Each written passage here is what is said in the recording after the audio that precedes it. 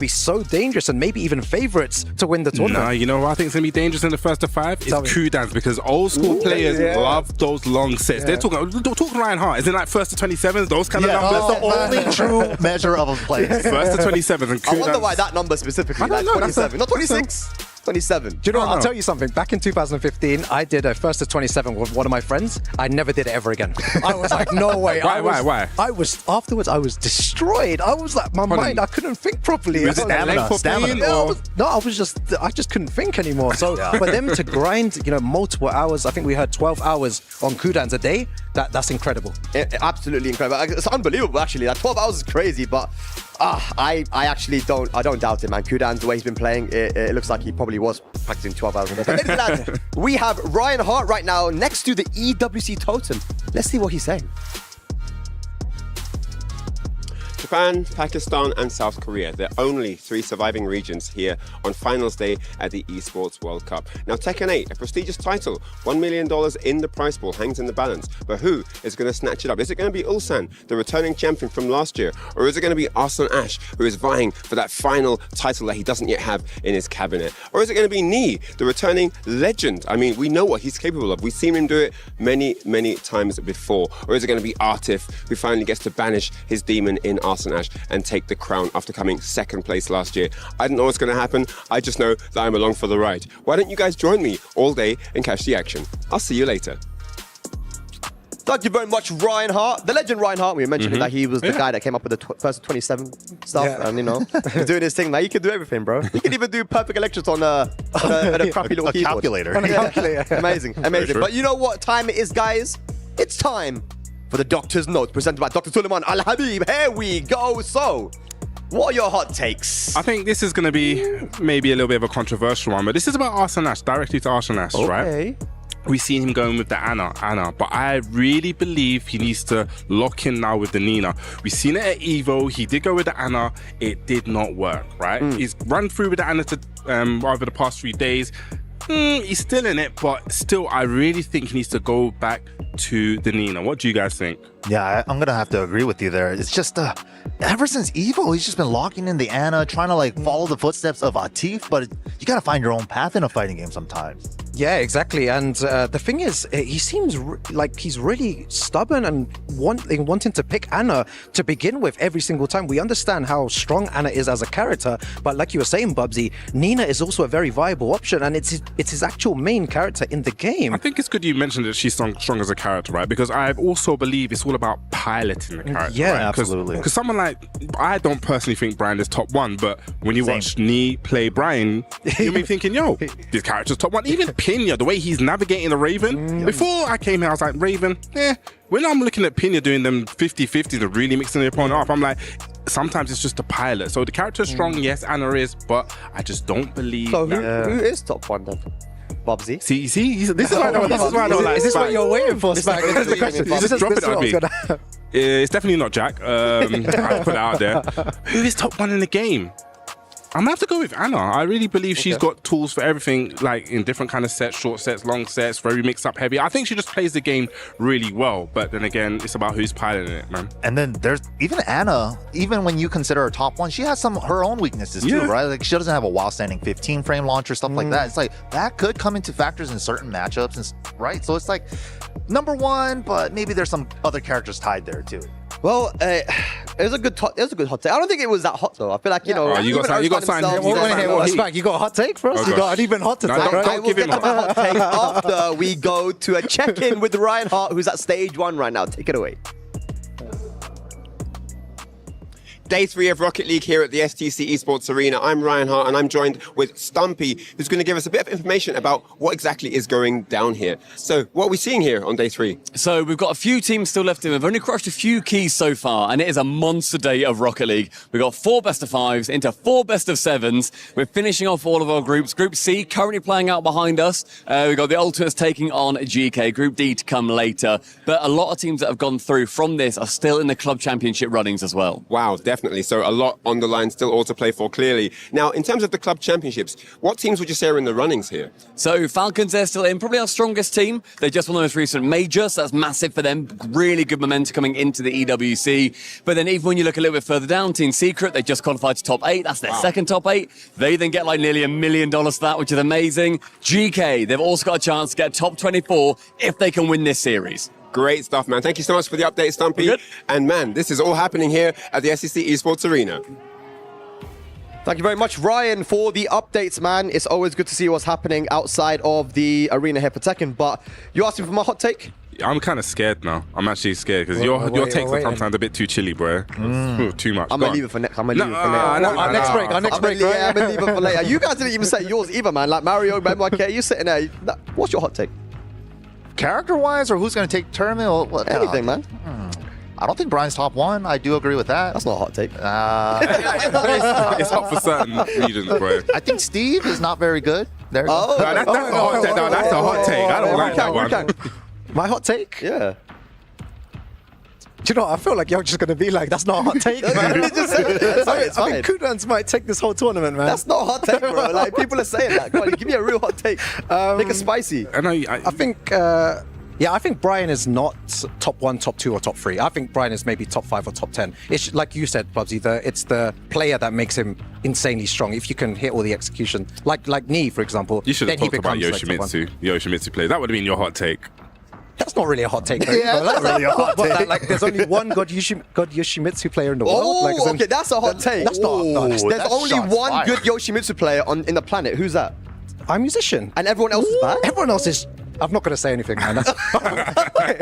Yoshimitsu players, look what he said. I don't believe that, but he does. But anyway, guys, we're getting close to starting this this final day. I'm going to ask you a final question. Who's taking it very quickly? Atif. I've been going with him my whole time. Mine says Atif. Heart says Kudans, though. Oh, Kudans. Kudans? I think Atif. Atif, and Kudans. And so you believe in Atif making the run all the way and winning the whole tournament? I believe. Well, I'm going to go along with you as well, man. I want to see Atif cross over that grand finals line and get the win. But ladies and lads, there it is. I think the talking has to be done now because we're getting closer and closer now to the final day here. We're going to be sending it to the stage for our final day. But ladies and lads, 4 made it through to phase 3 yesterday and 4 more will go through to phase 3 today. Will Pakistan's EWC journey come to an end here, or will they pull through?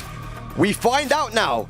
We're on the stage to begin the final day for Tekken 8 at the EWC 2025. History will be made.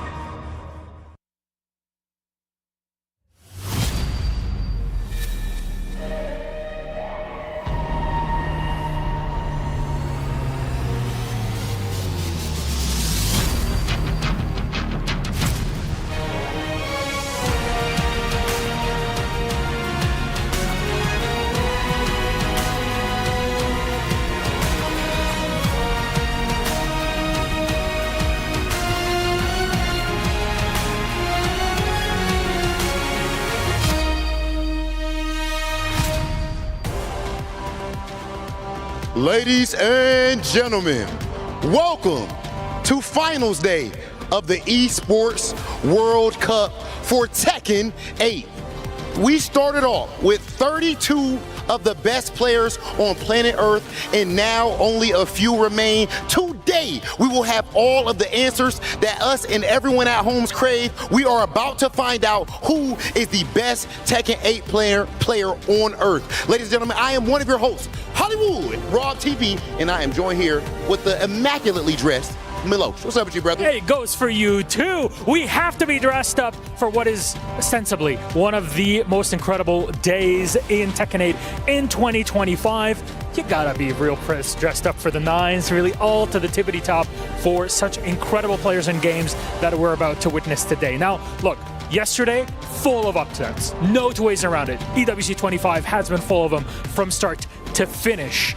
4 quarterfinals are already through. CBM, Pinya, Kudans, and Lohai. We'll see them later on, but there's still more players in contention from a bracket reset groups to see who plays whom. Man, the loser side of the bracket, we already have Atif on loser side. We have Arslan Ash on loser side playing elimination matches. And also the big dog, Big Swole himself, Jeonding. These guys are actually fighting elimination matches today. It's going to be insane. To me, so far at least, match of the day, as far as I'm looking forward to, got to be Arslan Ash versus Ulsan.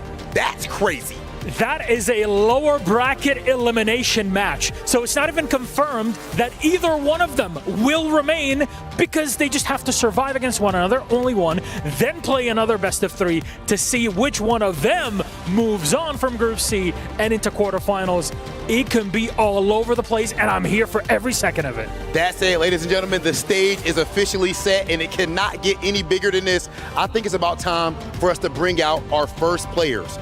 Please welcome to the stage, fighting for T1, Edge and I Musician. Both of these guys had an extremely tough run to get here. That cannot be overstated. Edge taking down Moy-Il and Atif in the first phase of groups, and I Musician, of course, beating Ilias and Manja as well. Of course, our musician, relatively young player, but he has been competing since he was 19 years old. These guys' accolades are through the roof. This is not going to be easy. And it's a team kill, Milosh. It has to be, because at the tippity top, it doesn't matter if you're both on the same team or not. What matters is who's got it on the day, and it all matters right here, right now. Winner of these initial matches from every single one of our groups will move on to fight another game and then immediately qualify to the quarterfinals. It's a lot of pressure and a lot of things to go through back to back. The Rob players are seated and ready. We're ready. Riyadh's ready. Let's send it to our commentators. Esports World Cup Finals Day, Tekken 8, the championship is near. But before we get there, we have to find out who will be fighting in our top 8. Right now, you got Markman, you got Majid Obama. How you feeling? The Edge versus the Blade, Mark, man. Check this out. This is crazy, man. Group A, we got unfinished business, right? We saw yesterday some of these guys punch their tickets into that final bracket in dramatic fashion, but we got some Warriors still in the mix. Who made this schedule, bro? Why did they left this on a cliffhanger? I feel like we're waiting on season 2 of something on some subscription service. We got to figure out who's going to punch the tickets to fight for the right to challenge. This one is going to be going against Chikurin, right? To challenge Chikurin, and then the winner of that set will face Lohai in long set format. And that's what really, this phase of the tournament, that's what I can't help but keep in the back of my mind. You heard the analyst talking about it, Mark. We've been talking about it all week. This whole tournament, it feels like some players, you're on a time limit. Because once we get to the final bracket and things turn to 1st to 5, some players get an instant buff. So if you're looking at players like Chikurin, Atif, Arslan Ash, Knee, you got to be looking at them in this loser bracket and saying who is going to be able to take them out before we get to that point. Because once it gets to 1st to 5 sets with those guys, they are going to be a problem to deal with. Yeah, and think of the strategies going into this, because playing a 1st to 2, you could put it all on the table there. You have some ability to adjust in a longer set of best of 9. But right now, we're talking about race to 2. Who's going to take it? It's going to be Hwarang and Yoshimitsu. And these characters, we've always known that they've been very, very strong. And these are the pilots of 2 of the strongest versions of these characters. Premier players of these characters, and of course, both teammates and countrymen as well. Our musician was away from the scene for a little while, but left a really big impact, especially with this character on large international grand stages like this one. So you see queuing into it. Edge with this Hwarang, man. He made a statement day 1, fighting for survival, fighting for his life against this crazy Yoshimitsu. I Musician. Mark, let's get into it, man. Here we go, starting things off.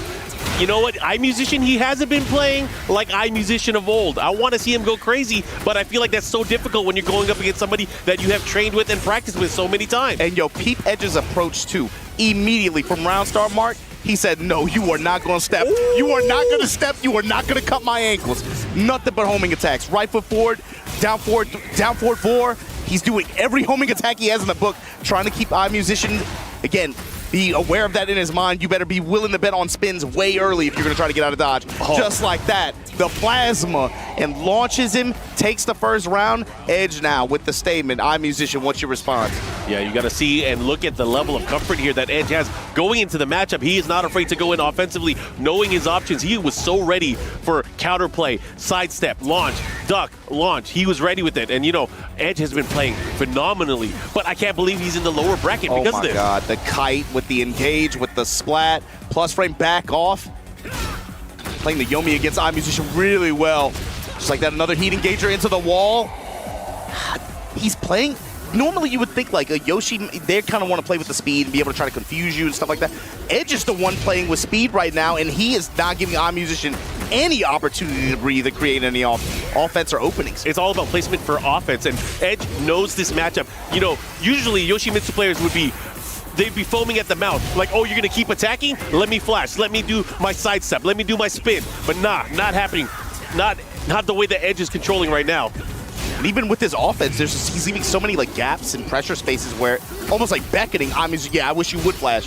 Yeah, I wish you would press something right now. And 6-6 WP in there, gets the dash cancel, has the life lead right now. iMusician on his best round so far. Can he do it though? That's the question. Can he close it out? Yeah, iMusician fishing with a lot of mids here.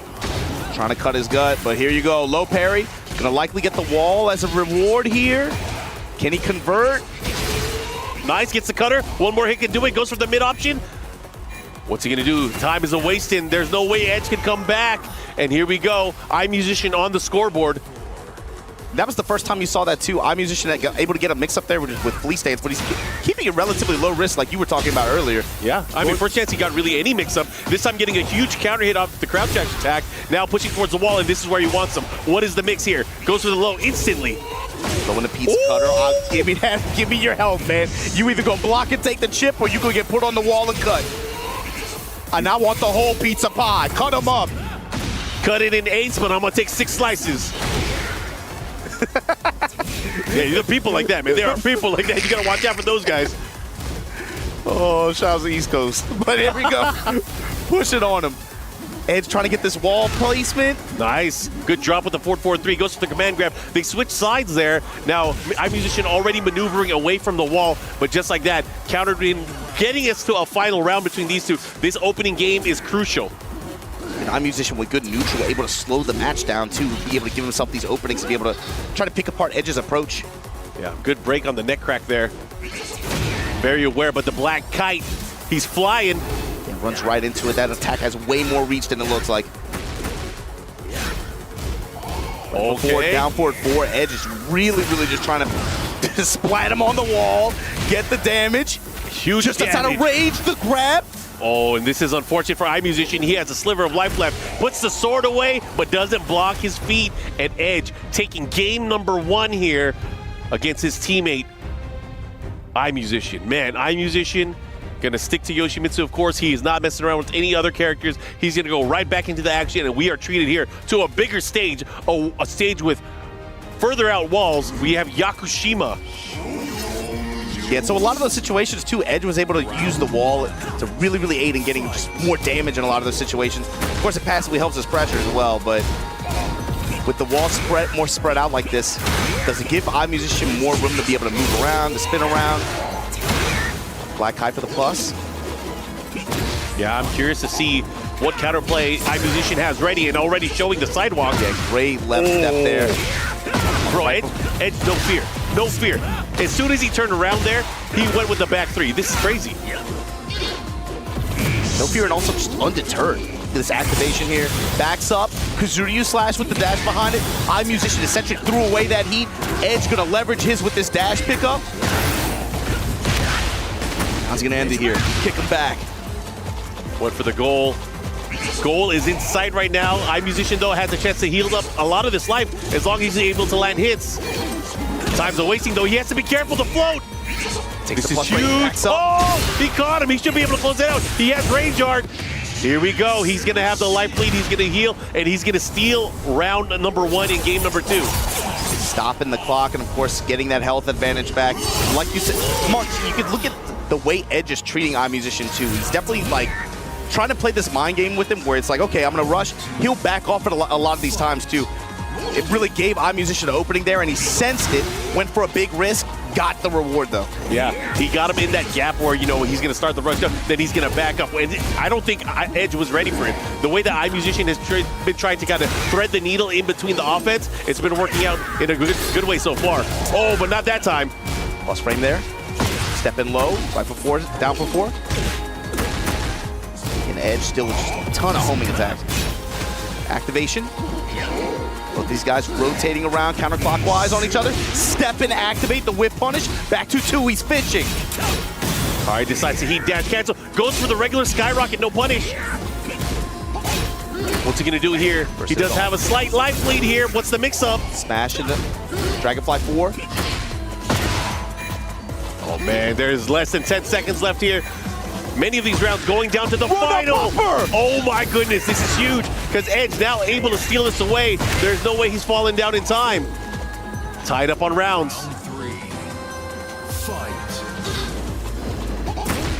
Step in mid kick, good whip punish. Plus frame, and then just backs off. Edge is just constantly baiting iMusician. Not willing to go in too hard. This time going for the low option, Indian sit stance, big block, but he went for a throw punish. And he broke it, and iMusician gonna make him pay for that. Yeah, this is unfortunate for Edge there. He could have had way more damage now. iMusician looking, oh my goodness. Step not deep enough. But now, Edge with the heat, with the threat. Oh my God, a counter hit. I think he wanted a counter hit of his own. He might have been going or fishing for the down back 4, but this time, iMusician ready. Woo! Time with the Ganto slash, with a dash behind it, gets the big slash. Look at the time. Critical HP, but Edge off the Peacekeeper dash. Like you said, time gonna become a factor here. Rage Art gonna get some health back. It's a, oh my God, what? It missed. That's unfortunate for Edge. He's gonna have to be careful. Oh, the black guy headed left. What is going on here? What is going on? I can't believe it. These guys are going at it, and man, that got really sloppy at the end, but you gotta feel good if you're iMusician being able to walk away with that one. Yeah, he got away with something there. Stabby McStabberson. And what's Sidewalk left has been working out for iMusician, despite how many homing attacks Edge is showing at that range 2 like that. And that's the thing is, with things like the Black Kite, it is not the fastest homing attack, but it does keep him in check. But iMusician knows that he's not going to go for it every single time. So he's finding his ability to get those gaps in between here and there. Follow up here. Good block there. Bad punish. Bishop Barrage dash. Oh! Power crush. Finally a factor here. 4-4-3 from Edge. Back it up. That was huge. That again. I can't again begin to say how important this set is right now. Loser is out of the tournament. Oh my goodness, the follow-up here. Does he have enough? There's time. 6 seconds left. iMusician can take it here if he gets one more hit. Oh, not gonna happen. Oh, not on my watch. Here we go. Final round, game number 2. Mark, these rounds are going to the last 10 seconds each time, dude. Plus frame. Key low parry here. Not only is he going to get the damage, but he's going to have some momentum going his way. This time going for the mid. Oh, again with the counter hit. Counter hit, gut slash. Just like this. Going for the gusto. Does he have another chance? iMusician with a big advantage here. About 50% spin out the way. Cancel. Slide out of flea stance. No sword stance. Whiff, no punish. He's giving chase. Can he do it? He has to get the offense started. He's near the wall. Yeah, and Edge knows this is his opportunity. Kazooie slash to get back to center stage. Power crush. He's so good with that power crush. He has a ton of life to heal as well, but iMusician with a slight life lead here. 10 seconds left. It's going down to this. Grab break, grab break. Again, go for it. He's wasting time. Oh, he has to be careful. That was a counter hit. Oh, no. The kite. Edge. The slide. And the big block and the big... Oh, my goodness. Edge steals it away at the last seconds. And iMusician, unfortunately for you, unfortunately for the Blade, you are now out of the tournament.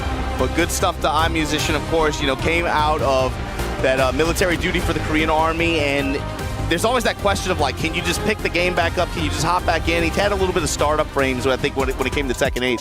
But congratulations to him to be able to make it this far in this event. But Edge stole that one at the very end. This one got kind of dicey in some situations. and he's ultimately going to move on here to face Chikurin in a qualification match to make it to the end of this tournament. And you saw there, man, Edge from jump, he was like, he put it in iMusician's head, you better be very, very cautious about how you try to use spin or sidestep in this match. I'm using every homing attack that I have possible at my disposal to try to just kind of tone you down in this range 1.5, range 2. But iMusician, as soon as he was able to slow the match down, this was a very like neutral heavy set actually, by the way. You know, yeah. I mean, I want to say, even though it was 2 games, it was very, very close. Going down to the final second. Critical time in each, like almost each round. Yeah, almost every single round. Obviously, these guys know each other well. There was that big drop there with that rage art, but he was still able to clean it up. But man, oh man, these guys were going back and forth. I can't believe some of the things that we saw, and this is something that you only see when true masters of these characters are able to, you know, just go into battle. Oh, this sequence here, man, the slide punish, and with time to expire, a timeout win from Edge, you could see, bro, look at him clutching his chest. You know he felt that one, man. Definitely was feeling the heat. Gonna move on, of course, to face Chikurin, who beat him 2-0 day 1 of this event. Whew. You gotta remember that. Yeah, I mean, going into it too, Edge probably felt on top of the world. You got to remember, he set Atif to the loser bracket when he played him in the group phases early on, then running into Chikurin where he had a tough loss, but now he's going to have a chance at redemption. After now eliminating his teammate, iMusician, he is now crushed out of the tournament, but he has one more step to go. But that's also for Chikurin. He has one more step to go. If he is able to win this, he secures a spot in our top 8. Do we know out of this which player is going to be playing them or which is waiting out of these 2 players? We do. Is it Low-High? We do know. It is low-high. Yeah.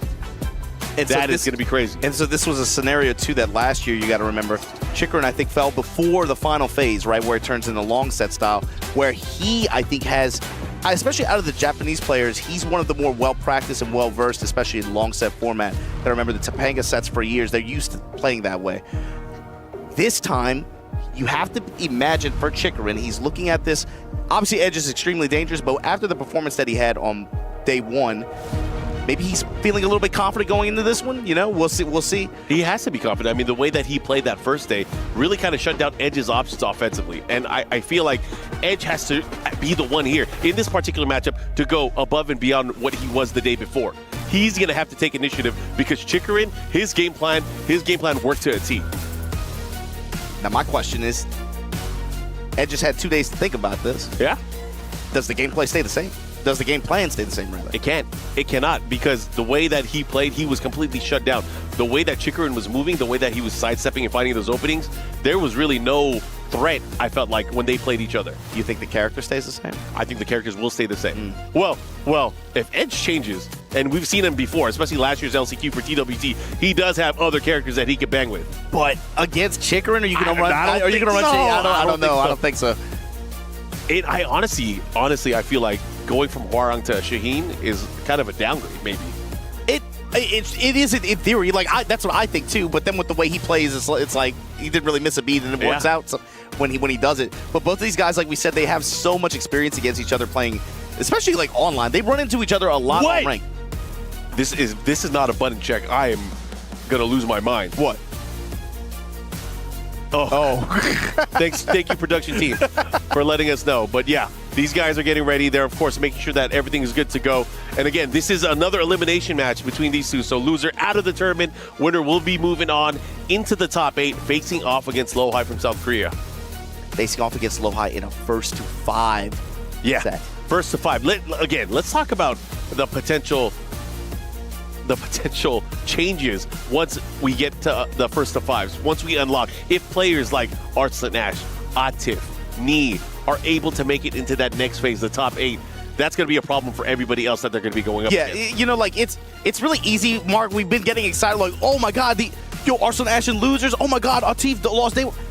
The thing is, once you make it to that long set format phase of this event, almost all of that just doesn't even matter anymore. Yep. And for, again, some of those guys who are used to and who we have seen on big stages performing so well in grand finals bracket resets, where sets become longer, they have more time to adapt. They're not as reliant on Force K and 50-50s. They can actually more succinctly dissect their opponent's thought processes and defensive habits and offensive habits for that matter. some of those players who are used to doing that in really, really long sets and in really, really long sessions, they get a passive buff just because of the format there. And I think players like Atif, players like Arslan, Knee, Chikurin specifically, out of the players that remain, I think, when I look at the groups, those are players that stick out to me in that regard. It's almost like, I mean, it's like there's something is about to happen once we hit that point. It's gonna be on everyone else in the losers bracket right now. Oh yeah, to make sure that they reduce the potential for those players to get in there and kind of stabilize, you know? Yeah, and again, for a lot of those players, going up against some of those legendary players, this is your best shot. You cannot let them get into that longer set. I mean, you literally can't, because you lose, you're out. Super excited to see, again, one of these two players. You know, overall, you know, we were talking to the other talent here. I had Edge taking the whole thing. He was my pick. So seeing him in this lower bracket, obviously still having a chance, phenomenal player. He came during EWC, and he definitely brought the hurt against anybody they played against, except when he ran into Chikurin. Yeah, I've seen him play sets against like the John, longer sets as well. Yep. He is not a player that I think he could perform really well in a long set as well. Yeah. He's really good at being able to adapt his offensive style to how players like to block and move against Hwoarang, which, of course, in this game, his pressure is so strong, man. That's why I'm so excited, because of that loss. When you lose, you figure out ways to overcome the loss. And at this stage, I know he probably has something cooking for Chikurin. At this level, you have to imagine these players, they've watched those losses in that match more than all of us have combined at this point. Yep. So, especially for him. Bro, he don't even need to watch the video. That's replaying in his head. Exactly.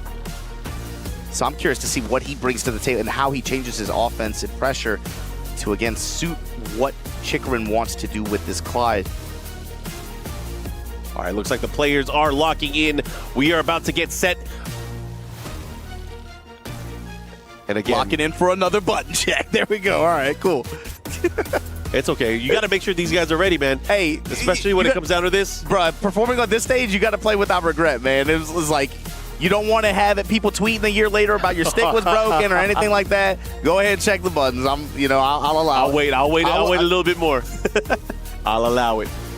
But again, I'm just really excited to see, again, who's going to make it out of this group stage, because it's going to start piecing the puzzle together, where we get to see what the entire top 8's going to be, and of course what matches we're going to be going crazy over later on today. Yeah, and we already have some structure for the final bracket too, with CBM and Pina being on the top side of it, and Kudans and Lohai being on the bottom side.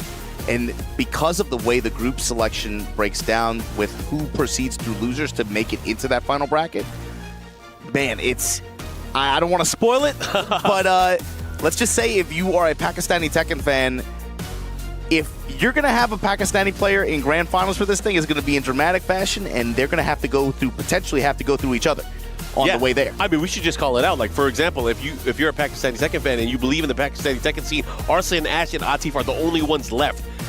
But if they want to make it to the EWC Grand Finals, they have to go through each other. It's like, they have to go through each other. It's going to be a run back from last week. It's like John Travolta and Nicolas Cage. They will have to face off, man. They're definitely going to have to face off. Oh, man. I mean, just looking at some of the other group stages, and, you know, the one that we have next, we have Rangchu, we have Knee still in contention, and Jeonding in the same group, and only one of those three can move forward. Only one of those three can move forward. And the winner goes off against Kudans. In a long set, too. Man. I'm just saying, you have potential for TWT champion versus TWT champion, TWT champion versus TWT champion in two different ways. Yeah. You know? There's a lot of legendary matchups that are going to be coming in. If you thought yesterday was good, today is going to be filled with even more, even better. That's all, like, man, to me, this is like the appetizer. When we get to that long set stretch like that, especially with the potential for some of the matchups that we have, this is going to be fun. Shades of last year, too. We had some great sets, too. Man, Yagami versus Chanel, that was, hey, I don't know who or what voted on that, man. Are you talking about the awards? Bro, okay. I mean, I'm just saying, man, a 5-game run back in a first to 5 set like that, when his back was to the wall, ready for that, you guys are not prepared. But something that I'm prepared for. We've been sitting here waiting on it, man. They've been doing 3-4 button checks. Chikurin versus Edge. Starting for the now. right Let's to face go. low high. Let's go. Close quarters, too. Who can get wall control? And show us what you studied last night. I'm excited to see how you have evolved your game plan going into this. Because Chikurin, the way he plays, the way that he uses climb, it is literally a wall. That immediately sidestep 1 from Chikurin, working the down 4-1 as well. 14 frame down 4-1. Flame blast, he's fishing. Sidestep to the left this time with punish. He got a counter hit. I like that. Edge already showing the down forward 1 checks. That down forward 1 checks being the wall himself is one way to kind of nullify the way that Chikurin has been playing. You're going to start seeing the down forward 1 in conjunction with the jabs. Oh, but not when moves like that come out. Especially crush a low like this. Activate 2. Back 2, gonna get the wall. Oh my God, gonna lock up your system with all these flame effects, and just like that, Chikurin right back at you with some very, very pinpoint calls, especially on lows. Yeah. Lows and a good sidestep. The 4-3 as well, that was crucial for him to be able to get that momentum. Let's see how Edge is gonna react here. Chikurin with the running 2 into the slide. Yeah, and I like how he sets up for it too. He's not just like doing it wide open like that, where he's susceptible to getting sidewalk. Using Rambo Spear at close range, you're able to get it there. Black Kite for the plus frame here. Edge laying it on him right now. Activate, had the sidestep whip. Chikurin did not pull the trigger, just like that. He's walking, Mark. He's trying to walk him. I mean, he's been walking people so much throughout the competition here, but now it's going to be tough because Edge closing out that round gets a nice combo damage. That pressure has been too much. You can't walk everything. Okay. Sidestep 1+2. Get the plus frame. Armor, no touch after. Black Halberd. Edge digging a little bit deeper into the move list now. Plus frame backs off. Black Kite once again. We have the engagement, the guard on the low. It's going to be big block punishment here, Mark, and likely going to get the wall as a result. Back 2. No. He wants to carry. Excellent adjustment. In a late heat activation. The down 1+2 able to land here. The follow-up, it's looking really strong for Chikurin right now, but Edge able to fight out. He does have range as well. Oh no. Flame blast with the wall and the laser. Potential miscalculation there? No, he thought it was going to kill. There's a adjusting version of that where it does a little bit more damage. Not able to do it there. Chikurin now 2 rounds to 1. Fight. What's he got? 4-2. Down 1, full crouch low. The mix of full crouch low and normal standing low right now. And then finally the sidestep confirmed, they engage. Break on the grab. Black Halberd gonna tank through the sidestep 1+2. Fortunately, gonna hold all those flame effects. 4-2 and guard break at the wall. 1-2. Smash with the plus frames. And that was respectful disrespect. Yeah, that was so good too because he burned the last bit of Edge's heat timer, but just like that, comes up with the while standing slashes. Chikurin able to get that round, secure the first game. That was so good too, being able to burn and smash like that to remove heat from the equation of Edge's offense once he gets his turn back. He just killed the remaining bit of the timer like that. That just able to get the wall and got the ending sequence there. Chikurin with advantage going into the second game of this set against Korea's Edge. And Edge is going to stick it through all the way with his boy Hwarang. Can he kick it one more time? Round 1. Doryoku no Last Samurai trying to punch the ticket for another Japanese player in this top 8 here at EWC 2025. How crazy would that be? Japan only having 4 people qualify for the EWC and having 2 of them in the top 8. That would be, I know there's a lot of people watching on the other side of the world and pretty happy to see it, man. Back 2, slide in Phoenix stance. Whip and punish with the sidestep attack. Chikurin laying it on him right now. Running attack, goes to the slide. Punishment from Edge. Activate, gonna tank through it. Trying to fight off the wall. It's a perfect spacing for me, man. Chikurin always being outside of range, whether it's down back 4, sidestep 4, his ability to adjust and also sidestep along the way. He has good options. Down 1+2, sidestep 2-1. He's been making a lot of it work for him. Yes, look at how he sets up for that running attack sometimes too. Back 2 this time, gets the slash on the balcony. Ramuh Spear for the tornado. Flame blast, and then the mid strike with Torgal to back it up. Chikurin looking very, very confident and cool and collected right now. 1+2 again. Now, stalking his prey, pushing towards the wall here. Sidestep 2 into the down 1 to follow up here. Again, he's just looking really good. How is Edge going to fight this? Now, Chikurin turning up the advantage. We let the dogs out. Oh my God. Mark, Yo, activation, this is his chance. Chikurin is starting to sniff something, and it smells good to him. Uh-oh, but the heat smash at the wall. Oh, he wants to cash in. Okay, I respect it. He's gonna do a lot of gray damage here. He's gonna heal. I mean, what's he gonna do here? This is actually the important thing. He's not gonna heal because he has no gray. Yeah, it's heavily but let's see what he scaled. does. But the thing is, Chikurin doesn't have a lot of resource to work with outside of rage anyway. Oh, the trade! This is huge! Oh, the With patience! punish. The patience! Round 3. That was crazy. Fight. Raw upper to round start. Familiar territory. Chikurin back to the wall. Just like that. Round start upper, minus 45%. Chikurin with a lot of gray life, though. Power Crush gonna take through that entire sequence. Raw activate, burst cancel. Phoenix slide. Ignition barrage, counter hit to interrupt. Edge now, signs of life. There is a pulse, Mark. Yeah, you know, he's not going down that easy. I like the delay from Chikurin too. Sidestep, wait a second. Comes out with the 1+2. Gonna grab. Uh-oh, balcony. Activate. To make it even here, and he just wants to keep this pressure. Phoenix slide this time.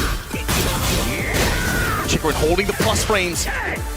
Good walk, got his back. Down one, sidestep, looking for Edge to mount some kind of response here. Looking for a whip punish opportunity. Oh, he almost had it there. Instant break, but down one, man. That low slash like that. This is huge, very important round here. Either Chikurin is moving on and securing that top 8 spot, or Edge is gonna fight for another chance. The raw upper counter hit launch. Got the balcony, we gonna break it.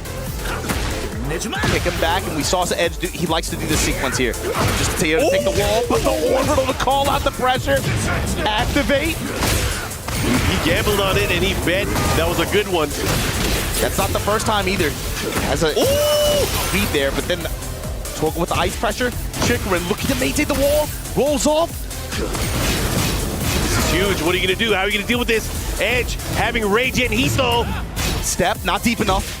Nice challenge here with the low, but he gets counter hit. This is huge. He's gonna have the light lead. Edge now, what are you gonna do? Never mind. 4-4-3. Ignition barrage dash. He just wants to force the mix. Oh, again with the low jab. The follow up there. There's no time. Get over here!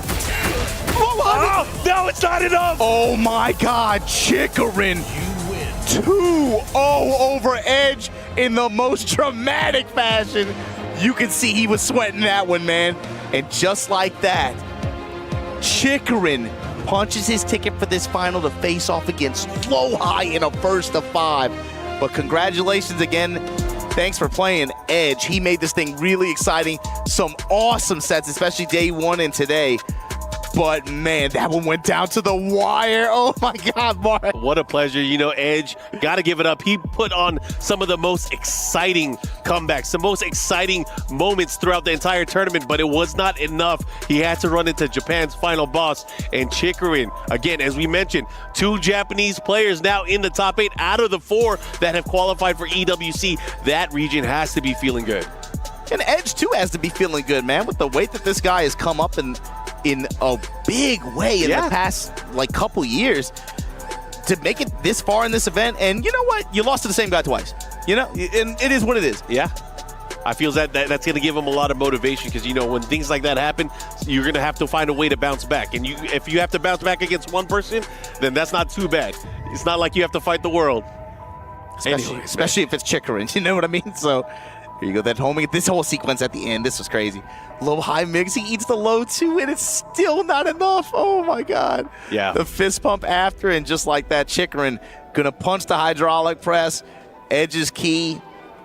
Again, fuel to the fire at this point for that trophy, and whoever's gonna hoist it up. He's probably getting more comfortable doing this now. He's had to do it a few times. He's not a player, but he crushes a lot. Chikurin moving forward, secures that top 8. And so with that, Group A here of round 2 at EWC. We wrapped it up.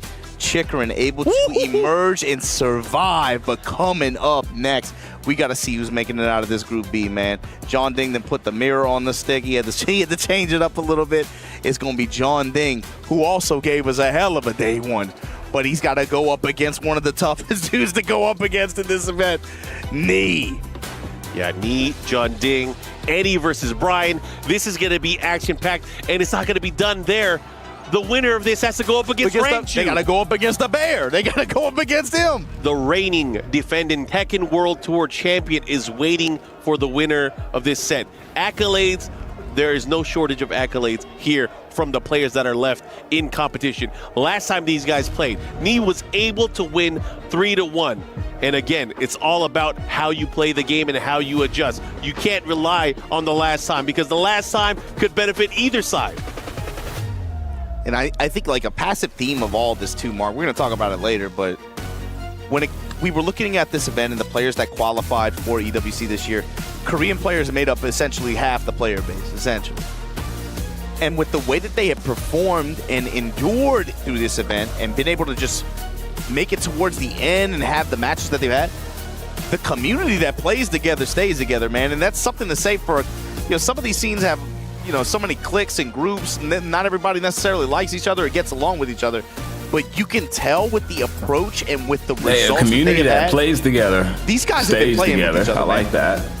Yeah, and that's something to say. It's actually really nice to see because, a few years back, that might not have been the case, especially for Korea. But again, this country really showcasing, like, hey, we are known for our Tekken. Let us continue to show us our Tekken. I definitely have in the back of my head, thinking about this back to the Pakistan versus Korea exhibition that happened earlier this year. Yeah. And Pakistan, they just straight handed, they destroyed them, you know? And so I think on some level, I got to look at this community, and I've been asking myself, what is their answer to that exactly? It feels like this, in a way, has been the answer. It's like, no, man. Even if we got issues with each other, even if we got cliques or whatever, when it comes to playing this game, we're willing to come together, play, learn, and help each other out. And again, try to raise all the ships in the bay. You know what I mean? I mean, that's how it should be. Because eventually, when those aliens come in, they challenge us to Tekken. We're gonna have to fight them somehow. But again, this is what we expected, guys. It's going to be Eddie Gordo going up against Brian Fury. This is a race to two between these two storied players. We got Jeonding, we got Knee, and it's going to come down to who wants it more. What's always fun for me to watch, especially for Knee, and especially this year, it feels like, what is his approach, especially initially, to his opponent in these kinds of short sets? How is he able to effectively break down their guard like this? Especially using, it feels like, this year, something that's been so fun to watch is Knee has been playing this game his way. That's what's so fun about it. So right off the bat, he gives off the punish. Jeonding doesn't even go for the confirm, no punish, but Knee will just walk, finds another big hit. Big power crush here. Jeonding really trying to find a way to, start opening up Knee, which is not the easiest thing to do, but the thing is, sometimes it's all about your timing. That's a power crush there. Jeonding now. Oh, he had the opportunity to launch here. Knee with the misinput. Misinput, that's not even the first one this round, too. Fish with down two, and then the incinerator string to finish him off, though. Kept him in close quarters. Yeah, he was cooking. Let's see what he does here in round number 2. Goes for the advantage there with a crouch down 4-3. Chased him down. Oh, my goodness. Jeonding with a big walk there. Fish with Vulcan punches, down 2, to mix with the low. Cannonball straight, moving past him, hatchet kick. He dashing to realign as well. Trying to check him there with the back 3. Good patience here, Jeonding with the life lead. Second hit, able to land here. If he does this right, he's gonna be able to close it out. Then activate, yep. Gonna dash behind this. Able to clear the round. Jeonding on the board here against Knee. Jab strikes. It feels like Jeonding's the one leading the dance now, but the sidewalk in the back strikes. All that. That's a great option. Because not only was it a guaranteed option, but he has some nasty oki afterwards. You can't get up wrong. You might be eating a ton. Comes up with this punish. Put these knees on you. Activate. Ooh, where we are on this stage too. Got him moving up the quarter circle forward 4. Let's see what he does here. The burst cancels this time. Counter hit 4-4-3. Going with the mid option here. Got the wall. One mix-up could do it. Goes for the low, but knee ready with the punish. That was so my sick. God. Ooh, he capitalized. Now you better guess right. He tech rolled. He rage darted. No way. Knee. Don't you ever try to mix me up. That was an answer. That was a good answer. He called out his call out. The read on the low, too, with the out of handstand in that position. I mean, he went for it twice. He went for the handstand, Majingo low twice, and Knee was ready both times. One with the punish, two with the rage art. 4-4-3 plus 4. Jeonding now forcing the issue. Dashing in his grill. Knee putting these 4-3s out there. Nice, gets the punish. Uh-oh, Requiem. Requiem, they engage here. Incinerator gets clipped on the last hit. Run it back, do it again. Hatchet. Oh, counter hit. This is big. He's going to get the follow-up. Big damage lead. Oh, looking to close things out. Activate. One more hit can do it. Jeonding mix goes mid this time to close it out. Here we go, final round. Game number 1. Sidestep. Double kicks. And Jeonding gonna open this final round of game 1 against Knee with this kind of advantage? Into the mix, goes for the down 4. Keeps him, more pressure, the big low. Starting to chip away at the legs. Oh, great jab challenge from Knee. Not falling, not flinching. Has a lot of gray health here, gonna activate heat. Try to get as much of this back as possible. Nice low touch there.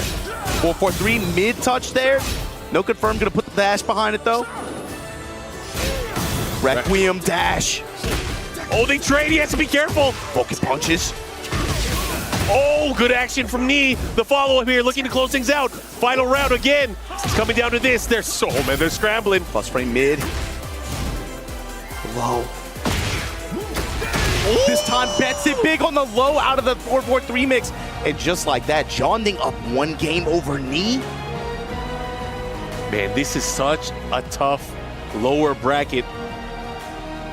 Again, this is for elimination. It's like there's degrees to it too, Mark. It's not only is this Jeonding versus Knee elimination. Winner has to fight Rangshu. The winner of that got to fight Kudans in a 1st-to-5. Oh, man. Think about it in layers, man. It is a gauntlet kind of day.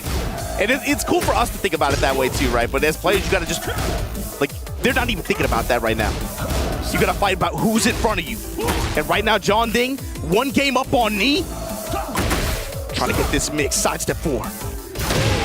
Runs into the Requiem, unfortunately. Knee Incinerator. Trying to catch him there. Did not pull the trigger there, didn't want to get ducked. And Knee, he's passive, of course, but he's getting clipped by a lot of stuff that Jeonding's doing. Got this sidewalk into the smash in the back, though. Gonna have the counter corner set up with the while standing 4-4, and Jeonding able to fight off the wall. That was a crazy block, but this time getting hit by a big counter hit. He does have rage as well. He has a wall. Let's see what he does with it. No, he's just shy of it. The Incinerator this time, Jeonding just holds back. Oh, the challenge with the 1, 2, 3, and Jeonding moving on. Yo, Knee is on the back foot here. Down back 2, nothing after. Side. He's getting clipped by just a lot of Jeonding's mids are just finding their mark. 4-4-3 goes for the low swipe, out of range. Yeah, timing is working. Everything is working out so far. Yeah, Jeonding sets a timing. He's got a read on Knee's timing for sure. A lot of counter hits here. Oh, this is not looking good for Knee. Low touch. Went for the crush, the power. Oh, the activation. Step. No, goes low. Into the smash. Yo, Mark. Jeonding is on set point to potentially remove Knee as an element in this competition. Knee, do you have what it takes here? Do you got what it takes? Can he do it? Oh, counter hit. Splash damage here. Oh, he tried to walk it. This time getting a punish. Sidestep low. He's gonna have to watch out. He's getting dangerously close to him, especially within jab range. That sidestep 3+4 might come out of nowhere. Wheel kick with the wall. Activate. There's a stock. There's your tornado off the down 4-1. Mix up for game. What are you gonna do? Big block, big punish. He's gonna go the other way. Here comes Knee. Heat to work with here. Activate. Gonna try to push. Short of the wall. Step in low. Watch out for the rage art. Both players in rage. Incinerator. the taunt and the punish, and Knee Yo, that staying was a alive. sick There is a comeback. pull, Smart. That was a sick comeback. There is a You still got a lot of Feel work it. to do though, Nee. Oh, he hit him, counter hit. Got the clean gets the splat. mids.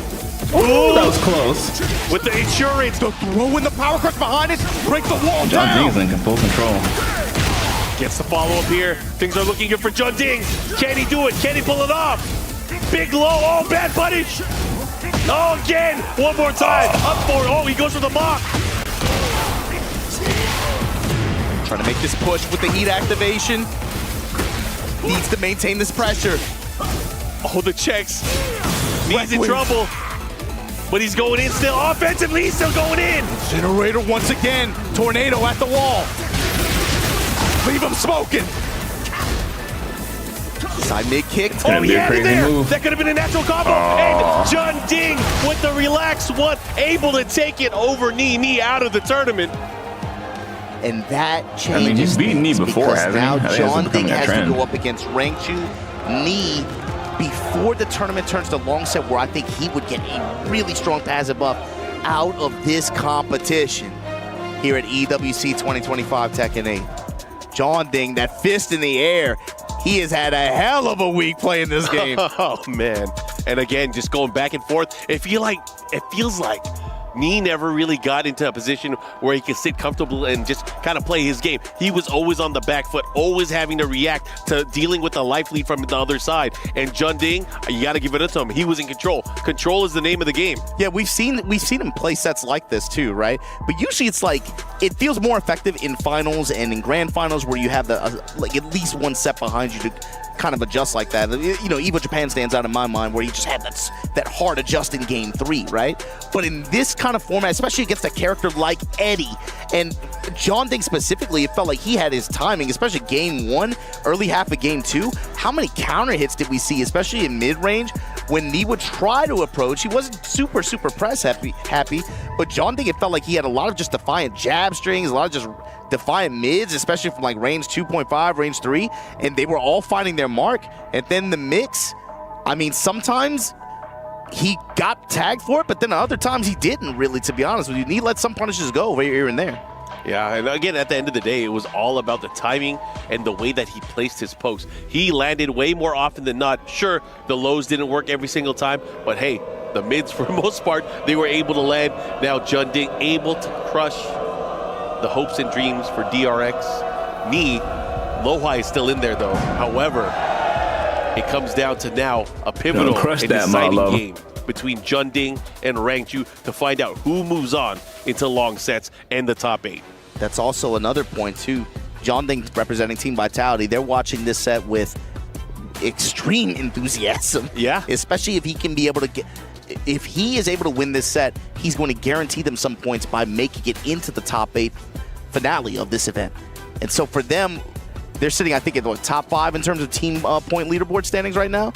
If that's a difference of millions of dollars for the organization like that, got to be a good feeling to see him be able to make it, not only make it this far and have the event that he's had, but being able to step up against Papa Bear like this. If you're in an org, you got to give that money to your org.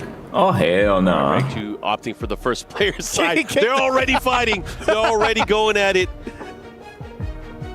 But I want to see here. We know that he is a Bear player. We know that he likes to be able to control the matchup, and he has for the most part against most people that he's played against. But Rangchu, can you do it? Can you do it against Jeonding? Last time these guys played, Jeonding was able to come out on top. But again, it's always going to be a different story once you have players of this caliber to be able to do their homework, to make those adjustments, and to come back even stronger. I don't know, man. Who do you like? This was tough. It's Rangchu was one of my picks. Yeah, be able to make it through to the end of the event, actually.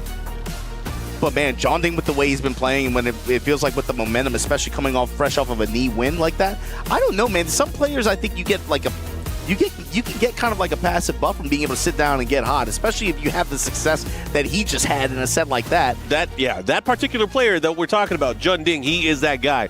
Momentum rides with him. Momentum blessed with him. But again, is this a button check?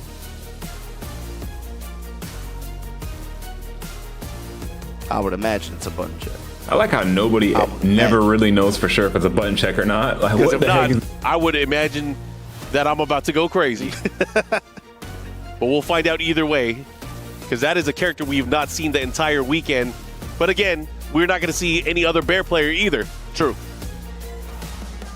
Either Bear, to be honest. Yeah, there's definitely a check, but that would be something though. Right now, you can see the focus, the determination for both of these players, fighting with so much on the line. I think The Jeonding EWC, wins this, though. Huge prize This is my pool, but not opinion. only that, the pride of not only their training, for everything that they've been practicing for the entire year. I think Jeonding can handle the Bear. Yeah, this is a big one too, just because of the implications who knows? of the We'll next see. set as well. You could potentially be getting a Kudans versus Rangchu rematch here. EWC, what, 7 years later? 7 years later, Yeah, being able to man. get that kind of set? TWC 2018 Grand Finals. I mean, Jeonding and Kudans have played each other in quite a few tournaments as well. They played each other in CEO. They had their Grand Finals where Jeonding ended up taking it. So these guys, again, all of them, no strangers to each other. And between these two, we are in for a treat because, again, we're talking about characters and character specialists. The premier Eddie player from Korea, the king of the Bears. So that's the other thing too I was thinking about, Mark, is what do you anticipate? How does Jeonding even approach Rangchu like this?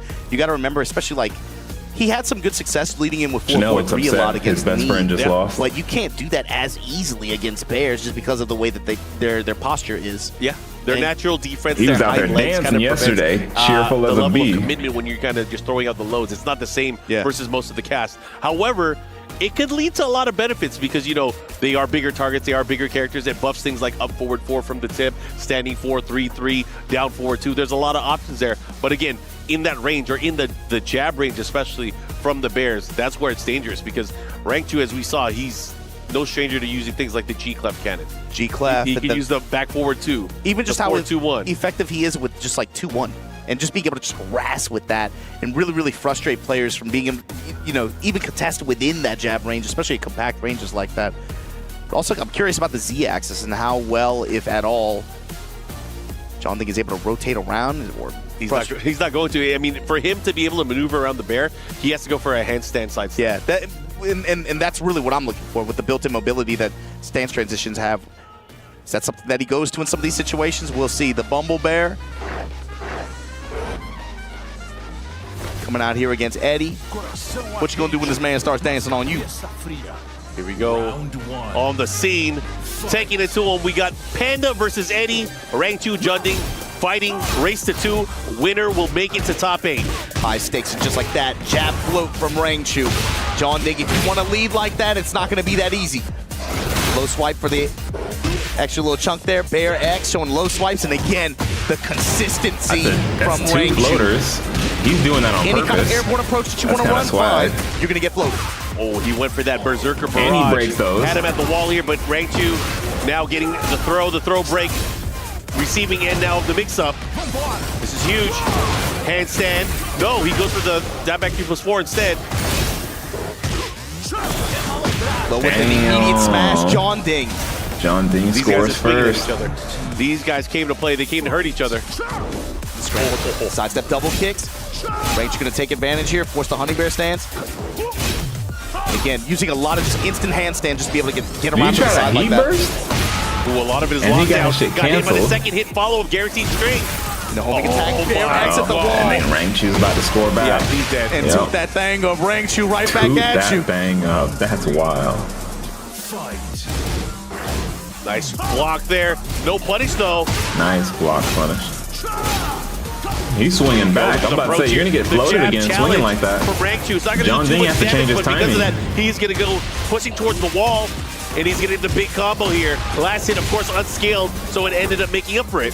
More about the real estate and the positioning than the damage He's there. still going for that move. That's Into the the move hand. that's Honey getting bear him floated. stance, still able to guard.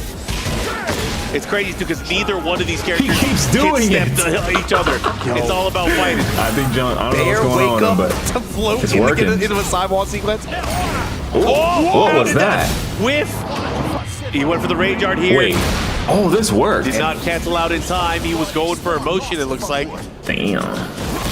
He still got a lot of work to do. And the rage Not art one able to good let you combo get a to little get bit them. of his life back here. Rank 2 has to deal with the wall mix-up. Here comes Jeonding. He went for it, but he punished it. He gets the flow follow-up with the tornado. Oh, and he's done. He's alive. Oh, see, oh my goodness.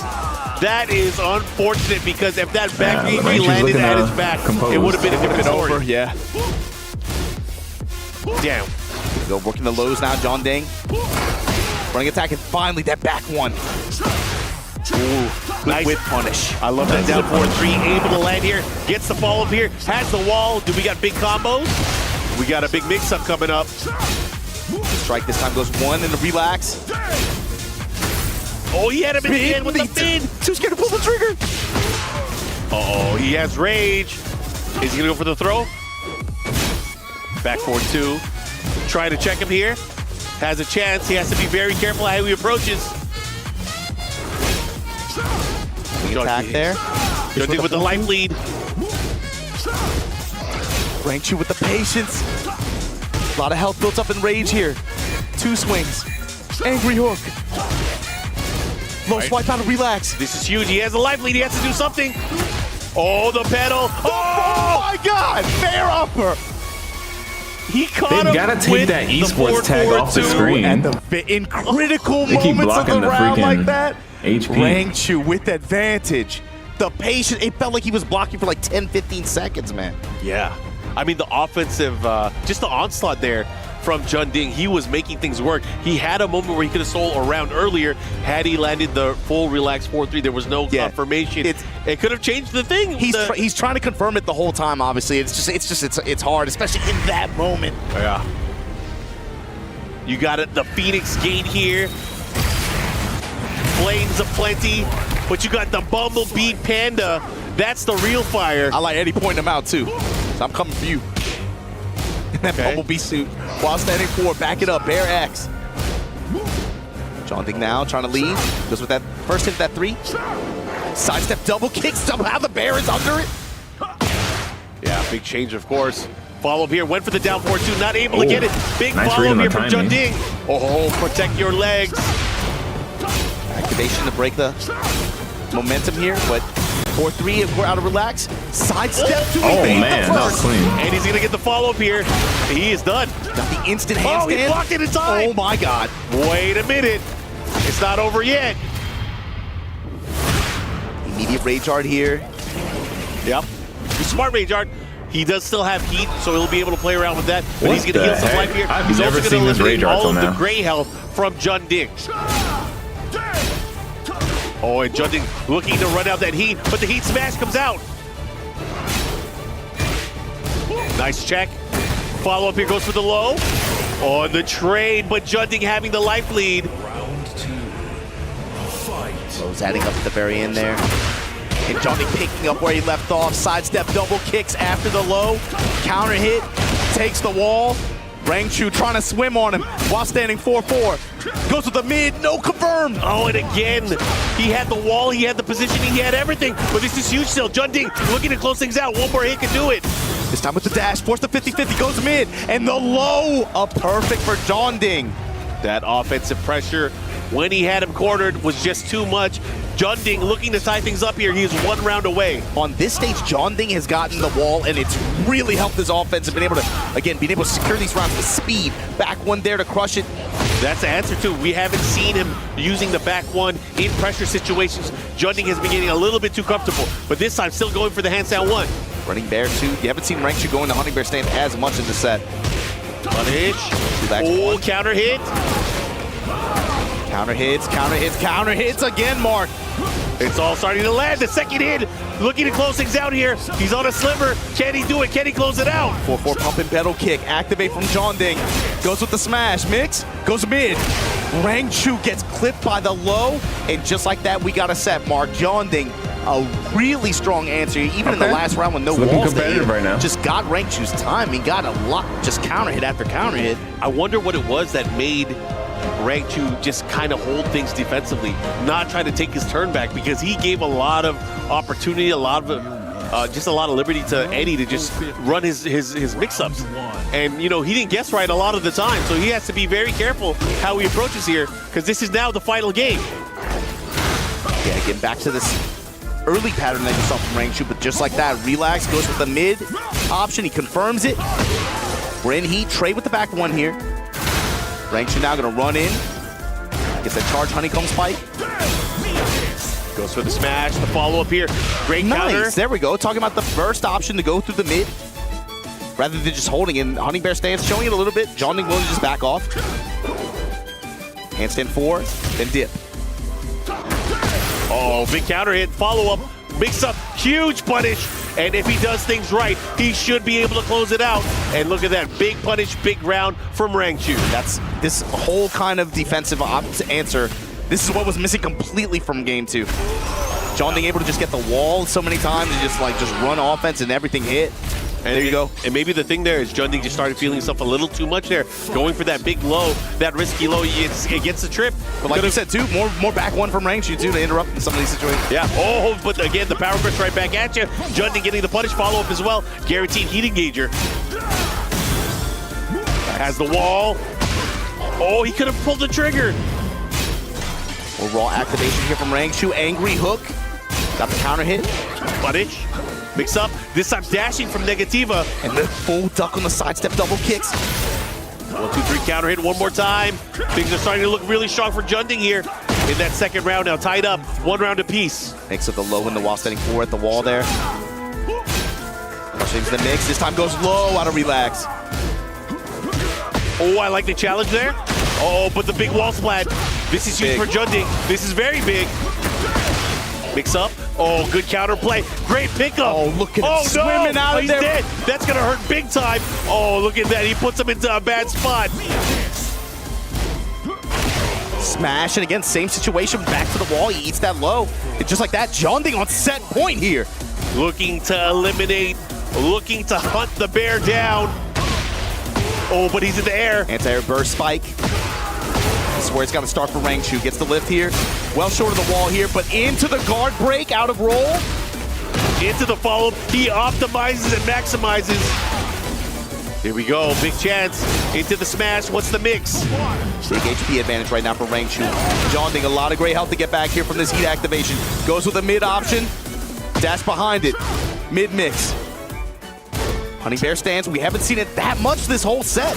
Oh. It's not been terribly effective for Rangchu. I can't believe he hit it. Able to get the plate. Able to get the wall. This has been the win con for Jeonding. Jeonding a few hits away. Can he punch his ticket to top 8? Look, rage, power crush through it. There's no time. He has to do something. Oh, and Jeonding with the down 4, able to crush, able to hit. He's kind of clear to win now. He just beat me Eddie Gordo and to the our world top champion. 8. Damn. Mark, in spite of the loss, he falls into this loser's bracket, and it's like he never stopped, bruh. He's been riding with this wave of momentum. You could see the emotional release on his face, man. Able to punch his ticket into this finals bracket in a violent set against Rangchu. And it started with just Jeonding just getting a sense for his timing the way he did. Man. I got to give it up, though, for Rangchu.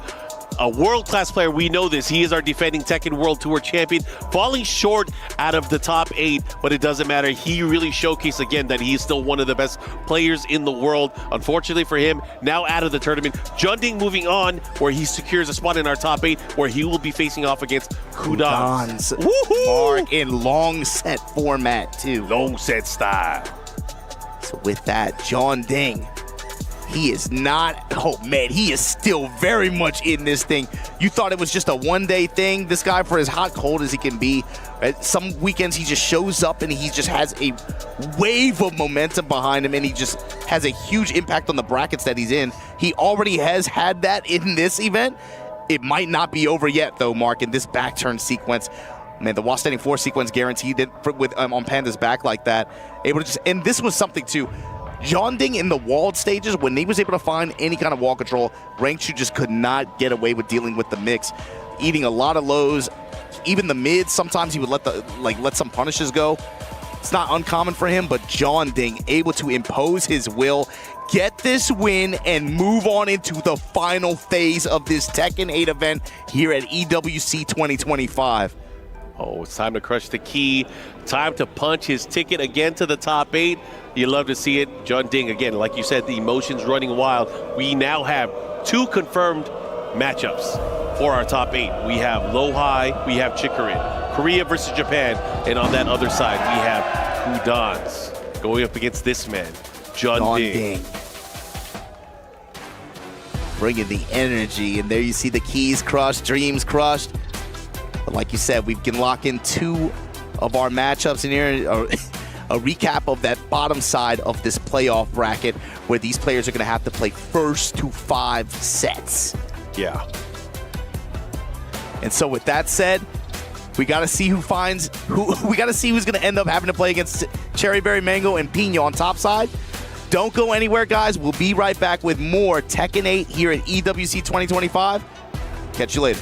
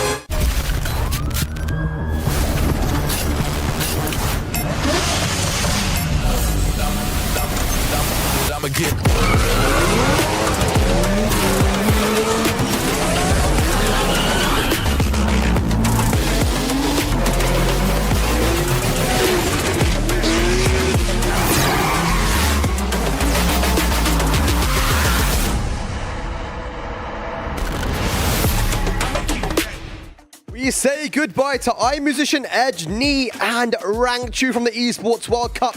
But we have more diversity with another Japan rep, with Chikurin and Team Vitality's Jeonding making their way into Phase 3. We're back at the desk with Bubsy, MYK, and Rukang to break it all down. Jeonding gets the job done for Team Vitality. You can see the massive pop-off there, how much it meant to him, and of course the fans as well. And the club championships are going to be affected here as well, right? Yeah, definitely. The club championships is super important, and it's great to see that he moves into that top 8. You could see the fans there as well supporting him so much, which was great to see. And yeah, just the games over there were just incredible. I think it's very important to state that now he is eligible to get points for Team Vitality. So I think that is very, very huge there. Yeah, 200 points there. And Bubsy, I will say, you called it out. You said Rangchu and Ni. From those guys, I was thinking, Ni and Rangchu probably the favorites, right? But Jeonding got the job done. I was saying Jeonding from when I was watching the matches before, and even the Jeonding Rangchu set, if you look at their tournament results prior, it was really, really back and forth. So that one could have been a coin flip, but just on the day, Jeonding always performs.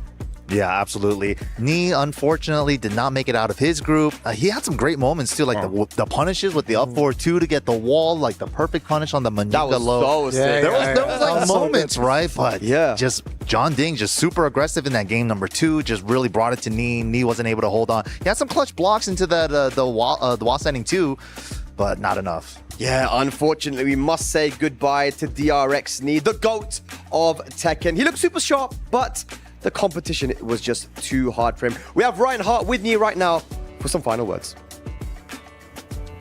I'm here with Ni after an unfortunate bout versus Jeonding. I just want to ask, what is going, he's only had a few moments to reflect on the match and everything that's happened here. What's going through his mind at this point? 일단 무르 선수 정말 아쉽게도 일단 탈락하게 되셨는데 무르 선수와의 경기를 치르고 나서 지금 현재 좀 어떤 감정이신지 궁금합니다. EWC 이제 2년째인데 제가 기억하기로 아마 작년이랑 똑같은 페이지에서 탈락인 것 같아요. 그래서 아직 좀 많이 부족하지 않나 그런 생각하고 있습니다.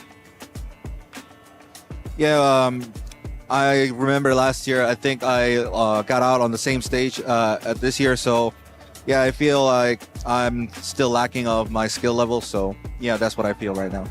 All right, some self-reflection there from Ni, and I know we'll be seeing him back better as ever, as we always do. But thank you very much for being a part of the event. Always a pleasure to see you and watch you play. So, that's it from us here on the interview floor. Back to the couches, not the desk, the couches in the studio. Take it away. Thank you, Ryan. And, Ni, it's not only the way he plays Tekken and the tournament results, he has his behavior outside of the games, which makes him the greatest of all time, man. Humble as always. He didn't make any excuses. He said, look, my skill just wasn't good enough today. He looked super sharp on day 1, even phase 2, he looked really good. But it's just like, I feel like you need to have that endurance, going into this tournament. It's a 4-day event. And Jeonding just had his number, it seems like. Yeah, even just going back to the match, I didn't actually think Ni played that bad. I saw the adjustments he was making, because one of the things I was looking at when he was going into the Jeonding match was how he's going to deal with the mix-up, the 50-50s. He blocked, I think it was like 2 of the lows. He used the Rage Art also to punish. So he didn't play bad, but like I said, Jeonding sometimes, he's just one of those players that, on his day can turn up. You saw the crowd behind him all chanting him. I think that really powers him up. Yeah, absolutely. Well, here we go. Oh my God.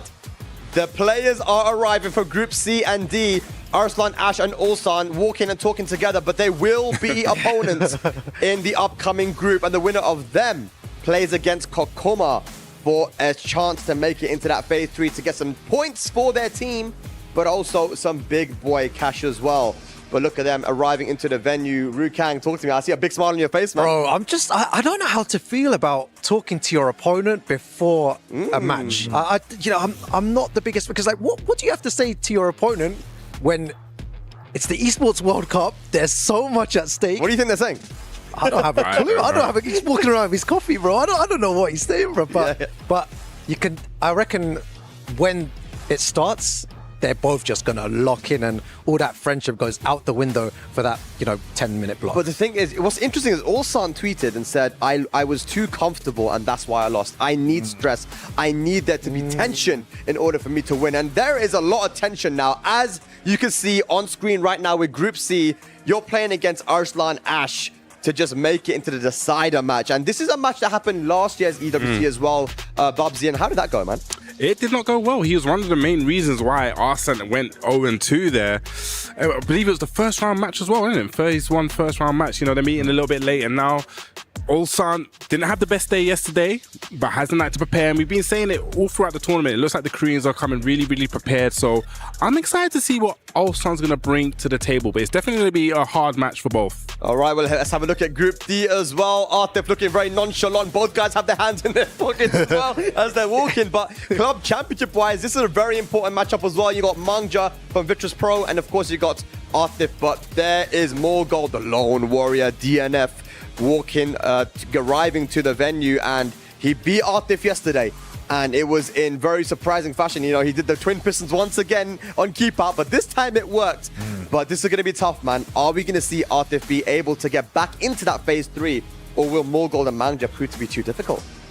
Yeah, Mogul was playing on fire yesterday, but like you said, you got to perform on the day. It's not just, you can't have one hot day. You need consistent hot days, and he's going to need to bring it because Artif, I'm sure, is going to try to take the whole thing.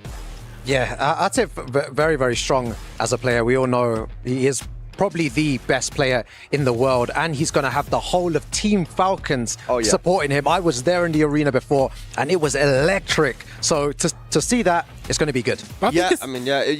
You mentioned as well that they were loud. And I'm wondering, Bubsy, is that going to be like something that puts too much pressure on Artif's shoulders? I was about to say pressure because, he needs to get the points for Falcons. He needs to get through. So there's that pressure. There's the pressure that these guys are in the crowd watching you. Can he perform under that pressure? We saw what happened last year, the EWC World Cup Grand Final. Sometimes he feels the pressure, goes a little bit wonky. I'm a bit scared for this one. Yeah, it's scary. And Mangja also is in a similar position, right? Where Virtus Pro, we just spoke to the CEO of Virtus Pro, right? And they're looking good in multiple games, but all eyes are on Mangja right now. Used to be called Malgu back in the day. And, MYK, we've been watching this guy for how many years now? And it's finally good to see him, traveling out to these international tournaments. But we know, based on his skill, he can do this. Yeah, he's kind of like the pioneer of Law. If you guys watch Law in the old school days, there's only two names, Malgu and Nile King. The only one that really travels right now is Mangja, right? He's doing it big out here, qualifying from Evo Japan 2 years in a row now, 4th place. He was kind of like jokingly at Master Cup called Saudi champ Malgu, right? Because he went 0-2 last year at EWC, but here he made it a lot further this year, and I'm sure he's going to try to make it into. He always qualifies for EWC so quickly as well. Yeah, he does. He's one of the first qualifications. Comes out of the gate swinging at the beginning of the year, and then he kind of like fizzles out. But he's going to have to bring his A game today. My question to you guys is: are we going to have Pakistani representation in this phase 3? MYK, I'll start with you. I would love to see it. I've been rooting for Artif since last year. Like Rukang says, I believe he's also the best player in the world who just hasn't got his crown yet. Bubsy. I'm going to say yes, but I don't think both of them are going to make it. I'm not going to say which one. I'm not going to get shot down into yet, but I only think one's going to make it. Rukang. Yeah, I think Arslan Ash and Artif, the caliber of player, the accolades that they've won in the past, I feel like both of them will make it into phase 3. Well, 6 are in phase 3 and 2 more will join them. It's time to fill out phase 3. Will there be Pakistani representation, or will Korea prove to be too strong? Groups C and D after this break.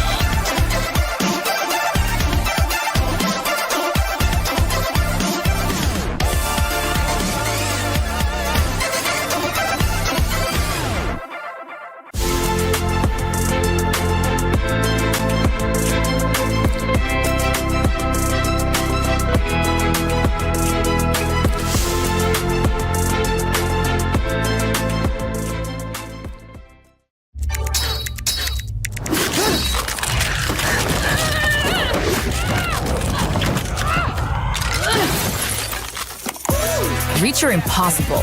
Lenovo Legion.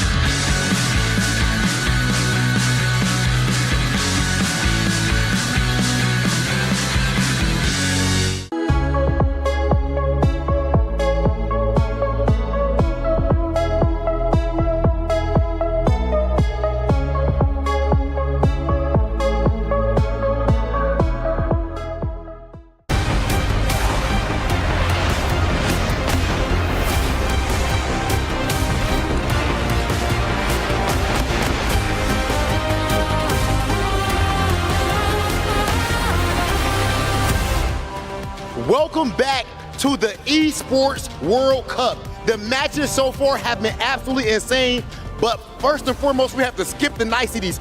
Do you see who is sitting behind us right now, Milosh? It's incredible. We're going to call them out and bring them out to actually start off the game in just a bit, but my God, this is elimination. Yes. This is not even the full shot of what's going on in Group B. Remember, there's still one group right after that in Group from C to D. But look, Jeonding, Chikurin, they move on to the quarterfinal. Jeonding looking incredible, and honestly, it reminds me of Ulsan's run last year at EWC 24, and it's incredible. I tell you what, Milos, for you saying that, making that comparison, that's making a bold claim, and I got to agree with you. Jeonding, at this point, he's beaten me, who people consider arguably the GOAT as far as, like, you know, as far as longevity is concerned, amazing accomplishments. He's beat Arslan Ash earlier in the tournament. Of course, at this point, my man's run has been absolutely insane, and now he's officially in top 8. That said, this next match right here, as I said at the beginning of the broadcast, this is what we have all been looking forward to. I can't believe it, but either Arslan Ash or Ulsan is gonna go home. And the winner of this game has to play Kokoma, the newcomer from the LCQs that barely made it here. First spot in the quarterfinals. 3 players, 1 spot, and I think it's time for officially kick off this game. Ladies and gentlemen, please put your hands together. Incredible that this is happening in lower bracket. For our next 2 players from Group C, it's Arslan Ash and Ulsan! What an incredible matchup we're about to witness. The EVO 25 champ, Arslan Ash, going up against the EWC 2024 champion in Ulsan.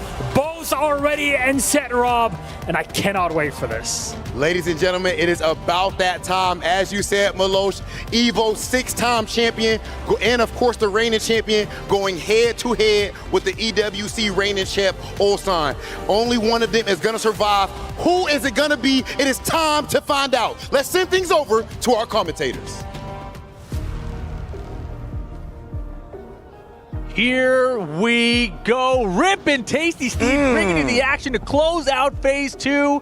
This is the big one, though. Elimination match. Ulsan versus Arslan Ash. Oh, let's look at the tail of the tape. Last time they met, 3-0 it seems, and then 16 heat bursts to 21 activation. The heat engages 14 on the side of Arslan, 1397 for total combo damage. Not looking too fresh on the side of Ulsan, but I feel like Arslan is in dire straits right now, man. In this, he's definitely facing elimination, but he also, I feel like his character and a choice has not been doing so well. But on the same side, Ulsan as well. He tweeted last night, time to believe in Nina.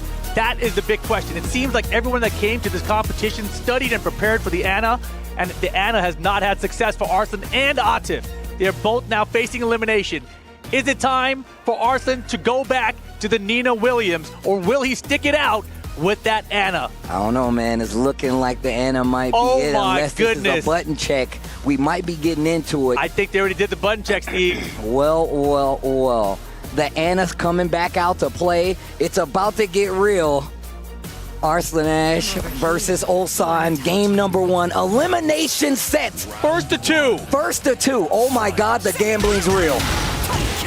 This is the 1-2-1, no counter on it. Okay, and look at this offense on both sides already engaging. With a block on the low and the interrupt. Now that's really strong, especially right out the gate, to be prepared to deal with these lows. One of the conversations we were having is the fact that we know that Ulsan is definitely prepared to deal with the Ana, because all of Korea has definitely been trying to practice to get ready for the Ana, to deal with both Ulsan and Atif. Full shot down push, he's so fast with it. This is not going to be enough damage to close out the round, though, but Arslan's going to have a big lead. Oh, the fake out goes for the low. Why did she get a combo off of that? That's crazy. He did it so fast on That's what I mean.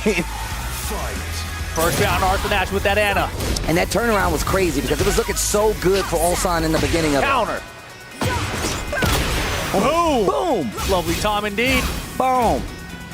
Bam. What are you doing? Down 2. Third hit. Okay, let's it rock. Engage. Running 2. And finishing the strings once again. That's been a major thing that both Atif and Arslan has been doing with this character, and has been clipping people quite a bit. 1-2-1. What a block. Important. Yo, Arslan is looking crazy right now. 1-2, and he gets the wall splat. 2 rounds up with the Ana. Elimination is on the line, and Arslan is looking serious. With the gameplay, at least. Big launch. And that was after the duck, right? Got the wild standing 2 there. So he was anticipating a high start there from Ulsan. Ulsan, a returning champion. Everything for Arslan is working out. Everything for Arslan is working out. And Ulsan looks like a deer in headlights right now. Yeah, he is shook right now. Okay, engage. That's great, though. Heat engage, get back some gray, and now you can work back some more as well. Extension's blocked. Wow, stays up close. Oh, the down back pull from Ana. And again, finishing the strings, and Ulsan not respecting it. And just like that, Arslan 3-0s him for game number 1.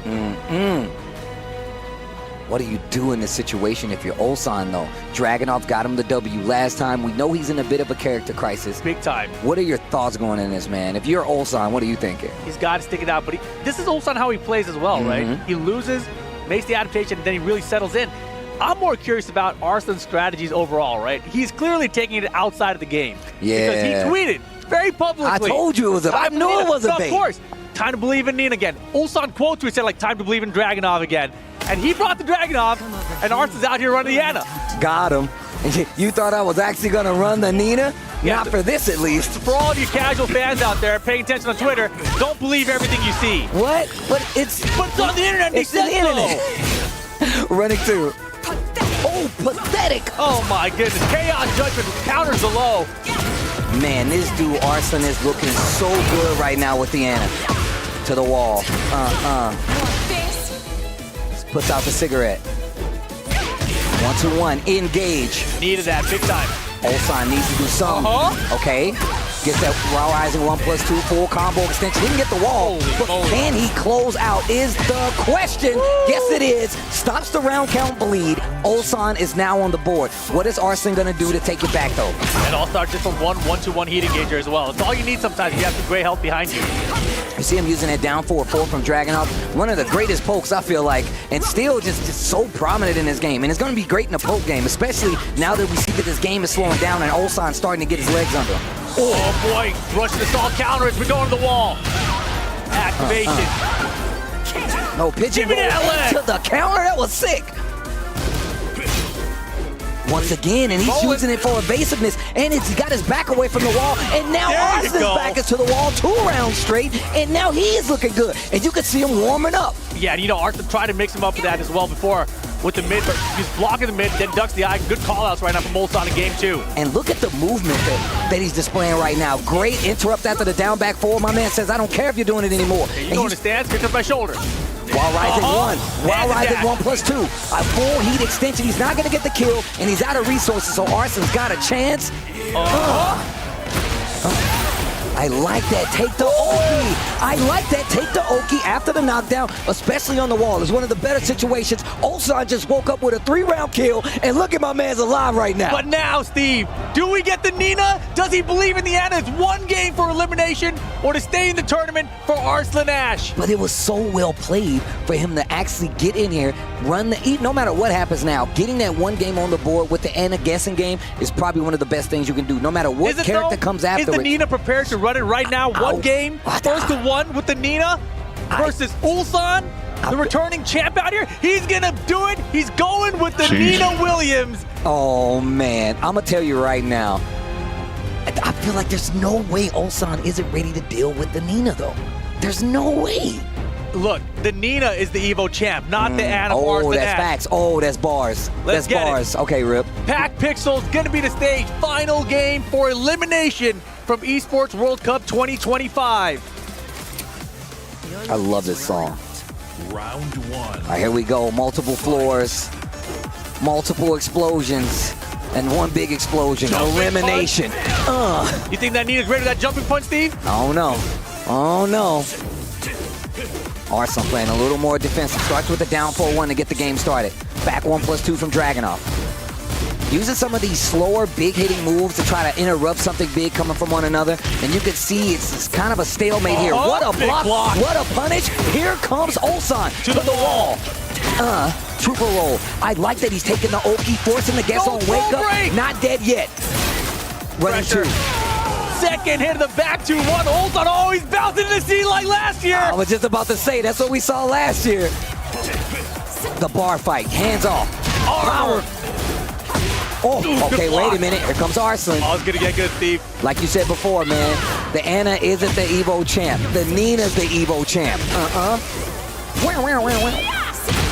Oh, man, we need that sound effect when somebody gets eliminated. Oh my gosh, the trade to the wall, yes! Oh, he's gonna still get some after this. Get back up on here, though. I'm not done. Take that Oki. Roll. Arslan used the heat dash now, pressing Ulsan into the corner. Finishing straight, Ulsan ready this time. Float conversion. The down 4-1. The pigeon roll. Just keep it off the wall. To the Just in wall. time. Oh my gosh. Ignition switch. The jab. In control right now. Down jab. Try to steal it back. The pigeon roll. He ducks up under it. The wild rising 1. The down 4-1 again. 1 round away from eliminating Arslan Ash from EWC 25. What are you gonna do? The Evo champion is in peril. Engage. Oh, he's using the heat early in the round. This might come back to haunt him. Once he can get something started with it, sliding off the tech roll. That's unfortunate. Bro, the trickery coming from Ulsan right now is crazy. Yo, Arslan, you gotta wake up right now. Arslan, you gotta wake up, bro. You gotta wake up, bro. Oh, the block! Engage. Pressure at the wall. Throw break to switch position off the break. Nice 1+2 break. Spins the heat. No resources except for rage on either side. Hands off the merchandise. Ulsan's got a small life lead. Wild Statue, no go. I said no. The jabs. Small Tekken. Sidestep. Down 4-2. Big launch. 20 seconds left on the clock. Arslan Ash, if you're going to do something, now's the time. He's got a race to do it. Moving, going downstairs, extending even more time off the clock. It'd be even harder for Arslan to make this comeback. Pigeon roll for the tackle. Burn the clock. Arslan, you got 7 seconds to make a comeback. Down back 3. He's got going to go in. He's not going to get nothing. Ulsan going to eliminate Arslan Ash from EWC. Hey, that set was and crazy. that is going to tell quite the picture for the rest of EWC. Even the crowd can't believe it. Yo, Evo he looked away for that 2025 handshake. champion Arslan is didn't even want to eliminated look from at him. EWC. No longer in the running. And last year's champion looking like he's going to take that seat again and be a champion. Except that he's not even out of phase 2 yet. Steve, he's got one more match to even get there. Let's go back and look at some of these highlights. What a way to start things off here.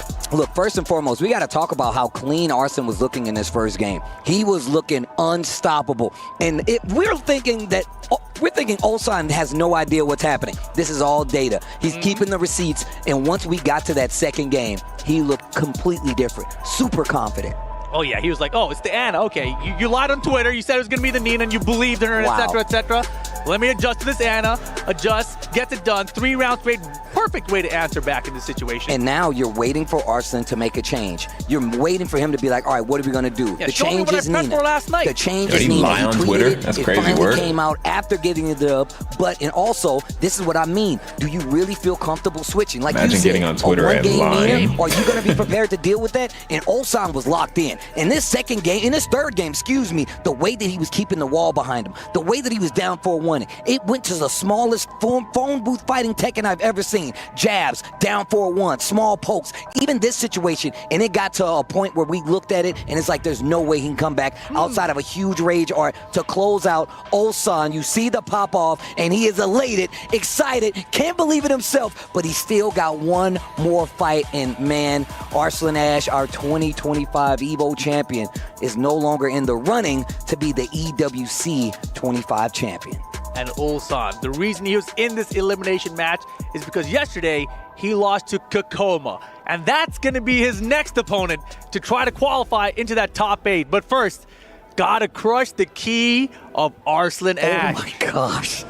Dude, look, if you ain't tuned in right now, I'm telling you, go tell everybody, because it's about to get crazy. We've been talking about this all night off the camera. We knew it was going to be crazy getting in today, but this is the last you're going to see of Arslan Ash here at EWC. Oh my gosh.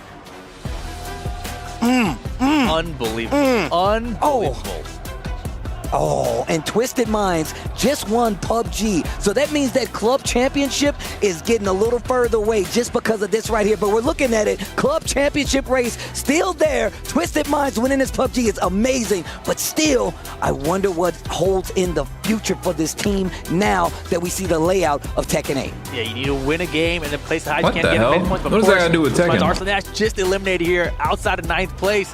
So not the best position, but still getting that big dub for them going to be crucial. Shout outs to Twisted Minds getting that big victory over there on the side of PUBG. But now we're going to Kakoma. This guy, and this is one of the players we were talking about yesterday. He said he needed to go back to the old me, in the tuxedo, leaving it smoking. Now we see Kakoma back, ready. He already has fought and beaten Ulsan this weekend. We've already seen it. Can he do it again? Is Ulsan prepared to go up against the Kakoma who's looking like the old Kakoma, early T7 Kakoma?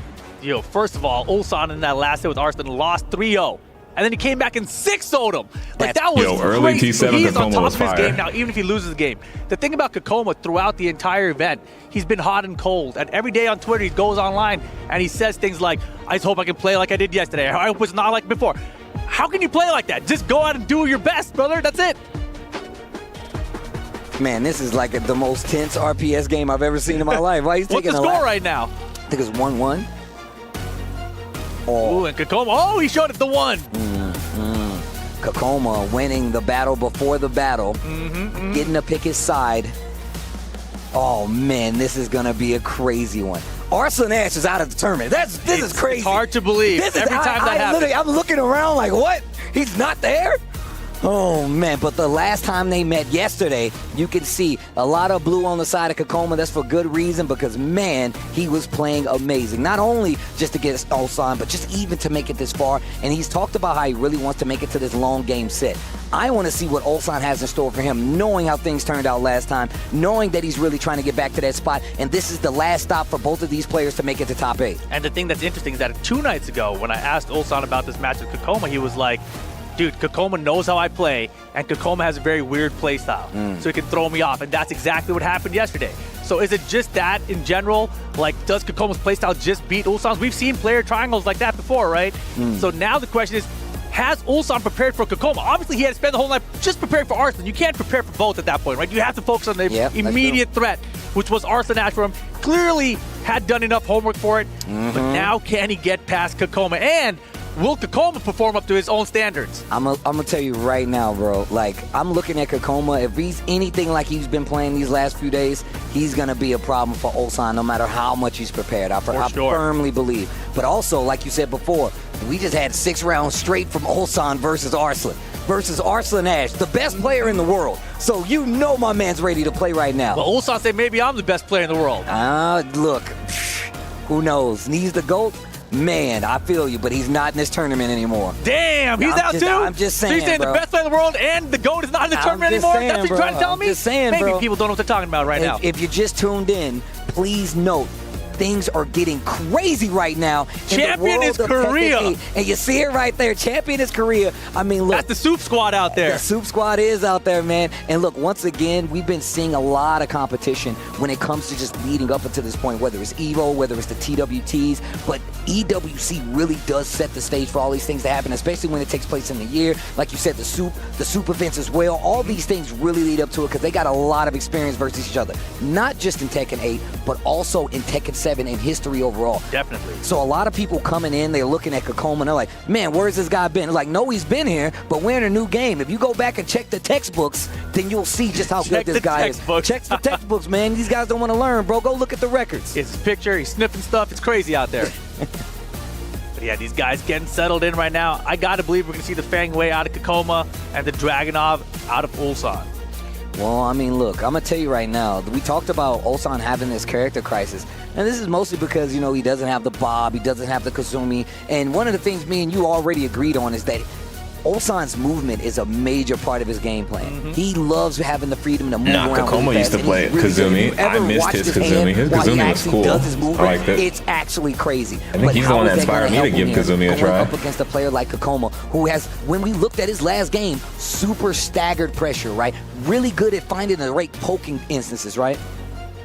I gotta believe these guys are doing a button check This is real quick. 100% a button check. Yeah, I can tell by the way Kakoma's messing around over there. It's definitely a button check.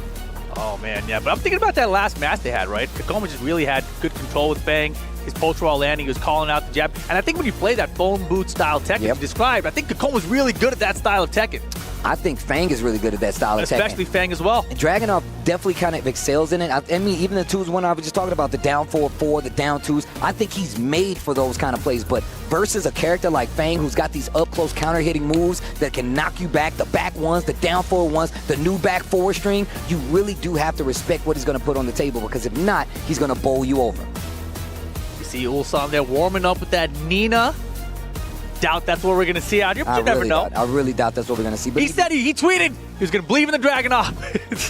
He said he was going to believe in the Dragunov, but that's only versus Arslan. I think Rick is a little upset about being lied to on Twitter. He used Fang. He did. Even in early Tekken 8, I mean, he was definitely one of the guys when, you know, Fang got really strong, was in a very good spot in the last part of like Tekken 7 and in like Tekken 8 at the beginning. He was really one of these guys that was really going in with him, but that was just you know weird. He always wants the W, you know? I thought the hat was Tekken cute until it started #1 moving Korea. like that. Well, you know, right now there's a no. lot of Koreans in this top 8, but there is still one Pakistan There is. player alive coming up in Group D after this. Like I said, be careful what you wish for, because I'm telling you right now. It's not over till it's over. Look, I think what happens is when you get to these instances, you give your power to the next, right? I agree. And in this instance, you know Arslan's like, yo, Atif, bring it home. You know that's what's happening right now. A lot of pressure, of course, but if anybody can live up that pressure, if it ain't Arslan, it's definitely Atif. But look, we talked last night, and I told you back then, I feel like everyone came into this event with Anna with a huge target on her. Everyone focused on how to deal with that character. Arslan came out here and just went down with the Anna again. So now Atif, that's my question when we get to Group D later. Does he still bring out that Anna? Ooh, that's a really good question. I mean, look, we talked about, like, and part of that is even in EVO, we knew these guys were going to come and try to practice for the Anna. Did it help them none? No, because we still had an Anna Grand Finals, and it ended up being Nina Anna, but still, EVO that's is how prestigious, strong. Steve. It but is. This is $1 million tournament. That was just weeks after EVO. So you're saying it's business time. We're popping It's the business briefcase. time. Okay. Well, you guys have had enough time. Hopefully you've tweeted it out, shared it out in the world. We're getting to the Tekken 8 elimination match. Ulsan, last year's champion, has an opportunity to go on but Kokoma could definitely be making a top 8 appearance here at EWC, which puts him in the big money, but still, I know he wants that W, and I'm happy to just see him playing, even if it's just a little bit like his old self. Oh, for sure. Anytime I see Kokoma playing up to his potential, it's a fun watch, right? Yeah. We've seen him doing this for so many years now, traveling around the world. He's one of the most traveled players in Tekken as well. Facts. I definitely have seen this guy in almost every continent at this point that I've been to, at least for some Tekken, if not more, because he's been traveling even more than I have to try to get, qualified, get points. But I think the time for talking is done. The time for diplomacy ends at this handshake. We're about to get into the next elimination match. Ulsan, Kokoma. This is a Korea mirror match, but it's only going to be one moving from this spot. All right, let's get to it. Characters have been selected. They're hovering on that random stage select right now. This is going to be a qualification match to get into the top 8. Loser goes home and is eliminated. It's going to be Fang versus Dragunov. Kokoma versus Ulsan. Yo, chat, if you can hear me, let me know who you think is going to win in the chat right now. Discuss amongst yourselves. We're about to get to game number 1. It's first to 2, best of 3, fight. Let's get it, KK Oma. Lost into no counter. Wow, and look at this movement from Kokoma already. Yeah, he's looking pretty crispy. Playing super aggressive. And this is what But we were talking Ulsan about, this phone is about booth to fighting. take- They're really Ulsan up just took close. half his That health bar. sneak 1, back 4. Tried to Dragunov hits like a sidestep truck into the still. heat smash. Big He hits extension really here. hard. And Max gets the wall set for the wall set, doesn't find it, but now Kokoma going to poke his way back. Still has the heat. It's that KGB. This is where Kokoma gets paid because you know that shoulder's going to be ready as well. Combo here, extension might kill even without it. He's got to get that wall. Dead. Hey, beautiful combo extension with No the heat. way. Let's go, Wow, and the Kokoma. back and forth didn't seem to last long. But when Kokoma got control, that was the end of the round. And look, it's staying name of the really game is close control, there. and that move just helped him get it and back. the back mix actually helped a lot the first time they met yesterday as well. Especially when they're playing this close, right? Down 4-1's probably going to be one of the tools that Ulsan's going to want to go to more shots than not. He's got pretty slow lows comparatively. And that's why I feel like Fang is going to do really good in this matchup, because when you're this close, when you're fighting like this, you have way too many tools. Shifting Cloud gets the big counter hit on the wall, 2 rounds straight for Kokoma. Hey, this Team is crazy Kokoma. right now. Team Ulsan's face Kokoma, after the let's last get round, it. he did not like that. Hop kick called him out coming in. The minute he Hey, tried he's to on that good overextend, sniff, right? Kokoma tucking him in bed with the hop kick. Hey, doesn't get a balcony, just perfectly in the corner though. But we saw this last time. We saw this last time versus Arslan. Yeah. He lost 3 rounds straight You and can ran lose it back 5. 6. It doesn't matter how far behind it is, you can't count Ulsan out. That's what we've learned. And Russian Assault after Russian Assault finally gets the counter hit. Talk about assault. My man, Ulsan. Big damage to the wall and the broken balcony. This guy's breaking the furniture. He's got heat behind as well. What are we going to do with it though? Just I switch like sides. that. The smash. Smash. More pressure. Ooh, and the hatchet. All right, all right. Okay. Happened a little quicker than the last set. Wow. Axie sneaks up under it. Yeah, Kokoma's slowing down right now. And one of the things we pointed out, the speed that he plays at has definitely helped him out over these last few days of playing. Yeah, way more defensive right now compared to the first 2 rounds. So on 3, sneaking in Got him ducking! Once again, this is what we've been talking about. Kokoma does a great job of just staggering his offense, and now he's starting to mix in some of these clean launchers, and it's working out. And he's using that full crowd down forward to make up the backer position, counter the down back 3, but it trades, and now here comes the heat engager. Oh, okay. Finishes the string, counter hit again. One more exchange and the round could be over unless Ulsan makes something big happen right now. You know he's looking for the low, and there it is. I love that he never stopped playing Fang Wei. 1, and you see Like, the big he made Fang Wei look at dangerous. Kokoma's face. You better hope he ain't got a sin up there, bro. And that wild stand and 1 and the jab before it set up that low, right? It kept Ulsan guessing for it. Sniff it up, get in that nose. Here we go. Game 2 setting up. See, I had to push his hair back. He had to be sure. Kokoma 1 game away from getting to that top 8 for those long sets. Ulsan trying to stay alive. Down 2. Look at the offense now. Here's the speed up for Ulsan. He's got to keep it up. Good step afterwards, too. The exchange delays the string a bit. He had the counter hit. If he had let it rock, he would have got all of it. Yeah, Kakoma, he loves this up-close fighting. If everyone fought him like this, he'd do way better. 100%. But also remember, he had other characters in his bank, right? But also he had him for all these different situations. But I feel like what we're witnessing is how Kakoma plays best. This up close, forcing the situation, making you make mistakes. Yeah, and that QCF1, he just doubled up on it. That was something he did not do when they played last time, right? It's a much safer low now. Also cannot be low parried. Not a lot of punches like the down by 3, but counter it. Look out. Breaks with the that heat glass. smash too.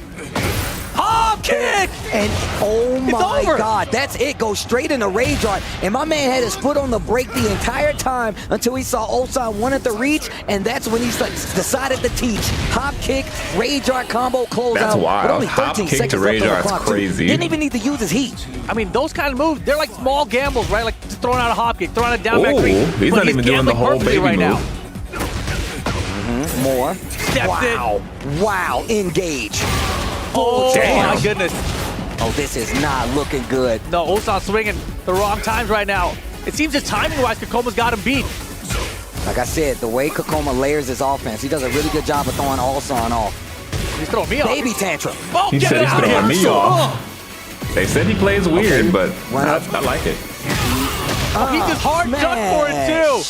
All right, Ulsan, answer back. Here we go. One apiece. But you saw Ulsan run up and just duck in his face for a split second and then decided to do the heat smash. But that also lets you know Kakoma is looking for the lows. Kakoma is ducking a lot right now, and he's getting caught for it. I mean, he's been using a lot of that big low from Dragunov anyway, so you already know he's going to start being a little more weary of it. And the down twos and the sneak ones. I mean, you got to believe that low setting up there is from Ulsan. That's intentional, right? He wants Kakoma to start ducking for it. Okay, Ulsan. If he gets this round, we go to one more.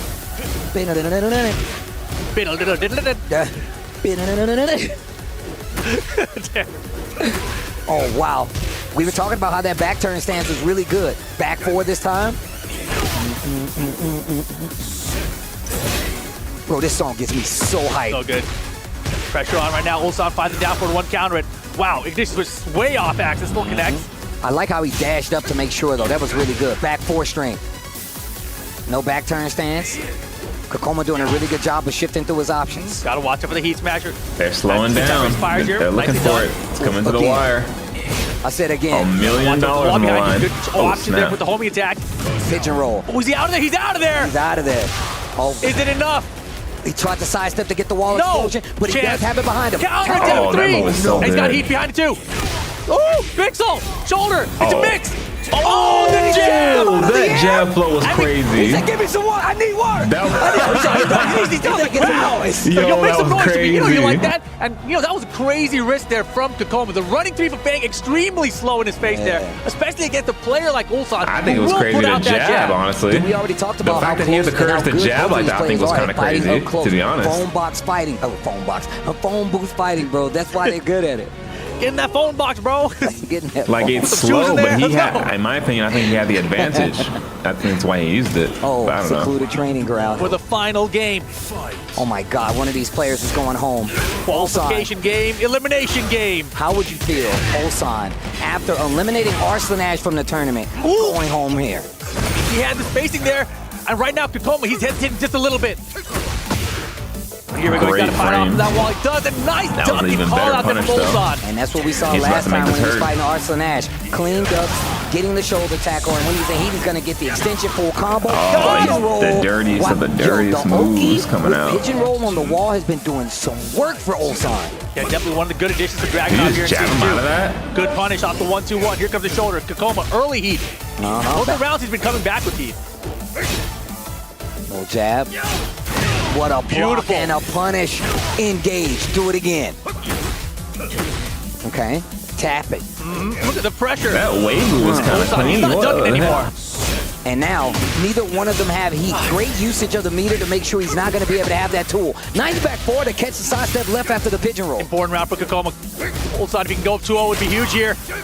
Oh! Oh, Oh my gosh, nice chase down. 12 break, nice. 4-2-1-2, Oh, the counter whole string. confirmed by Kakoma. That was He only nice. got the second hit counter hit. I hate He playing only got the Dragunov. second hit. He's So putting on a support. class how to beat him right here. And he's still confirmed off of it. Oh, Nice back Kimbo. Kimbo. Something he hasn't been doing much in this set, but hold the Russian assault. Oh, Oh my gosh. Bam. Bam. Break the wall.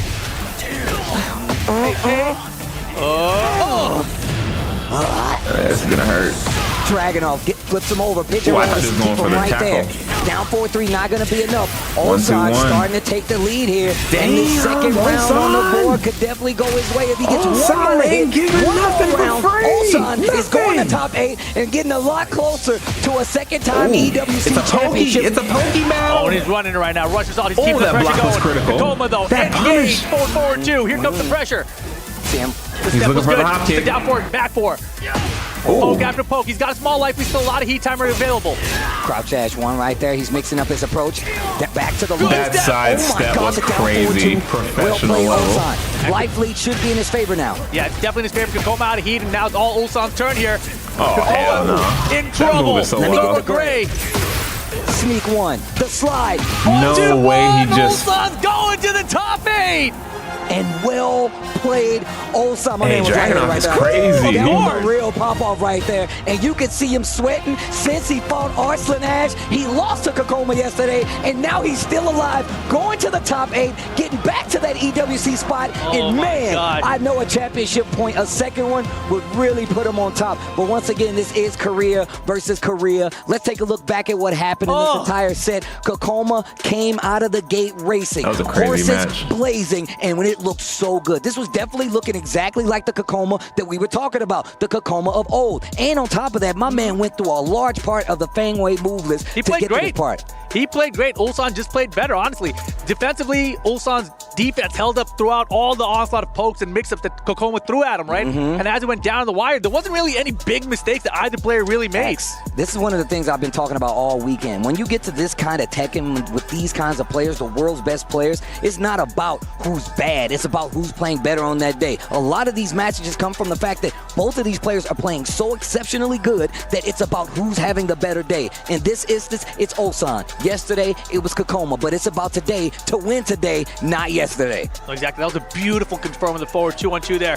But doesn't matter, right? We go down to this third round. Huge lead for Ulsan, able to close it out. And then this, taking away the gray health. Such an advantage. Still had the heat time available as well. And then just a 1-2-1 counter it. Ulsan booking his ticket back to the top 8. And this pop-off was so big. Like, you can feel the emotion. Then the arena, it feels like it's his arena right now, right? Bro. He's like, I've been here before. I am the champ. You guys cheer for me, and don't you forget it. My man said, come on. Said I've been here before. You cheer That's for what I'm me. talking about, bro. Look, we've been calling these guys matches for years. So seeing them get to this point, play at this level, play this high, and to see Ulsan be the one that's about to. After seeing this enough times, I'm like, okay, it's kind of cool now. It's growing on me. What if we had something like this where we crush someone's medal or something? Shout outs to Kakoma, though. Yeah, for sure. Big shout outs to Kakoma, man. This is some of the best play he's been doing entire Tekken 8 season, and I want to see more of this from him. And his losses were to Kudans and Ulsan. Pop! And honestly, they were both really good matches. There were no huge mistakes in either one. He was just slightly outplayed. Very, very close stuff. Kakoma goes home with 9th here at EWC 2025. Still a nice bit of cash, but still a nice bit of Tekken to go.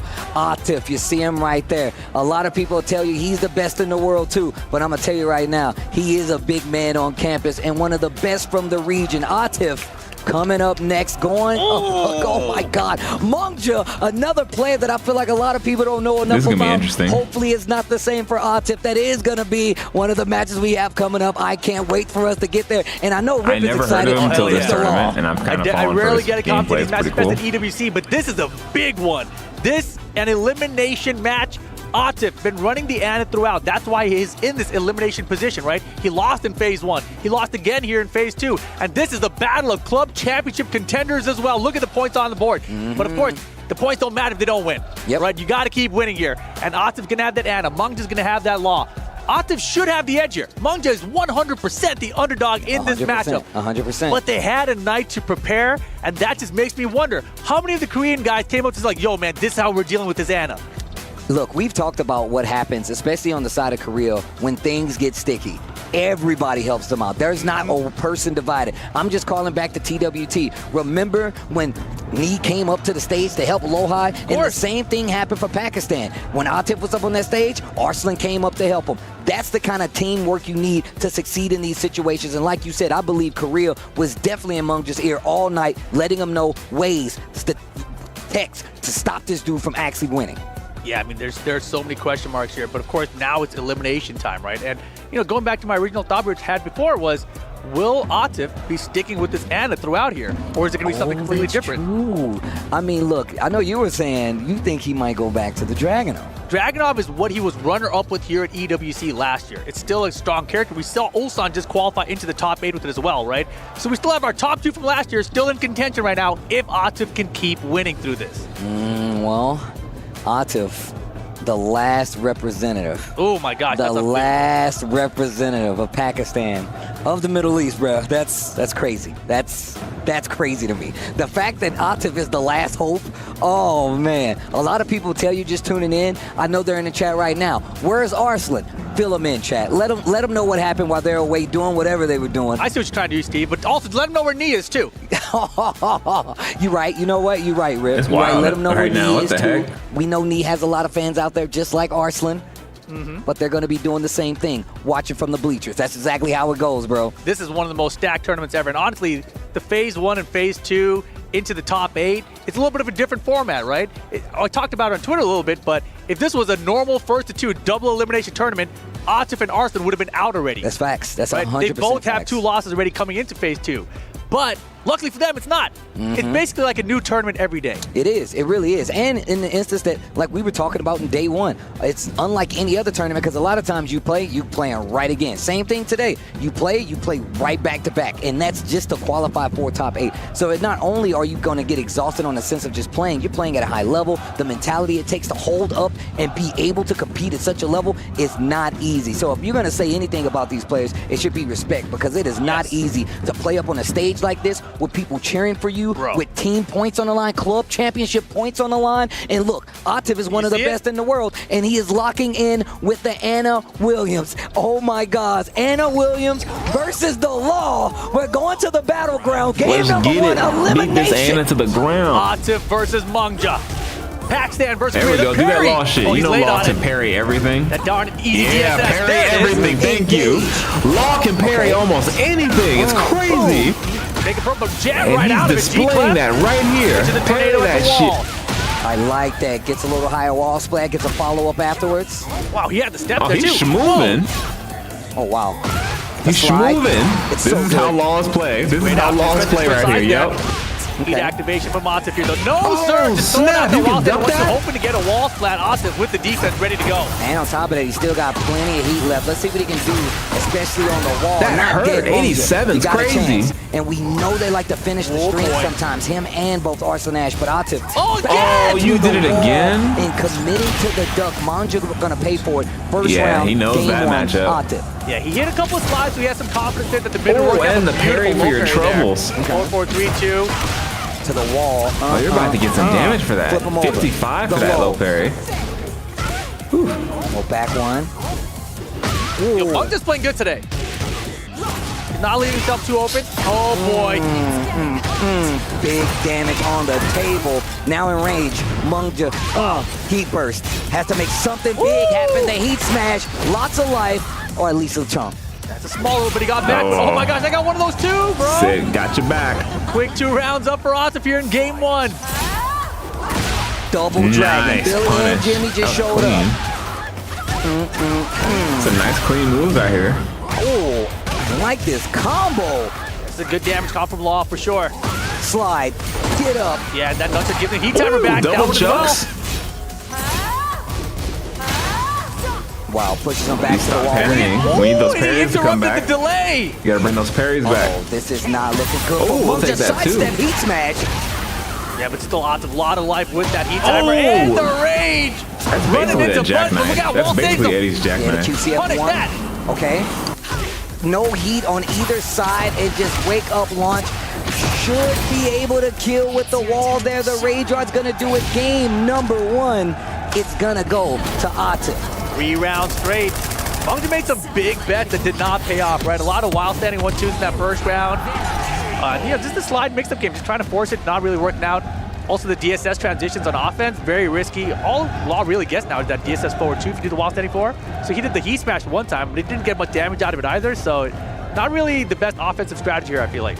I mean, Very risky. It's the way that Atif is playing right now. Just hard ducking, calling him out on quite a few things. You see Mungja willing to still go to these lows, those big slides. It's been a great way. It's been doing a great job of giving him his momentum back. But as far as keeping said momentum, it has not been doing the best. But we get into game number 2. We're going to the yacht, Victor's yacht, nonetheless. I like how he's using the lost parry at the very beginning of that first round, but then he kind of fell away from it and stopped using That's it completely exactly what I said. Those parries were on point, and then he just stopped doing them. Yeah, that's full crouch down forward from Atif to start this one. He's like, I got a full crouch mix with this character as well. No, I'll take half. Atif free pressure now, and oh my goodness. He needs a coach to let him know, hey, bring those parries back. I just noticed they don't have coaches. Going back on the wall, no, but drops the combo. Mung just got a chance. He burst. Look at the health, though. Yeah, like nothing after absorbing that. And he's got a lot of grade. And he's getting a little bit back. But the wall messed up the combo. A lot of heat timer saved those 3 nunchucks, though. But he runs into a heat smash again. The desperado to close it out. And you can see him right behind him. The whole crowd behind Atif right now. Yeah, Team Falcon's definitely in the building. Ooh, get mixed. I mean, yeah, that would have big damage on the board. This is looking real clean for Atif right now. I had that one. Looked like he's not being very creative anymore. Blocking it.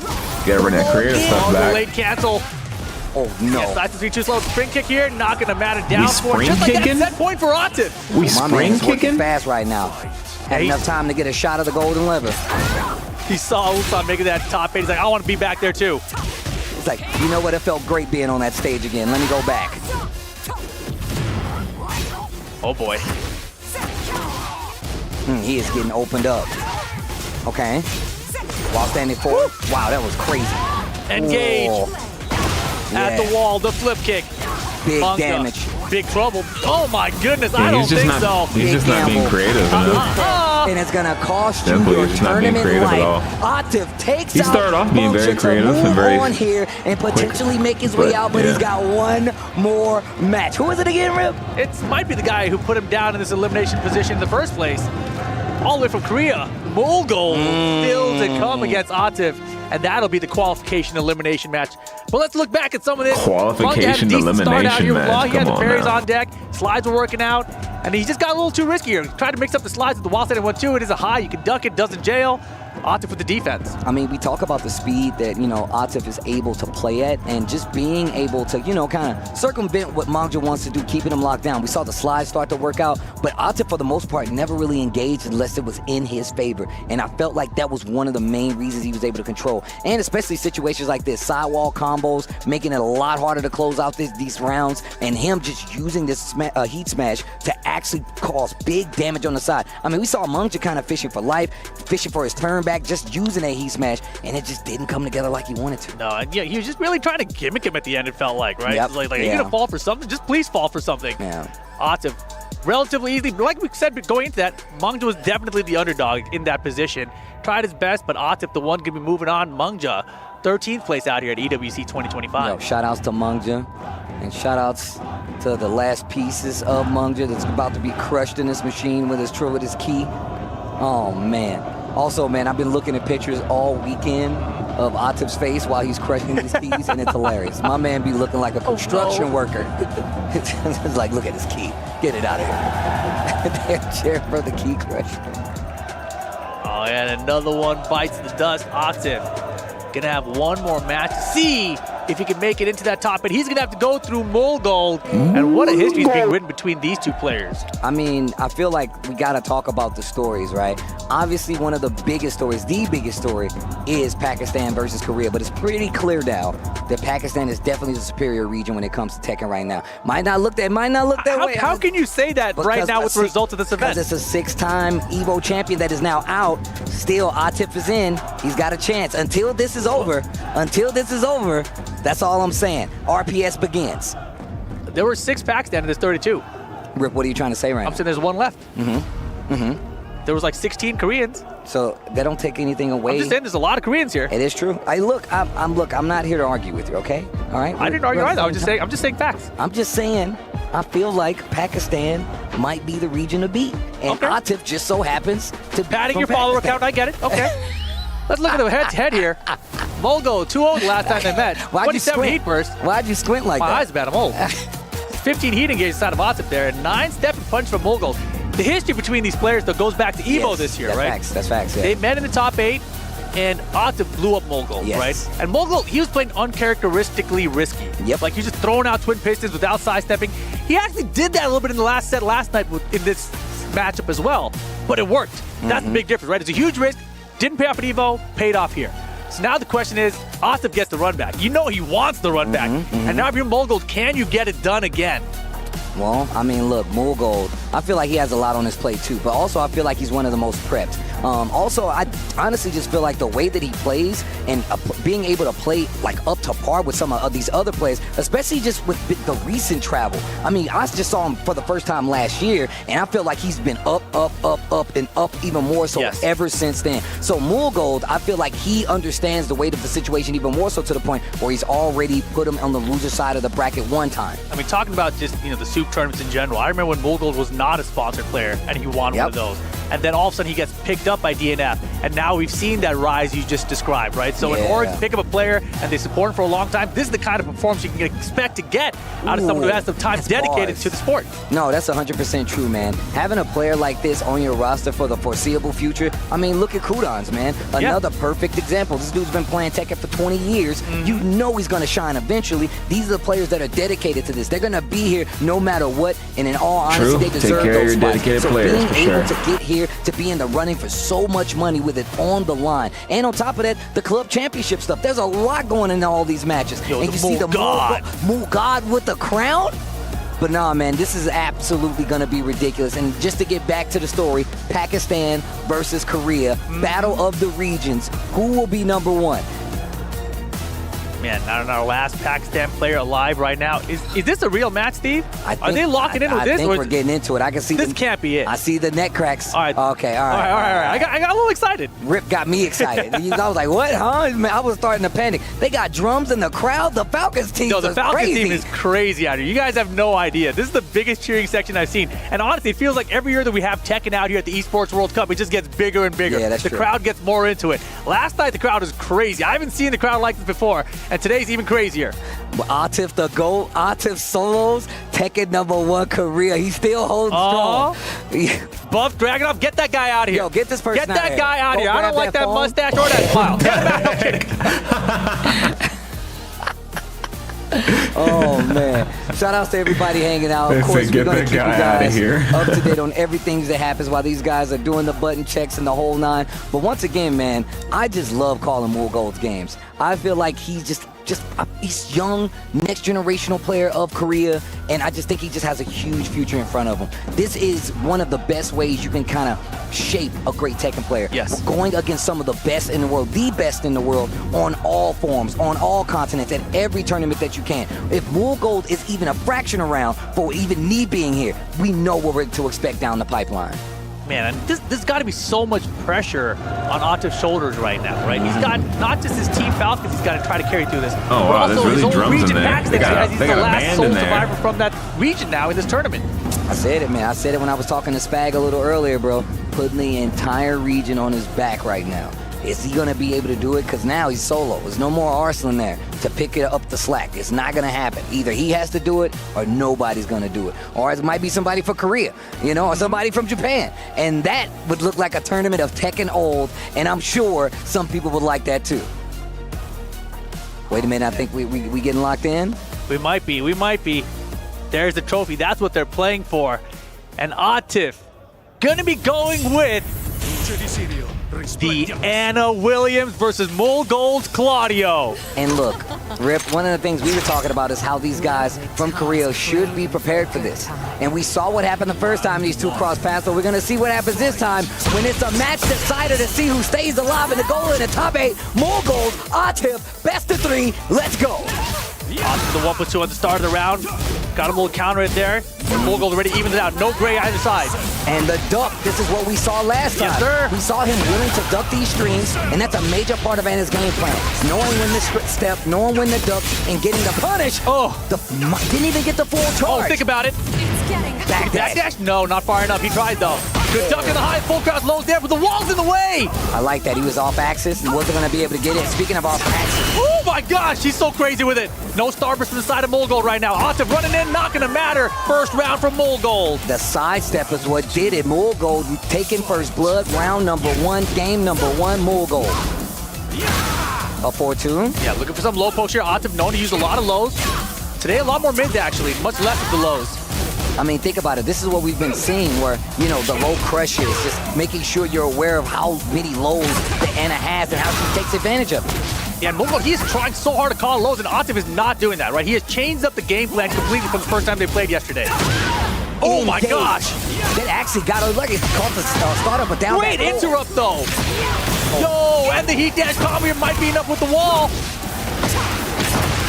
I think he's alive. Takes the Oki, I like it. Oh, low heat smash! Anyone's ground right now.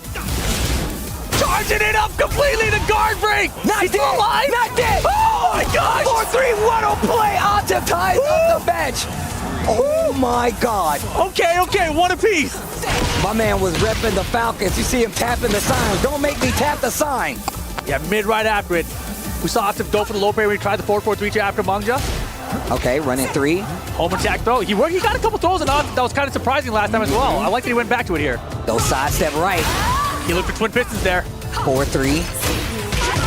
Okay, punish right there with the 1-2.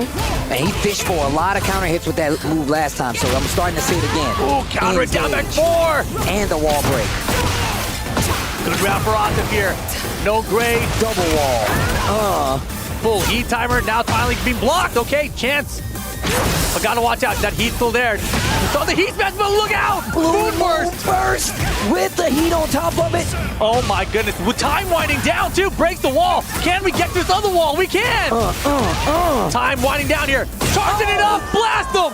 Oh my goodness. 2 rounds. Atif did not like that. 2 rounds to 1, game 1, and this is exactly what I was talking about. The momentum already looking like it's in Molgold's favor. He called out the high, but didn't launch, but it's just a little poke there. Could have been way worse for Atif. Down 4-1, back 3. You're not gonna do this on me. I'm not gonna take your mix-up. I'm not gonna stand here while you go on the stand and fix the low. We're going to the wall. Yo, and he still has heat available. This might be done. No. Too close to the wall. Big block, and that will be it. No, it won't. Sidestep 4. Oh, jeez. First game for Molgold here. And now, Steve, does he stick with this Ana Williams? We saw it last time. We saw it from Arslan. Will Atif give us another character? Will he switch it up? Molgold looking sure of himself right now. He's got to be. I mean, look, he is prepared for the Ana. Everyone has prepared for the Ana. You've had multiple days to see this. And now, Atif, this is your last moment. Pakistan, Team Falcons on your back. What character is it gonna be? I mean, he's looking like he's locked into the Ana. He's gonna put his tournament life on Ana? When we just talking about the fact that do you believe in it? I wouldn't stick to this character. I wouldn't do it. And I'm a character loyalist, but I know that they came in prepared to deal with this character. So either I have to be so confident that I'm gonna play this character with no doubt, but there's obviously doubt. He went back to the character select screen. Let's see what happens. Atif facing elimination. Can he pull through? Can he get past Molgold 2 games straight to make it into the top 8 with the Ana? And eliminating Pakistan's chance to stay alive in this tournament. He's looking good right now for the start, though. Floats him out of the air. Heat first activation. Okay, here comes Atif, but the wall messes up the combo. Sidestep left to make something happen, gets the heat engager instead. Immediately cashes out with the heat smash. Not much damage, a lot of gray on the side of Atif. He can still make this back. Still has heat available as well. I like the little delay right there. Booty bump with the heat dash. No reset. Orbital. Wow. Light bar's all caught up. Got him with the wall splat here. That'll be the round. It should be the Superman. Molgold gets the first round in game 2. Big lead here. 1 round in on this second game. Atif trying to make something happen versus Molgold. But it's as much as Molgold is being offensive, when he is on the ropes, his defense has been very solid. Oh, without a doubt. And defensively, he's looked at these Ana options. He's trying to calculate, what does Atif like to do? What can I do to beat that, right? That's the issue right here that Atif is facing. Oh, and that was beautiful. 4-4-3-2. Still has heat as well, but the combo gonna drop a little early. He rolls away from the last hit. Booty bump. Doesn't even use the heat dash, so he's still got an option to do this right here. Close out the round. All right, all right. Stops the round count bleed. Let's get it, one apiece. The church singing in the background, they're hyped too. The Space Church. That's the Space Church. Space Counter Church. 4-4-4. Why did you die when you said it? Space Church. Elbow. Down back 4, and this is the mix. That we Did he step it? That was awesome. I like this option. Like you said before, slightly stepping it down back 4, tries to go for the elbow off of the counter hit. Chipping him up. Good block after the forward dash. Okay, back 3. Really good option after a poke like that, especially when people try to sidestep because they're so slow on the startup. Less starburst here. Got to be careful when he wakes up. Wow, what a roll to get away from the second hit. Oh my gosh! Pressure! The running to my kill! It does! Oh my God! 1 round away, Gold is from eliminating Atif from the tournament. And that was such a good calculation, recognizing if Atif went for the rage, that the running 2 would be enough damage, and engage with the running 2 as well. Look, a lot of times that's what matches come down to. Woo! Right back at you. Who's gonna read the rage art? Who's gonna do it the best? And that lit a fire under Atif, because he's coming out swinging right now. He's got to go. He's got to turn it on right now. It's do or die. And this is big news. I promise you right now, Korea's gonna be ecstatic. Oh, that's bad news for him. And the floor. Oh my gosh. I'm telling you right now, if Gold gets this, Korea is gonna freak out in the best way possible. No combo. Oh, he's charging it up. No guard break this time. Didn't charge all the way. Float conversion though. Out of the stance. Atif's in big trouble. You gotta do it. Now or never, Atif. Oh. Punish is good. The low! Oh my God, big damage on the board. He's got rage art. Atif just gotta do it. He's got it, he's got it. Oh my God, why didn't you do a better combo? Doesn't matter, he's in it. He's still in it. Oh my God, dude. Oh my God. Final round, game 2. Atif's still in this. Don't count him out yet. Breaks the throw, hands off the merchandise. Down back 4 repeated. He tried to call it the low, not working out. Has not been able to call it the low from Atif. Get it out of here. Speaking of calling out Low the parries low, on point. perfect low parry for Atif. To the wall we go. Too low. Oh, get up attack after the roll. Staying on the ground to avoid it. Good step block from Gold that time. Atif, great defense right now though. And now the mix-ups are coming through. All the lows added up. The kick. Gold chance, but the wall's in the way. Heat burst activation. It helped him last time. It hurt him this time. One more hit. Oh, the low heat smash. No but he's in dire straits. He still got the rage on. Atif with a huge life lead and plenty of gray. Wait a second. The low's gonna do it. Damn it for Atif survives the game. We're going to a final game to see who can qualify into that top 8. My ears are on fire right now. It's like it's so hype right now that I can't believe what's happening. I'm glad the crowd is standing up because that's exactly how hype this is. They go right back in. This is the last game between these two. Top 8 is on the line. The pride of your country is on the line right now. Oh my God, let's go Tekken 8. Oh! Korea, Pakistan, Gold Atif, final game. While standing 4. Go down 4-1, quick sidestep, looking like the Tekken of old. Oh, Atif's looking comfortable right now. Gold, he's looking like he's second guessing. Hits the back. Nice exchange right there. Small combo, running 3, back 3, follows up, delaying the string. Atif on the rope. Both heat. Wow, too early. Oh, and he stuffed the heat activation. The jab conversion into the tornado. No, wait, way too low. The mid-engager. He thought it was going to be low again. But here comes Atif. Got them held back. A lot of rage. Gets the combo off the wall on top of that. Something small, but it's better Low than heat nothing. smash. Not dead just yet. Gold has to close out this round. Watch out. Atif landed the heat smash. Good choice. Caught him stepping. Gold gets the first round. Oh, my gosh, dude. Oh, they hit the bell to start the round. No. They trade to start the round. Oh, underneath the highs. Big counter hit. To the wall we go. Heat's on the table. Do we use it? Yes. Oh, it's getting hot. Sidestep 4. The lows of his own. Serva. Oh, my Boom, burst under the string. I didn't see it coming. I was thinking strings. I was thinking, was he going to duck it? Was he going to hit a button? He went right through it. He didn't care. To the other wall. Oh, my God. Combo. I hate Claudio. You really do. Man. And the middle do it. Gold on set point. Atif, you got to lock it again. You need 3 rounds straight to survive here. Oh, my God. You can't lose another round while you're going Counter home. hit. Okay. The blue stuff on top of it. the hole. Running 2 to the wall we go. He's trying to put you in timeout, Atif. Counter hit. Engage. He's got a chance. My turn. Oh, nice. More damage for got the low that time. Good, solid mix here. Oh, good patience from Atif here. Wow. Can't make any mistakes. Even though he's got this big life, he cannot make mistakes right now. The low, you got to remember, he loves to use that Hold low that heat heat. smash. They both went for it. Oh, this should be the end of the round. And Atif can close it out. He's still alive. 1 down, 2 to go. Putting the country on his back. Atif still alive. Counter throw broken. No. Okay, looking for something low. Didn't get it. Down back 4, no counter hit. Still committed to it. Oh, and he got him. Full crouch down for 2. Here comes the combo from Atif. He's been doing it after 1. 2, this time he did it after 1. Going for the low, big combo. Oh, he's poking away. Good life lead right now for Atif here. Oh, 1 and 2. Heat smash. Oh my God, Moonburst saves him. Blue Moon burst with the heat on the backup, but once again, Atif's got a pretty big life. Both heat dash off the booty. Is it going to be enough damage here? Can we get it there? Strong aerial tailspins, tornado, wall combo. We got it. We're going to a final round. Let's go. Atif, elimination qualification. Engage. Oh, what he ducked the high, but no launch again. Who's surviving? Who's going home? Engage. Atif's got the momentum. The down jab is back. The down jab is back. The low, it's working. The lows are hitting. The switch to the heat dash. This is not good. Mulgold in trouble. Atif with the lead for the first time since the first game. This combo is going to be a big one. Did get the wall, though. Oh, boy. And Mulgold now, no heat, but he can still make the comeback with the wall splat. Rage Art isn't too far. He reaches it. Okay, and the Rage Art is going to give him the Starburst as well. But it's also going to put Atif in rage. And it's close. This is problem. Close. Down to the wire. To move on to top 8. He whipped big time. And that's going to do it. Mulgold is going to the top 8.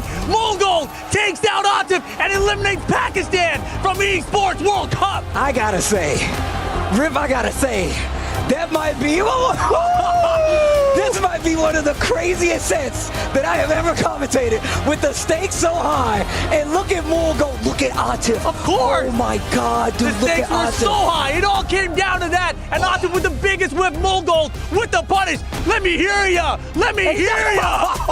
Yo, can we take a look back at one of the most amazing sets? Yeah, hit him with the drums. Mulgold came out swinging. The Claudio looking crispy. Not one back, one in sight. Just raw pokes, big call outs, whether it was a blue moon burst, these risky hop kicks. He always went for it, but he was blocking. He was ducking the strings and going for these big launches. And you could see the anguish in his face after that first game. We run into game 2, and what changes? What changes in Atif that gives him this game? Man, I don't know what changed him. He just locked in, right? He landed so many good heat dashes with the booty especially. Anytime he had heat and Mulgold had heat at the same time, it was always Atif coming out on top. Wow, dude. I actually can't believe that Atif is out of this tournament. And I can't believe how well Mulgold was playing. You saw the confidence building in Mulgold's play with every round. With every successful hit, he did such a great job. When Atif slowed down, he slowed down. When Atif sped up, he sped up. And just playing, matching that speed, match my energy. Can you do it? This dude did it. Mulgold putting Korea out there and taking Atif out of there. That's crazy. This was down to the wire. And this was crazy, right? Mulgold goes up 2-0 in this final game. But Atif wasn't done, right? He's like, hold on. I'm still a pro. I'm one of the best players in the world. And look at this. Down to the wire. Watch Atif here. Watch this right here. Big mistake. Big whip. Mulgold spaces out. Had the starburst. Patches out on it. And that was that. Dang, bro. You can't help but feel for Atif. Look at the pop-off for Mulgold, bro. My man was like, what? What? My man Mulgold was popping off. My man Mulgold was popping off. Oh, my gosh, yo. That set was absolutely bonkers. That was amazing. That was crazy, That bro. was some good-ass Tekken. Oh! And now we have to officially say goodbye to Atif from the running of EWC, and man, it is definitely bittersweet. Look at Mulgold's face. My man looked like he had the biggest smirk on his face. Yeah, dude. Look at his face. That's crazy. And the pieces of the match, the pieces of the medal still there. the last piece of Atif and Pakistan in EWC to close it out, and the brackets. Steve, have this is been the set. top 8 bracket. Let's get it. It's a lot of Korea in there. Let's start on the top side. C, B, M, Cherry Berry Mango is going to be there to take on who you just saw eliminate Pakistan from the tournament. Mul Gold is going to be his first opponent. Then, of course, we have Pina going up against Ulsan. Who do we have on that lower side? Kudans versus Jeonding and Lohai versus Chikurin. Don't go anywhere, guys. We got to take a break. But then after that, we got the top 8 of Tekken 8 at Esports World Cup.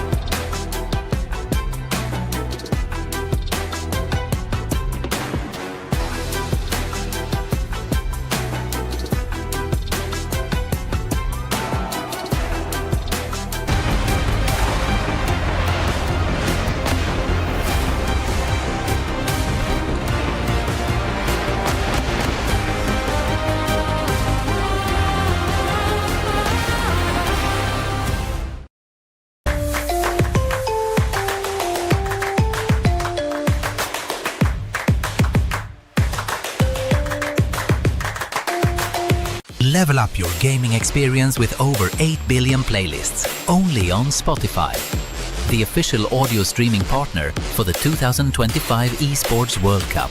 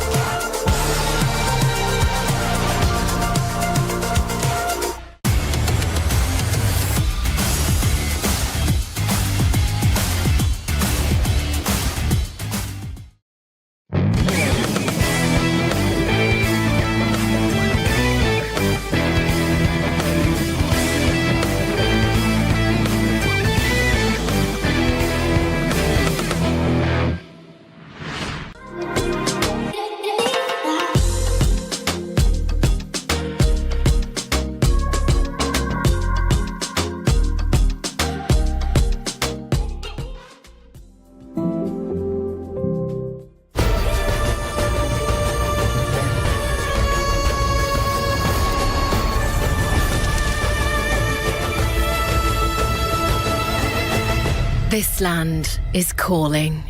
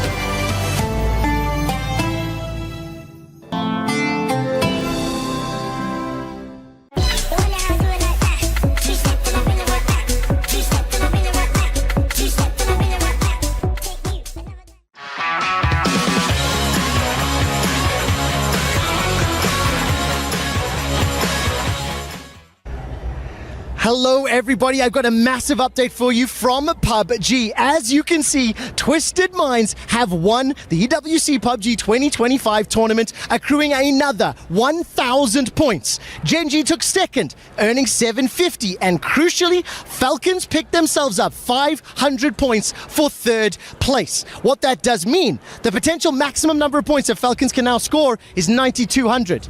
The amazing thing, however, is on day one, VP were first of the finals. Today, they finished 8th and only picked up 50 points. Let's find out how that's going to impact the rest of the club championship. Ulsan makes 2 comebacks to secure his spot into Phase 3 alongside more gold. It's DN Freaks all the way. It's Korea all the way as Pakistan is eliminated from the Esports World Cup. Twisted Minds, Falcons, and Virtus Pro are now out of the running for the club championships for Tekken 8. Korea banded together, DRX, DNF, whatever team, it doesn't matter. They came together and got the job done. MYK, Bubsy, Rukang, crazy scenes here in Riyadh. Oh my God, I can barely speak after watching that. Us lot here at the back, we were all jumping up and down. The arena as well was going crazy and huge ramifications for the club championships as well. But Ulsan, he is really locked in. There's actually way too much to talk about in this segment. Talk about way too much. Ulsan, you know, EWC champion, it seems like he needs a fire lit under him before he gets performing. Definitely. Like when he started against the Arslan match, he was playing so slow. He looked like, okay, Arslan was going to run away with this, but then it's like he said, hey, I'm the EWC champion here, returning. Like, what's going on? And he just went on a tear. There's a lot to talk about, but before we continue, and trust me, we're going to talk about it. We're going to have a look at the STC rankings right now for the club champions, because what's happening in Tekken right now is actually super, super important, but there's a lot of updates as well in other games. Vitality is still in the running for Tekken, of course, with Jeonding, but with Rocket League as well, they are still in the final day for Rocket League as well. And Twisted Minds now, winning PUBG Battlegrounds, are now tied with Virtus Pro. Of course, Manja has now been eliminated from the Tekken 8 competition. That means that they won't be getting any points from Tekken. And now, of course, Arslan Ash is out alongside Atif, so there will not be any more points coming from the Tekken side when it comes to Tekken 8 for Falcons and Twisted Minds. So it's heating up here in Riyadh, ladies and lads. And I'm not talking about the sun, I'm talking about the club championship, man. A lot of money on the line here, but let's get back to it, man. Pakistan eliminated before even Phase 3.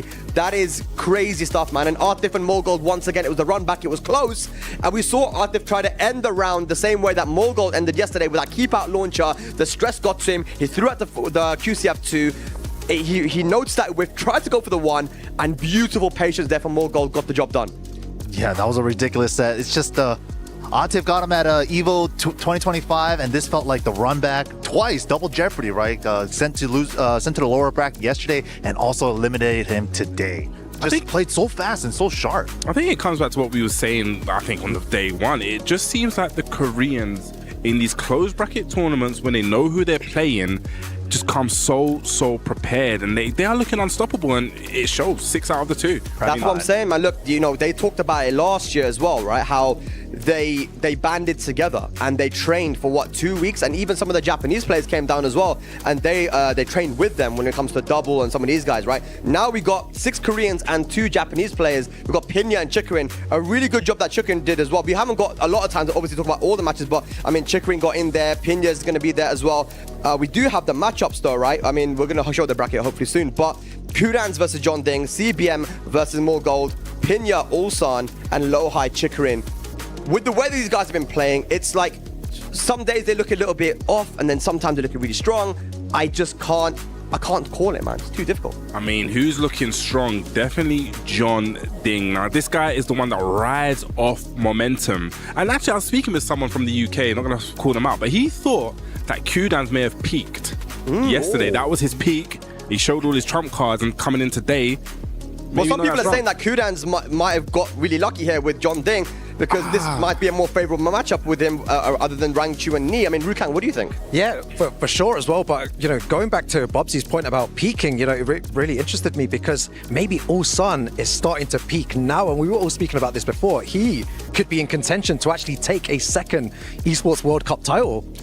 Yeah, man, it's there's a lot to talk about when it comes to the top 8. It's so interesting. I think Kudans is probably the one big story here, right? Yeah. Can he do it? Can he win the whole tournament from the LCQ? But ladies and lads, another massive story is that Pakistan is eliminated before even reaching phase 3.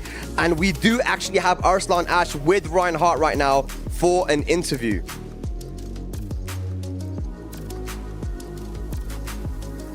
So... okay, no, we haven't got that interview just yet. I think Arslan's getting ready now to go to Ryan now. But we do have the player arrivals, as you can see, on board right now. We've got Lohai here. Man, this top 8 is going to be crazy. And I think the story now is, can Japan take it or can Kudans take it?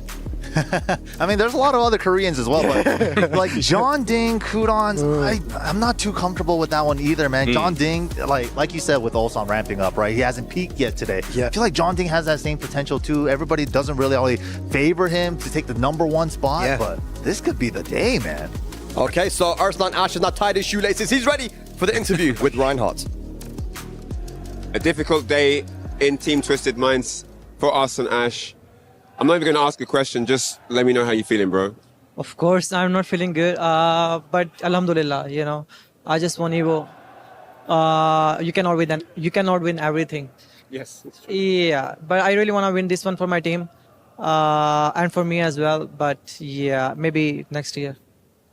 Now, we went down 1-0 and then the switch, right, from Anatina. We saw that pay dividends at Evo in the Chikurin set.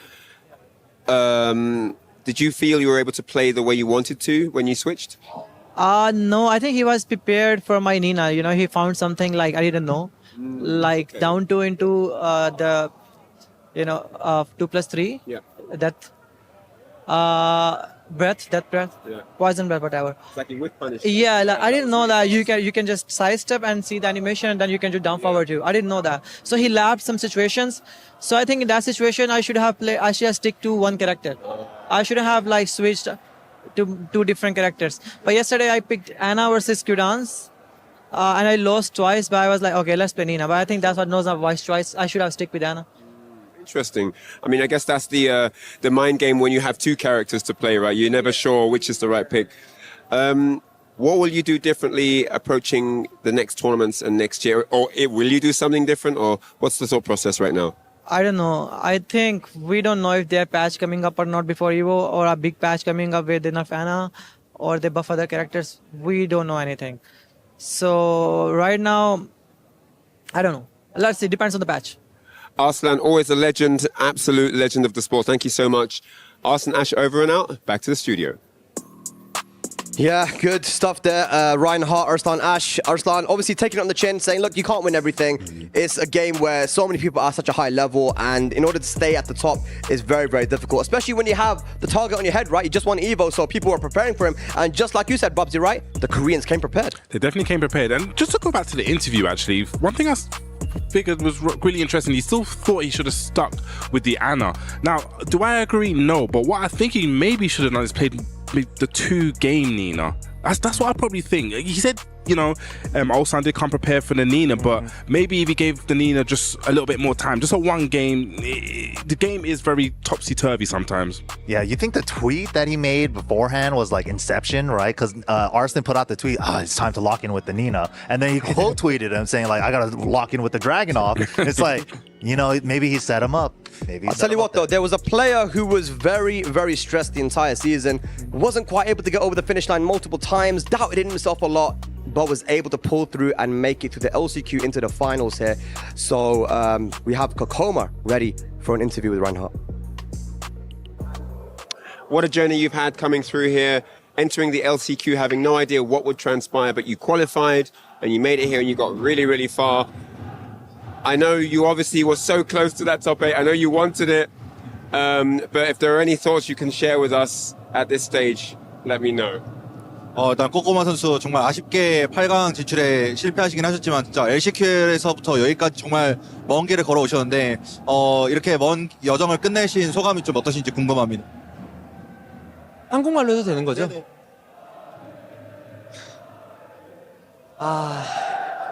제가 진짜 이번에 정말 이게 힘들었거든요.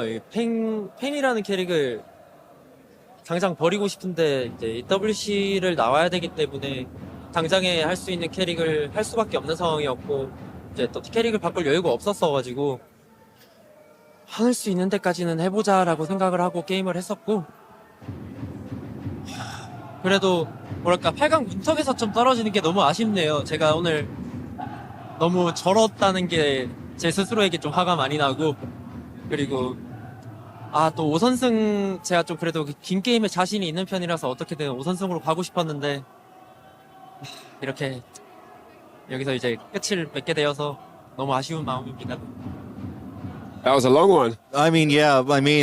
Yeah, this journey is really hard for me because the character didn't fit me. Actually, like I couldn't find a replacement, so I had to stick to playing a lot of times. So in a long time, I've been struggling a lot. And that being said, I really wanted to get to the top 8, and it was so close for me.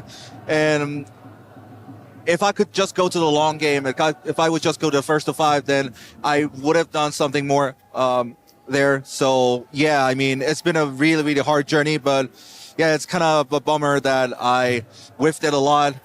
So yeah, it's been a really hectic and a hard journey here. Thank you for sharing the contents of your mind with us. It's been great having you on for the journey. Always a great pleasure to have you around. Man, Kokoma, feeling the brunt of those effects here at the Esports World Cup. It's rough, man. Elimination day for a lot of players here. Not easy job for me either, but we get through. Congratulations on the successes that you have had here. On the successes that you have had. Getting to the LCQ, that was a success. So don't be too hard on yourself, all right? All right, guys, that's it from down here. Back to you guys in the studio. I think I can speak to for everyone when I say that we're all very proud of Kokoma. Yes. And the journey that he's had, man. There's a lot of stress, but he managed to pull through. We're getting very close now to our top 8, and I want to get your final thoughts here. Rukang, Bubsy, MYK. I'll ask you first, Rukang. What do you think going into this top 8, man? Oh, man. Do you know, I feel like momentum-wise, Arslan is in a very good position. We saw him bouncing his head. He's really feeling it, and he looks hot to take a second Esports World Cup Tekken 8 title. I think I'm going to flip-flop now. Kudans before, but I actually think Jeonding. Just the momentum and the implications of the club championship, what he can do for that team is going to get a million high fives, boy. I think I'm going to press X to believe in my heart, and I'm going to go with Kudans because that hard work, he's going to show us how it all pays off. Well, I'm going to go for one of the Japanese players. I believe in Pinya. I think that Pinya might be able to do this and show that Tekken is a Japanese game. But ladies and lads, the group stages are done, and all that remains now is the top 8. It's been a week where Korea has shown the fruits of their labor, and Pinya and Chikurin will join them. Will they show that Tekken is a Japanese game? Top 8's coming up after this break.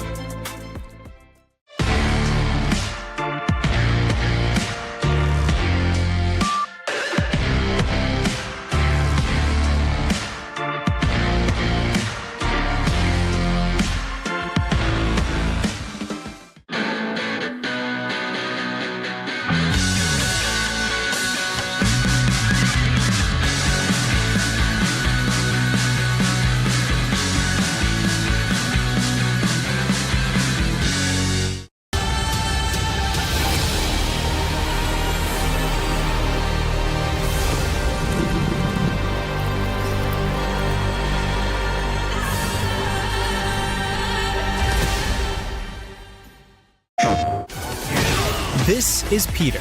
He plays Tekken 8 on PlayStation tournaments. Peter wins hundreds of avatars easily. But how? On his PS5, Peter launched Tekken 8, found PlayStation tournaments, and registered. It's that easy. New tournaments daily. Win avatars, prizes, and more. Compete, win, and claim your prizes today on PlayStation tournaments. PlayStation.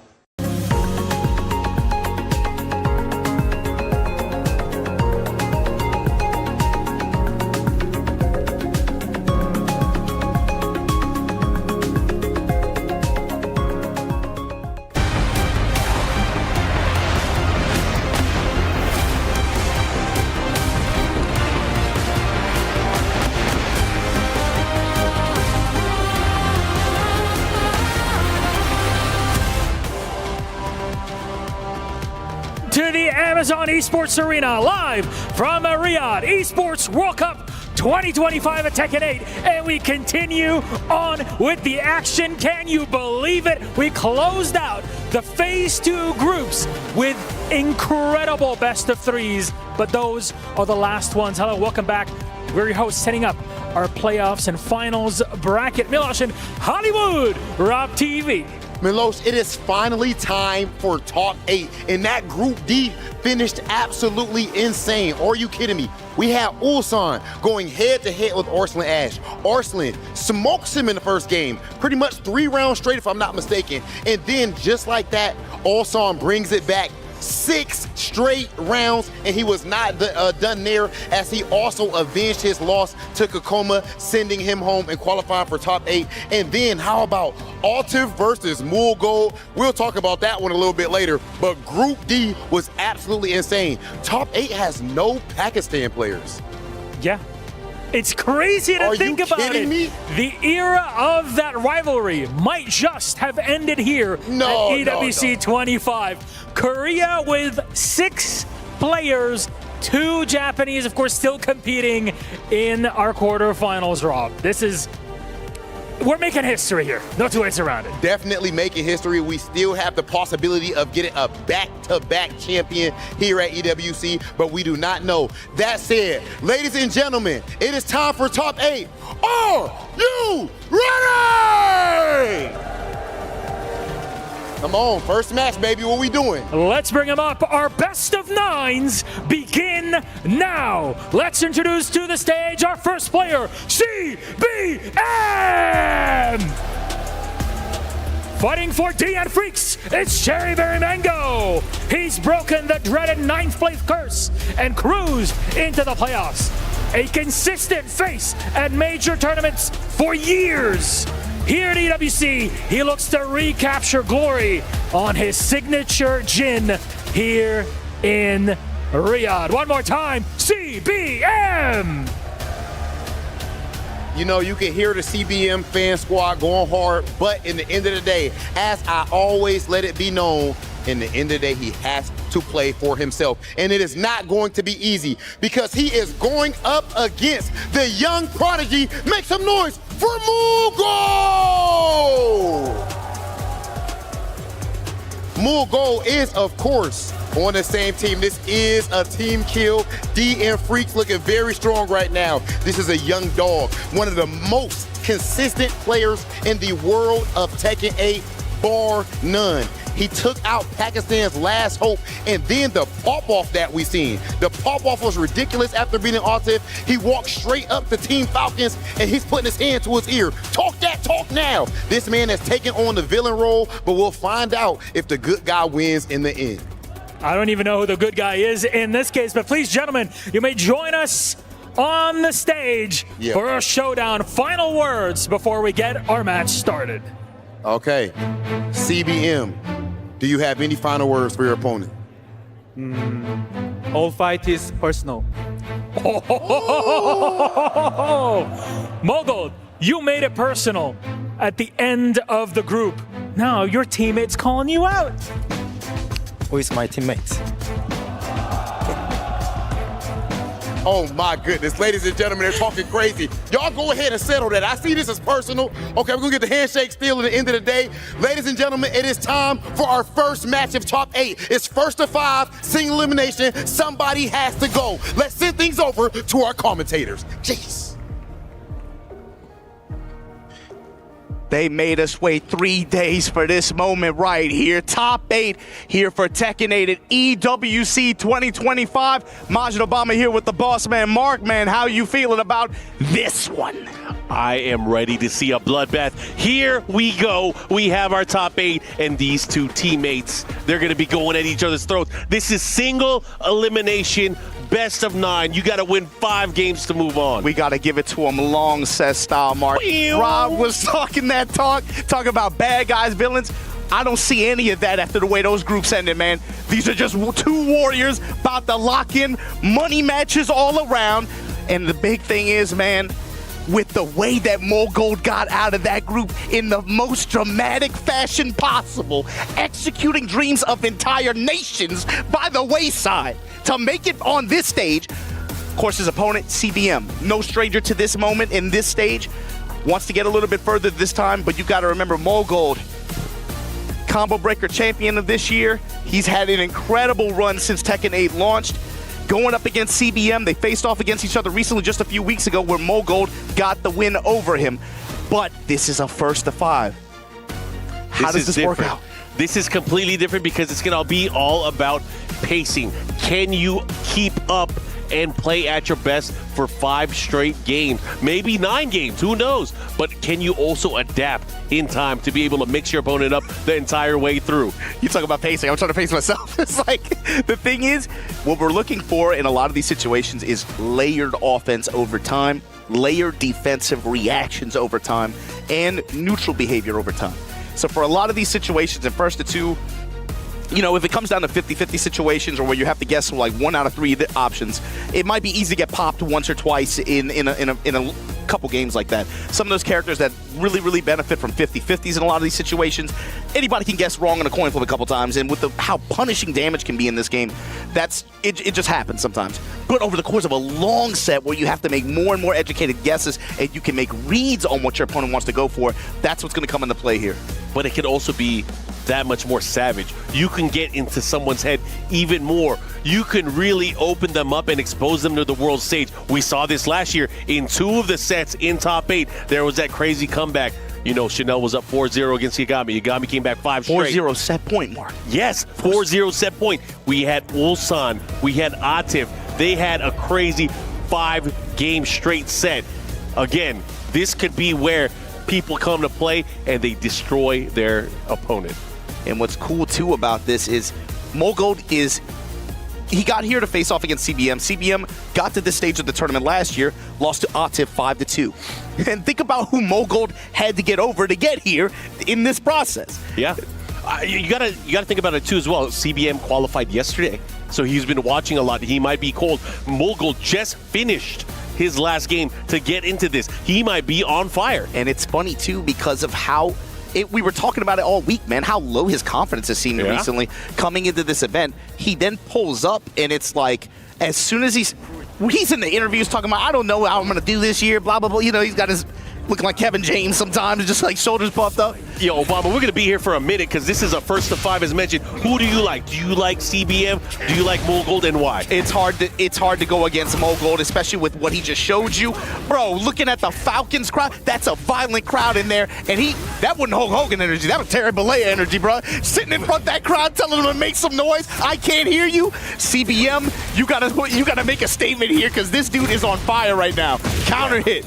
Looking at the matchup, this might be a little bit different for you that have been watching and following Mogold. He is pulling out the Fengway in this particular matchup against CBM. And long set style, I wonder if that might be something that we change off of too. Maybe he gets a few games, builds some momentum with Fang.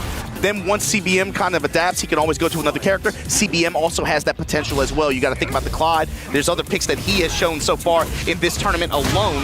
Whether he runs those against this character, like I said, our fight is personal, right? These guys know each other very well. Teammates, they play each other a lot. This is a high-level Yomi character selection. Oh yeah, this is going to be a battle. And again, there are so many different layers, not only in terms of the matchup, but the characters, as you mentioned. And again, it's who's going to be able to play it out till the very end. Hook fist now parallel to this wall in the corner. CBM, driver's seat, big block on this sweep. And look at that. Mogul with the adjustment here, stepping into the wall, going to pull him off of it. Pushing towards the wall, not able to get it. And CBM with the life lead and the round lead. 2 rounds straight here in this opening game. Top 8. This is the issue too. After a counter hit forward 4, you know where CBM's taking you. Off that high splat, tornado at the wall. Look at that damage mark, 95 off of a raw launch. Oh, and he's gonna get more action here. Gets the wall splat. He's gonna go hit to the other side. One more mix-up could do it. Oh, he's gonna get the blast. He should be able to close it out here. After the blow up and the finish, CBM 1-0. Strong initial statement from Cherry Berry Mango. Issue now for Mogul 2. You just run your Fang, you're down a game. We've seen this from him, this pick, in certain situations. I want to say TWT, LCQ, like it's not so often, but I'm thinking if he goes down 2-3 games, is that when you make the switch? Is he gonna commit to this the whole set? I don't know. That's questions that you have to have in the back of your head. I mean, we're gonna find out. Obviously not phased because he is still sticking to the Fang, having some belief here. But again, CBM, if I'm him, I'm trying to get the biggest lead as possible, you know? Especially, yeah, build it up here, maintain momentum as long as you can. You got to think about the conditioning, too, for a lot of these players. This is a much different format, a much more grueling format, I would say, than having to play in a big open tournament, because you are having to be on point for several days at a time. Here we go. Okay. Iron Fortress with the dash behind it. Spinning axe kick, CBM. Wow, the last hit. Runs into the last hit. And can Savage sword.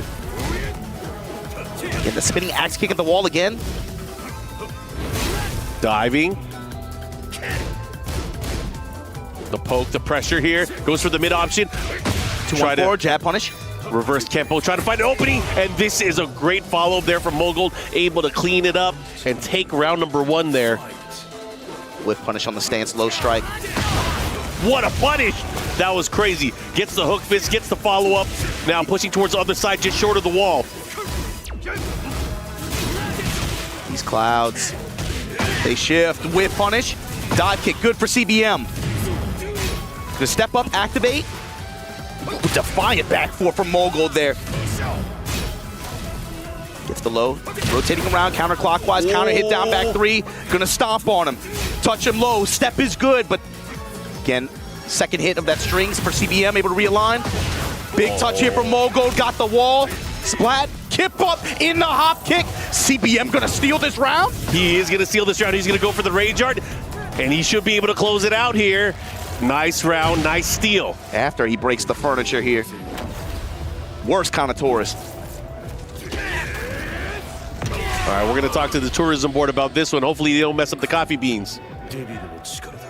Going back into it here, we got 1 round apiece. They gonna raise the terror. No more raises on terror, please. 4-4. Don't give him ideas. Kazama Fury downstairs. Oh, we got ghosts. We got skulls. Oh, it's about to get real ancestral down here. Oh, he has to be careful here. Just missed that combo, but still has the wall position. But the 4-4-4-3 delay. Double blue stuff. Oh, this is gonna hurt. Off the lift kicks, Iron Fortress. Low chop. Ooh, the whip punish out of stance. Got him with the reverse Kempo. Step and activate. CBM, what are you showing here? Oh. Good duck. Great reaction as well. He's gonna get the big spot. Oh yeah, he gets the big splat. The follow-up, looking to close it out.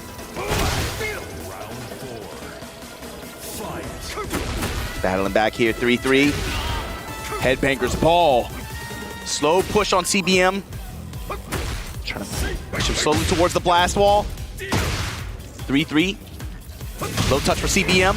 Eats the mids, eats the blast. Pre-tornado.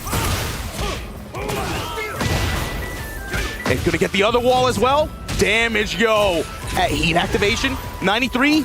Guess for game. Goes mid and Mogul with a strong response here this game too. He brushed it off like it was nothing. Sticking to the Fang, making sure he made it count. Now tied up 1 game apiece. Again, you got to think about the conditioning for these players. These guys have been practicing, playing in the desert. I want to say, if you talk about the chapped lips, maybe CBM is coming out on top. He doesn't have that redness. He doesn't got the roughness. But Mogul, he's fighting it. He's fighting it. He's hungry. Why you gotta hurt my feelings like that? You know I lost my chapstick day too, man. I'm out here hurt. It's sensitivity, baby. But sometimes you need that sensitivity training. Let the players know he is a savage. Sort of savage. Look at that damage. Break on the throw. Down for 1, and then just CBM trying to go to this poke and dash away, bait and kind of wait and see approach. Okay, man, he is getting all the hits. Able to land there, and look at that CBM. Not phased. You want a game? I'm gonna take this round. Yeah, especially since Mogul's approached that round, especially back to the wall. He was showing a lot of like trying to swing off of it. CBM got a read for it. Just give him a slight touch at poke, max poke range, and then just back away. Let him whip. You know, he's starting to make more advancing tactics here because of that reverse Kempo, but because of the down back forward not finding its mark, Mogul able to cash in big time here. Tantrum swinging the Iron Fortress. Stepping with the mid strike. Down forward, 2-2 finds its mark. Big combo, big follow from Mogul. God Fist. Nice punish there while setting 4-4, now pushing with the running slash kick. Oh, but a big duck from Mogul. You can't get away from going with these highs. You have to keep it tight. Eyes wide open. CBM back to the wall here. Roll off of it, eats the plus frames. Poke with his down 4-1s. Different way, trying to adjust his timing a little bit here, but yeah, started using the shifting clouds as well. This time again with the reverse Kempo step. Gets the big launch tornado. The follow-up, the adjustment here at the wall. Oh my goodness. That could have been even worse combos for CBM actually, but here we go. Iron Fortress with the dash behind it. Mogul trying to rotate around. Nice positioning here. He whiffs the low, the follow-up with the heat smash. Get off of him. CBM in rage with a lot of health built back just off of pressure. Oh, back 4, has him at the wall. Scourge. Look at the timing. Not that many seconds left here. Have to do something, have to make a decision. Back 4? My God, he's stolen it back. Back 4 with the follow-up into the sliding shoulder to steal the round in the last seconds. Mogul now. Advantage here. Oh, again, he's so good at utilizing that kick. Yeah, you can tell CBM's trying to chase, but like you said, he's using Mogul using a lot of back tempo. He's running into some lows, running into some mids in the process. But there you go, counter hit forward 4. Gonna be a big pickup here for CBM. Got the wall. Rondo. Get the tornado there, spinning axe kick. Pressure, resetting the pressure there. Back tempo, able to get him out of dodge, but still back to the wall. I like him using that down forward too, having the ability to crush, unreactable as well, making great placements of him. He doesn't have a way to reverse Kempo because he's by the wall. And CBM looking to take advantage here, going to a final round here. Game number 3, very important. Perfect defensive reads from CBM at the end of that round.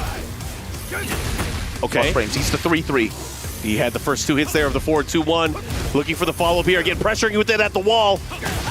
Oh, but a big forward 4. Threading the needle, that's a big boot. Speaking of big boots, that lift kick. And this monk gonna put you on the wall. Throw his shoulders on you. Plus frames. Trying to fight out of it. Got to be very careful. This is an interesting position to be in as well. But the follow-up here from Mogul, just a side wall slid incoming. Excellent defensive duck read here. And again, the combo adjustments with the sidewall. Looking to chip away. Nice, gets the absorption. The follow-up here. Here comes CBM. Has rage as well. Oh, while standing 1-3. The follow-up. Yo, he is making things work. Now in favor of Feng Wei and Mogul. 2-1. You got the STL crowd here, representing all the way from Korea. Shout out to Tekken Crash. Really good adjustment too for CBM in that moment. That using heat burst to be able to deny the plus frames on the knee after. Might be something that you see him use a little bit more in some of these situations to try to take away any momentum that Mogul might force, using a little bit more resources like that. Great walk, and that's the CBM we're looking for. Clean walk around on the 3-3 string, and look at the positioning here. Axe kick for the engagement, smash at the wall, Mogul. Up 2-1 here, but down in this 4th game rather. Jabs. Look, oh, that was an interesting air-to-air sequence. The interaction between these two, hit him out of the sky. Doesn't get the wall here, but a wake-up while standing too. Now going to push towards the deck here. What's going to happen? CBM right now, on one. Plus frames, east to low. The 4-2-1 string. Look at this. 4-4. Look at the corner control here from Mogold. Corner control, CBM though. Runs up, just goes with the axe kick.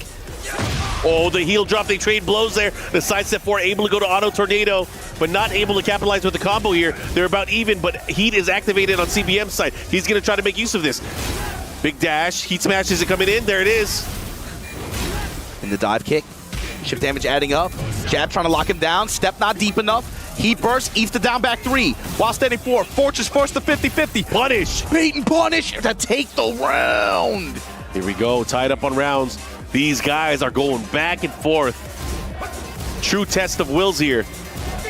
I don't think there's anybody that plays Tekken that doesn't know CBM's name by now, but you got to remember Mogold, man. They were singing this guy's praises for years in the East. And right now, CBM got him locked up after a big while standing punish here. Good reactions there. Again, doesn't give him a lot of room to run away and sidestep there. That was a great placement of the Demon Paw. There you go. Similar approach to last game.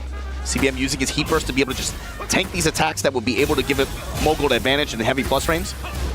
Oh, he had an evasion. He wasn't ready. He probably wasn't sure if he was going to block it. But look at that. CBM able to capitalize now, looking to tie things up. Yeah, with a big interruption there.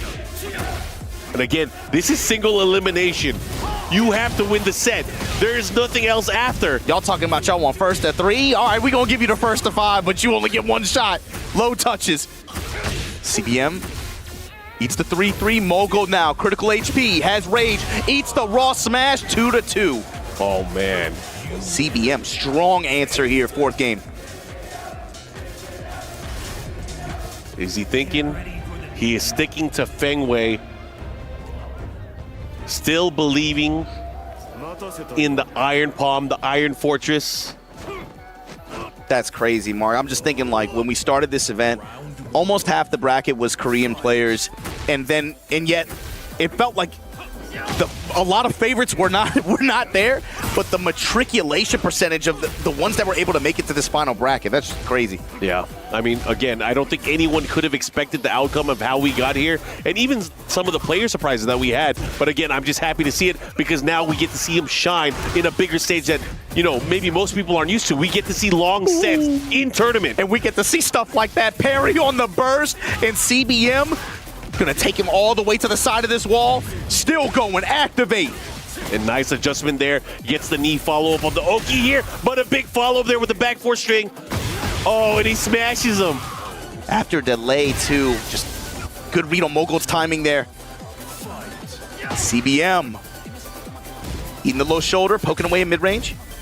Good block, great punish there from CBM. Good patience, because that could lead to a juggle. He was very wary of it. Yeah, it takes his 4-4 and then just dash up block it the first time. Now he's trying to press a little bit more. Dive.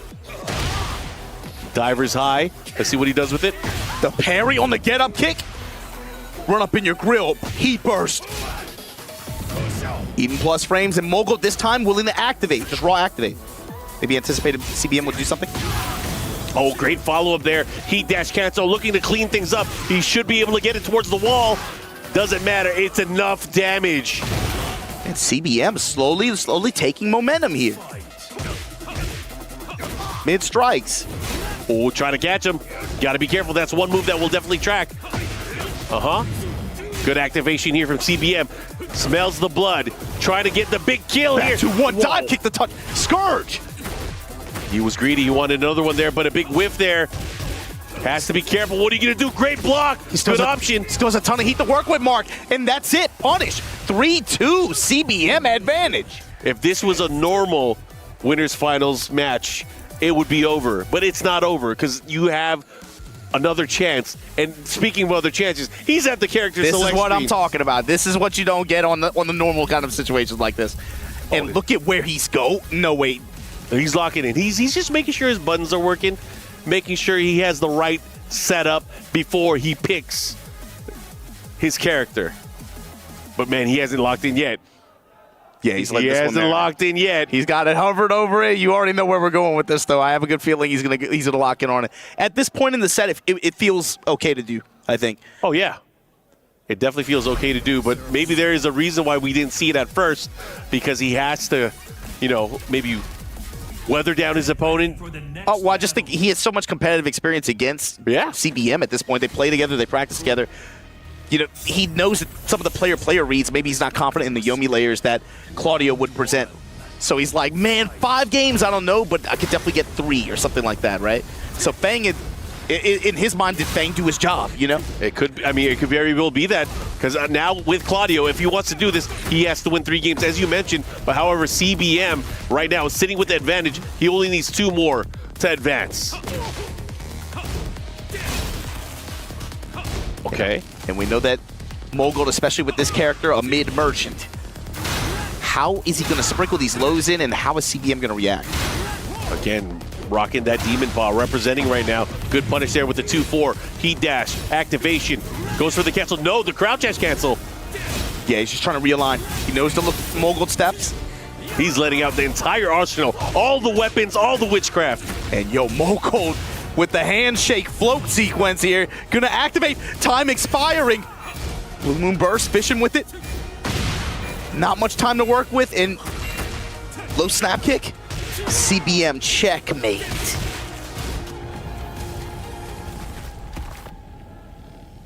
Really slow, grindy kinds of rounds now, it feels like.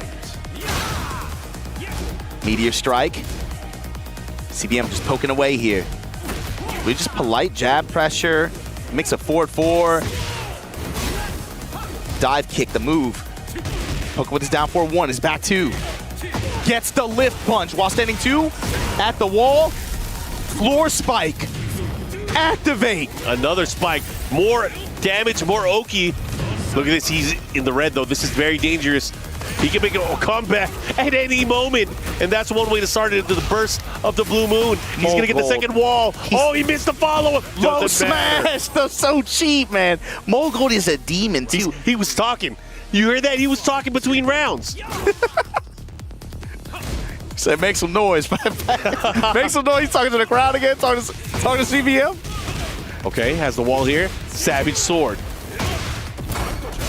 Good. Great Armor, patience there. but yeah, not worth it. And so here, sidestep, hook fist, CBM. Cancel was not sure of the wall positioning there. Medium line destruction, dash behind it, back 2. Meteor strike in return. Mogul trying to step. Here we go. Got the engager. This is big. Got the health back too, Mark. Got a chance. In rage. Lot of rage, lot of heat to work with. That's going to be a start. It's a mix. What's he going to go for? 4-4-3 again. Partial charge. One more time. Guard break. And the Quincy shot to finish him off. Shout out to Tennessee. Shout out to Tennessee and the Bleach players, baby. If you don't know, you already do. 2-1 Circle of Judgment, and the mix that he's been doing with that 2-1 string, whether it be back 3-3 after, whether it be Blue Moon Burst if he has heat, he's been really playing around with CBM's reactions as a result of that string and seeing how he reacts. One standing 4-4, step, not deep enough on the burst. Mogul with the advantage here, pushing on the wall. Oh, he almost got the wall splat though. He has to be careful again. He's shooting. Jab, oh my God, the mid float. Dive kick got him in the back. Mogul able to tie this set up 3-3. And Claudio is doing what he is designed to do in this character switch, taking that game back, tying things up. Now, what are you going to do? CBM. This is essentially a race to 2. Rematch with Jin. He locks in on it. And so my question, what you were saying, Mark, if it's a race to 2 like that, so we expect this. Mogul drops the Claudio in halfway through the set. Immediate results. Able to, again, force some of these, again, Yomi layers, especially when it comes to the running 3 charge, the 4-4-3 charge attack in heat. But over the course of 5 games like that, can you keep guessing right? Is that something that he's not confident in? Is that one reason why he saved kind of Claudio for this situation? We'll see. I mean, this is where the layers come into play, because this is definitely their main characters. This is definitely what they're most used to. So we're about to see some magic. Ooh, and that was almost a nasty adjustment at the wall from CBM. I can't believe that didn't work. Back 3. Spinning axe kick. Contesting with the 2-1s. Gonna run a smash. The expiring heat. Traded CBM's favor. And he got the follow-up there. Look at this big damage. He's in range. One more hit could do it. And a jab sequence. CBM back on top in the set. Set count. The knee. The low strikes. Big sweep attempt. And not even a block. He sidewalked him and just got the rising 2 and gonna get the wall. I mean, that was a huge gamble. Sometimes you got to go to the casino, pull the slot machine, you hope for magic. But unfortunately for him, he got cherries. That might be the only one you see the set. Oh, side set 4. Hey, cherries ain't that bad on the slots. No, they're great. But I mean, he had to deal with the good cherry berry mango. He's going in. The reel's in his favor. Oh, but Mogul fighting back. Mogul's been super good about interrupting a lot of the slower attacks out of stance, too. Feels like Cherry Berry Mango, if he wants to go for the low chop, he's been punished for it every time. Or interrupted. I mean, right now, look at the way that he's just defending. This time able to get the crusher, the second hit, the patience there from CBM. CBM looking for a way to start the offense again, and that's one way to do it. Demon's Paw to engage here. Low touches, mid smash, break the glass like Daryl Dawkins, still pushing. Rondo, and then, doesn't even get the balcony break, not even necessary. But game point. Threatening to go up 4-3 here, CBM. Wow, what a hook fist. Sidestep hook fist, beating him at the pass. In your face. Oh my gosh, and the follow-up there. Savage sword. Scooping swords at the very end. Look at the advantage here. CBM, he wants to get the set advantage. Can he do it? The movement, but then the meteor strike to engage from Mogul. Oh, this is crucial. This is critical. The poke and walk from CBM. Got the one more strike. Oh, the block, the punish. This is huge. He needs to do something with it. Oh, and it wasn't enough. He did not have enough life to survive the back 2-1. And CBM now 1 game away from moving on to our semifinals. CBM very quietly came into this event. He was talking about, you know, I'm just focused on the match in front of me. I just want to make it to day 2. I just want to make it to day 3. He's now on the verge of being able to make it to the semifinal of this thing. If you're one of the top 32 players, there's no way you come into this quietly. This is his second time in top 8. That's what I'm saying, man. People have him on the radar. And unfortunately for these guys, they're playing against the teammates. Pac-Man. That mid-kick strike there got Mogul in trouble, and now we're starting to see the Z-axis activate for CBM in a big way. He's been able to get a lot more whiffs as a result. Oh, what a step there. He's going to get the wall splat. Floor blast. Oh, man. You were just talking about that Z-axis. He made that Z work. What's he going to do? Can he capitalize? This time he's letting the gunshots ring. Oh, Mogul got a power pellet, bro. Oh, it's back to the wall. Eve. It's 11:59 p.m. They're shooting early. He's in the red, though. He has to be careful. Oh, no. There's no way he pressed. There's no way. There's a punish. Gets the throw, and he's going to take that round. Round 2. Fight. Still have several floor blasts on the bottom floor of this Pac-Man stage. Sidewalk again from Mogul. Able to just open up at just the 2-1 there, but presses into a counter hit here for CBM. Inky, Blinky, Clyde, Sue, they all gotta watch. 2-1 step. CBM throwing his hands up, gets launched. Tornado, another. Bleu. Give me them pixels. Activate. Oh, and he's gonna reach. No, just shy. Oh, but a step. Can. Yes, we can. And that's the problem. That's where the problem lies. That micro adjustment there. CBM capitalizing. He's looking to take this round. Can he do it? Oh, look Smash at for this. the pressure. What's he going with it mid? Back to 1, fishing in mid-range. Meteor strikes. Why are there cubes everywhere? Oh, he shot him in the face. Oh, the 132 too late. Oh. Back 3's putting knees on your chest. Mogul. Back 3, back there. You think he's Bruce? What's he gonna do? How is he gonna react here? Mogul with a huge lead here, wanting to tie things up. That's the first time he let the 2-1 the circle judgment string rip. CBM prepared. Sidestep, hop kick. Sky slash Nova, and just like that, Tornado. Mogul pushing. Counterclockwise step from CBM, and finally a good sidewalk. Opportunity for him to get back into this game. That's huge. Gets the follow-up, guaranteed hit. Good block there from Mogul, still having that defensive presence. The low chop has not worked out for him at all out of stance. Ooh. And the spinner Rooney, Booker T, talk to him. Activate. Splash, look at the damage. Damn it, he's farming the hits at the wall. He is a monster rancher. Mogold climbs back into this thing, ties it up 4-4. Long set, and we're going to the last game. Why does this game do this to us? you might as well give us final round. The final game, I mean, we're basically there in a 1st-to-5 scenario like this with the stakes that they have. And look at where we're playing. Oh, man, the gates are open. Phoenix, Ifrit, they are battling it out. There's no brotherly love here.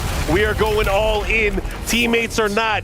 Only one moves on. Who's going to get wall control early on before the stage transition?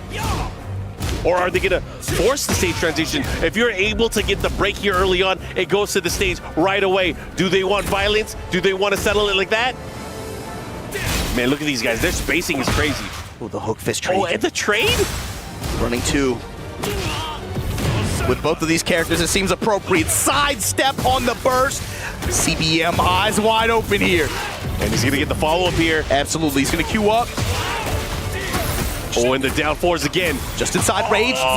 Wake up, low smash. He tried to step. He got him. Oh, and now the blue moon burst. Blue stuff, then red stuff. I like it, and I respect it.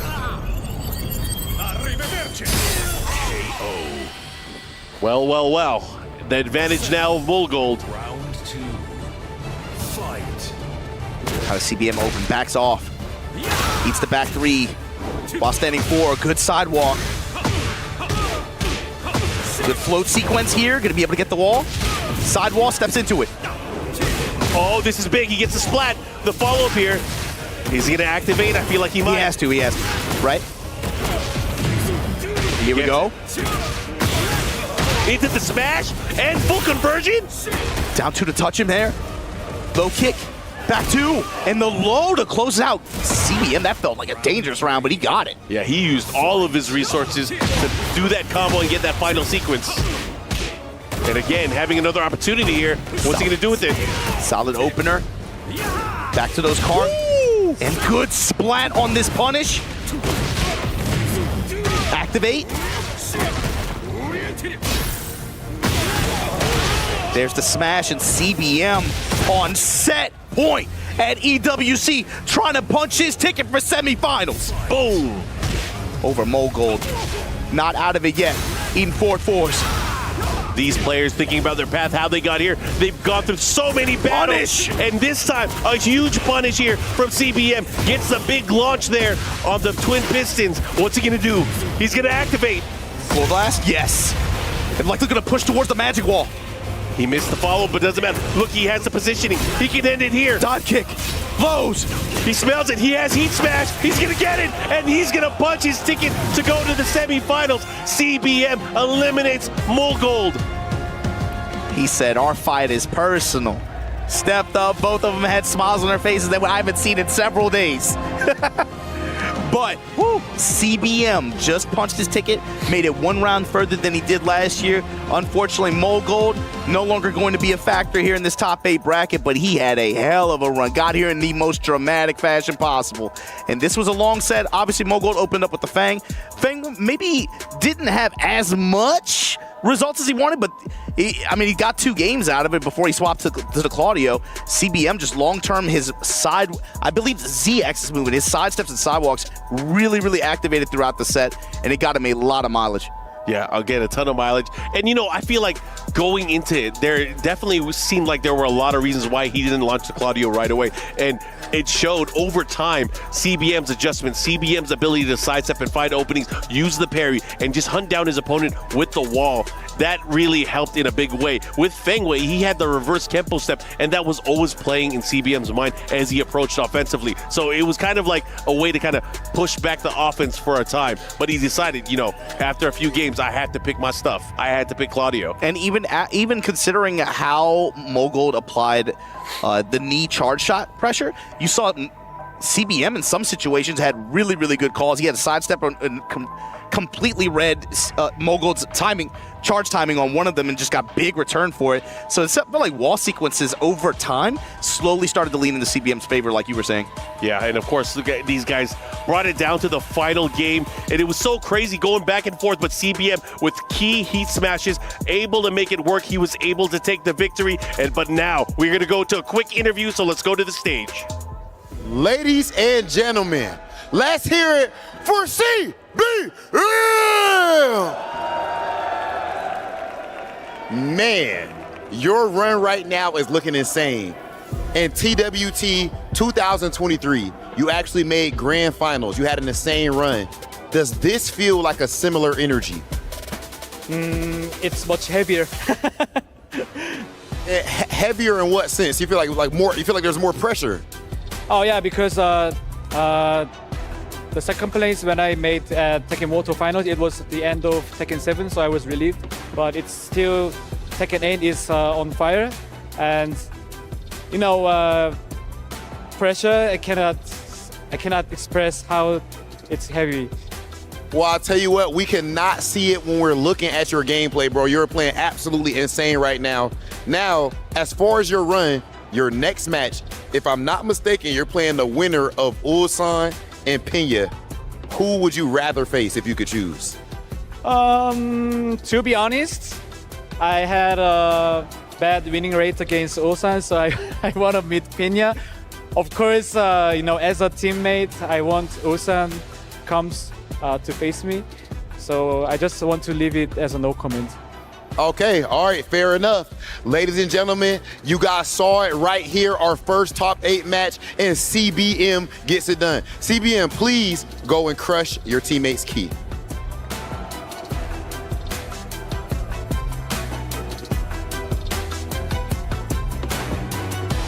All of his training, being able to move forward, and unfortunately, again for Mulgold, it is the end of his tournament, but CBM is moving on. Like he said, he doesn't know who he's going to face, but he'll leave it at no comment. But I'm pretty sure he wants to face Pena, as he mentioned. This is a rough one too, Mark, because now CBM got to take Mulgold, got to take his... This is like when you got to execute the homie. You know what I mean? Like, this is either them or me. It's either them or me. And right now, he can't bear to watch. Yeah, I don't want to crush his key. I don't want to crush his dreams. I don't want to crush his hopes. But you got to do it. Sometimes you got to be the bad guy.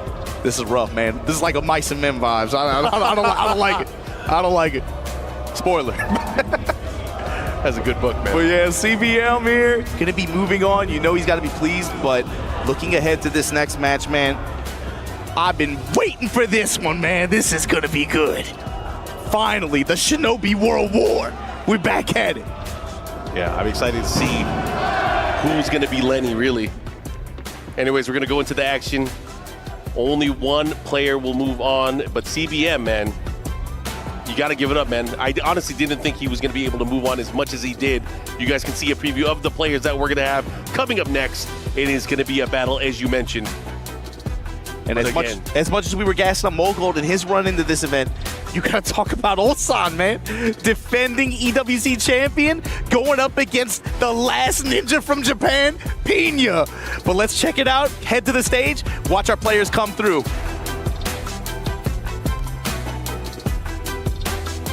And just like that, we had our first match of top 8. There's just something special about single elimination. Do or die. Right now, somebody has to go, and CBM decided it was not going to be him. Especially when you're going against a teammate of yours, really someone you've played so much with and against and cheered on. But it was a great game going all the way to map or to game 9.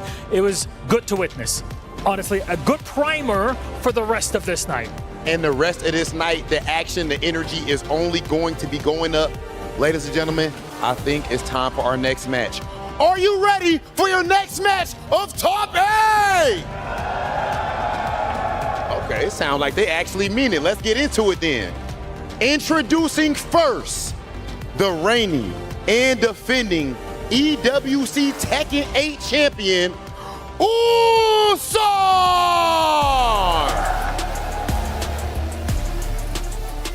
Ulsan, the man himself, also, of course, representing DN Freaks. This is last year's champion.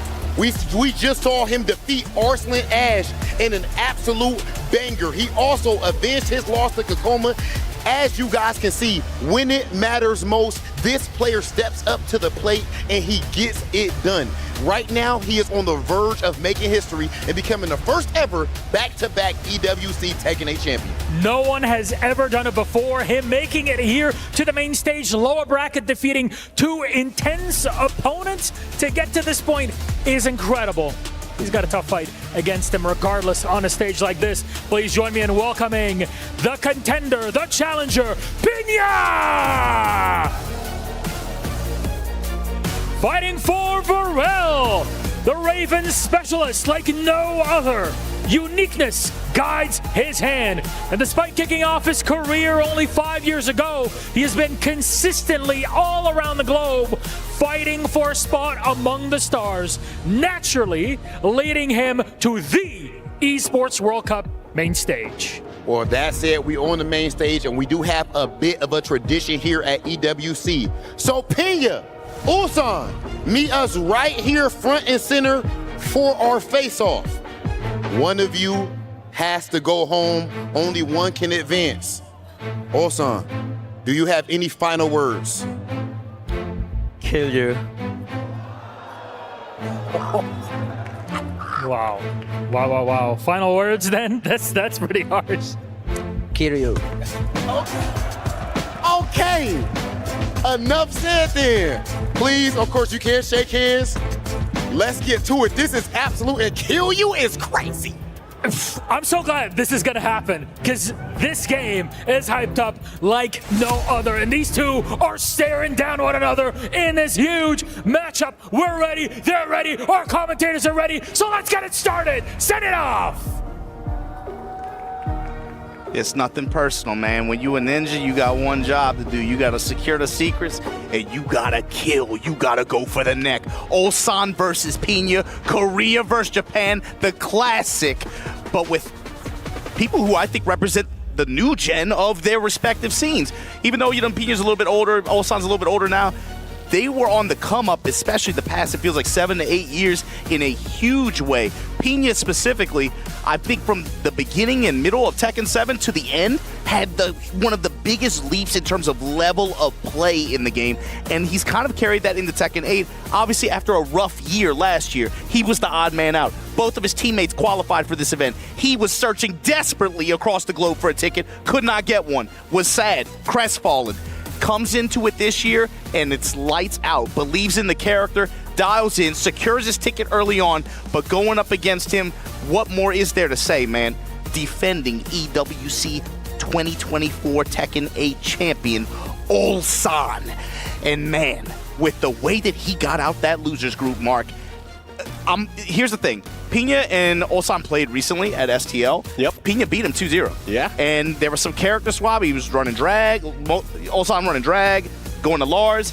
And a couple weeks ago, it felt like Ulsan was not really confident, but I'm thinking after he just sat down and played the way that he just played, maybe he's hot. He's starting to feel himself a little bit more. He's bouncing up and down in the chair. It's so important for both of these players. They feels like they play with their heart a lot, man. How they feel in the moment matters a lot, and it comes through in how they play. So you just mentioned when they played at STL, Pinya was able to win 2-0. However, this is not a 2-0. This is not. This is a long set, and traditionally, Pinya has not been a long set type of guy. Yes, he is, especially when I think about like Topanga sets, where they are used to playing long sets against a lot of the competition in Japan, longer sets in terms of the inner competition in that region.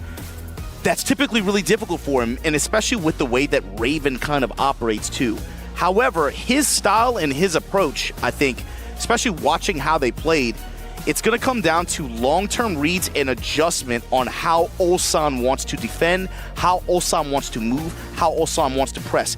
Pinya's going to have to develop reads. So, for example, when they were playing at STL, something that comes up a lot is without Pinya having to take some huge risks, he was able to just find a lot of counter hit mids and apply his crouch dash to great effect and really just interrupt Ulsan's advances when he was able to get health leads. I think a lot of it leads to is the characters that Ulsan uses whether it be Lars or Dragunov, are well-practiced characters for that region of Japan. Sure.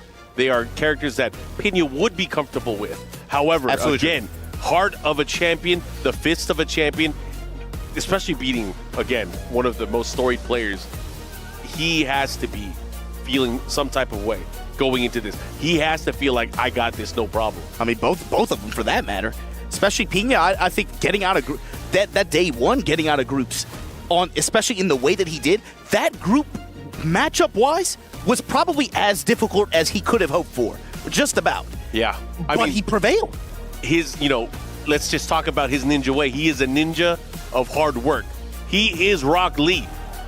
And I love he got injured. He was put on the side for a long time. We didn't see nothing from him. You saying in season one. You saying it in jest too, Mark. He said it in the interview. He's like, by the numbers, I should not have won this. I don't win this. But he played with heart.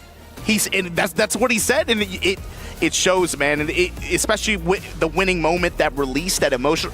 Both of these guys, that's going to be a big deal in this long set. How they feel and how they control or release emotion throughout the set. That's going to be reflected in their gameplay, I promise you.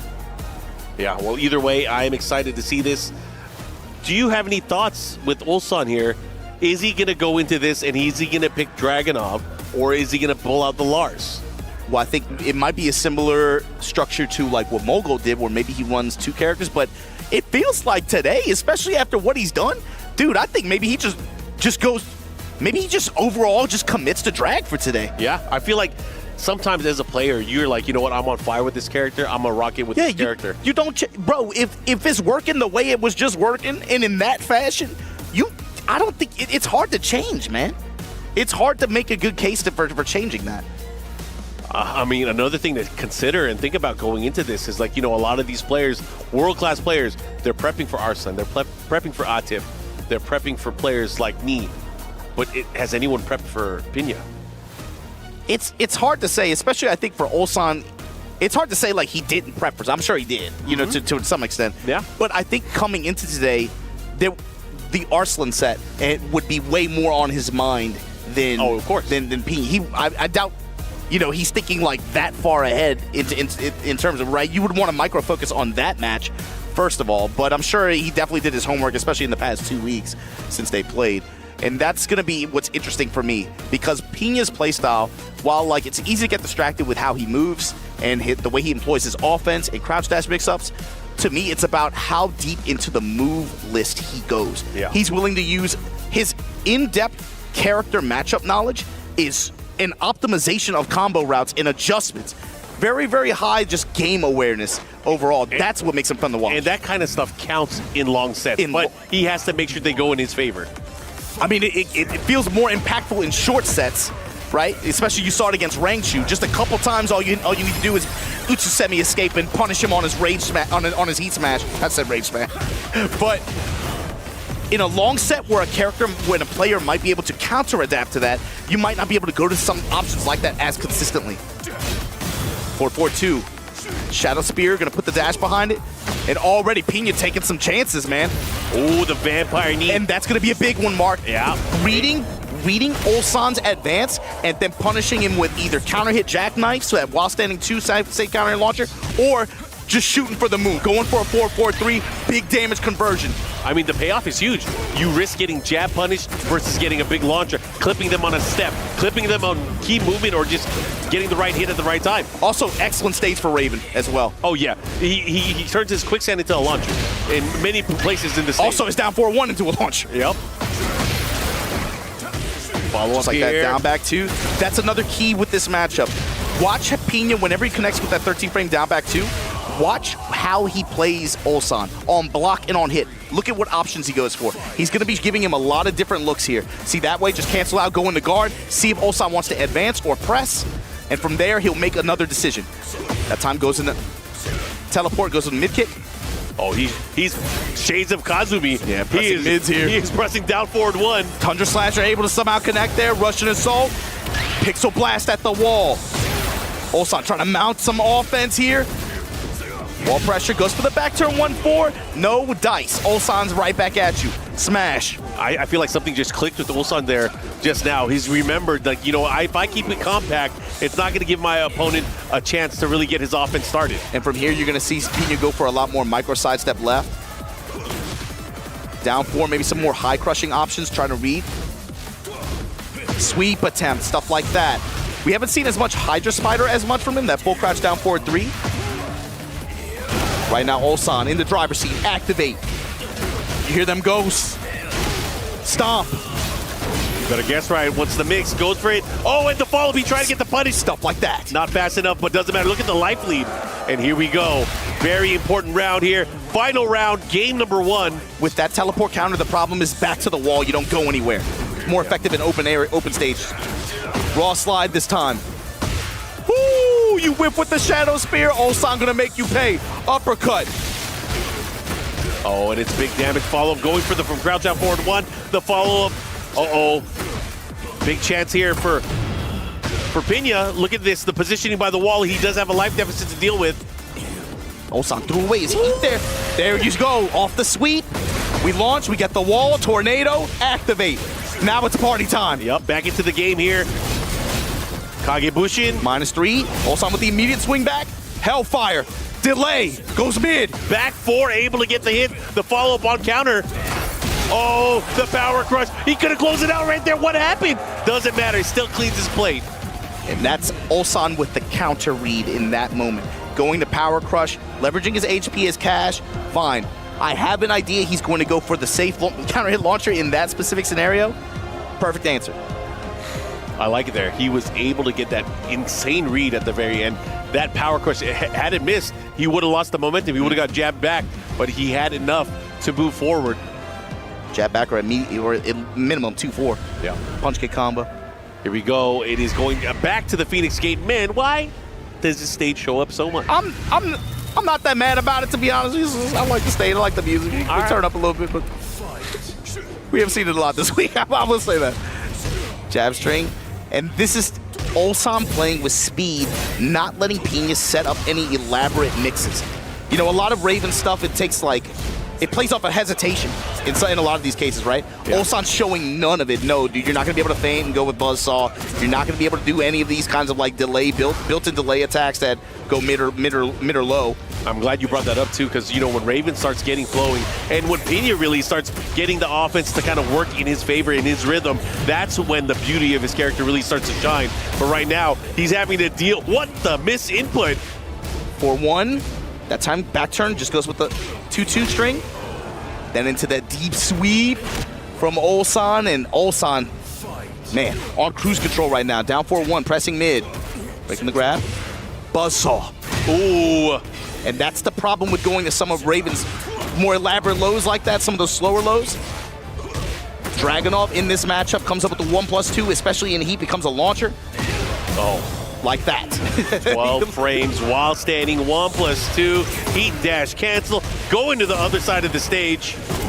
This time going for the low. Ooh, but a big challenge there with the while standing 4. The punish 4-1. This time delay mid, gets a float. Step in and activate at the wall. You wanted to keep him at the wall. That's unfortunate. Crusader with the dash behind it. Delay nothing. Down back 2. Wow, the back turn 1-4. I like it. Able to clip him after Ulsan stepped. And sometimes, you know, we've seen this from a lot of players. Finishing strings sometimes is the unexpected thing, and you'll catch your opponent off guard. But is it worth it knowing that you can get launched and killed for it? Okay. Tartar's able to anti-air there, but unfortunately resets in the slide after the Soul Zone. Ulsan able to come up with a big punish there. And Pina right now locked at the wall. Power crush into safe mid approach. Ulsan not sweating at all. Pina looking at the sky, looking for some kind of answer. Has to change up the momentum a little bit. Not able to get any mix effectively started, and Ulsan's just been shutting him down. Just no. Playing with speed here. Ulsan really starting to open things up here against Pina. The step. Oh, look at the steps. He's just moving.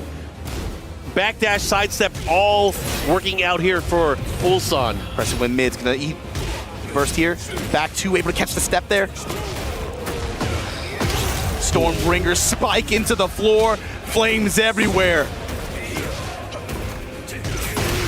And the power of Ulsan right now, no hesitation, eyes wide open. All these illusions, all that genjutsu, not on me, man. Yeah, Ijutsu don't work on me. That's a great crowd shot. That is a great crowd shot. Two different dynamics. Two different teams, two different... Man, two different expressions for sure. All right, going into it, how can Pina be able to keep this tight and crack Ulsan's guard? He's been so tight about defending, so it's like Pina feels desperate to have to try to do more delay mix-ups and stuff like that, but Ulsan senses it, he sees it, and he just interrupts. He's taking advantage of the gaps. I don't know. Tight about defending. Feels delay. Ulsan interrupts. But I feel like the only way Pina can do this is he has to take bigger risks. He's gone for a few. He kind of stepped away from using the quicksands. And again, back on this stage too.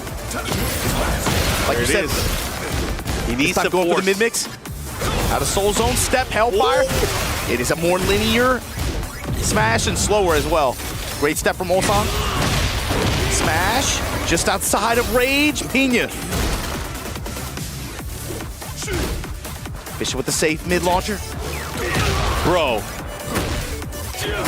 Oh, the black hole! Black hole sun able to shine down as Pina gets the rage art and the kill. And now watch the shadows.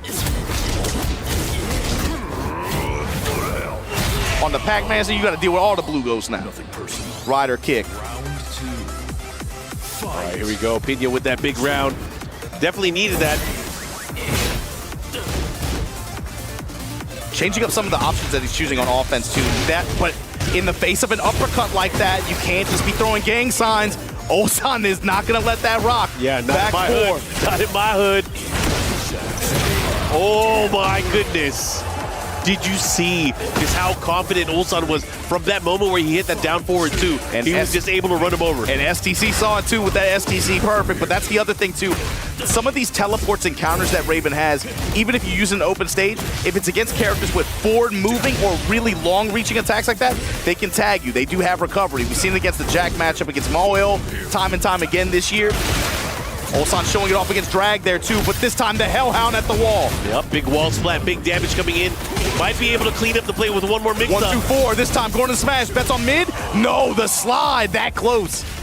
Round 4. I like how we put him in the blender, force him into a kill situation. Oh, he caught him out of the air. It's still able to convert. Oh my goodness, side wall, doesn't matter.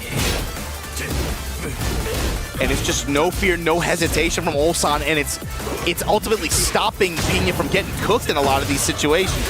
Off the low parry, gonna be able to get the back turn homing pickup. Nice combo here. 51 plus frame there, just takes a while sending forward. Pressing with jab strings, trying to interrupt, trying to give Ulsan any space. All these counter hits, all these mids, step in, activate.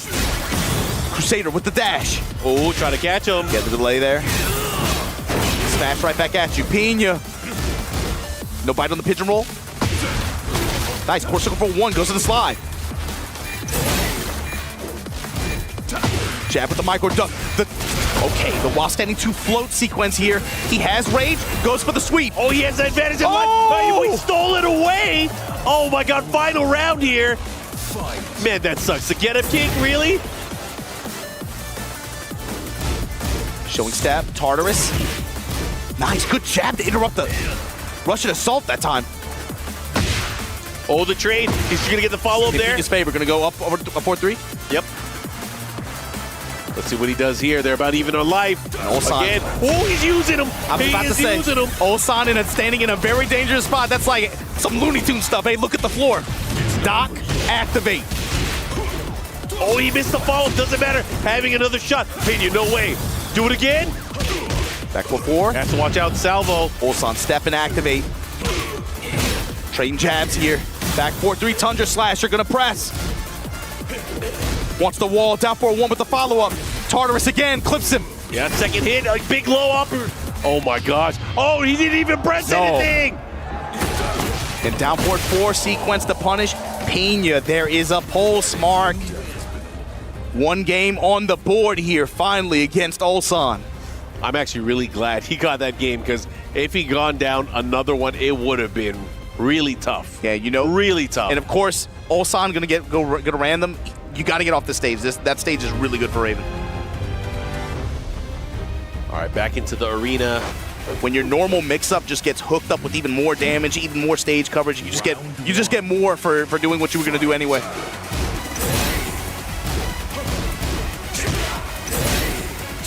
Pressure here. Ulsan already pushing towards the wall. 2-1 in favor of Ulsan. Again, these players fighting for a lot. Winner will move on and fight against CBM. Ulsan has had such good movement. Anytime Pena has tried to force mix-ups that are a little bit dishonest, Ulsan's sideways movement, especially like stepping towards the right, comes in with the shoulders that time. Whoa! Shadow Spear with the dash behind it. Yeah, that's unfortunate there. Missed the combo. Dropped the follow-up here. Goes for the grab. And Ulsan not pressing into these mids either. While standing 2 has not been terribly effective for Pena. And even then, the sweeps have been blocked as well. Ulsan just with good guard, good movement. 2-3, gonna try to set up for a spacing trap. Russian assault, able to pursue. Yeah, that assault has been key early on. Ulsan really utilizing it in a way where he really restricts his opponent from moving. Now this is interesting, Mark. The way Pena opened this round, he's doing a lot more back turn mix, but he's really changed up the options that he's shooting. Oh yeah. Keeping it all about speed. Counter hit while standing 2. This is his chance to be able to try to get some momentum here. Create some mix-up opportunity. Activate at the wall. Wants the wall, plus frame. While standing 4, goes with the mid-mix. Plus frame again. Instant smash. Delay, mid, plus frame. Keeping it really tight. Wants to lock him down. That fast jab out of back turn, but the Tundra Slasher right back at him. Right into the heat smash. Oh, the big low, the follow-up, they trade. Oh my God, he caught him out of the sky. What an adjustment there from Ulsan, and he's gonna range yard. Wow, wow, wow. And that is why Ulsan is one of the best. The awareness in that moment to know he's looking for one of the counter options. Fine, he wants to go to back 2 and get that parry in the dive. Instant jab float, the down 4-1 from max range. Foosies. All right, here we go. Ulsan with that amazing sequence in the previous round on a crazy tear of momentum right now. Big low parry. Pena, can you put something together? What's your program guide say? He's got to be able to build momentum from here. The close range slide, harder to react to at that range. Gets the tornado, gonna activate here. Goes to the running 3. Oh, tries to delay and have him wake up into the back turn 4. Crusader, push.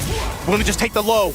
That was, man, he spent all that heat just to get that down 3.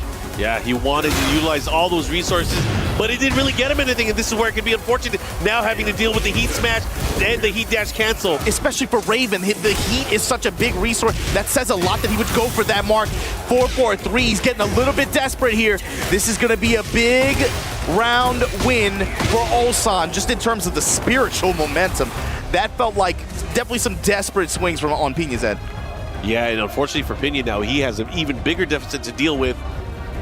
Ulsan taking another game, and I feel like as the gap gets bigger, as the stages go more against his favor, it's going to get really, really tough here for Pena.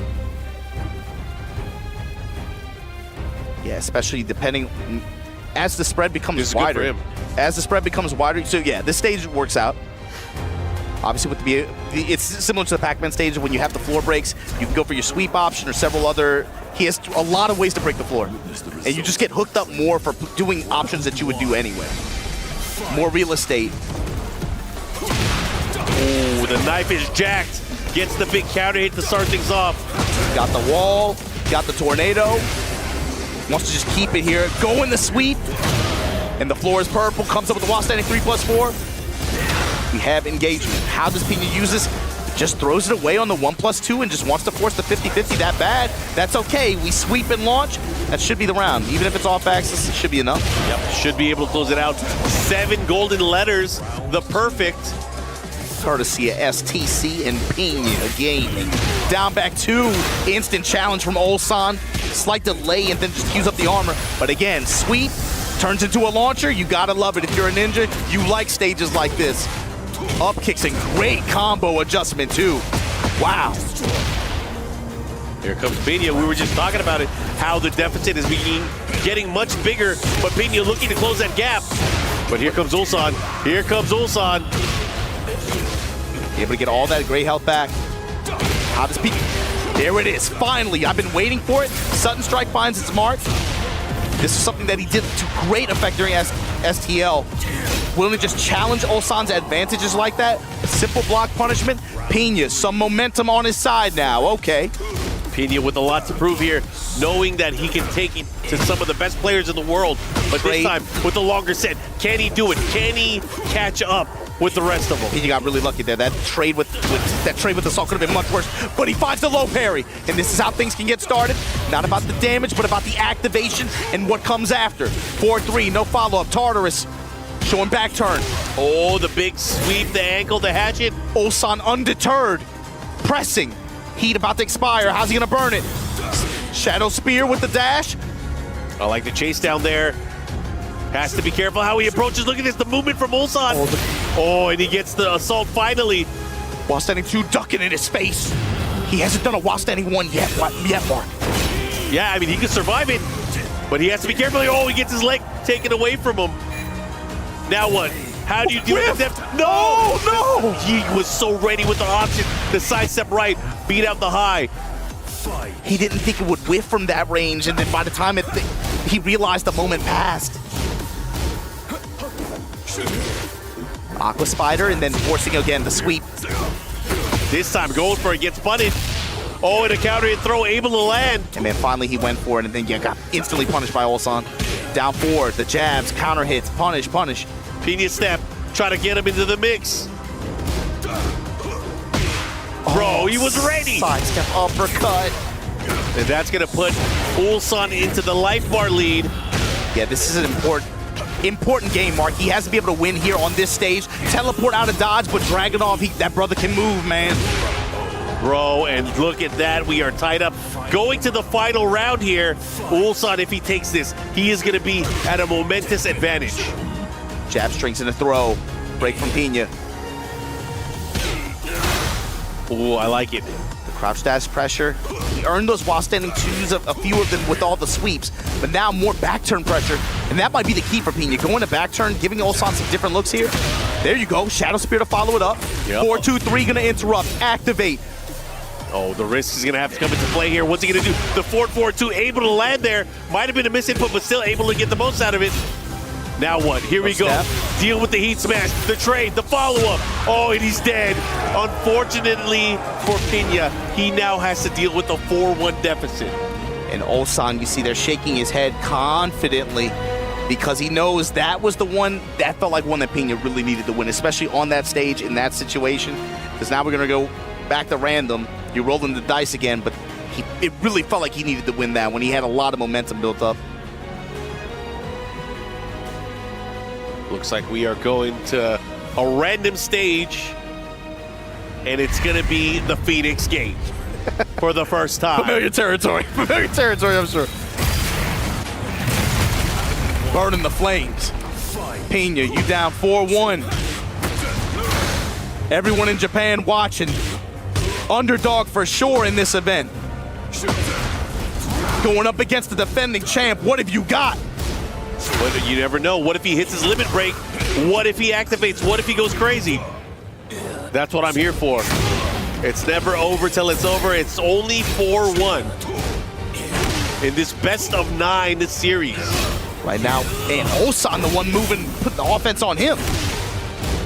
Big sweeps, activate. Back 4-4, and then just gonna step in low. Polite back turn pressure there. Step in the interrupt. That's one of the slower heat smashes. You can't really bang on in close range like that. Yeah, that's unfortunate, but great presence of mind there from Ulsan. Able to seal that round away, interrupting that heat smash. Orange clones, I don't want them. While standing 1-3. That ignition switch, good interrupt from Pena. Oh, but an amazing block from Ulsan. Yeah, now lows him. Wow, fishing with 4-4-3 like that. That was a light punish too. Yeah, I feel like with that fish, maybe it'll open up those. Oh my God, never mind. I was gonna say maybe it was gonna open up an opportunity for some ground cast mix-ups, but unfortunately, Ulsan was ready, and just like that, we have set point in favor of our defending EWC champion. Yo, Ulsan with the ultimate sandbag. Walked into this event, I am not confident. Right now, looking to lock his ticket for this semifinals matchup, but he's got to put the shadow. He's got to put the ninja down, man. Right now, Pina advancing with jabs, touching him low. Down back, 2 power crush. The read is good. Yep. Shadow spear to follow up. Big follow-up. Has a slight life lead here, but now Ulsan starting to open him up with the Russian assault. And the steps have been good, too. You got to be able to take advantage of the openings. Putting that jab out there. Core circle 4-1 sliding on him. Again with that wall standing 2, trying to create something. Jab string, follow up here again, one more time. Really trying to get him swinging. Activate. He's stepping left in close range. Fishing mid, goes for the sweep, it's good. Burst canceled, that close. 4-1, stepping low. He dashed out the back turn 4. Oh, the delay, the third. Jab, counter hit throw, broken. Deep press, he's gonna get the big hit. It's not gonna kill, but it's gonna do a ton of damage here. And he's gonna have the life lead, I think. I think Ulsan is gonna have the life lead here. Look at time, Mark. 8 seconds, 7 seconds. Oh, down back 2. Pina fighting for it, trying to stay alive. What can you do? Sweep! Oh my God. The spacing from Ulsan secures himself a semifinal spot where he's gonna go up against his teammate, CBM, waiting in the wings. Man, Pina. Gotta give it up for Pina though. One of the 2 players from Japan here in our top 8. Unfortunately for Pina, he is not able to move forward with his ninja way, but again, he fought very valiantly throughout the entire week. No, definitely one of the most dramatic performances in this event so far. His performance in the group stages was incredible. Ulsan, of course, though, like we said, also had a hell of a run to be able to get acclimated, to get feeling good, man, riding that wave of momentum that he had from the qualifying position, and then it's like he just took that into this set, just firing on all cylinders, not really giving Pina any space or time to really emphasize some of these like delays or layered mix-ups. He was ready with call-outs on most opportunities, it felt like, consistently over the course of this set. Anytime, and it got frustrating for Pina. He started to take wilder swings, and then it kind of snowballs onto itself, you know? Yeah, I mean, just looking at this, I think over time, Pina was really trying to struggle his way to get his offense and his flow started. He was always having to deal with the counter poke play of Ulsan, whether it was the down forward ones, the jabs, or just him utilizing the Russian assault. And then you always have to put in your mind that Ulsan knows how to move. He can move like the best of them, creating opportunities for the rest of his offense to take the turns back and just put Pina away. It was crazy. And even some of the deeper character matchup knowledge that Pina has, being able to use escapes, different options to escape some of this pressure. Ulsan was a step ahead, able to pursue and punish him a lot of those times. Whereas against Rangshu, right, to qualify, that didn't happen as much in short set like that. But let's take a look, listen to what Rob and Milos have to say with the players on the stage. We'll catch you guys in a little bit.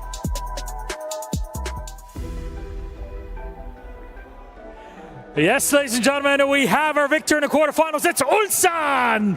What an incredible matchup that we just witnessed all the way to the end. But I have to ask you, you've gone through the lower bracket run into quarters and now into semis.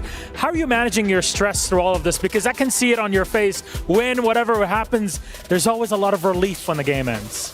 일단 울산 선수 승리 축하드리고요. 첫 번째 질문은 정말 패자조에 거쳐서 이렇게 또 8강을 거쳐서 4강까지 오게 되셨는데 정말 어떻게 보면 정말 긴 또 여정을 지금 펼치고 있잖아요. 그래서 그럴 때마다 항상 굉장히 좀 스트레스 받아 하시는 모습을 보이셨는데 그걸 좀 어떻게 관리를 하셨는지 궁금합니다. 일단은 루저스 예선에서부터 데이 1에서부터 운이 너무 좋았어가지고 사실 그거는 정말 이제 운이 도와줘야 되는데 도와줘서 여기까지 온 것 같고 또 그만큼 그 운이 따랐기 때문에 지금 8강까지 와서 그 운을 놓치고 싶지 않아서 저는 준비되어 있는 것 같습니다. 네. Well, from day one, I think I was pretty lucky from lower, even though I was in the losers bracket. So that being said, I don't want to lose this luck again. I mean, you're holding it, and so far, Dragunov has been your big pick to kind of keep that luck going. Do you have anything hidden in the back for us to show later on, or are you just locking in the Dragunov? 일단 지금까지 주무기인 드라곤오프로 정말 좋은 활약을 보여주시고 계신데 혹시 드라곤오프 말고 혹시 다른 또 비장의 무기를 준비하고 계신지 궁금합니다. 했었는데 이런 큰 무대에서의 쓸 정도의 제가 숙련도가 없다고 생각하기 때문에 이번 대회에서도 드라곤오프로 작년이 운이 아니었다라는 거를 너프가 됐는데도 운이 아니었다라는 걸 증명하고 싶어서 드라곤오프로 쭉 갈 것 같습니다. Well, I have prepared one, but I don't think I'm good enough for it. So yeah, I'm gonna stick to Dragunov. And since it's being nerfed now, I will prove that it wasn't luck that I got the championship last year. A very good way of putting it. And lastly, you play CBM next in the semifinals. Are you ready for a team kill? Yeah, he's my teammate, but I don't care. Like this tournament, like Tekken 8 is individual tournament. I don't care. Just who can beat me, EWC? There it is. That is the confidence of our EWC 2024 champion. Now on to the semifinals. One more time for Ulsan. You may go crush your opponent's key and get on with our day. Who can beat me at EWC? Ulsan is feeling himself. He said it. He wants to prove, even with this adjusted Dragunov, that he is the player to beat. It was not a fluke last year. I'm going to do it again. Bro, the 180 from 4 days ago. You cannot believe anything this guy says. Bro, his face was like in his hands, in his lap the whole time. But now he feels the momentum. He probably remembered how it feels to be that champion. You said it, his face in his hands. It was like that up until the first moment of the first game, and then it's like once he started making once he started to get some momentum, all of a sudden everything changes. It's back. It was like shades of last year. It's like he's sitting in grand finals already. Who does he think he is? I am. Look at this. He's throwing thumbs up after executing Peña's key. Look at this, man. Anyways, I'm excited. Let's go ahead and throw it back to the stage. Yo, how insane was that last match? Incredible. And then come on. That was absolutely ridiculous. And then the interview had just as much energy after. He let it be known.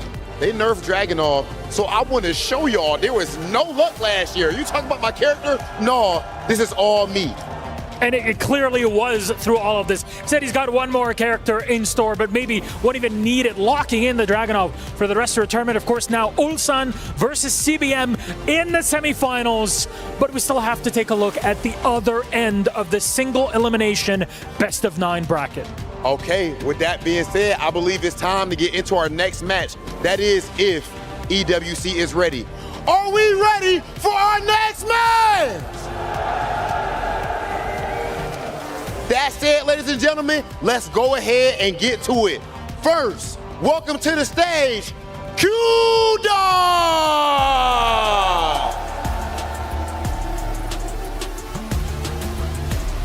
Representing Zero Tenacity, this man is easily the story of the tournament so far. You can address him as Legend, you can address him as OG, or simply as Kudans, but make sure you are addressing him with respect. This is a career that spans 20 plus years, an EVO champion all the way back in 2005, and even now he is in top 8 of EWC. Ladies and gentlemen, he is trying to add another notch to his historic belt. Legend. If anything, this is a heavyweight matchup in every sense of the word. So let's welcome his opponent to the stage, representing the Bees of Team Vitality, it's Jeonding! The Eddie Monster has proven himself to be a scary contender with an incredible recovery in a Phase 2 reset versus Legends Knee and Rangshu and even Arslan Ash. This Legend killer is out for blood. Team Vitality, of course, sending him all that Spirit Bomb energy for maximum club championship points. A lot of pressure on this man. This energy is insane. Do you hear the Vitality chants right now? You could not make it up. Ladies and gentlemen, it's about that time. Kudans, right here. Jeonding, right here. You know our tradition here, ladies and gentlemen. One of these guys has to go. Is it going to be the legend, Kudans, or will it be the legend killer himself, Jeonding? Kudans, first and foremost, get a little bit closer. Yeah. Do you have any last words for your opponent? Okay. Pretty nice. Good game. Okay. Anything back? Win. Your team need a point. I really want to win. Team Vitality needs every single point, and Jeonding is out for blood to get it going. So please, gentlemen, shake hands. Go ahead, place your keys, take your seats, because our game is about to begin. Our players are set. We are absolutely ready. Rion, are you ready? That's all you need to know. On to our commentators for our third quarterfinal. Big brolic Jeonding let him know. He's trying to play to the crowd. He's like, hey, man, my team needs some points. I'm trying to get this win over Kudans in a 1-5 showdown here. But, Mark, can we talk about the way this dude came up this week? Not even this week, the past 2 weeks, past 3 weeks. Had a big win in Korea. Kudans showing I've been around. I never left. He definitely has not left. He is the Mishima legend. That being said, I'm excited to see how this is going to play out because we got Kudans going up against Jeonding. Last time these guys played, Kudans ended up taking it. But again, that was last time, not this time. And especially with the way Jeonding he's played even today. You know, gotten over, I would say a lot of people looked at that group lineup and would have said, you know, not necessarily in his favor, but he played his heart out, and look at where he finds himself in this top 8 bracket here, locked in for a long set against Kudans, who, like you said, kind of beat him pretty badly a couple weeks ago, 3-0 in winner's side of STL finals. But here we go, we're going to get this Heihachi versus Eddie matchup. You guys know what to expect. For, I think, Jeonding, what I'm looking for is how is he going to be able to try to get in range and get that mix? And especially with the movement and the offensive presence that Kudans has had so far this week. Yeah, I think key here is how is he going to get his momentum? Because Kudans has so many ways to kind of disrupt that. The key here is he's using a 13-frame mid-check move with that down forward one in conjunction with the jabs, but also his pinpoint accuracy with his movement going forward and sideways. That is the scary part. And it's also the timing in which he does those things too. That in conjunction with the movement, like you said, the way he does these built-in delays and hesitations to be able to realign with you if you want to try to step or if you want to try to press late. He just has an awesome sense of timing of being able to harass you with down 4-1 and alternate timings with the follow-ups that he can do with that, but then also with how he moves with wave dash, employing electrics, and being able to just pull the trigger on the options that he can do out of that. Even sweep, it just seems like he's been firing on all cylinders since he got here, man. And these guys are no stranger to each other. Of course, they played against many iterations of themselves, even being on the same team in the past. So these guys are going to have to perform at the highest level. Arguably, they are playing two very completely different characters. This Eddie is not the same as Tekken 7 Eddie. This Heihachi is not Devil Jin. Yeah, absolutely not, especially with the way heat mechanics work. And that's something else that's really shown with how Kudans has been playing recently.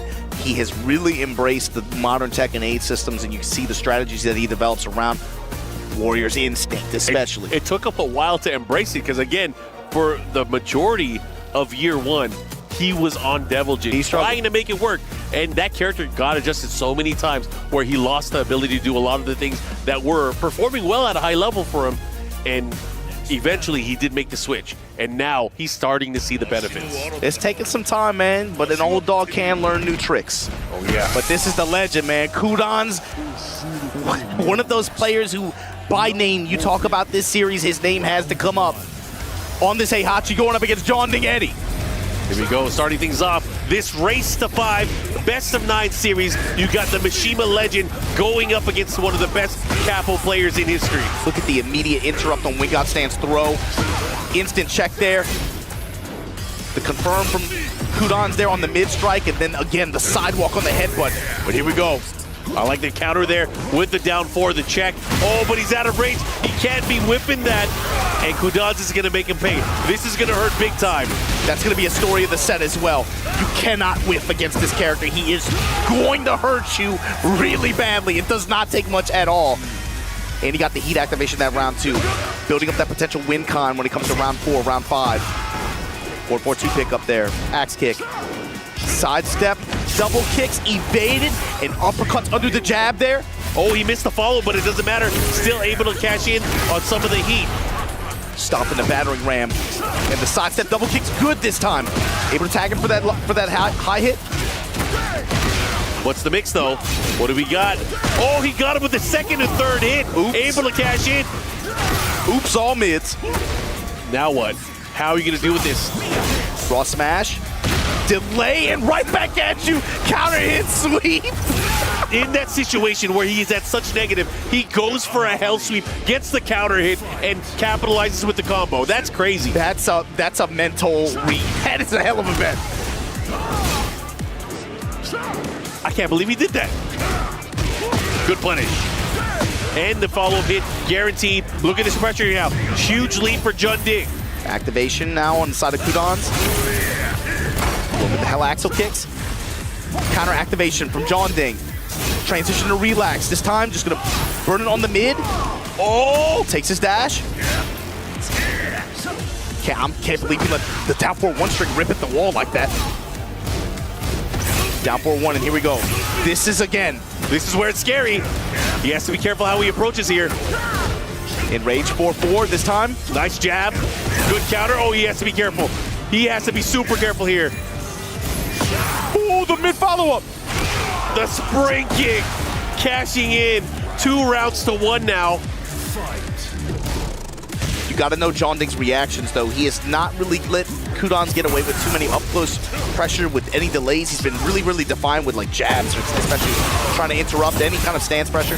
Arguably the scariest install of the game with Warrior's Instinct because it leads to situations like this. A safe hell sweep, an enhanced version of almost a lot of his key core moves. Boss character status. Rage Art through it. Yeah, not a bad option to go for there. Yeah, not only is he going to heal some of his life bar, he's going to get the momentum to kind of push Kudans away. He still has heat as well. Do you think he's going to pop here? Yeah, he is. Absolutely cancel too. Relax, low swipe, tried to stab, not deep enough. He has to make it work. He was in the air. He went for the up 4-3 there. Trying to crush the low. Into the mix, the low, the follow-up. What are you going to do? The down 4-1 checking Kudans, taking game number 1 over Jeonding here. He did not look like he was afraid of the matchup at all. No. He felt super comfy. I mean, I think the tell too was that early round. Jeonding goes heat smash. It's his turn, his mix. What does he do? Hell sweep. Hell sweep. Crazy. Like layer 2, layer 3 Yomi just had faith that he would just do that delay. And the crazy thing is, like, you know, he's going to try to interrupt those situations next time, and he's going to be ready for a sidestep cross fist. You know it's going to happen. It is a tale as old as time. Anyways, we're going to go into this right now. Kudans leading 1-0 here. This is a race to 5. Nice quarter circle forward 4, able to land there. Gets him the Majinga charge. Yeah, the 4-4-2 whip punish here from Jeonding. Tornado at the wall. Good chunk of damage here out of that sequence. Activate. On the side of Kudans now, pushing towards the wall. Oh, this is going to hurt. He gets the wall splat. The follow-up here. He's going to go the other side. Should get the wall. Oh, just shy of it. Smash, though. Goes in the rising upper, down 4-1 with the follow-up. Good block. While standing 4. Mid pressure here from Jeonding. Oh, again with the quarter circle forward 4. No fear. Uppercut, sidestep low. Axe kick pressure, 1-1-2! He finished it, and he's going to close it out, taking and stealing away that round. No country for old men. Too bad I want the world. I want the world. Bro, he just threw out the launcher. Man, what is he doing? That's a new move. Oh, he missed the follow-up with the Omen. Block punish on the wall standing 4-4 there. Activate. Kudans stepping left. Has to watch out again. Nice sidestep 3+4. Here comes Jeonding. Quarter circle forward 3 gets the tornado. Oh, he's gonna reach the wall too. Yeah, absolutely. The spike, the follow-up, guaranteed hit. Let's see what he does. What's the mix? Relax mid, just wants to dash. Pressure goes low this time. Break the glass. Yeah, that was key. Gonna make able to close the it out. balcony too. Good stuff. And that's the thing is using the relax 3-3 option. That's something that is so effective, but again, it can get you killed if the opponent gets it right. Nice jab check. Ooh, we're crushing him. Jab pressure, and again, transition in the handstand, goes for the throw there to break the balcony. He should be able to get the wall here. Absolutely, yeah, especially post-activation. That was all pre-tornado, too. Into the mix, 4-4-3, there it is. Low once again, this time mid. Mid with the jab pressure after, and that's another STC. Perfect for Jeonding. Trying to even this thing up. He sidestepped the back 4. Got the confirm out of mid relax. On the back shot. Kudans. Low mix at the wall. Jeonding got the stock. This time, mid mix with the dash behind it at the wall. Damage piling up, and this time Jeonding right back at you. Able to find his mix. One game apiece here. Both of these players having to go back to the drawing board, kind of reevaluate, cool things down. We're going to the scene. And Jeonding is the only guy who can have a home field advantage in this tournament like that. That's crazy. Big Brolic, right? Let's see what he got. Can he continue with this momentum? That was a nice game. Round 1. Fight. Two great players going at it. Gonna open up with back 1-4. Yep. Jeonding with a punish. Push it with plus frames there. And after, Kudans fishing mid, but just gonna disengage. Goes back in with the down 4-1 series. Back 1, mixing with the low now. Goes to the grab. Second hit. No, out of range for the punish. I like that. Handstand just to get towards the middle of the stage there. Caught him. He went for the evasive punch. Gets the follow-up. Back 2 this time. Clear wrap around from Kudans. And the repositioning. What a combo adjustment. Battering Dude, ram. That was crazy. Oh, and a big step, but it was too much of a step. Doesn't matter. Cleans it up, and Kudans taking round number 1. Even so, the consistency in that round alone, that's gotta be, man, that's gotta be scary if you're Jeonding. You gotta keep things a little bit tighter. These staggered backdash motions are so scary because you know Kudans can do things much faster, much more rhythmically, but he's doing it in a way where you can't read what he's gonna do afterwards. Down for 1 with punish, with the sparks. Plus frames there, uppercuts. Trying to put this lightning on him, sidestep right. Still low. Nice back 1, check. Oh, mid, comes with a 4-4, wind got stance. Oh man, Jeonding swinging back. Yes, be careful here. Mid strikes, activate this time to shut down the mix. Step right, not deep enough. Crouch stab to steal the turn back.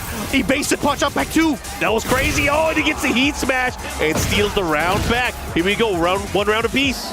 All tied up. Just chunks of chip damage, just blocking a down 4-1 like that. Axe kick down, advancing jabs, sidestep double kick. Plus frames, where's he going? Mid. This time punish. Wall. Oh, that was a big one, but the side wall, good adjustment. He's gonna push, he's gonna get the follow-up here. He's gonna get the wall. Oh, he doesn't get the hit, that's unfortunate, but he has positioning. This is good. Evasive punch again. The call-outs on these heat burst activations, Jeonding. Oh, and he's gonna get the throw. Oh, he's gonna follow up here. He's gonna close it out. This character with the wall, he can go down. You want to go bar for bar, fine. Activate, still able to get the damage in the return here. Jab to interrupt the stance pressure. Kudans now gonna activate. Raw instinct, power crush from Jeonding. That's guaranteed follow-up. Oh, and here he comes, he was floating. Anti-air activation. Oh man, Kudans now cooking at the wall. Oh, this is scary. Look at Jeonding's health bar. Half of it's gray. It's so gray. Half of it's gray. He needs to start getting hits here. Oh, great low jab. No heat to help him either. Yeah, just gotta be able to build up pressure here. Again with the quarter scope forward, using that to catch the motion. Uh-oh, look at the wall. Spring kick. No, this is gonna hurt. Still gets the hits, the follow-up. Oh, great stuff, he's gonna close it out. He should be able to get the round. And the game, Mark! Jeonding up 2 games to 1 over Kudans. And that was Walker.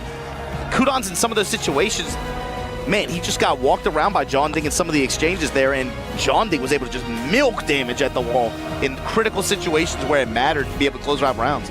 Yeah, able to close it out there. Be it with handstand throw or just even just being able to get incidental hits like that and just be able to milk damage. And Jeonding always has been Mr. Clutch when it comes to big events. Showing again, this is no different. Good punish. Into the mix-up, goes for the low.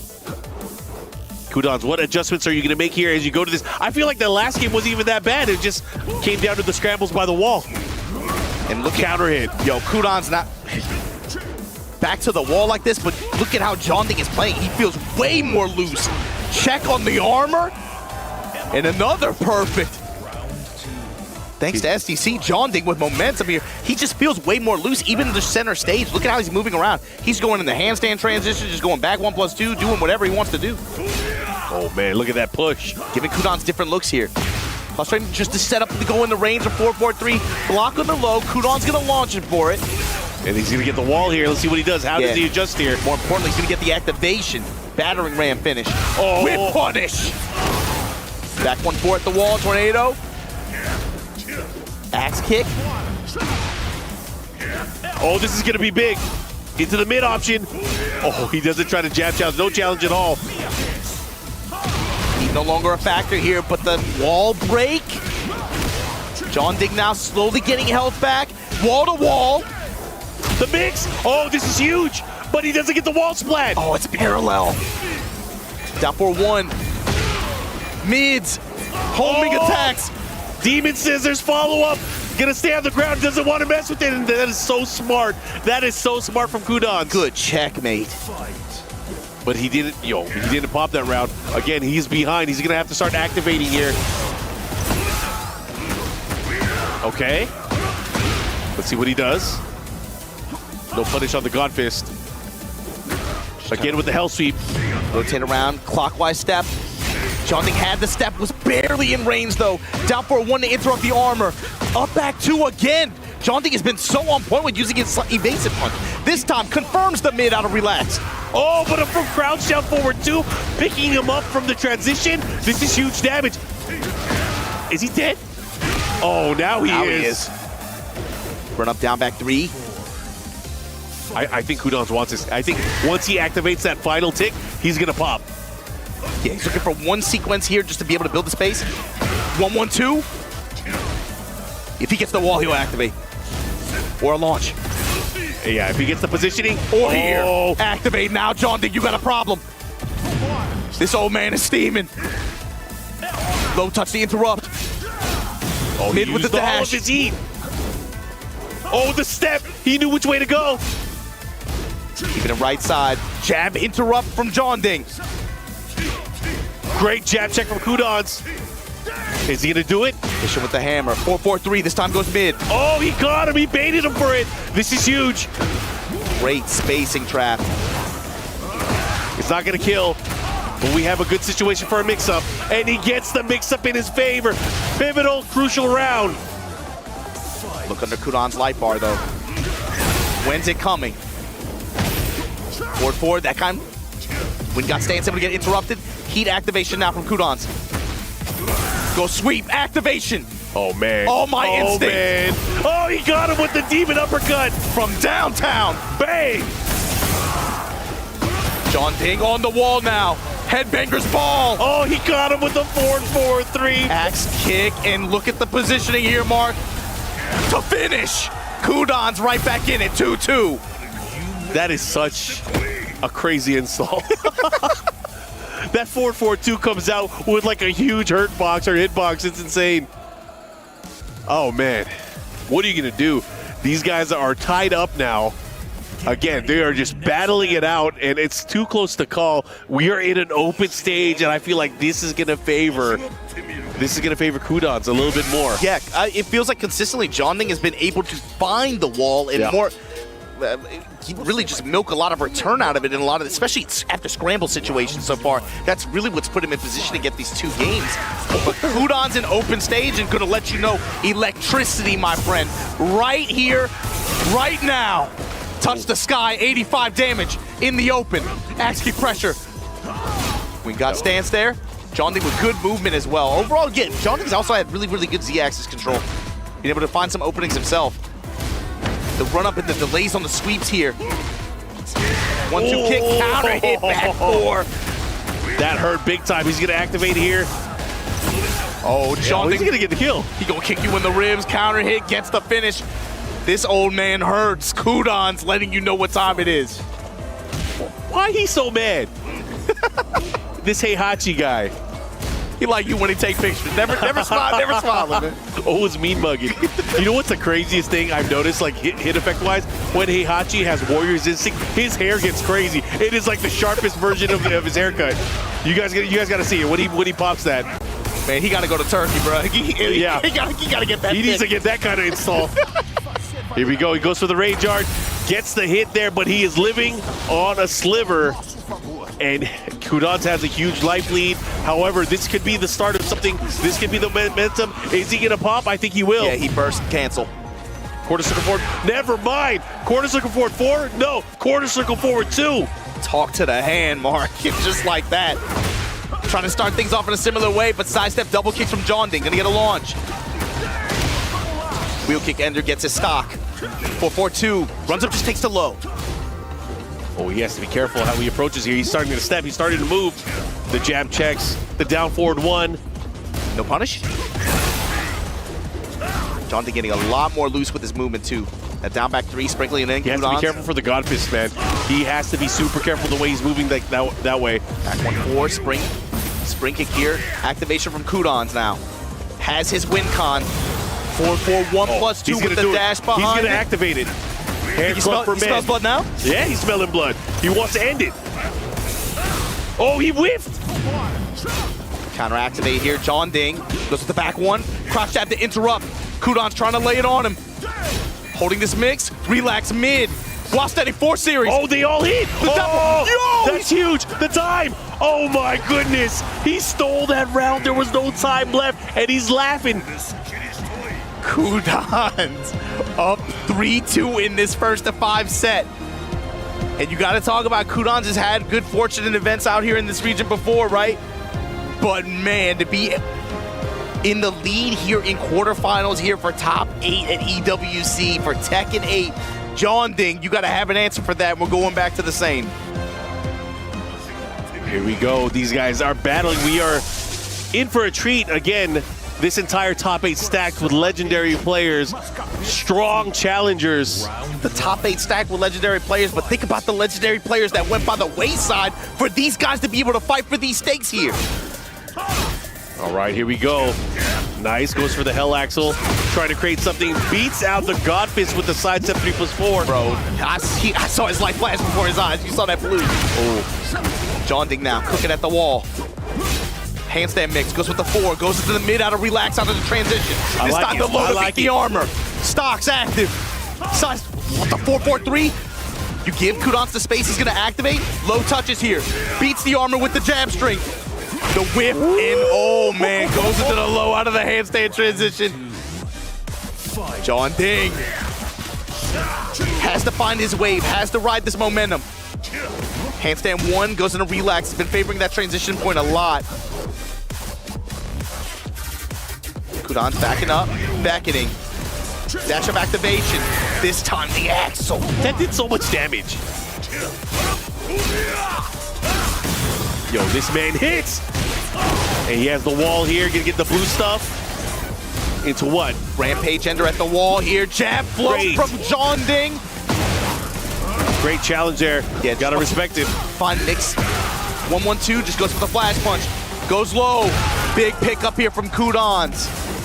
That's pretty cheap. Sidestep double kicks to open this round. And Jeonding, he's just looking for that win con. I just need the wall. I need my activation in the wall.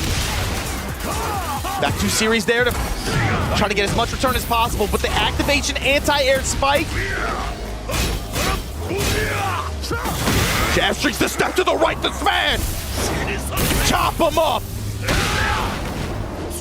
Ooh, into the Godfist. The wall jump attacks. Jeonding able to side switch, gets intercepted. Can he do it? Oh, look at there, gets the punish. Goes for the mid option. Down 4-1, the flash. Crouch jab.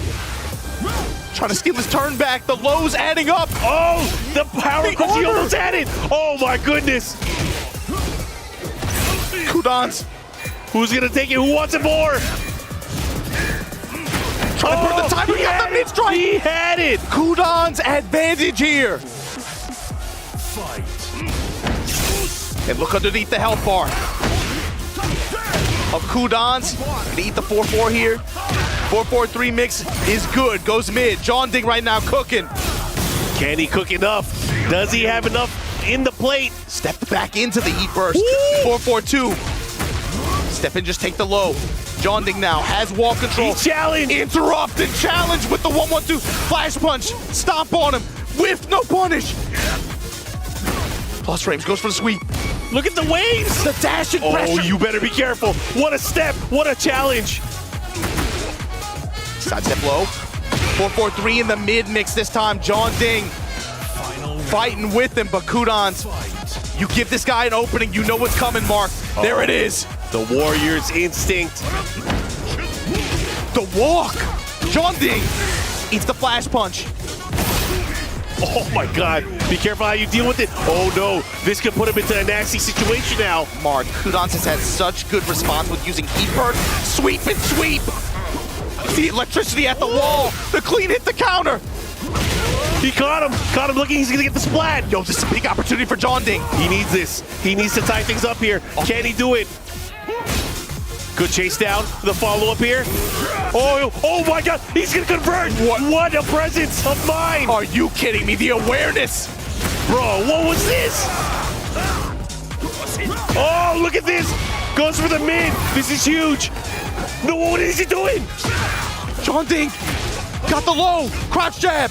There's no time. He has to do something. He has to Kudans gotta go in. Oh my God. On the L sweep, the punish. Man, oh man, these guys are going at it. You can see it on Jeonding's face, like, man, some of these situations, they come just down to these last-second scrambles and decisions. Man, the crowd obviously having a good time here. These players are going at it. They're going back and forth. We're going to get ourselves another game. But man, oh man, we are tied up. This time going to the Pac-Man stage. Jeonding had some excellent side steps and sidewalks to be able to give himself some opportunities, especially at the wall. And then when he just finds the handstand mix, especially go in the handstand throw and be able to get the huge return you can get out of that, that's pretty much in a last round scenario like that against Kudans with instinct on, that's been able to be one of the few ways he can be able to compete like that. But just like that Pac-Man stage, at the very opening, able to get the floor break, and it leads to all this pressure, Mark. Handstand going low. This time again, handstand throw at the wall. You know where you're going. Show me them pixels. Big damage from Jeonding. What an amazing STC perfect round number 1 here in this important game. 1-1, down 4-1. This time the axe get good for Kudans. Gonna be able to get wall control here. The lows.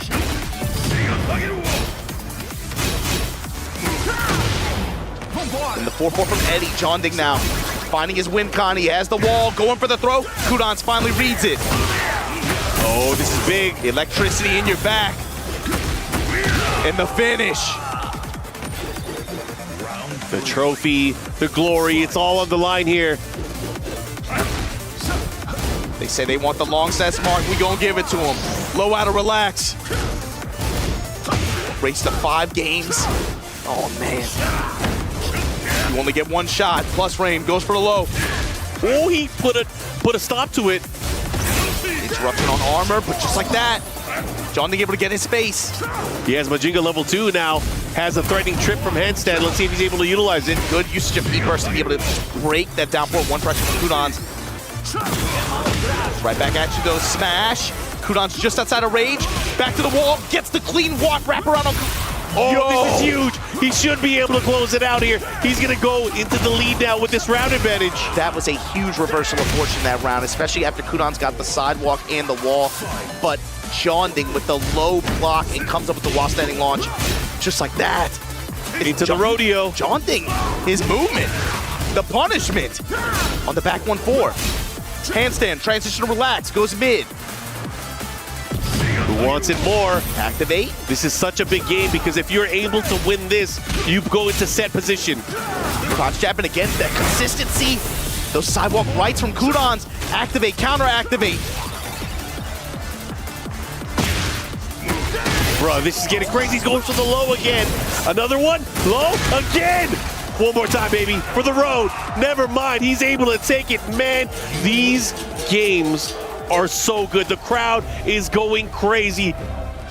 They are having a good time. Look, you even see Jamil in the crowd having a good time here at the EWC Tekken 8 Finals. But man, oh man. Yo, Jeonding is flipping some coins, and right now Kudans, in some of these situations, it's razor-thin margins.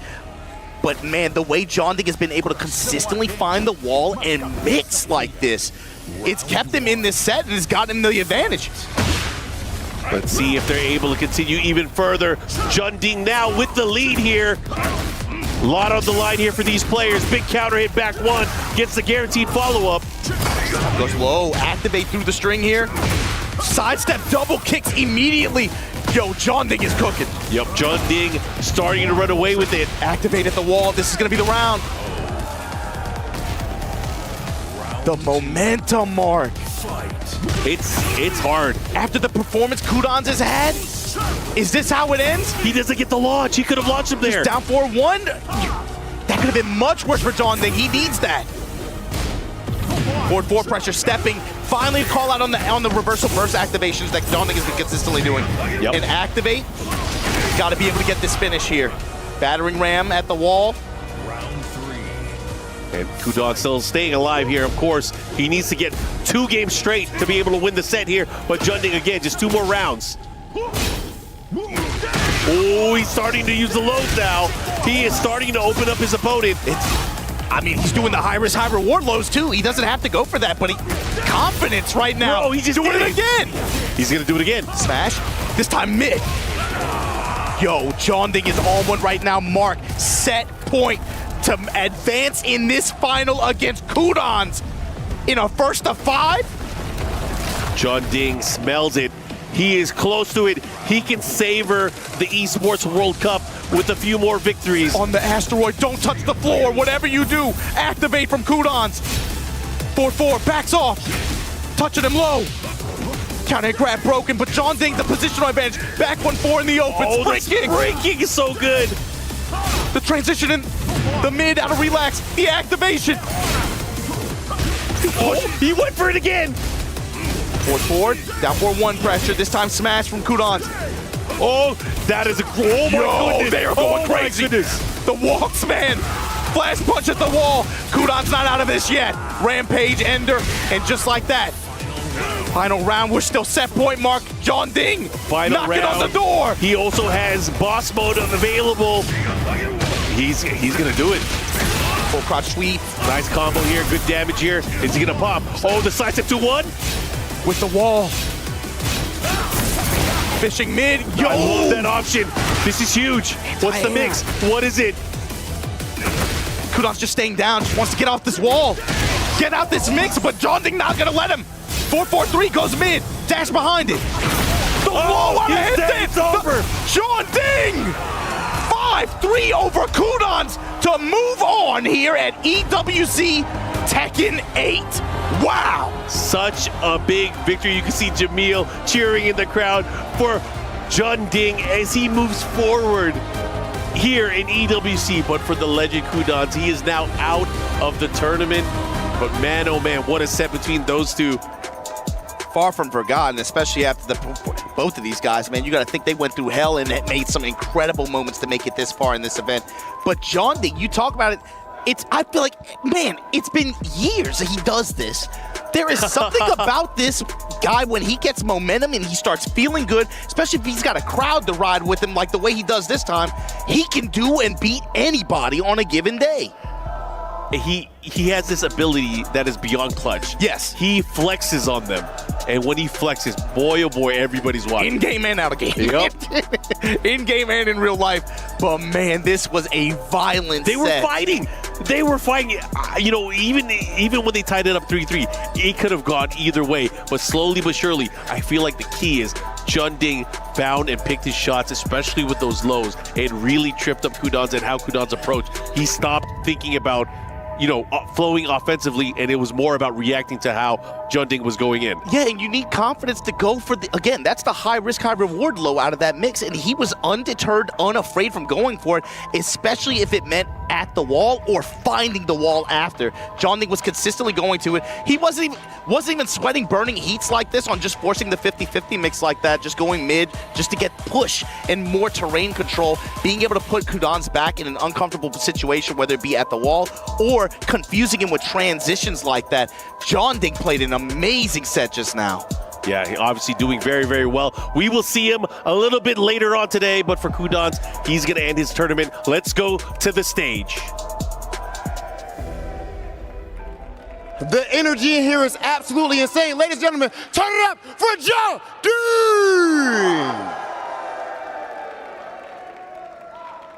Jeonding, so I do have some questions for you. Jeonding! I don't like being up here. My man making me feel a little skinny. I ain't gonna lie to you. That's it, ladies and gentlemen. First and foremost, can you please tell us about the pressure that you had on you and the support that you have from Team Vitality? 일단 전팅 선수 승리 축하드리고요. 첫 번째 질문은 아까 이제 등장시 때도 팀 바이탈리티의 이제 클럽 챔피언십 포인트를 언급해 주셨는데 이제 팀 바이탈리티의 클럽 챔피언십 상금이 많이 걸렸기 때문에 또 부담이 많이 되지 않으셨는지 궁금합니다. 사실은 작년에 제가 구등을 하면서 저희 팀한테 그렇게 큰 도움을 주지 못했거든요.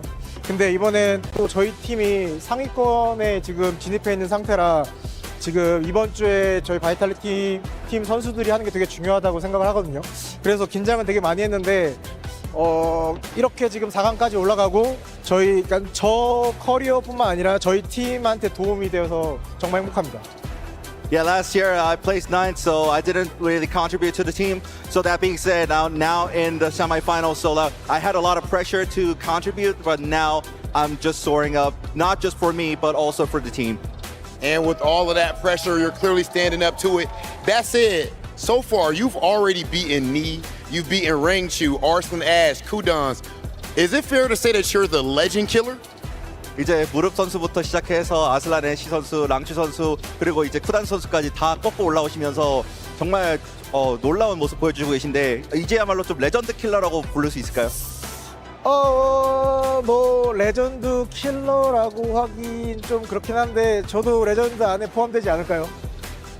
Well, it's hard to say, but I think I'm now the legend myself, so. Enough said. Enough said, ladies and gentlemen. Congratulations. Please go ahead and crush your opponent's key. Ladies and gentlemen, Jeonding! Welcome back, guys. You heard it from the man himself.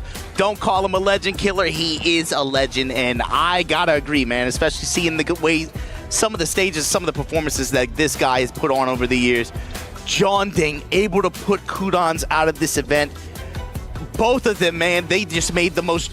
I keep bashing on dramatic, but I don't know what else to say, man. It's like, after the way the group stages broke down, both of these guys had such huge impacts on the rest of this bracket. To see them run into each other this far into the event like this, and the way this played out, Jeonding riding this wave of momentum and support from the crowd. He somehow makes it feel like he has a home field advantage wherever he goes like this. It's crazy. I mean, what does that do for what people look at when they compare the scenes? There's always that debate, and this debate has come time and again. Which Tekken nation, which region is the best? Now, without a doubt, the Korean players obviously have performed the best today. The tournament's not over yet. We can change this conversation a little bit later on today, but without a doubt, they are on fire. I said it at the beginning of the week. Well, I mean, I've been saying it all year, you know, or for 4 years, it feels like. But it's like, man, what was the Korean community's response to the way some of these exhibitions have gone down? This is a resounding answer. Let's check in on the stage and see what our players for our next match have to say before we get into it. Legend or legend killer, it doesn't matter. The results speak for themselves. It's on off to the semifinals for Jeonding. What an incredible matchup we've been seeing, and really games in general in our quarterfinals, Rob. Absolutely amazing. And I got to say, I love Team Vitality just because, not just off of that victory, but because yesterday when my guy actually lost, when Jeonding took a loss, after the loss, this is the only team that I've seen that specifically did a Jeonding chant. They chanted for their player's name even after a loss, and now he is rewarding them for their loyalty. I absolutely love to see it. That's the sort of support that you want to see. A team and a club that loves you and supports you the whole time. But then we have to move on to our final quarter-final match to see who joins Jeonding in the semifinals. So please welcome our last set of players. First up, it's Chikurin! Representing THY, this man holds almost 20 years of Tekken history in the palm of his hands, and still to this day is grinding at every conceivable tournament he can compete in, and netting him Tekken 8's first ever EVO Japan trophy. The Clyde player is known for sprouting a wing when backed against the wall, and especially on a stage as big as ours here at the Esports World Cup. I'll tell you what, this stage is definitely as big as it gets, but I can tell you that the mountain that this player has to climb is just as big, it's just as high. Actually, speaking of devil, please welcome Lohai!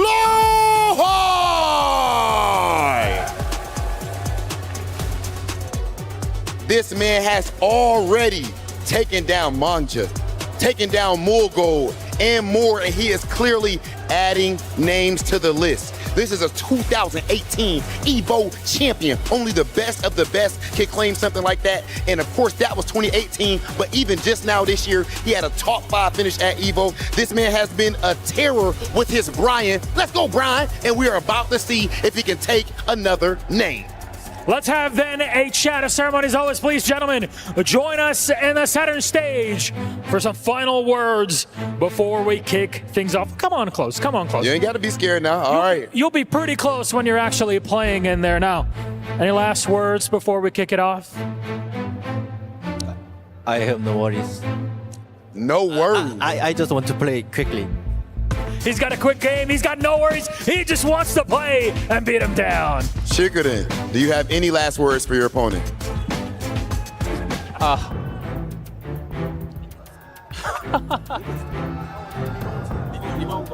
日本語頑張ります。 Okay, enough said. We have our next match set. Chikurin, Lohai, please shake hands. And you guys can go ahead and take your seats. It is time, ladies and gentlemen. We have Lohai versus Chikurin. The level of play does not get any higher than this legendary event, and we are still in quarterfinals. Let's get to it and send things over to our commentators. Gambarimas is what Chikurin said. He's going to do his best in this matchup, but Lohai just wants to get in there and hit some buttons. Yo, I got to say something real quick, man. They call him Hollywood Rob T. Bro from Ohio. I don't know how he got the nickname Hollywood. We got to start calling him Mr. Worldwide, bro. You heard that ill JP he was He said Nihongo. He didn't even say Japanese. He said Nihongo. Nihongo. Proper. Let's go, Rob. That Rosetta Stone, but look, man, we got to talk about this. Chikurin versus Lohai. Last time they met just a week ago at EVO, right? Yep. That went Chikurin's favor in the EVO semifinals. And you got to talk about the character selection. That's going to come up with this as well. He ran Clive mostly. Obviously, Lily is on the table in terms of a long set. I wonder if you might see a potential switch scenario where maybe he puts Lily in front and with the Clive to back it up. Lohai, I think mostly going to lock in on Brian is what I would assume. I feel like there's always an opportunity for character changes, especially in a long set, but also depending on how bad you get beat early on. That is always going to be a factor. But for these two players, both champions in their own right, Chikurin, a former TWT champion, EVO Japan champion, and Lohai has won EVO in the past. Former EVO champion, yeah. Yes. So these guys, no stranger to big stages, no stranger to worldwide competition. And it's going to be one of these two that will move on to face off against Jeonding. And yeah, that's an interesting one to note too. Jeonding, who just punched his ticket for the semifinal of this event. If he is able to lock himself a spot in grand finals, he will put his team enough points to be able to move them in the second or third place on the club championship leaderboards. But he has to win the next set against one of these two players, Chikurin or Lowhigh. This is going to be, I think this is going to be one of those things early on we're going to see what type of match it's going to be.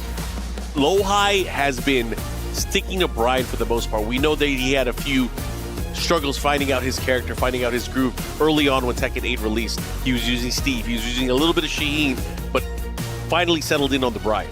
Finally settled in on Brian, and he's brought, I think, his own kind of unique style to it, too. You can tell it's Lowhigh playing versus when it's me playing, you know? It's very noticeable, but he's very good at optimization and also just decision-making. It's just like, he always seems to have like a really specific idea in mind in terms of pressure that he wants to apply to his opponents.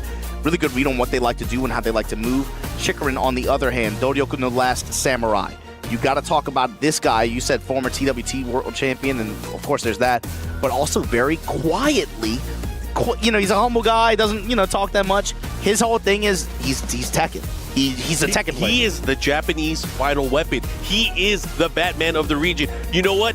When Pakistan first started climbing into the scene, challenging the world, who was the first one from Japan to go over there? The first one on a plane ticket to go over there, dealing with whatever blackouts, whatever food poison, whatever he had to deal with.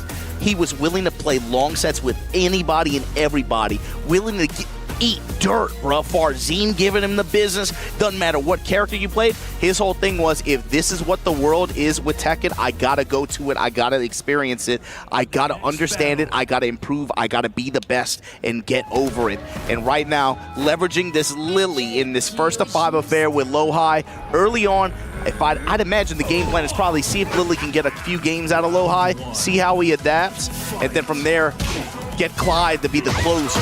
Yeah, and Lily really isn't one of those characters that you see too often in the top of tournaments. And if you do, it's always going to be Chikurin. Yeah, it's usually Chikurin, and he hasn't gone through it as consistently in recent history, but there you can see maybe some tells, right? This sidestep and this sidewalk, trying to make Lowhigh really, really, really uncomfortable with how he wants to do some of these linear approaches and the speed that he wants to play with. You saw some sidewalks early on here, but Lowhigh now got the wall here in Peru, Incinerator String.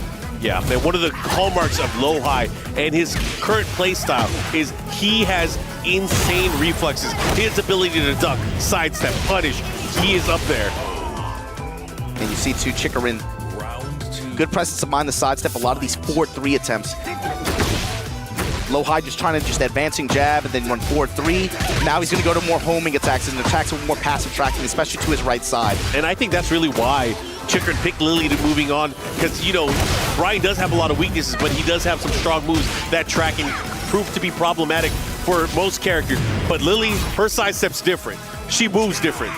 It's the sidestep, but even also just Feisty Rabbit like that, being able to just have built-in mobility and attack. Nice. The Incinerator String, again, Lowhigh using it to great effect here. Able to chop it up, and just like that, Chikurin turning the tides in terms of wall positioning, but tying it up. Here we go, 1 round apiece here in this race to 5. Sidewalk right, this time cartwheel. Pressing with down 4-1s and mids and some jab strings there, but then Feisty Rabbit low. Lowhigh back to the wall, gonna push out with Vulcan. Vulcan punches, able to just fight off the wall a little bit like that. Make Chikurin hesitate. Goes with the low swipe there. Leaping low, perfect duck under the cannonball straight. But eats the Requiem in the wall pressure. Down 4-1, Incinerator. Great stuff, good chase down there from Lowhigh. This is huge, he has the wall. It's gonna do a ton of damage, is it enough? Just shy of it. Oh, the nip up able to beat up the low. Oh, he risked it all. He risked it all with that hop kick there. All that just to bet on the hop kick and Lowhigh. All too comfortable to just simply punish it. Classic, Brian. You're going to step into the side mid kick like that. Give me this counter hit launch. Give me this wall. Oh, and he chased him down, but he's not going to get the full combo. Doesn't matter. Has another chance, but look at the back to the wall. Here comes Chikurin. Oh, he was ready for it. And with the perfect punishment, too. It's just like that. Lowhigh able to find the mid and find the win here in game 1. It's about sending a message, Mark. Yeah, and that message has been received. Lily not going to cut it, but he's going to try again. He'll play it out a little bit, see how it goes. I think it maybe game, if it goes down to like 0-3, I think that's when you're going to see the switch. He's expecting a little bit more out of this Lily in terms of return in the long set. And this is typically where Chikurin fares well, I think, in longer sets, too.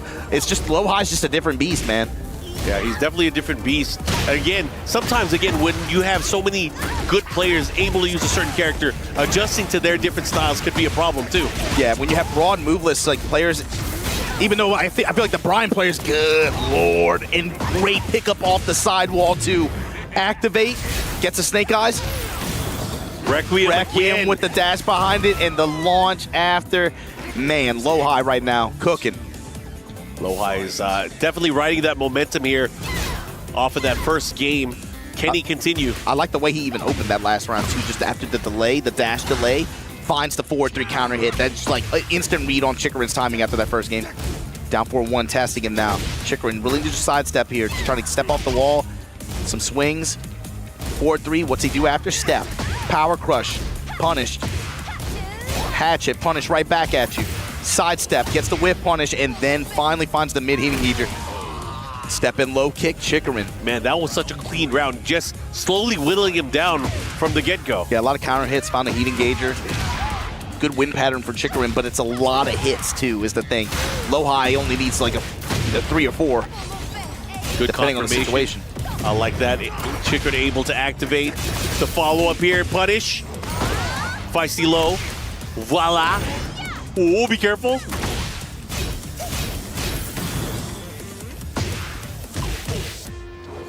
Bro, that comes out so quickly there. Yeah. Down for one's parallel to the bomb blast ball. And the delay mid to catch Low-High moving. This is a man who has dealt with so much adversity. As you mentioned, he is Japanese Tekken. He has dabbled with every single character, the top tiers, the bottom tiers, the low tiers, finding his own groove, making his own character his own. The last Samurai in more ways than one right now. 4-2-1 string, that time Low-High. Still has heat to work with. Requiem engaged with the dash. Oh, this is big. Has him near the wall. Can he capitalize? Didn't guess right on the mix-up. The kip up into the 1-1. Just out of range of the low. Vulcan Cannon. Into the cannonball straight. He's going to get the wall as well. Not good for Chikurin. Oh, on fire. And the mid able to win there. Low-High. Such an important round here for Low-High, but equally as important for Chikurin here. It's either going to be 1-1 or 2-0. Oh, he's used the back four. Eats the hatchet, testing with the jab. Doo-doo glide. Incinerator string in the duck on the mock kick, but comes up into the 4-3, and just like this. Low-High with wall control, with damage. Try to chase him. Oh, that was so sick. But he's not out of it yet. And the punish, Low-High, 2-0 over Chikurin, saying, pick your stuff. You better pull out your Final Fantasy, because this Lily's not working. Yeah, I mean, he's locking in on her, though. He's being very stubborn about this Lily pick.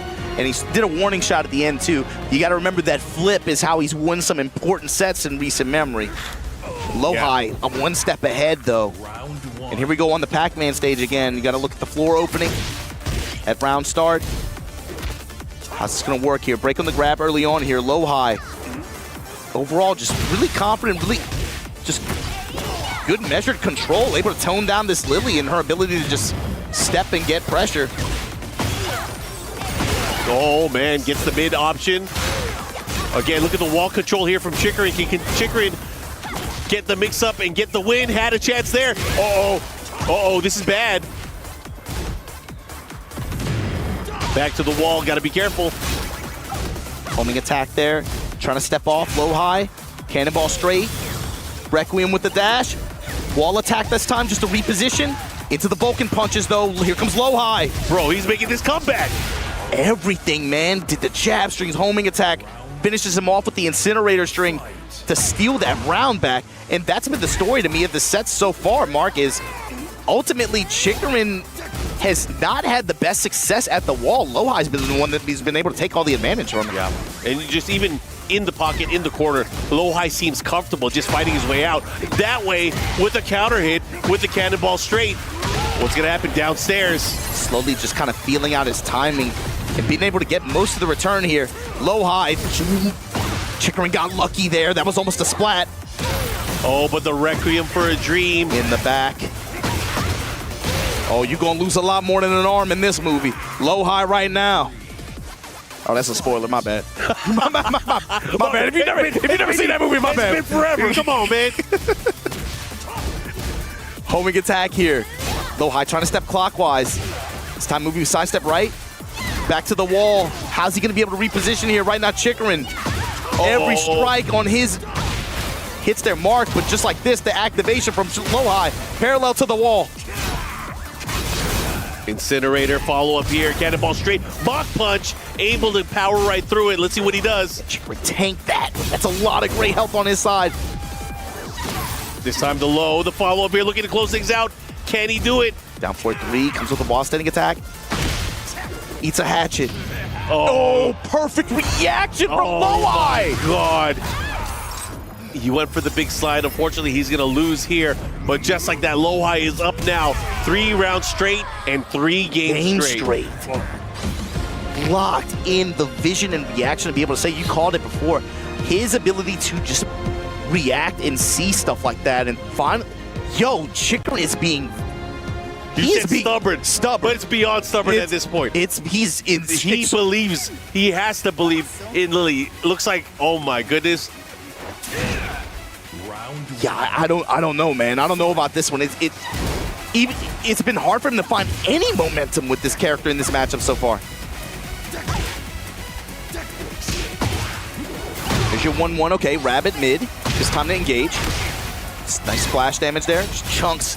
Gets the wall pressure, but so far, Low High has been all too confident to fight with his back to the wall, and he just finds it, gets out of dodge and repositions, and he's been the one getting most of return. Activate through the pressure attempt. Rotating around as well, stepping clockwise. Low High has a chance here. Good check with the back turn attack. Yeah, and good reading, good patience on the wall attack there. Has to have presence of mind to watch for flips or wall attacks like that. Sidestep hop kick gonna work out here for Chikurin. Wall presence there. Step off, mock kick. Kick off. Under the jabs, and Chikurin holding true south. He's gonna come up with the attacks there to be able to whip punish that. And put him in this game here. Yeah, that was a big round. It's been a while since Chikurin was able to take a round here, but now you're starting to see the strategy. Sidestep left, create an opportunity, sidestep left, go for a quick poke just to check his opponent. Yeah, he's been poking with safe mids, just trying to walk him, but this is the thing. Low High gets these big hits, and look at what it results in. He's on fire. Flip attempt, check from Low High, just keeping it close quarters. Delay mid. And Low High right now showing you his answer. Again, for a lot of these players, there's fighting so much on the line. You want to step me? I'm going to step you. I'm going to put you on this wall. You going to eat my mids. You going to eat my lows. You going to hold my burst. You going to eat my bows. Man, those are bars. Cannonball straight. Cannonball straight. And Low High right now trying to go up 4 games on Chikurin in this first of 5. Yeah, definitely the most one-sided set we've seen thus far. And right now, Low High on the verge. He said he wanted to end it quickly. Low touch. No punish from Chikurin. Raw hop kick, though. And props to Low High, man. He has done such a good job of just, in these situations where Chikurin has advantage, this round might go his way. But overall, Low High has had good presence of mind and good patience to weather the storm at the wall, find your opening, step off, reposition. Okay, make my checks. Is he going to bang on flip, wall attack, adjust? And he's been able to ultimately been able to find the most control and most value out of the wall position. But right now, Chikurin with the life lead here in this pivotal final round. Game number 4, but Incinerator blows. Oh my God. Delay after into the Requiem, gets the wall push again. Cannonball straight for the tornado. Oh, he wants it. Oh, the catch. That would have been gangsta. That's not even the first time he's baited it like that, Mark. He knows to look for it. Cannonball straight. And you got clipped low, and Chikurin, you're down 4 games to 0 here at the quarterfinal stage of EWC. There's no way he locks in with with Lily, right? I mean, he can, because again, you got to win 5 straight now. At this point, you have to win 5 straight. You might as well pick your best character, and looks like his best character is Lily. He's going to commit to it. Wow, I'm shocked. Yeah, I mean, because of this format, with no losers bracket here in our top 8, you have to give it your all. And right now, I feel like he left a lot on the table by not picking or trying Clive. Yeah. Oh, man. Maybe he's just not confident in it against Low High's Brian style, but for as much as this character does in terms of like Z-axis mobility and the way her offense is structured, it just has not had good fortune against Low High today. Yeah. And again, the wall play, Low High's been really, really impressive with how he's dealt with Chikurin overall. Here we go. Chikurin with the chance and the good health lead here. Has Heat active, he is engaged. Counter activation from Low High. Running homing attack, but again, another story of the set. Low High has been just destroying Chikurin's jaw. Requiem with the dash behind it. Knees in his chest. You gonna fall like the rest. Low High. Low High is starting to pull away. The wind in his sails right now, Mark. Chikurin just walking, looking for anything. Low High just watching him. The last hope of Japan, fighting for his tournament life here against DRX's Low High. He has a long way to go, my friend. And the do-glide pressure is there, but finally a well-timed homing attack from Low High. A great step there on the cannonball straight, but reversal out of Snake Eyes. Oh, man. Uh-oh. Shut it down, Chikurin. A good hop kick here in the tornado and a finish. A clutch finish. He needed that round. He needs a lot more than that, Mark. In a first to 5. And now you see Low High kind of opening up a little bit with this timing. Doing a lead jab, dash, delay down forward 1. Right now, Chikurin with the momentum in this round, though. Great step. Doesn't pull the trigger, though. Uh-oh. Low feisty rabbit. I mean, we're starting to see a comeback here. We've seen crazier comebacks at EWC. There's the punish, holding true south, though. Activation from Low High, but never mind. Gonna get clipped. Chikurin now finally in a position to be able to even mount a game in this set. While standing punishment on the low. Bro, everything is starting to hit. Right now, I feel like Low High is afraid to engage. Okay. Oh my God, that is unfortunate. When the first hit connects, but the rest whips. Oh man, and Chikurin, okay now. Has to be able to finish this round though. Black Swan with the dash behind it and the finish. Chikurin finally on the board, but Mark, is it too little too late? No, we've seen, like I said, we've seen some crazy comebacks here at EWC. I would not be surprised if Chikurin, I mean, we know Chikurin has the ability to take it all the way, but man, that is a tall order. Yeah, right, especially with how volatile this stage can be. Close quarters now. Volatile for who, though? For whoever gets control, but ultimately so far it's been consistently Low High. However, that last game, Chikurin did mix up his timing a little bit, was finding a little bit more success with back turn pressure as well. But there we go, the homing snake pit. Sequence here from Low High, ultimately gonna cash out here with a bomb blast. Heat active, low touch. Oh, he had to be careful there. A lot of great health on the side of Chikurin. He's looking for an engager opportunity, no doubt.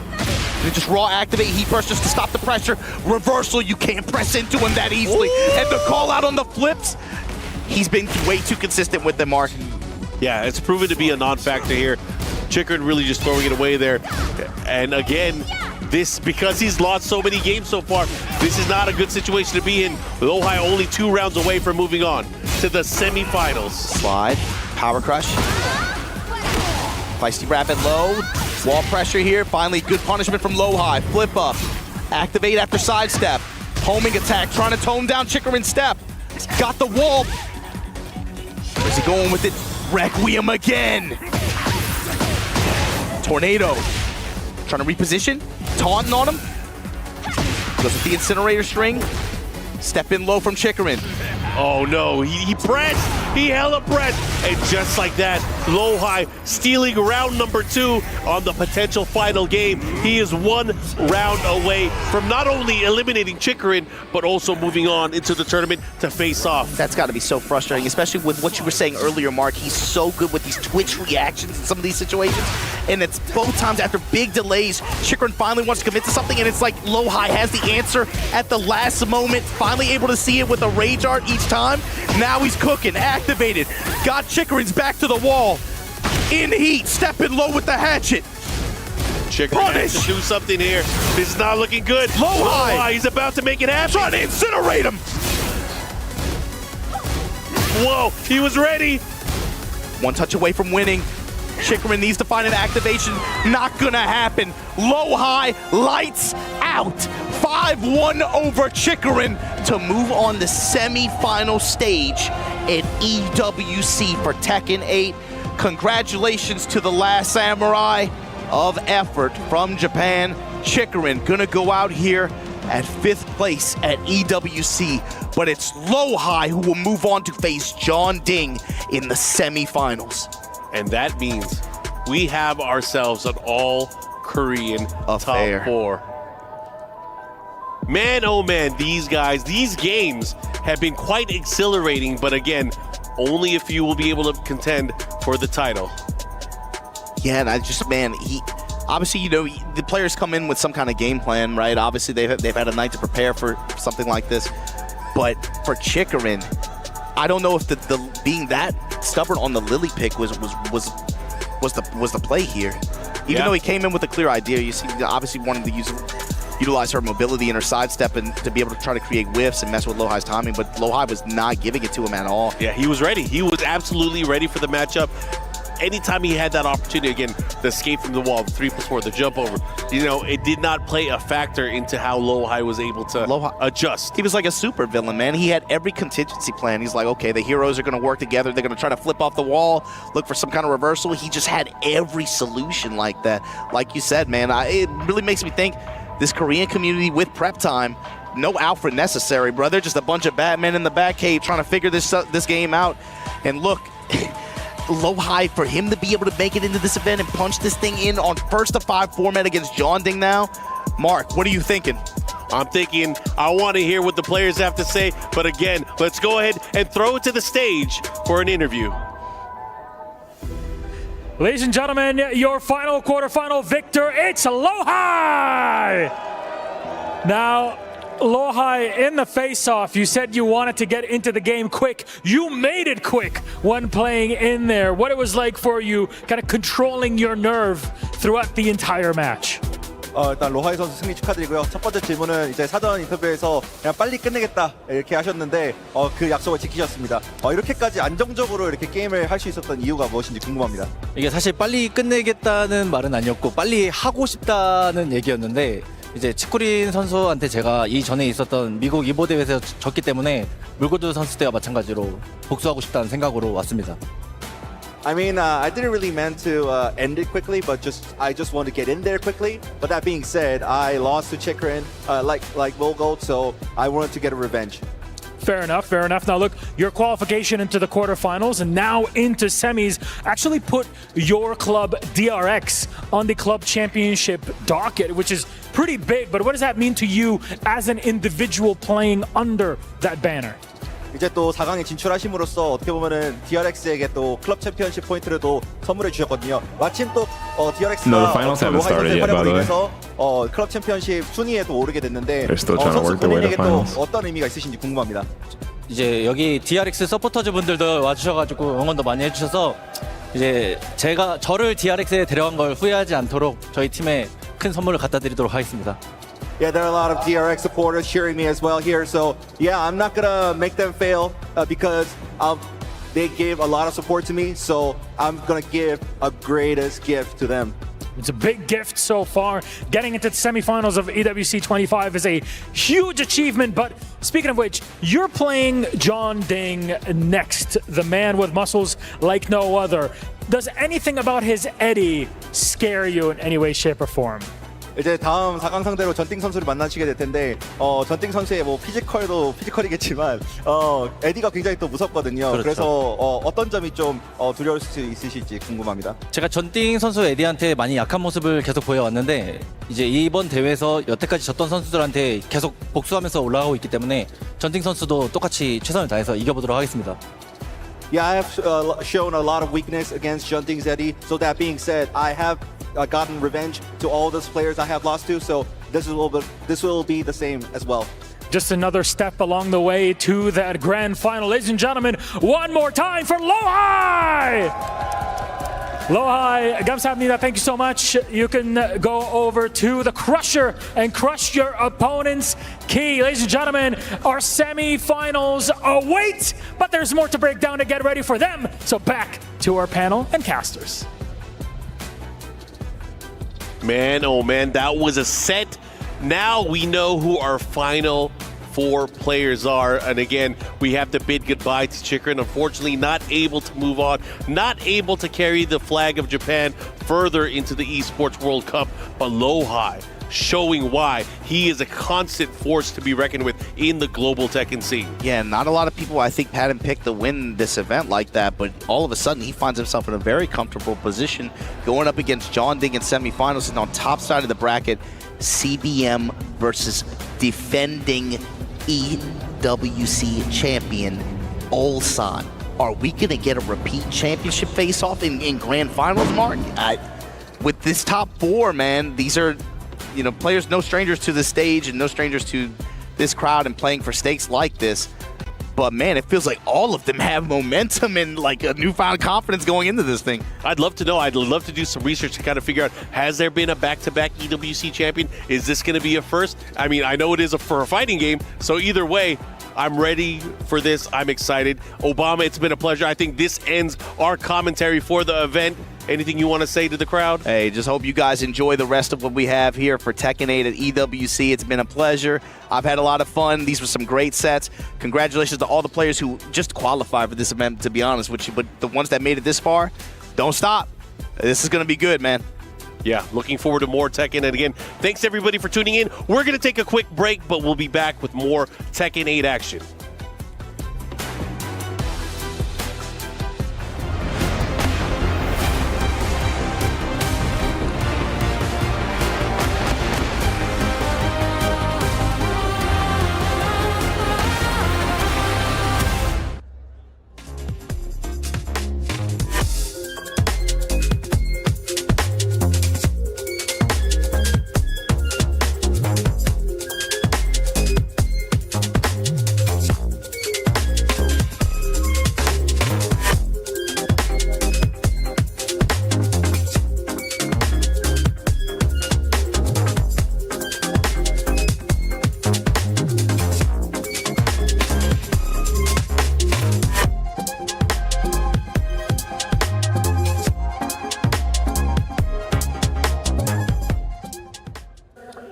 Riveting scenes here at the Esports World Cup. What a set that was between Kudans and Jeonding. Really, really intense. I just wanted to ask Kudans though. Obviously, you know, he's a world-renowned player.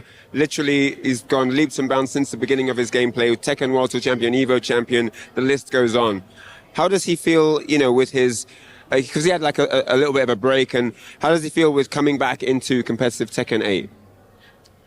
그러니까 이제 쿠단스님께서 이제 예전부터 정말 전설적인 플레이어로 불러오셨었고 또 철권 6 때도 되게 전설이셨고 이제 뭐 EWT도 챔피언도 하셨었고 이보 때도 우승을 하셨었고 이제 그랬다가 약간의 공백기가 있었잖아요. 철권 8으로 넘어오면서. 근데 이제 이런 철권 8에서 공백기에서 어떻게 극복을 하실 수 있었는지 그리고 이런 철권 8이 많이 바뀌었는데 지금 게임이 이런 게임에서 어떻게 적응을 하시게 되셨는지 그 이야기가 궁금합니다. 일단 데빌진으로 처음에 제 메인 캐릭터라서 데빌진으로 이제 게임을 했는데 처음에는 괜찮을 줄 알았는데 이제 게임을 하면 할수록 시즌이 진행되면서 이제 게임이랑 좀 안 맞는다는 생각이 들었어요. 근데 제가 다른 캐릭을 이제 대회를 계속 나가다 보니까 할 시간은 없었고 그래서 이제 헤이아치가 이제 DLC로 나온다는 얘기를 듣고 이제 헤이아치로 이제 메인 캐릭터를 바꿔야겠다라는 결심을 했고 헤이아치로 이제 랭크 매치랑 이제 친구들이랑 이제 풀매를 통해서 좀 적응할 수 있었던 것 같습니다. Okay, basically, I started Tekken 8 with Devil Jin, but like I had a really hard time with Devil Jin at the first because he's not a like tournament specific character, and he thought, but he couldn't play any other character. He couldn't practice any other character because he didn't have any time to practice it because he have a lot of international tournaments. However, for DLC, Heihachi released, so he thought this is gonna be his character, so he practiced that a lot at the rank match or play casual matches with his friends. So I think that worked really well for him at the season pass by. He excited everyone today watching online and here in the audience. It's been really, really exceptional having him along for the journey. Thank you so much, Kudans. It's been really, really cool. Back from the dead, much like his character, Heihachi. Always a pleasure to watch him play. Well, that's it from me here. Back to you guys in the studio. Back from the dead like his character, The DN Hayat. Freaks boys, CBM and Ulsan breeze into the top 4 alongside Jeonding and Lohai. From South Korea to Saudi Arabia, the Koreans came to make a statement. And boy, it was made. We say goodbye to Mulgold, Pinya, Chikurin and Kudans, but they can definitely be proud about the way that they played. Now, here at the desk, we have MYK, Bubsy and Rukang to go over the round 1 matches of Phase 3. Lads, it was crazy, man. I mean, a couple of close sets there and a couple of not so close sets.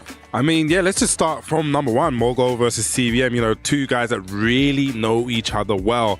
And it came down to a situation where it was live by the sword, die by the sword. We've seen Mogul throw out that Twin Pistons down forward 2-1. It worked a couple of times, but that's what actually cost him the match there. Yeah, I would say that with CBM versus Mulgold, from what CBM told me is that he actually, when he practices versus Mulgold usually would use a Feng. He doesn't use Claudio all too much, right? And we saw early on Mulgold go for the Feng.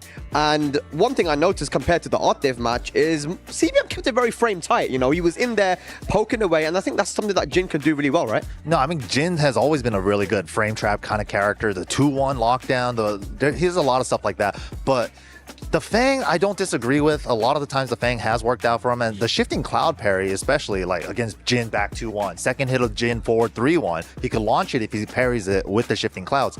But a lot of that didn't come into play. And the Claudio, maybe he brought it out a little bit too late. Maybe he needed like maybe one more game or two to warm it up a bit. But yeah, overall in the end, CBM was able to outplay him just with straight up Tekken.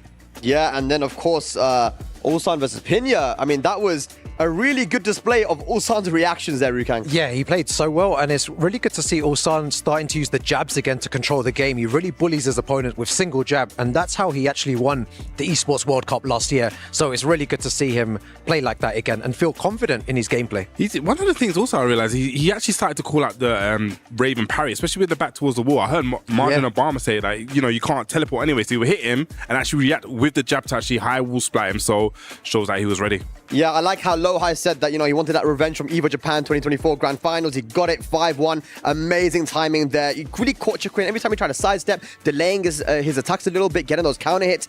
But I think the big match was Kudans versus Jeonding. I mean, let's talk about that quickly. Kudans actually beat Jeonding multiple times in the SDL tournaments, right? But with Team Vitality backing him, and we already said this yesterday, right, MLK? He really feeds off that energy. No, definitely. I mean, of course, we see how much the crowd loves Jeonding anywhere he goes, right? He's such a showman. Everybody loves him. But he just started pulling ahead a little bit in the set. And once he started gaining that control, you could see the confidence building. And of course, with the crowd support, I think he really feeds off that vibe. I think it's really interesting to talk about confidence, because one of the things, it is a longer set, and I started seeing him, you know, off the 1-2, he started to jab, and he really mixed up what he was going to do after it. So a couple of times he may have got hit by the down 2 from the stance, but it was like, okay, I'm not going to get deterred from this. I'm still going to play this mind game. And like you said, started to pull away with it, started to take control, and then, you know, ended up taking the set. And something you mentioned, Rukang, that the more the set progressed, the more confident he was in his 50-50s, right? It was incredible, yeah. The way that he was enforcing that and just closing the gap. He was actually playing Tekken 8. We were all saying this. You know, Tekken 8 is a very aggressive game, and it got to a point when he was being just hyper aggressive, and it definitely worked out in the end. I just want to say, by the way, that Jeonding has the potential to earn Team Vitality millions of dollars here. at the EWC if he gets a win here, man. And it's just a message to all the esports teams out there. Invest in the fighting game community, man. The FGC, there's so much talent out there waiting to be given a chance to perform. And, you know, Team Vitality said there might be a 3-year contract there for Jeonding, and they don't regret it at all. But, ladies and lads, he fought valiantly. He gave us the best set of the tournament so far, but ultimately falling to his teammate CBM. We have Brian Hart with an interview with Morgold. You and CBM, teammates, training partners, you guys play every single day for hours on end. The sets normally go your way. What do you feel that CBM did differently today? Actually, first one, my part is I didn't practice playing these days. And when I met CBM in tournaments, I don't pick Claudio, and I pick playing against him. But sadly, I didn't expect I met him in EWC. So until EWC tournaments, I only practice only Claudio. So sadly, my playing little bit very bad. Oh my gosh, that's so sad. Got caught off guard there. Expected that Claudio would be enough, but man, the Feng was needed. But hadn't done the training. Super hard. You have to play friends, teammates. Everyone's an enemy at the Esports World Cup. Crazy stuff. And while Morgold deals with the frog in his throat, let's jump back to the studio. Thank you very much, Ryan. It looks like Morgold lost his voice there, man. I don't know, that pop-off when he beat Artif, I think that took out rid of his voice, man. That was crazy. Very good pop-off. We like to see that, man. Good stuff. Morgold, you can see that even in the interview with his energy, he doesn't seem all too disappointed, because at the end of the day, the amount of guys this guy took out in order to get to this phase 3 was incredible, man.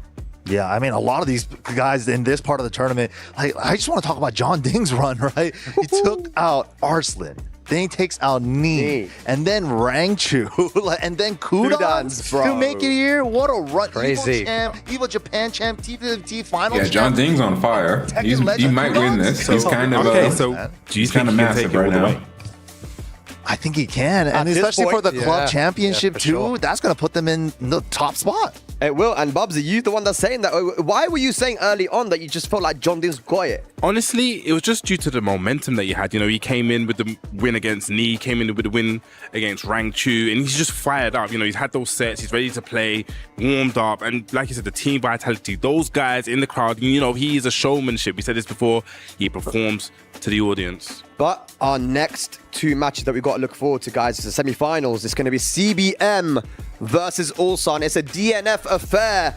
And then, of course, Jeonding versus Loha after that. But let's have a look at this head-to-head. It is going to be teammates. And look, we all know, man, we remember back in 2018, you know, early on, Ulsan, CBM, Loha, these guys traveled together to every tournament back in the Tekken World Tour. We met them many times, traveling all over the world. These are former teammates, former travel companions. They're all here in this top 4 now, Rukan. I think that's what's going to, you know, it's going to be very difficult to separate them in a first to 5, especially. There's going to be layer 1, layer 2, and layer 3 to their mind games as well. When you know someone so well, the game just changes completely. It's not about, you know, who can punish this, who can do that. It just turns into a next level mind game, which is crazy. One of the things that I noticed actually after when CBM won, they interviewed him, he didn't seem confident against playing against Ulsan. He kind of didn't want to say it. I've done a little bit of research, and it looks like the past few matches have really gone in Ulsan's favor. So I wonder if this is going to waver on his mind. CBM definitely on hot form though. Like, no one can call it, honestly.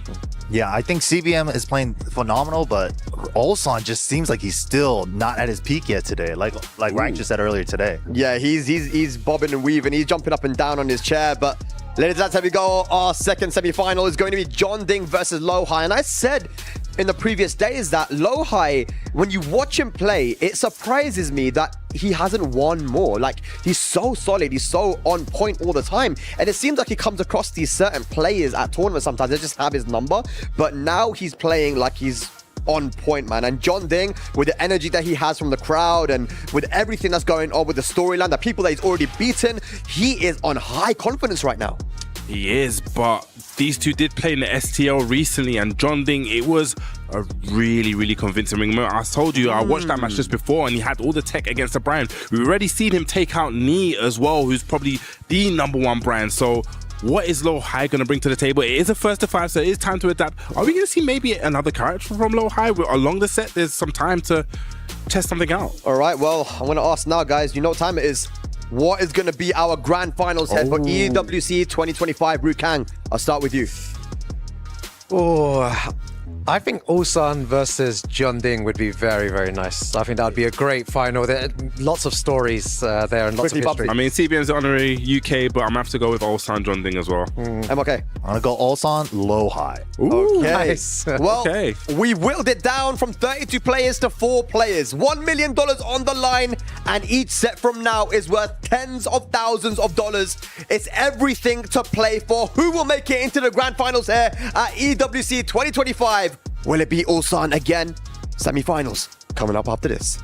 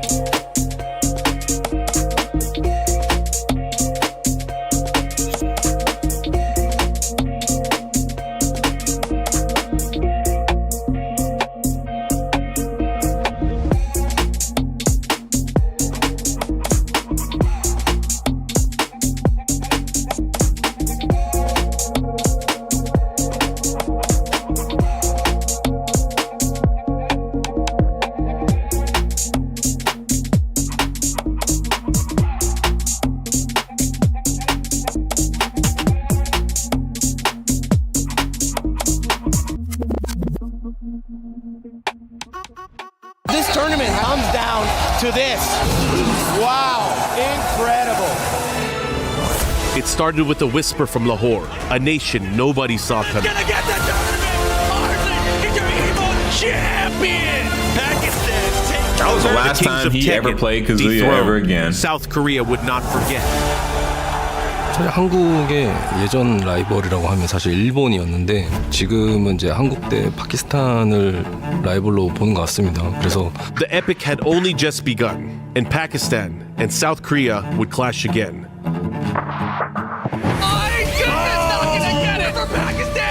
Their best players assembled to answer the question, which nation rules Tekken? Korea and Pakistan, we work so hard. That's why we are best. 많은 사람들이 기대하는 점은 이제 TWT나 뭐 다른 국제전에서 만났을 때 항상 이제 이기고 지고 하다 보니까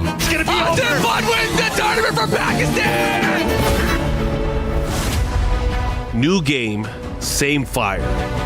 Tekken 8 reignited what Tekken 7 started. CBM with the perfect to get game 1! Korea struck back in this new game.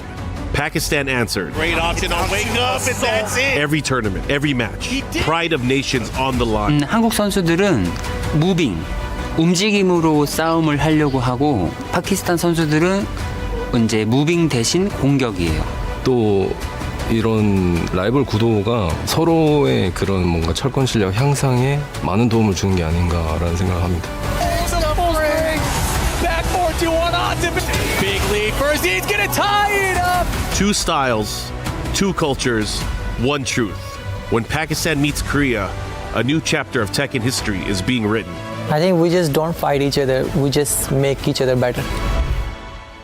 Get ready for the next battle. That was the sweetest, gayest thing I've heard him ever say.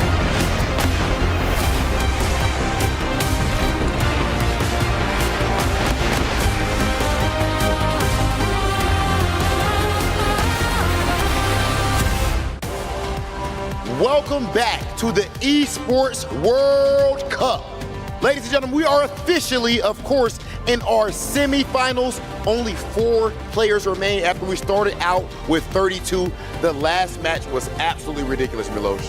It really is. I mean, the last one was pretty much Lohai controlling the entire tempo of that best of 9 series, and really with only the singular round that was taken. Otherwise, it was full control, 5-1, making it into semis. Hey, We're looking real good with our matches. It is, however, a Korea-dominated tournament here so far in the quarterfinals and on to the semis. Again, as we brought up earlier, very surprising. Of course, Korea is trying to reassert dominance and doing a great job at it, as surprisingly, what a lot of people consider to be the strongest region, Pakistan, at least at this event, ended up having no one in the top 8. Much love to Pakistan, though. Amazing fighting game community. That said, ladies and gentlemen, our next player, please put your hands together for the man himself, Arslan!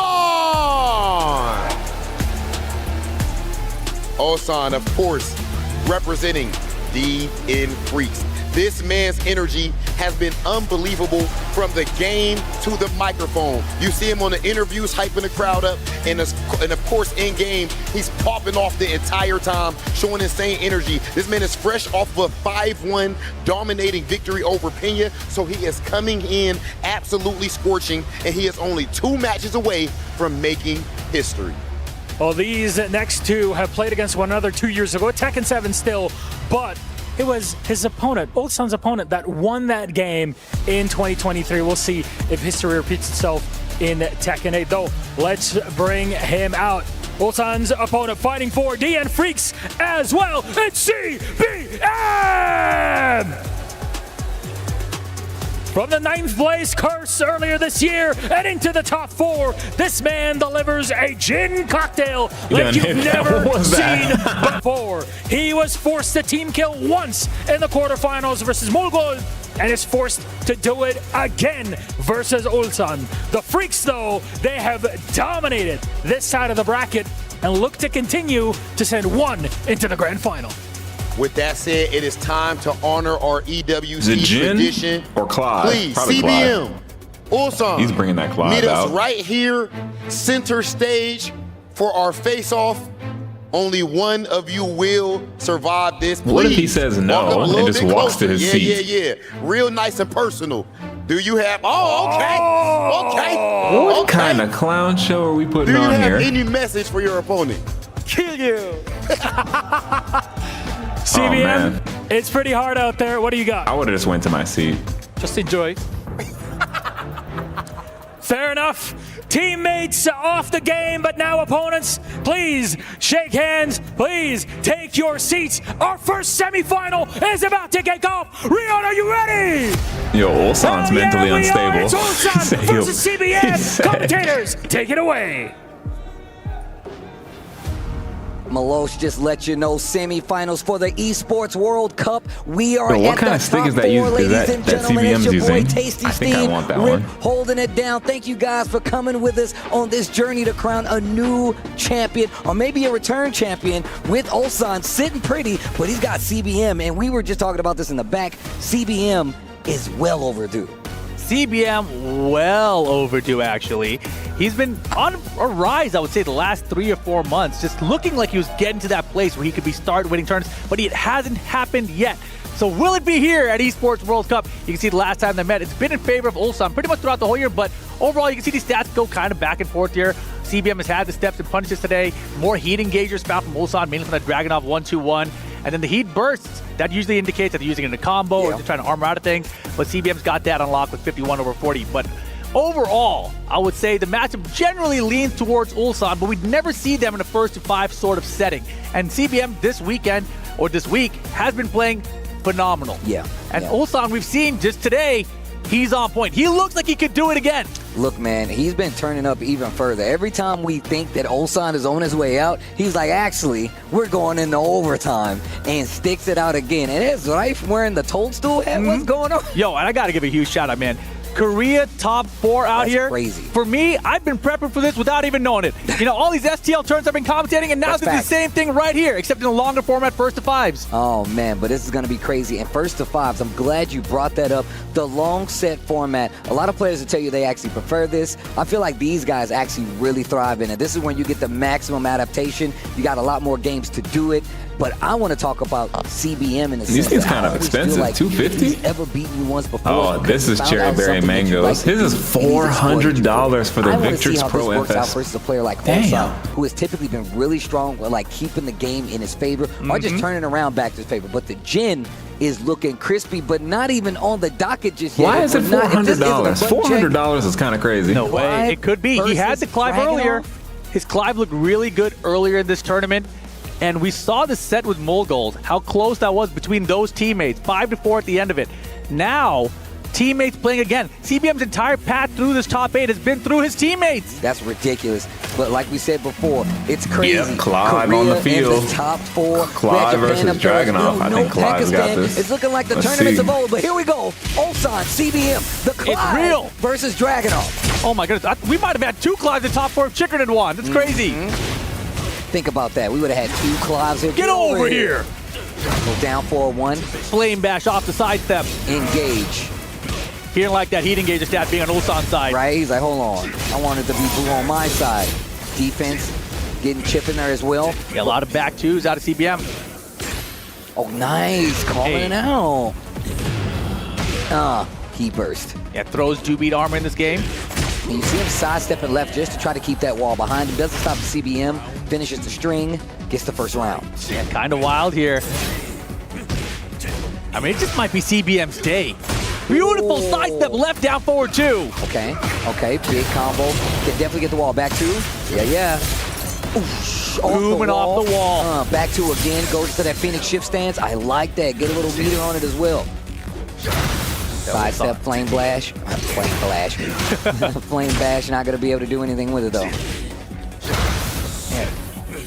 Good. Oh my goodness, that orbital though, bro. Garuda! Man, Beanstar did such a great job with these lives, man. Nice, super dope.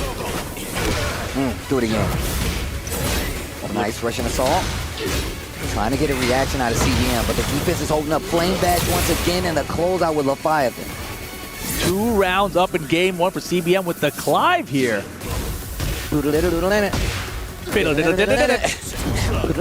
Counter! Yo, he's getting close to the 4-5. Get over here!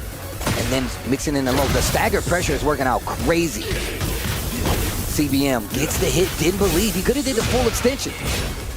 Getting closer to that wall. Nice double step. Down for the 1, check it. And again! That forward 3 orbital going right over.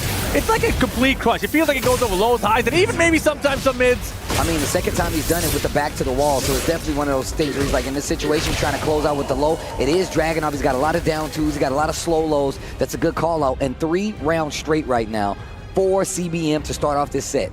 This is crazy, bro. That's unexpected. As I mentioned, I feel like Ulsan has a small edge over him, but I haven't seen this. I haven't seen the Clive against him. I mean, look, we already talked about the fact that, like, Clive is already an underrepresented character in just tournaments overall. But players like him, I mean, CBM had the Noctis for quite some time. Chikurin has always been one of those players that had, like, those guest characters, those characters less conventional in Tekken under his sleeve for situations like this. The question is how well can Ulsan stop him from getting his game going when he's down 1 already? Game 2, Ulsan, CBM, in. Yeah, and we've seen Ulsan make plenty of comebacks in this tournament. No stranger to them as well. But right now, CBM still in the driver's seat. Dance on him. Engage. One of the things Ulsan really has been shining with this entire day is blocking, getting that wall rising 1.2, full damage, full combo, conversion to the wall. We go. Spent all of his resources, but the positioning is looking good. Oh my goodness, and the pigeon roll for the Okazemi has been on point as well. More rushes off, try to get a counter, try to counter again. No, it's CBM takes Ulsan head. gets on the board, leg. Okay, wait a minute. And we've seen this before from Ulsan. He adapts so Doesn't well. Right in his favor, but he slowly starts to figure out the puzzle, and then he kind of capitalizes on it. But CBM doing a great I like job how of we're stacking blocking his swords out here with our hands. Yeah, the flame bash for the engager again. And armor's right through after the engager. Down for 2, I don't think so. That was I like risky. that he's doing this though. Like he's slowing it down just a little bit. We're playing hella risky. Momentum in his favor. Yeah, they're completely disrespecting each other's turns right now. Right? That's exactly what I was thinking. I'm like, these are kind of risky options right now. Just clean Tekken right here. Oh, only rage, and he's not gonna get to use it all. 2 rounds Ulsan is capitalizing on the rudeness. And the back 2 there from Dragunov did stop that forward 3 orbital, so something to keep an eye on. It looks like Ulsan might have called that one out. Hey, he's been doing it literally the last 2 times his back has been to the wall, so. I wish you would. Flame bash not gonna do it. That was definitely sidestep left down forward 2. Oh my god. Okay. A little chunk of damage. So much range. Oh, you can Beautiful. sidestep the end of Didn't that. get the wall splat, but still got the engager. Oh, wow, the back one. Can we stay off the wall in the combo? We can. Extension on the combo. To the wall we go. I love the sidestep to go along the wall, get a little bit more on that combo, but now in a bad situation. He was about Back to to use the the wall, wrong- Ulsan in control. Oh, third hit though. He tried to jab out. Finishing the strings. Third hit, third round. One game apiece. Remember, this is first Hell to yeah. 5, so that's going to be a long set for these guys. Ramu. But they're running through it pretty quick here. He adapted really 3 rounds good. apiece. Let's see Now, CBM. let's I mean, see. he looks like he's considering whether he wants to stick with the Clive right now. I mean, we already know his Jin is really strong. World-class Jin player. I think he right might here. need to He's use the always has Jin. been one of my favorite Jin players for a very long time. So Yeah, I follow But him and what I the call a Clive lot of my wasn't, Jin wasn't takes. wrong. Clive In a works. long set Yeah. though, right? It's like You can Clive win got either him way. that one game. So was that enough or do you want to stick with the longer? That's the question mark, right? So at this point, he's like, can I believe in Clive to give me more games and big a lead before I switch to that Jin? Or is Clive all the way here? Yeah, that's true. I mean, look, in the later years of Tekken 7, we saw him stick to the notches pretty consistent. Oh, yeah. Wow, Engage. beautiful. Off the backdash. Back to. Yeah, anytime that Ulsan's been hit by that Phoenix low, he's immediately attacked back afterwards. 1-2-1. Engage That 1-2-1 is again. clean. And Saves remember, I him a was lot. telling you how a lot of times some of these players are not Sidewalk. respecting What the the- activation. Oh, he should have got more They're from that. instantly just challenging a lot of times. Didn't do it right there, but Ulsan's back Again to the with the wall. 1-2-1. Again, he gets the counter hit. Big chunky low with the hatchet. He's got raid, so every hit doing more damage as well. Again. Oh, God. Packs those legs. You can duck the end of that string. I mean, not duck, but sidestep No the end of throw that. break? Oh. Yo, they put a throw break train to practice mode now. I like to zoom in. Okay. Going to the beat. They can hear the music too. Going straight in the stance, using the transition. Tries to use that forward feed, like you said, back one. Engage. Damn, caught him. Caught the pigeon. While standing 4. Heat is on the table. Oh, for we- CM. Yeah, the lows are adding up here, and finally the mid catches him. I like that. Tries to sidestep. Gets clipped in the Nah, meantime. it's never a good damage, idea to kill, press crush, on that. Destroy, gets the wall. Looking for a reaction out of CBM. You know he's going to use that flame shift stance to get over there pretty soon? No. Throw break good this time. 12 break, nice break. No, Those are hard to break out of nowhere. It's getting small. Chance here. That's Another. the one break. Again. What is going on? It's getting dirty. Russian assault here. Look for the final mix. Orbital not going to get it. He Nice was hoping for patience that. there by Come on. Ulsan. And you see it's starting to add up. He's getting really frustrated. Going more so to Yeah, his 4-3 I can than feel him he getting should. frustrated. And now Ulsan starting to get the lead. Oh, Good that step there, sidestep was but didn't clean. get a launch. Oh, you can cancel into that. Yeah, it was in his phase 1 move. We saw a lot of sides from down for 2 versus the Oscar players. Yeah. Oh, switch to the mid, and he still didn't budge. Man, look at this offense from CBM. And The finally defense is finds nice. a low block. Gets the heat activation. Spends the Nothing. resources. Big life lead on the side of CBM, and that's going to do it. Enough clean. damage off of the counter. Here we go now in round 4. Locks it down for one. You can sidestep the end of that. They take the immediate, but instead takes the oppression. Oh, that would have got me. Takes the I thought he was going to finish Trying the to get string a into that different wall, way. but man, CBM is not trying to stay in the corner. You can't put Baby in timeout. 1-2-1. Engage. Playing back. I don't think so. I'll do it again. Kind of sways out of the way there, like an inner strength, you know. There you go. The saxophone. What was that saxophone noise again? The wing.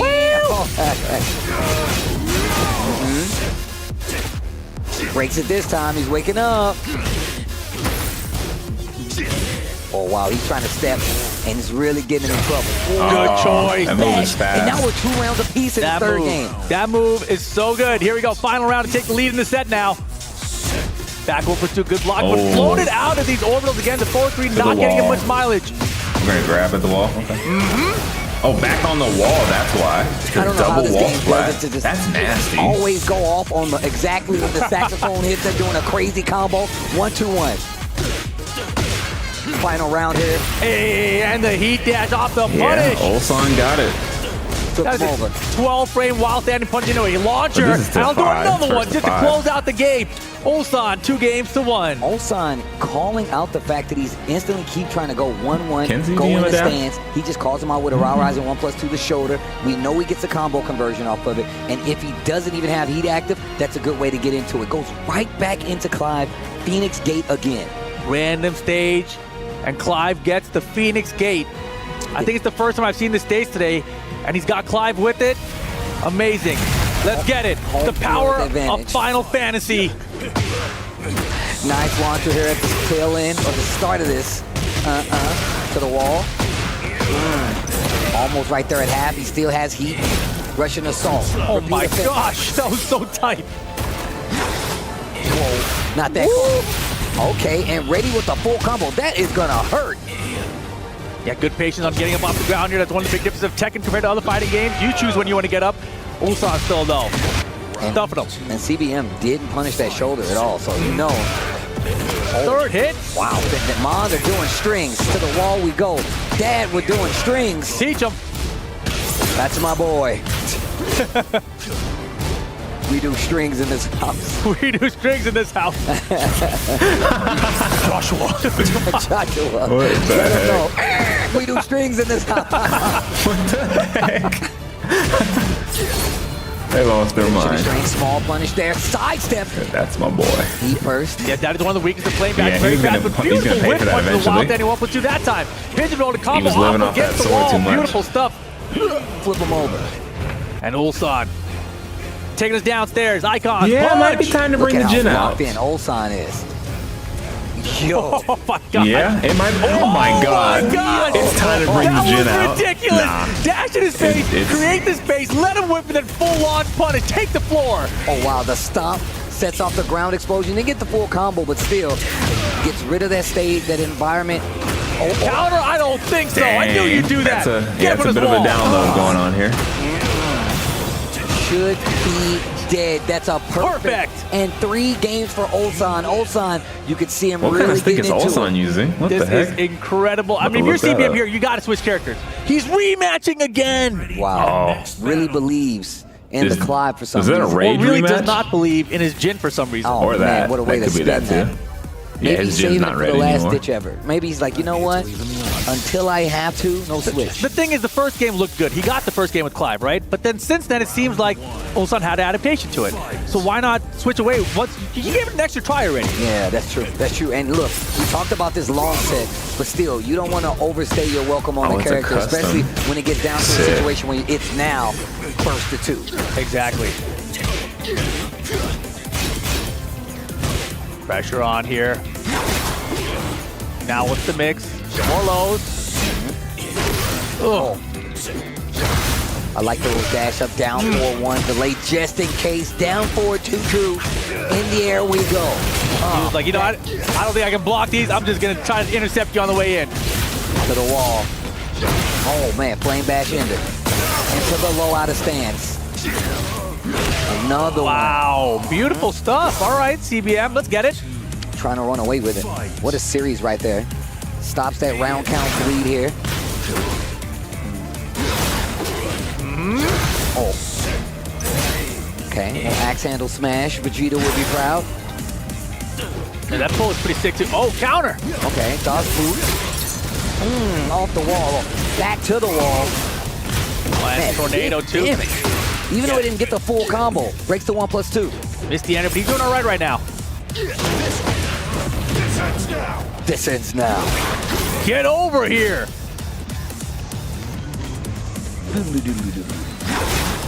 Oh, he's Man. not letting his space out. I like it. Nah. Did he do it again? Oh, He did. He did. That's going to be big damage. That's Counter wild. hit damage at that. What a Rage call Arts out hit from everybody. Ulsan there. It's cold out here. Yeah, putting out the flame. Right. Ifrit. What a jab too. Oh. Second hit. Catching him walking. Ignition switch. Sidestep. What? Yo, the Oh my cameraman was God, off. cameraman, please! Cameraman, please! Oh my gosh. And now Ulsan. Yo, my man is like, come on, controller. Come on, controller. Wait, I am the controller. Oh my goodness. That sidestep was clean. Get over here. to the low. Great stagger pressure so far. Now Ulsan starting to duck after some of these instances where he's coming in there in that flame. Yeah, he wasn't doing it. Exactly. It's a good idea there for Ulsan, right? Finishing the We've seen string a lot on of purpose. I like stance it. transition. Beautiful. Okay. Nice 1-2 punish that time from CBM. Ooh. Okay. Spends the resources. CBM in a good spot, especially after this throw break. Switch sides, flame bash, engage. Chipping away just a little bit. Beautiful. What a duck. Yeah, gotta stay locked at all times. People be doing strings in these houses. Got ready to duck those highs. We do strings in this house. Not dead yet. No way, dude. No way. Oh! If he was close, that would have hit for sure. And if he had done it down two, would have had more range as well. Nice try for the comeback there, but doesn't quite get it. CBM 2 rounds to 1 up here in game number 5. Wow, tried to sidestep it. That pressure off the pole. Gets his back and gets the heat engager. Down 4-1. He tried the 4-3 again with his back to the wall. He knows now. Yeah, Ulsan was very aware there. Step in the smash to CBM though. I love him waiting on it. This is stabilizing. Heat. Oh, yo, and he's at level 4 right now. And he's done. Oh, dead.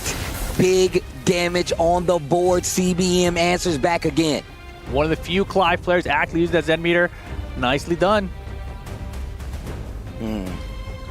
Thing is, we already know Ulsan pretty much locked in. Haven't seen any character other than the Dragunov the entire weekend. He tweeted, man, he believes in the Dragunov. Well, I believe in him, so let's go. You believe in Ulsan? I believe in Ulsan, bro. He's a good player. He's a returning champion. EWC returning champion. CBM has to beat him. This is a fact. And right now, Ulsan's still in lead 3-2, but here the Clive putting in work. 100% true. I mean, I lost faith in a little bit, but CBM clearly knew he had something more to give. Beautiful, that's what I'm talking about. Wow, what a step. Step to the down 4-2, full combo conversion, walls right there. Too close even. Give him the pole. Hey. Where are we going? That was crazy. The third dimension, that's where we're going. I think we went back to the 4th or 5th and came back to the 3rd. Oh, Russian assault full combo pickup, pigeon roll to keep him in line, and there's the heat. Hey, yo, step on it. Double rage. No throw break is gonna hurt. Down forward 4 to close it out. Ulsan. It's simple. Start the round. Yo, who hit that thing? That dude up there? Yeah, it's 2 dudes. They punched the bell at the same time. Hey, yeah, simple frame trap. Ulsan not respecting the plus frame off the jab. Man, one thing I have noticed, a lot of the players are definitely... Wow, that was a punish too. Yeah, he was calling it out. He was waiting at the right range for it. And still get over here. Wow. And then goes for the low this time. Oh, flame bash. Man, Ulsan was so composed in all these exchanges. And man, it's either the high counter or the orbital, right? And Ulsan just mixed up his offense to avoid both of them. Over the top! Jeez, bro. I love that move. If you know that movie, you're old. Shout out to you guys. Wow. All right, so that's Sloan. Chill out of it. Oh, okay. All right. I think I'm not a truck driver. I'll turn his hat backwards right now. You know, it's a switch. Speaking of switches, CBM turning the tide around. 3-2 on the set count. We're going to tie this up. 4-2 for the low extension. See a lot of Clive players use that extension to get to the wall. Russian assault, counter hit. To the wall we go. No, but drops it off. Oh my gosh, double step left, down forward 2 for Ulsan. Man, just watching you swing at nothing. No. Give me that. Oh man, that's so good. It takes off all the grade. He does it a lot off the recovery because he knows you're going to stand up. Gets the reversal, and look at the Zen. 3 level stocks up there. It needs to be careful on the side of Ulsan. Punish that. Yo, what? That's why you got to be careful. It's yours. What did you say? Only fantasy here, it's yours. Oh, I thought you were speaking Japanese. It's free. My man's like, yo, welcome to the party. You think just because you're not in my house, I won't show up? Yo, these graphics are so good. Here we go, though. It's ridiculous. Blocks the low. Big Phoenix guest there. Ulsan, he's aware, man. He's got those reflexes, too. I feel like once you do that, you just activate level 4 of like Ulsan. He's like, oh, you're gonna block that? You react, and I can react too. Force him to block mode. Look at him. Engage. Holy moly. That was one deep ignition switch. Right? Finishes the string. 4 stock up there. Man, the mid choices to stuff these forward 3 orbitals have been fantastic. Oh, he could have definitely launched there. Yep, could have definitely got him, but let's see what he does with this one. But that should have been a good down for 2 as well. Wow, trying to stay on the ground to avoid the damage. No way, does that work? Dude, if he hit the box on it and he hit him, I'll be all right. That was the next level. I actually would have lost it. Especially if he did it and he knew it was going to work. Exactly. This is an important round for CBM here to tie things up. Otherwise, Ulsan's up 4-2. Oh, right in the side of the jugular, bro. The dashing CD1 for the whip punish there. Rarely seen from Ulsan. I love the Oki a lot of these players have been going to after the wall knockdown. Okay, didn't get the hit. Looking for a counter hit. 5 bars, though. Side CBM, that's a big comeback factor to watch out for if he can get to it. Not going to get a chance. Ulsan, both fists up after that one. It feels good. He knew that was an important one. 4-2 now in the lead. 1 game away from getting to that grand finals. CBM. And he's sticking it out with the Clive. And I'm curious to know why. I would love to ask him why not the Jin in this scenario. I mean, I do understand you do have to play a lot closer with Jin. All you have is electric, kind of like 4-4. But once Dragunov gets in, the baits are too heavy. The risk is too high. I completely understand. You got a lot of reach with this guy, Clive. And you do got to respect the up-close game because of the Flame Bash. And I know he knows that, but we're going to get into the next game. Solid game plan. And it's been pretty close, too, to be honest. He probably has a lot of matchup knowledge with the Jin as well. Hey. I was waiting for the 4-3. I was like, he's going to do it again. Sidestep. There it is. Yeah. You know it's coming. And that's the whole problem, right? Ulsan knows it's coming as well, so he's trying to put out a lot of mids, especially after he hits him with the low. Yeah, it's probably best to start staggering a bit more. Goes for the armor. Ignition switch. Down 2. Gets the punish. And the combo on top of it. And just in general, it seems like Ulsan does a low, and then CBM either responds by doing orbital or his low of his own. And that's just been the general flow, and that's why Ulsan's caught on. There we go with the mid that time. And rolling with the pigeon roll. Nice 1-2 punish. Yeah, definitely more of the riskier options because you can punish that while rising 1+2. Flame back to get it started. A lot of back to the top and step. Back 1. Side step. No, sir. Not as effective as it was the first time they met. Gets the full punish.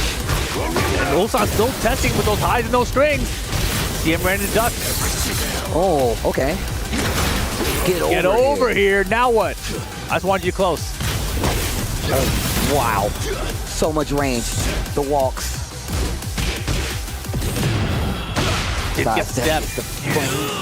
10 seconds. Can he chase him down? He missed the punish. But he did too. 5 seconds. What are you doing? The other side, but the wall messes it up on the back. Get him something. Unbelievable. What a scramble. Wow. Wow, the back wall splat. Actually one of the trickiest situations in this game because you got to have specific combos to actually be able to deal with it. Not many people have those regardless of how much experience they have. Tekken 8 is a new game, so you know they're completely different. Nice extent to the combo with the wall nearby there. 44 seconds to go in this round. A lot of time. CBM activating the heat. Okay. I love how Torgal actually looks, how he's with heat too. Oh, that's tight. Leviathan string to close it out. Okay, wait a minute. CBM. No, he's definitely in it. And if you're Ulsan, you just got to try to close it out as soon as possible. Don't let him have any momentum build up. Beautiful. Sidestep, gets the knockdown. Get over here. Oh, wow. The peek out. Up 2. Okay. Gotta be careful here. Back to the wall. We've seen what he's been capable of doing. Holy moly! And you see that he just let him drop because he knew he didn't have a back turn combo. Takes the positioning instead. One more interaction. He should be able to close out. What a jab. And the Russian assault catches CBM moving in the backfield. Set point for Ulsan right now to get to the grand finals. CBM, though, could set to another game. Oh, yeah, they're going to this slow-paced Tekken right now. Ulsan's use of, oh my God, the 4-3. Jeez, I didn't see it coming. I was like, oh, he's not that close to the wall. He's not gonna 4-3. Back two. Trying Wall to get to to wall. the wall. And here comes the heat.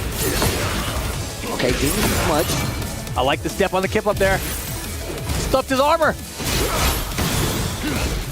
Keeping the pressure on, not letting Ulsan activate the heat, and all the lows to stuff the armor. Smart choices by CBM. Still alive here in this set. Ulsan looked like he was running away with it clean. CBM still fighting.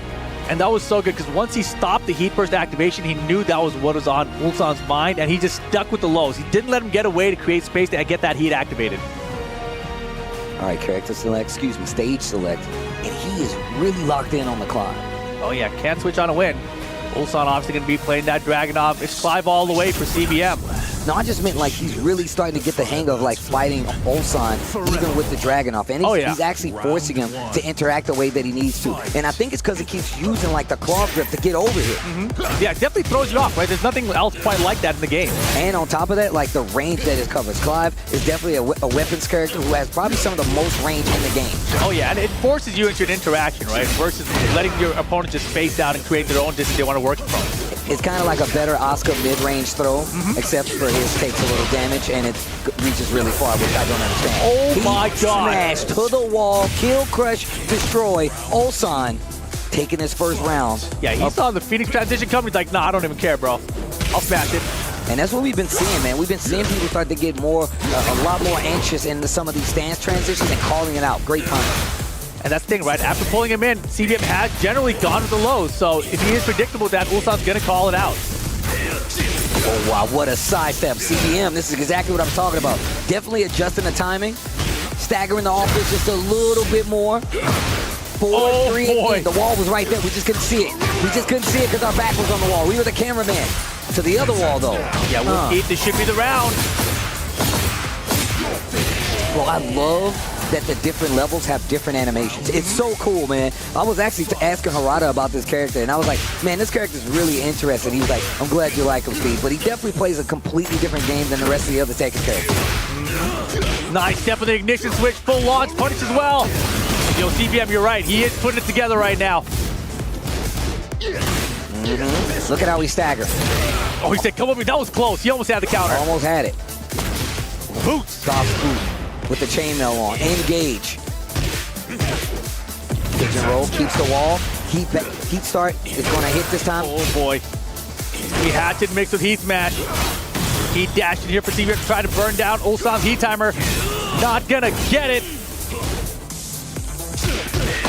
Wow. One after the back dash.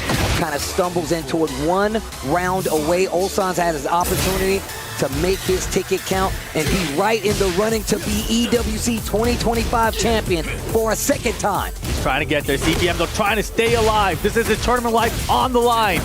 Look at the series that he just put together. Ulsan, big damage on the board. Heat is active and it's fresh bar. What is he gonna do? Pigeon roll to keep him there. Give me that gray. Doing it on the tech.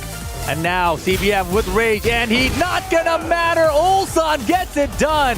And he'll be moving on to the grand finals 2 years in a row at Esports World Cup. And it wouldn't matter. It wouldn't matter at this point how you feel about Ulsan. And he's largely been missing the last few tournaments, if you think about it. But showing up to EWC, ready to play, making it back to grand finals. Ulsan out here making a name for himself. Let's take a look back. CBM did a valiant effort of fighting into this, especially with the fact that, like we said before, not many Clives out there. And CBM is definitely a cut above the rest. I mean, you either got Chikurin, you got him, and a couple others, but that's it. Ulsan locking in on the Dragunov. That up-close game really did come together, and CBM really started to notice, like, well, look, if I can't play you at your range, I'll start playing you a little further back. You see the defense really start to kick in here. He's really been going to these 4-3s when his back to the wall, and it's worked out a couple times, but that's when Ulsan started to adjust as well. Yeah, the 4-3 was really the strongest part of this Clive, and once Ulsan kind of pulled away a little, got this 3-1 situation, I really thought he was going to switch it up to the Jin, but he stuck it out with the Clive. I thought maybe it would be a mistake, but he proved me wrong, right? He put it together. He's like, this Clive, it's got a chance here. All right, let's see exactly what's going to happen after this, because now that Ulsan has already made his spot count, does the Dragunov get the job done? We know that he's locked in. but I'm curious to see what his opponents are going to do and who's going to make it up this far anyway, because once again, CBM was not trying to let it go easy. We still got plenty of games to play, and these are all first to 5, so they got plenty of games to play. I love long-form Tekken because it gives these players a chance to adjust and we get some more games out of it. So the thing about it, CBM, he is out of the running for grand finals, but he still has a playoff match between 3rd and 4th to come up later as well, because there's a lot of money there as well. Well, let's send it on back to the stage to get a word with our winner. What an unbelievable performance up to this point. In grand finals 2 years in a row. Turn it up for Ulsan! Yeah, twice in a row. It's crazy. Ulsan, throughout this entire event, I've seen you extremely excited, high energy, very positive, playing to the crowd. This is the first time that I'm seeing your emotion change to something more serious. What's with this change in emotion? 일단 울산 선수 승리 축하드리고요. 정말 이번 대회 내내 정말 에너지 넘치고 정말 환호하는 모습 많이 보여주셨는데 이번 승리 이후로는 굉장히 또 진지한 모습을 좀 보여주셨어요. 그런 좀 감정 변화가 좀 어떤 게 있으셨는지 궁금합니다. 아까 전부터 너무 많은 격한 리액션을 했다 보니까 지금 좀 에너지가 없어져가지고 안 하고 있는 건데 그게 진지하게 보였다니 너무 다행이고 그렇습니다. Actually, I'm a little exhausted after all showing the energy, high energy emotions kind of stuff. So yeah, it's kind of good that it feels serious to everybody else. Yeah. Okay, and now, I feel like often when there's moments in history, we don't notice that we're witnessing history in that moment. This time is different. This time, the talk of the entire fighting game community is the fact that Ulsan could win 2 EWCs in a row and make history. What does it feel like being so close? 이제 역사를 만드는 데 있어서 사실 많은 얘기들이 있었지만 울산 선수가 EWC 2연속으로 우승하게 되신다면 정말 더 높은 금자탑을 쌓아 오르시는 건데 이 역사의 한 장면을 그으시는 게 좀 어떤 의미이신지 궁금합니다. 아직 사실 아무것도 우승하기 전까지는 아무도 모르는 거기 때문에 설레발치지 않고요. 그냥 이대로 결승전까지 임해서 좀 엄청난 도전, 이번에 그 운이 아까 좋았다고 했잖아요. 꼭 잡아서 꼭 이기고 싶습니다. Well, I'm not saying anything yet because it's not over. So that being said, I said I was lucky this time, so I'll bring it as much as possible and try to lift the trophy again. Well, you are one match away. Ladies and gentlemen, one more time for Ulsan! Yeah, I told you guys who can beat me, EWC! Make some noise! Ulsan, please go ahead and crush your opponent's key. 이 부르스로 가시죠. This guy, Ulsan, comes in with the make some noise. Hey, that's my line, bro. But I love that he's keeping the energy high, saying, yo, who's going to beat me? If you check out his Twitter, he even said, he's like, yo, I have to be like this. So I want to call people out. I want these guys to know that I'm here to win. And you know it. Look at the determination, like, yo, what's up? Ulsan on top, the next slice to let him know. Once again, right in the running, in the first running to be champion once again. I don't know how many times here at EWC we've had a return champion, a repeat champion, a 2-time champion, but Ulsan is on his way. I mean, the world of Tekken 8, he could be the first. That is a fact. And again, second place, guaranteeing him $130,000. But that next grand finals match could mean he could win $250,000 instead. He could almost double it. That's going to be a big match later. But now crushing the key of his teammate CBM. Doesn't want to see it. But shout out to DN Freaks, man. They got 3 players in his top 8. DN Freaks out here holding it down strong with the Tekken community. We've already been seeing their teams all around when it comes to just Tekken competition, especially in Korea. And they are very, very strong. Without a doubt. Crushing the key. Man. That thing has seen some damage this weekend, I tell you what. But now, the crowd favorite coming up, Jeonding. Answer the door, we might have a champion. But let's see what these guys have to say at the desk. Stage.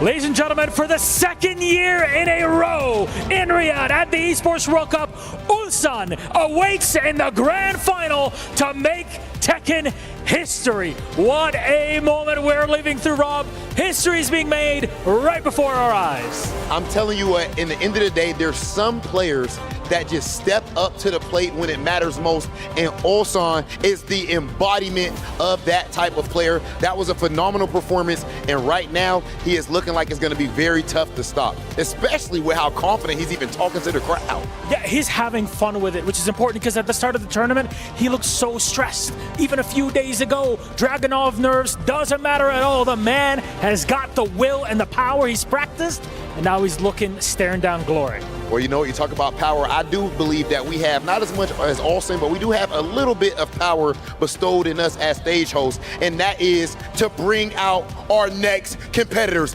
Ladies and gentlemen, put your hands together for none other than Jeonding!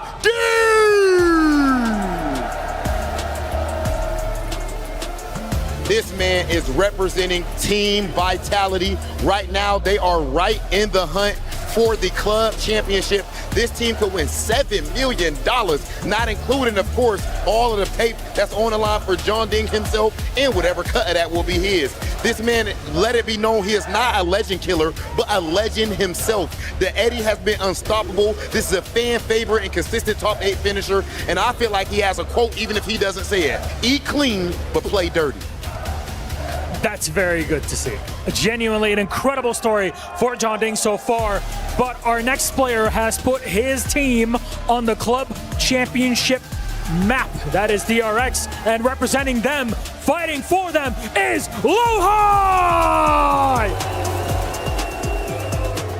An eerie cloud has gathered over and around this man.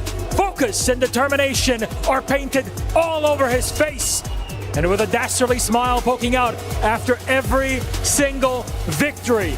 He's made mincemeat out of Chikurin, and he's ready to repeat the process here in the semifinals of EWC. Well, there's a process that we need to complete right now, ladies and gentlemen, and of course that is our face-off. Lohai, Jeonding, meet us right here, front and center. Only one of you will be able to make it to grand finals. Jeonding, do you have any message for your opponent? I need more point. Okay. Vitaly liked the sound of that. Very objective, very to the point, calm, calculated. What's your return, Lohai?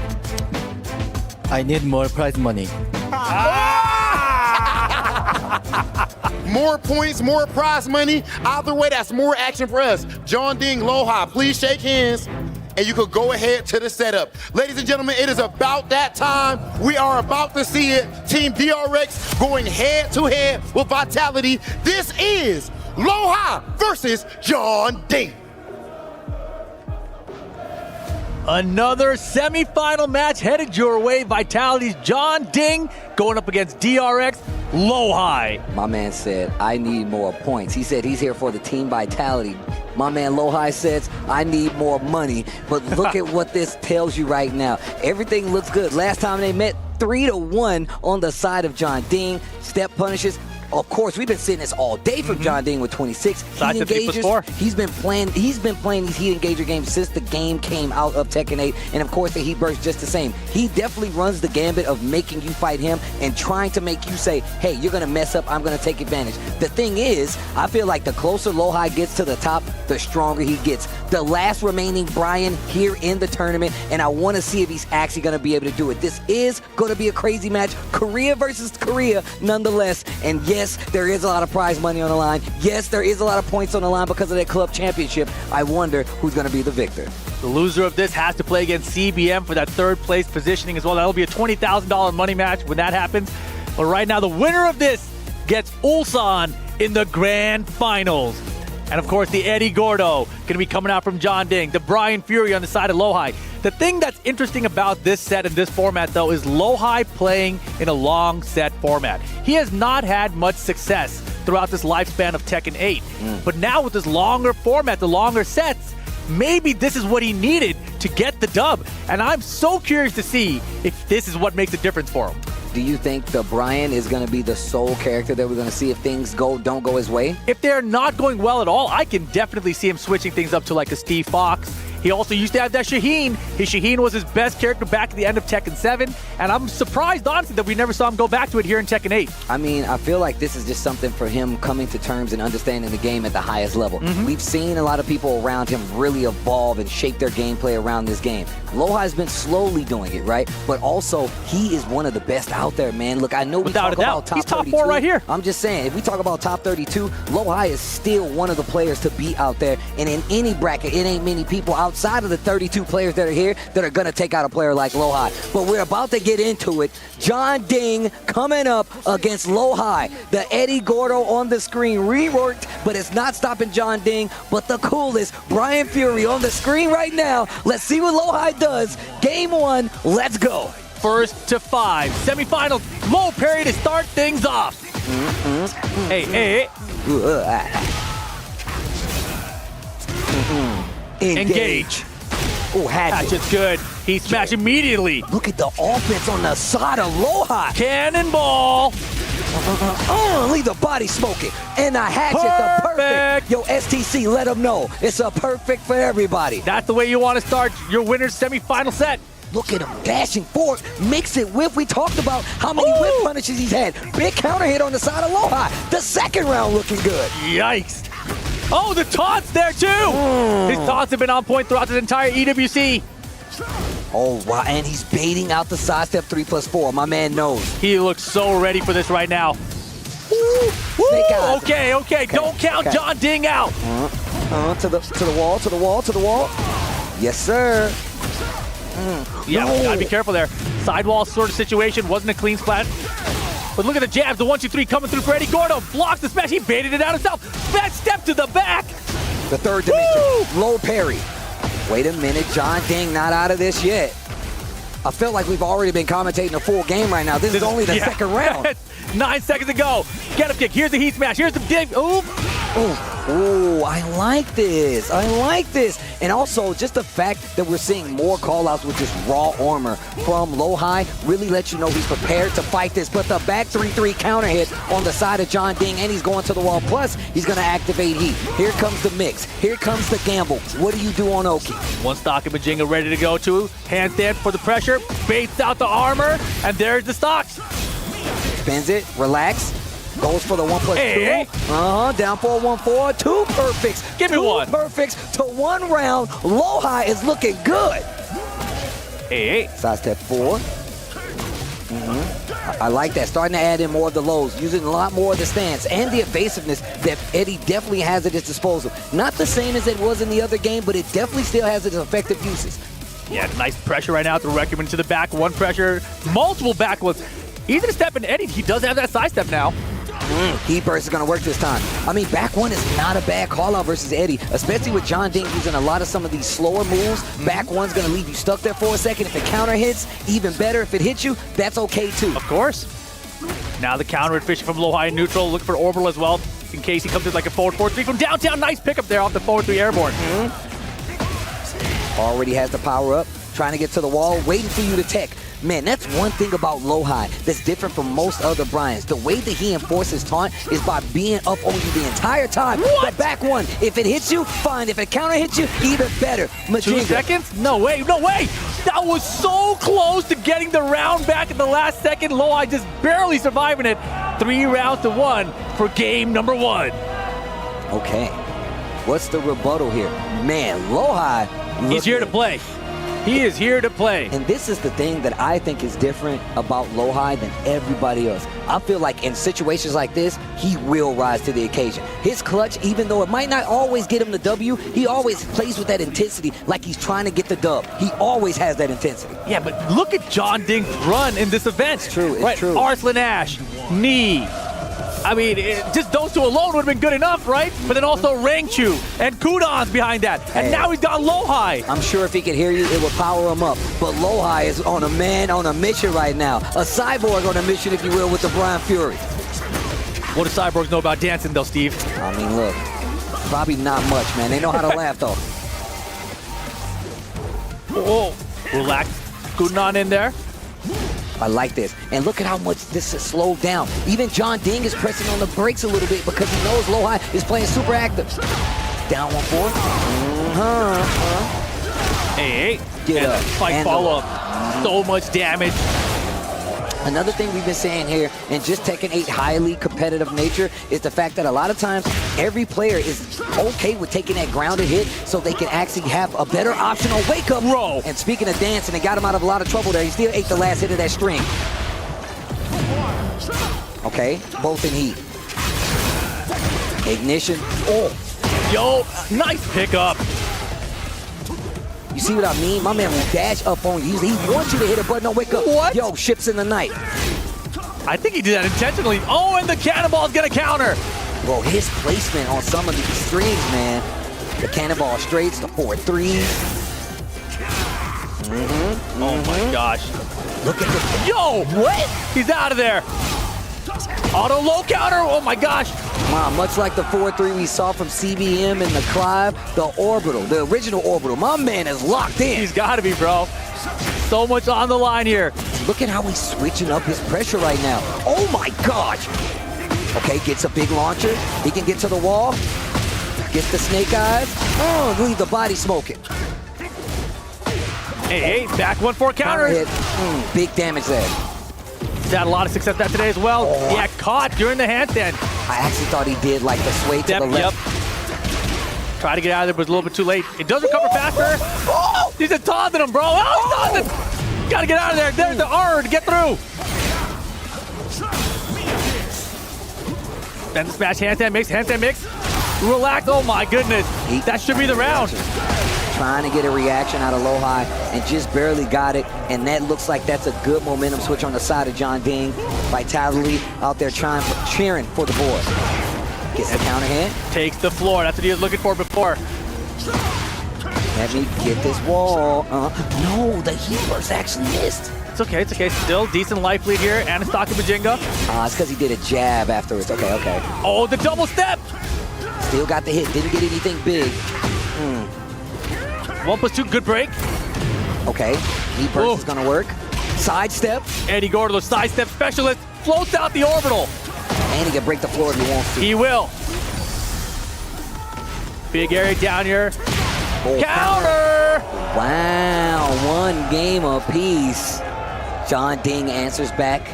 Typical fashion. Doesn't seem like he's shaking at all. Not he's one shaking bit. with anticipation for the next match.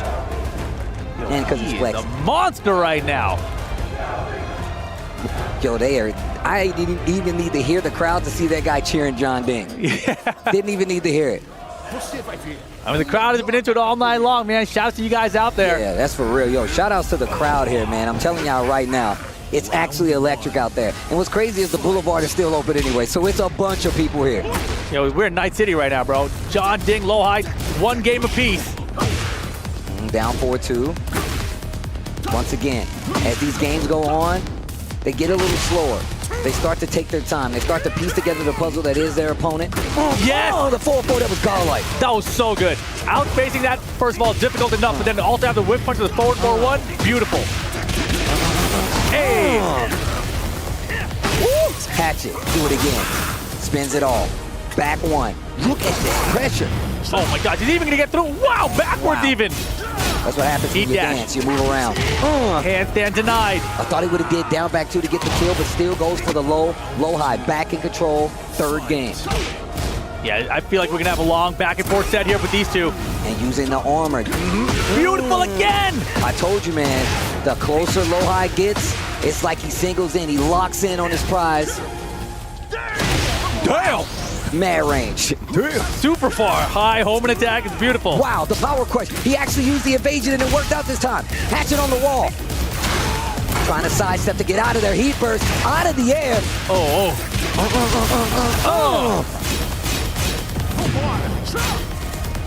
The power of Capoeira. Gotta deal with it. Relax. The mid. At 1+2. Two stocks. Majinga locked and loaded too. 1, 2, 3.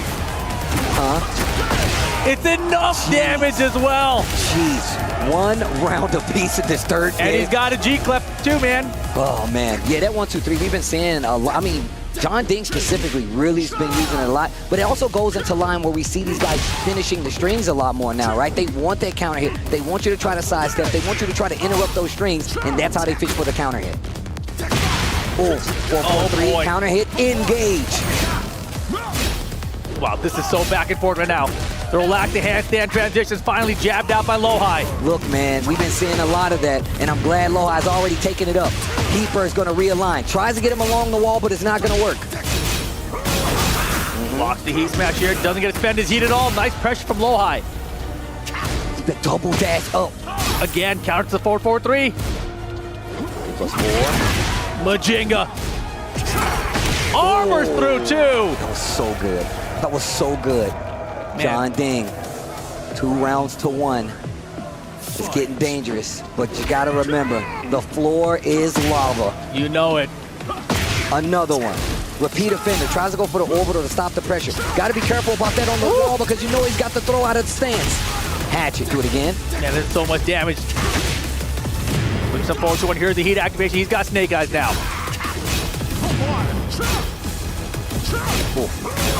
And now he's waiting on him. Giving him a little space so he can actually get a whip punish possible. Oh my goodness, the damage right now. And we've seen Lohai is definitely willing. No, sir! Oh my gosh, the duck while rising one. First time we've seen it this entire set. That should be the round. 2 rounds apiece. Game number 3, final round. Oh my gosh, these guys are going the distance already. This is close. 1+2 break, so important. Floor is still lava. Uh-oh, you forgot. I didn't forget the orbital. But the combo. Okay, down 4. Armor denied. Armor. No Majinga stack right now. Heat burst. Uh-oh. Gets him a stack here. Oh, woo! Snake Eyes getting through for Hatchet's good. Okay, blocks it, dashing up. He gets the reaction. What a block. 2 stocks for Jinga now, too.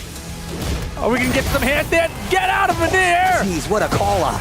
And that should be the game. Jeonding up 2-1 over Lohai. This dude Rip called the handstand literally like a split second before it happened.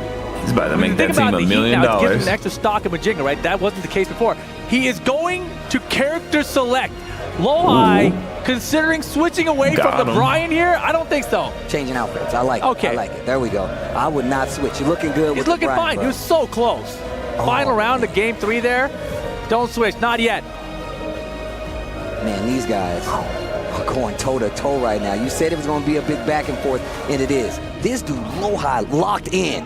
Look at my man, locked in. Gotta be. You gotta be. Did you see the intensity in my guy's eyes? This is semifinal still, by the way. All right, let's get it. Game 4, Jeonding in the lead. Sidestep force block defense. Got turned up a notch right now. Oh. Okay. Poke it away. Engage, and you're on the wall. Big chunk of damage here. And now, you gotta guess. I love that Lohai is not just gonna let him get away with just going in the stance all the time. He will jab you, drum roll, please. And we're breaking the glass. He's gonna get a full combo extension off of this. We're going downstairs too, right? Not quite, not quite. Takes the Oki, Majinga power up. Oh! Snake Eyes into the heat burst on the wall. This is gonna be big damage. Leave the body smoking. Spring kick. This Jeonding, that's like the Jeonding special, right? Vintage Jeonding. Vintage.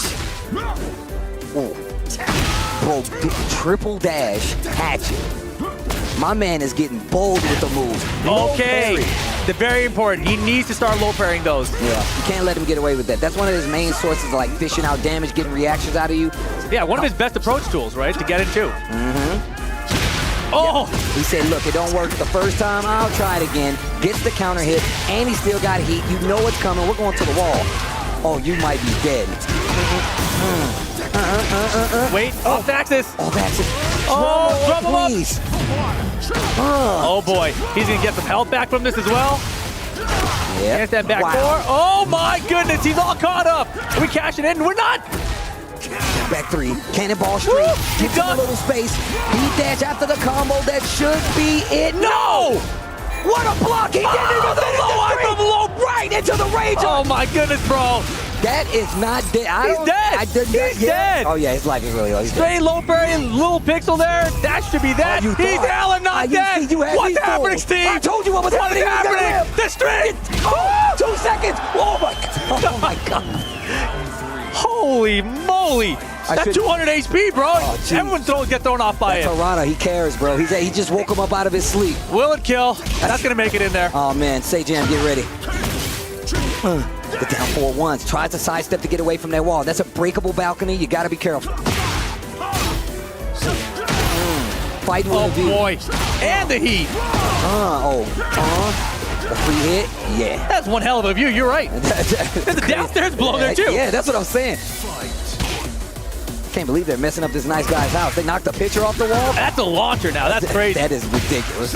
Yeah, up forward, 3+4. Also a strong aerial tailspin like that. Okay, to the wall. Yeah, what's that, 4 of them in one combo? It's Eddie Gordo. You know, we talk about down players a lot. The Eddie Gordo players, they're the silent type. They're like, don't tell anyone how good our character got, bro. Be quiet. No one say nothing. They're the smarter of the people who play this game. They ain't saying nothing. They let that character just go crazy. To the wall. Oh my god. God, Brian is so cool. Wow, look at all the great from Jeonding. Get him out of here, though. Oh my gosh. This is so back and forth. The jab. To the wall. Low, hey. High. The mock breaker to close it out. Such an important round right now. She did not like that. Will Low High tie it up? Will Jeonding extend his lead? Oh. Starting to do a lot more attacks out of almost. stance. Yeah, QCB4 there. It is a high, not a mid. Breaks the 2-throw. Wow, the movement is crazy from Low High. Gotta be right now. Gotta be. And he's got the step. But where are the punishes, right? Like the forward out of the air. He can take you to the wall for sure. He can break that balcony for sure. Hey, we're keeping it. We want the pressure. Yes, sir. Big life lead. He doesn't have the health for it. He doesn't have the health for it. I love when I see players that are aware of how much damage you have left, even while you're doing the armor to finish those strings. A lot of people are not catching that, and that's one thing that sets these players apart from you playing at home, sitting in your house, not here with so much money on the line, with your team's back on the line. And man, armor, so important in Tekken 8. Yeah. It's the tool, the defensive tool that they gave you to deal with the aggressive nature of Tekken 8. And calculating how much health an opponent has when you go for an ender like that, super duper important. Here we go, tied up 2 apiece. Oh, wow. Hatchet, back to the wall, quick sidestep left, and a sidestep left from the side of Low High as well. Fishing for a counter hit. He knows he likes to sidestep. No. Nice punish, goes in the stance, gets the mix because of it. Backing up a little bit, Low High. Just giving him the rope, just giving him the rope. Double taunt, nice timing there for Jeonding to get him off the ground. Majinga. Okay. And look at that, completely switched the sides, 4-4-3. Cannonball straight, hatchet. Yo, called out the high. Maybe he was looking for a low, but it works out. Low High. Bro, production, every time in between the rounds they hit the names, you guys are sick. Hey. No counter, he recognized it. Oh. Yeah, Low High was ready for that too. Oh, he didn't confront the back 3-3. He had the counter hit on both sides. No. Tries to go for the jab. Sidestep to the right. Cannonball, no counter at that time. I love how he's using it just to make sure. It's a really fast high too. Even his jab was a counter at that time. He's winding down there. Jeonding fence. Oh boy. Relax gets under it. Whoa. Yeah, that used to be 4. 3+3 on block. 1, 2, 3 counter hit. G clef. Not dead. Now he is a down forward 1. 1 round apiece. Game 5. Yeah, that's how it's been going the entire way through. Hatchet. Oh, the jab. Catches the handstand. 1, 2, 3. Gordo clef cannon. Gordo clef. That's what the G was all along. We didn't know. Nope. Dead upper. Boom! To the wall. Oh, hey. Wow. Oh my gosh. The whole body smoking. He's like, you know what? That was nice. I'll give you that.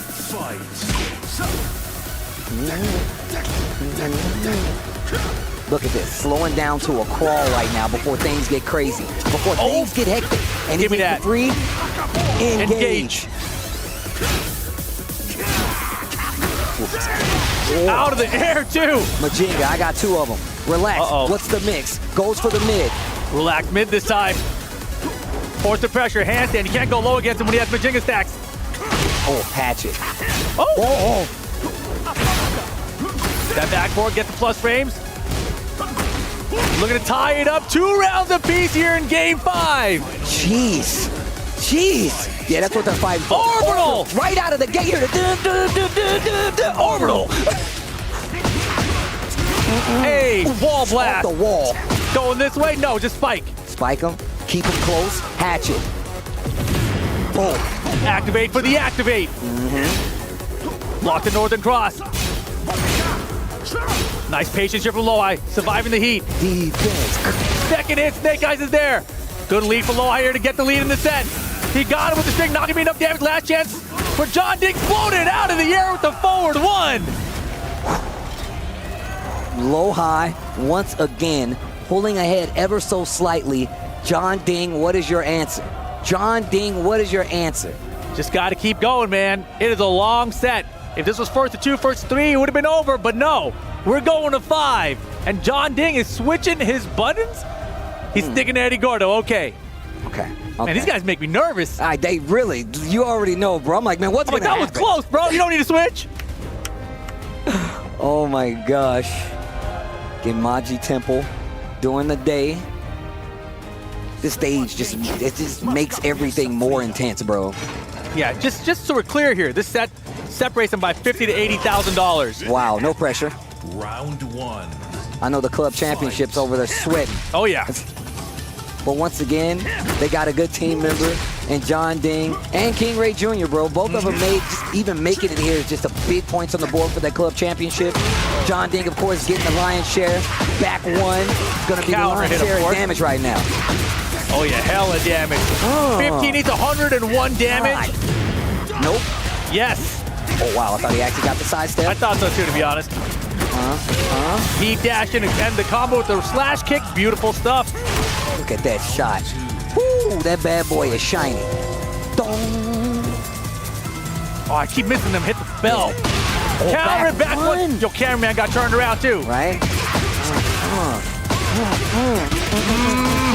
And I love the fact that he's aware of how much you have to shorten it depending on the length of the combo.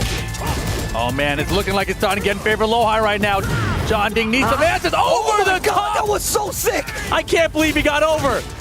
And now the back 2 to float up to the wall himself. It was so sick because he was so high in the air. It was perfect. That's what it should look like.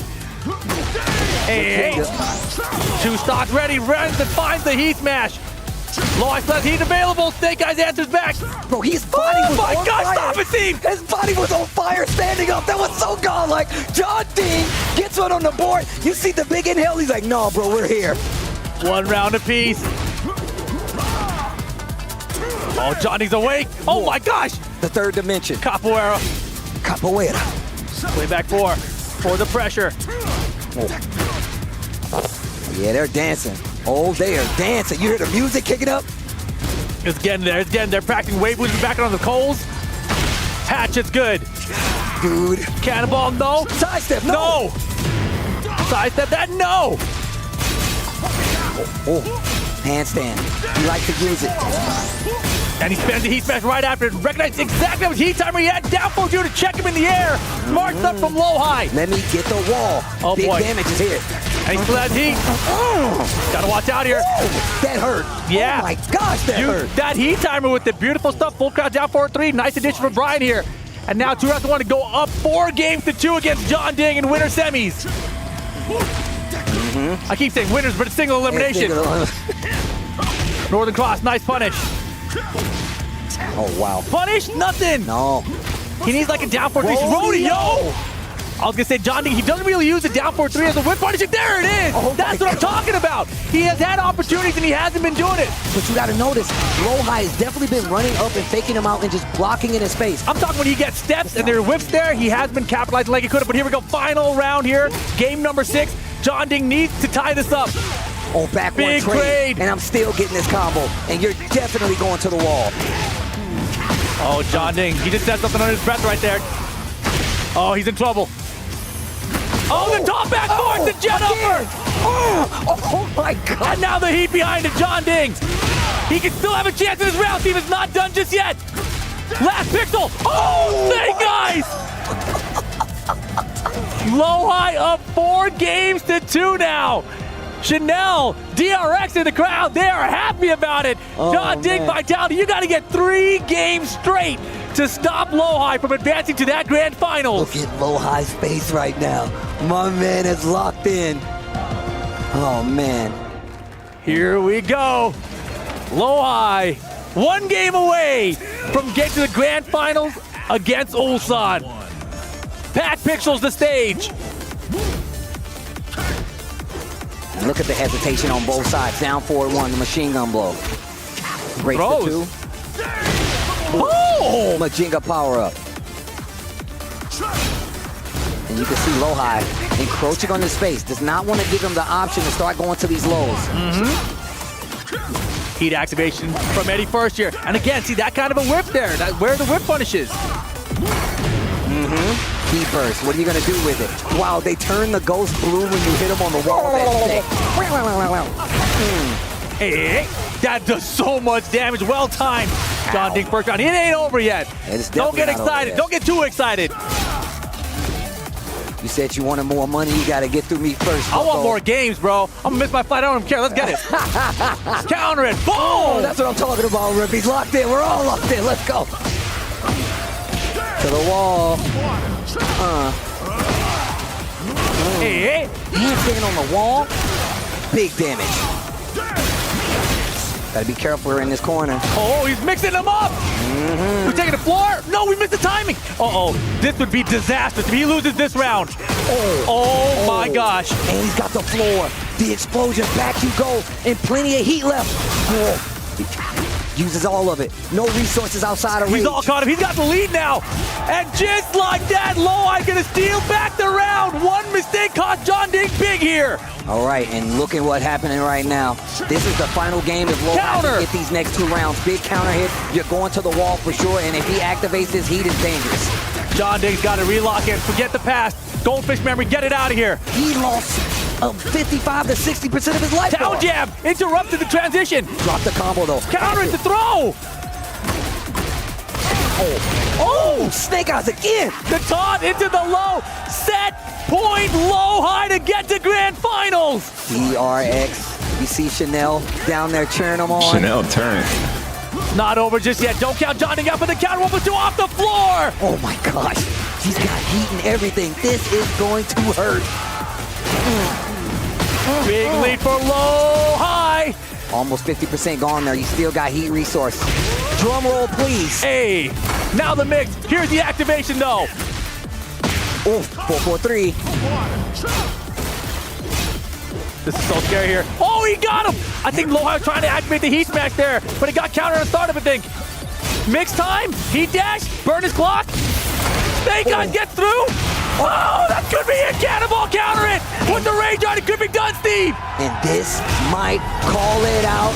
Low High maybe going to grand finals. He's already up. That's the textbook Low High. Hit you with the rage art. Shake my hand. I'm going to the next stage. Shake grand my hand. finals appearance. Low High, DRX. And you can see it. He's tired, but my man always rises to the challenge. This is exactly what I'm talking about. Every time Low High is in this position, he's one of the players that will always step up. He's going to want it more than the next person, even if he doesn't get the dub. Look at his face, but let's take a look back. Man, you got to show some love to Jeonding. Oh my gosh. The Vitality team out there representing their player. It has been an amazing set on top of it. Rip amazing run for Jeonding in this entire tournament, too. I was literally just about to say that. Rip said the run that this guy's been on. I mean, list off the names for me one more time, Rip, just so the people know. Arslan, Ash, Knee, Kudans. There's another one I forgot in there.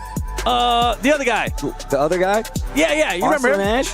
Arslan, we said that one. Knee, Rangchu, the TWT champion. That's true. And Kudans, and then stopped by Lowhigh finally here. And that was one of the craziest paths you could have had to even get to this point. And Jeonding got there. But Lowhigh, long set player here, stuck it out with the Brian, and he went crazy right throughout. They were so close back and forth all the way through until just you get a little bit of distance and he started pulling away. And you just saw Lowhigh right there. He got the sleep out of his eyes, locked right back in, and you can really tell that my man is probably one of the people that has the most energy heading into this grand finals. But Ulsan is up there waiting on him. This is about to be a banger. I'm telling you guys right now. If you stuck with us this long, make sure you stick with us a little bit longer. We're gonna send it to the stage with an interview with one of our players.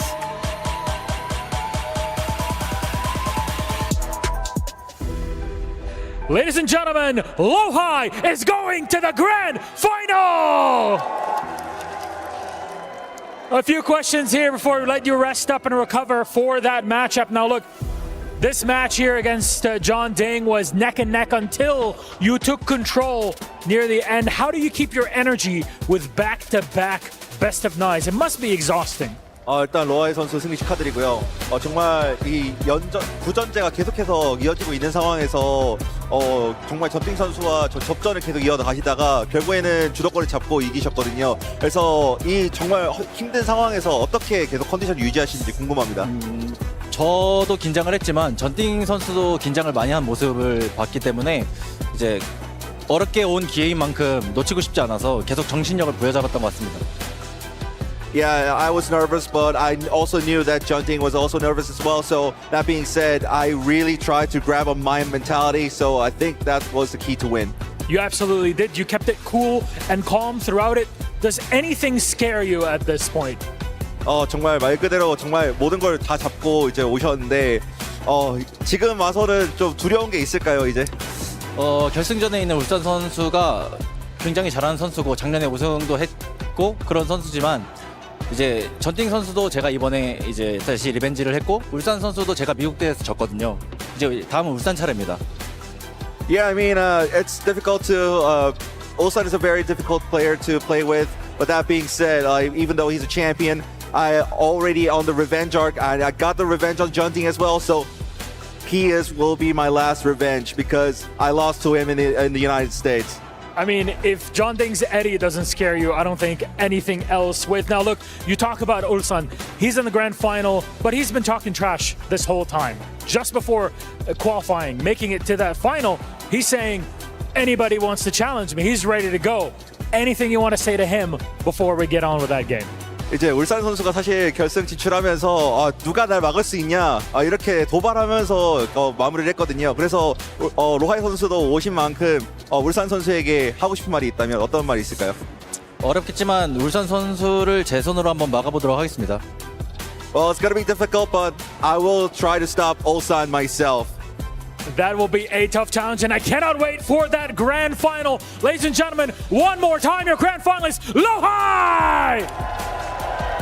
Please go crush what could be the second to last ski, all yours. You may head over to our crusher. He's been doing so many of these here so far.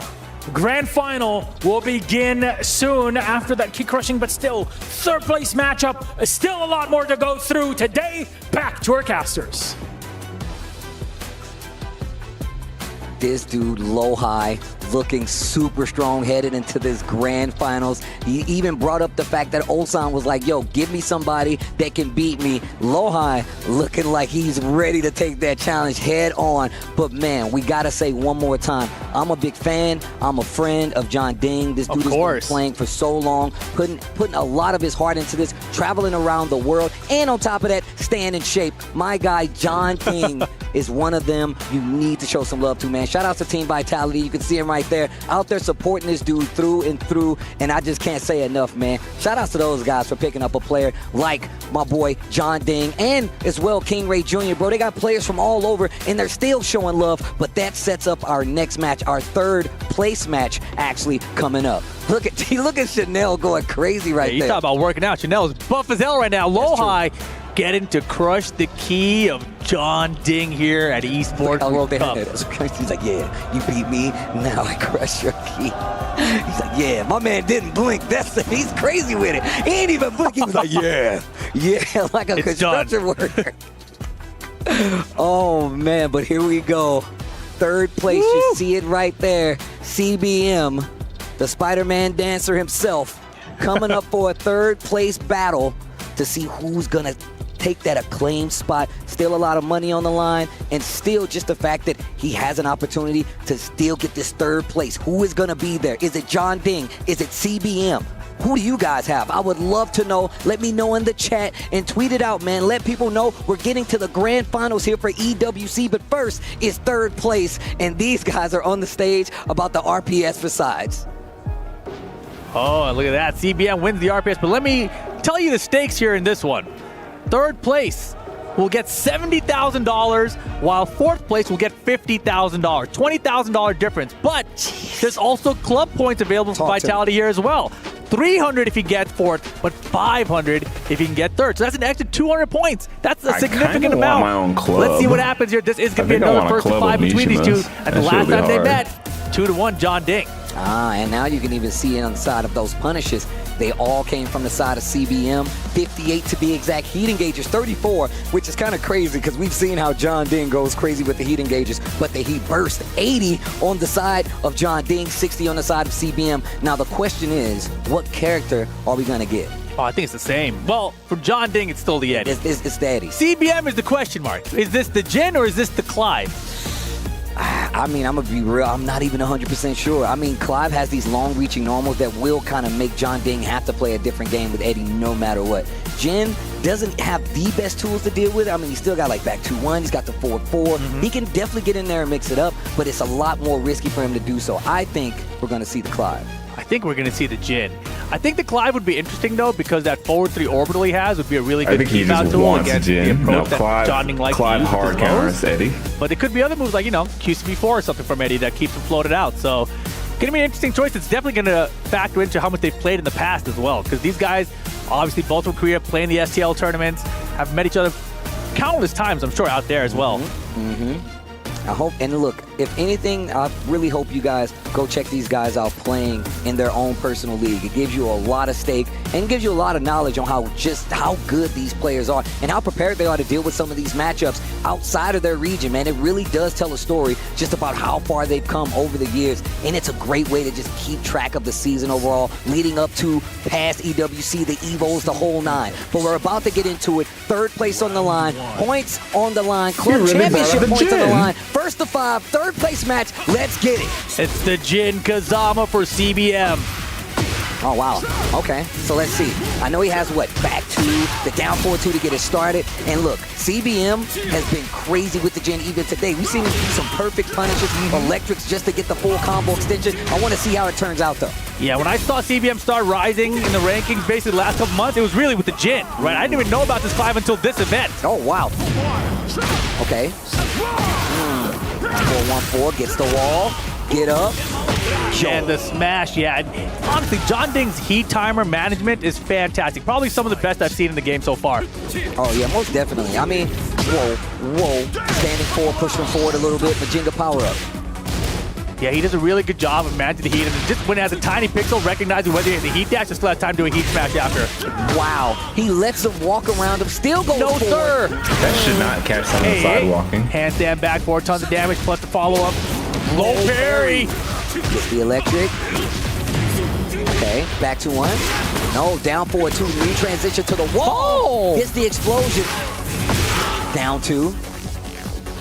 And just backs up a little bit, looking for a reaction. He uses the armor to close it out. Very smart play by Jeonding there. Yeah, when you have a big life lead in Tekken 8 and you have a lot of health to spend, armor's usually a really good round ender option. That's true. They have to attack and to get that life lead back, and armor only loses to lows and throws. Yeah, so they really got to call it out. I do like that, though. Sets the pace already. And look at the pace. 4-4-2, the Demon Fall. Trying to keep him on his wall, but the handstand sway gets him out of trouble. Yeah, that was really interesting. The handstand was so far away that time. Makes up time, relax the handstand, the back forward doesn't get it, nice step. Yo, 3-1 heat dash. He can get a big combo here, actually. He might be able, yeah, gets real close to that other explosive wall. Boom! And that's gonna do it. All he has to do is close it out. CBM. All right, he's on the board. You know, he's a little bit cold right now, right? We didn't see the Jin from him for like a couple hours, it feels like, at least, right? Jeonding, he just got done playing Eddie a second ago. Cool. Booted. Using the armor once again. Breaking down the way that it works, kind of angled right, so yeah, he's not going to get it, but the sidestep didn't work out either. Yeah, Jeonding waited before that heat burst activation. Yo, the electrics, lots of pressure. Sidestep to the right to try to keep that wall to his back. Down for one more to try to get the wall flat. Didn't work, but now the position is switched. Jeonding with the pressure on the wall. CBM trying to fight it out. Duck!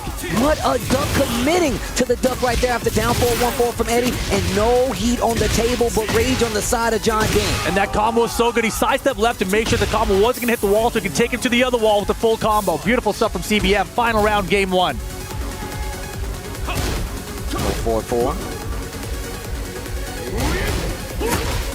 I like how he doesn't hit the second part of that string, just to see how he's gonna react. What a block. You're definitely going to the wall. You're lucky it's already exploded. Hey. Savage short-ended. Wow, the handstand transition, getting him out of trouble. QCF3, heat burst, get up. Wow, out of the airborne. We splat. Back 1-2, fighting him along the wall. Down 4. Nice try. A little bit later that heat smash attempt. Good timing there. And the wall splat for the tornado. Not gonna get the kill. Oh, I like Doki. 1, 2 times. There's a game on the board, CBM. Oh man, $20,000 money match here. A lot on the line. You think they know how much money's on the line? Oh line? yeah, they know. I'm positive they know. Here we go. 1 game apiece once again. This is first to 5. 3rd place on the line. Jeonding really does utilize the wall pressure, not only just for like combos, but just leaving you there with the stances, right? For sure. And just a down forward one from CBM. And he's throwing out some, some down forward 1-4s, a little bit crazy sometimes. I mean, just the fact that CBM was willing to hold down in that string there and get the big launch, put him back on the board, right? Mm-hmm. That was a very important block. Whoa. Okay, while standing forward, but he was a little bit off axis. Yeah, that hurts though. Not too much of a belief in Jeonding right now though. CBM still has access to his heat. Stuffs the armor activation on the heat first, and he's gonna go for it again. Wow, he went for the throw right there. That was actually pretty smart. Hey. Okay, Jeonding getting the first round of game 2. All right, block down for late on the punish. Mixing it up with the stagger pressure. No, sir. A little bit later in the wild stand, too. Oh, I like that transition. That was slick. 4-4-3. Man, those QCB4s. A lot of pressure. Nice off kick, but off axis again, but he's going to get a wall splat out of it. Nice. Sidestep, realign, just to get the full combo. Electric, 1. Yes. Oh. Dive kick. Okay, Savage Axe on the close. Just making him block it. Majinga power up. I got 2 of them now. Uh-oh. 4-3-1. Heat dash. He can get a full combo extension. If he gets the wall, this is for sure the round. There's the wall. There's the round. Okay. Taking the momentum back. 1 round apiece. Game 2. Oof. Nice back 1+2 there. Laser scraper. He's been using it a lot.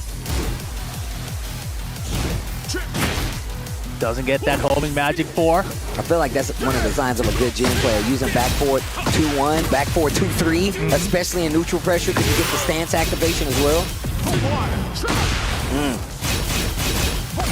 I like how he's stopping it early of the low, which is definitely heavily punishable. What a duck once again. And now CBM starting to lock in. Now, we talked about these long game sets, and it's only game 2 he's already starting to making the adjustments. Yeah, if you're ducking behind that string, you're definitely ready for the Eddie matchup. CBM looking prepared right now.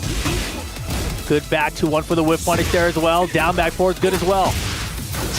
Ooh, get over here. Engage.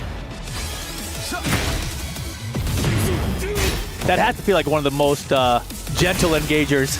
Like, Yeah, right. Engage. Engage. I'll put my leg on you. To the wall. There we go. Electric one gets the splat. Savage sword for the ender. What's the mix? The demon hoof. Oh boy, he's hooping it. Yo, he's out of there. That's what happens when you know how to dance. Evasive. But 15 seconds and Jeonding way behind here, floated out. Down back 2. That was his chance. Could have ducked the high launch. No wall splat. Wall splat it in. Mind. Cash out, please. Oh my goodness, where was the rage art? While standing 4 for the punish. Where was the rage art? That's 2 games for CBM. It seems like at the wall, his options just don't lead him to rage arts. And if you do, you at least, there would have been a few seconds left on the clock. But you'd have taken out their gray health, you would have recovered some health, and they've only had 3 seconds. It makes it way harder for them to make that back. So you think it was just a lapse in judgment, or do you think he just thought he might be too low? Going back to the low-high set, I feel like he's just caught off guard between his options that he has in front of him. Yeah, it might be a little harder to transition and get I mean, obviously it seems like he could have did rage art, but locking in on a combo early, that is a thing that happens. I mean, honestly, you thought it wasn't going to wall splat either, Yeah, right? I So it's did. kind of a surprise. It might have just caught him off guard from that. That's what I mean. Forward 4, big counter hit. First time we've seen that. I love this new transition, by the way, with the season 2 with Jin. Oh, wow. Does the string. Back to the wall. Needs to be careful. 1+2 out of relax. Did he step it? He did, and the down forward 3. I love it. And see, going for the early tailspin right there. Yeah, Jeonding looking like he's locked in now. But big block off the risky low. I can't believe he's committing to these ducks like this. And then the wall is helping him out with the combo. That's crazy. 1+2 gets the heat dash as well. He won. And you see him prepping for the low right now. Nope. Yo, CBM is playing great. Like I said, man, I said this early on. If CBM finds a way to slow down your game, it becomes significantly harder to close out on him because he's really going to try to exploit that to get the W. Yeah, you saw Jeonding there. He seems like he's frustrated right now. Whoa. Whoa. Give me that stack of Majinga. Oh, counter hit. Big full crouch low there. Down 4-2, transition back 2-1 to the wall. Kind of caddy corner. Hey! But down 2 out of stand. Hey! 2 times. 2 times. Taxing the legs. You can't dance if I break your legs. That's a good point. Finishes it. Punish that. Nice block. But nothing came from it. Wow. Wow. You were talking about this earlier. In the earlier set versus low high, now he's a lot more sure in doing it. Yeah, for sure. 4-4. Back 4-2-3 goes in the heat instead. Yeah, good usage of that heat smash and the parry from Jin. That's a sign. CBM is feeling real comfortable. Yep. Games to none. Looking to get 3. His feet are going crazy right now. 2 stacks of Majinga knocking him out of 3 rounds straight for game 3. At this point, do you think Jeonding starts considering a switch to another character? I mean, you should at least start considering one. Vitality. They need you right now, bro. He needs you right now. Don't give up on him now, bro. 3rd place. He's going to character select. He does have other characters he's used in the past. CBM definitely looking prepared for the Eddie. The Eddie's gotten him this far. And we saw him do this last time. Go back, check the buttons, take a breather. Think about what you could do better. Oh? The Anna Williams from Jeonding? Maybe? I mean, he definitely had one of these Annas in the take when they got the first drop. Yes. So it does make sense. And he always has another character. I remember for a while he was playing the Asusena. I mean, if you go back to Tekken 7, he had the Lucky Chloe as well. We'll see what happens here. Yeah, I mean, he had the Is he really here. He playing also had the Anna? Reina Out of for a little nowhere? bit. So many way. choices, so many options. I don't But know it's going to about be the this, Anna dude. Williams right now. All right. Round 1. All right, here we go.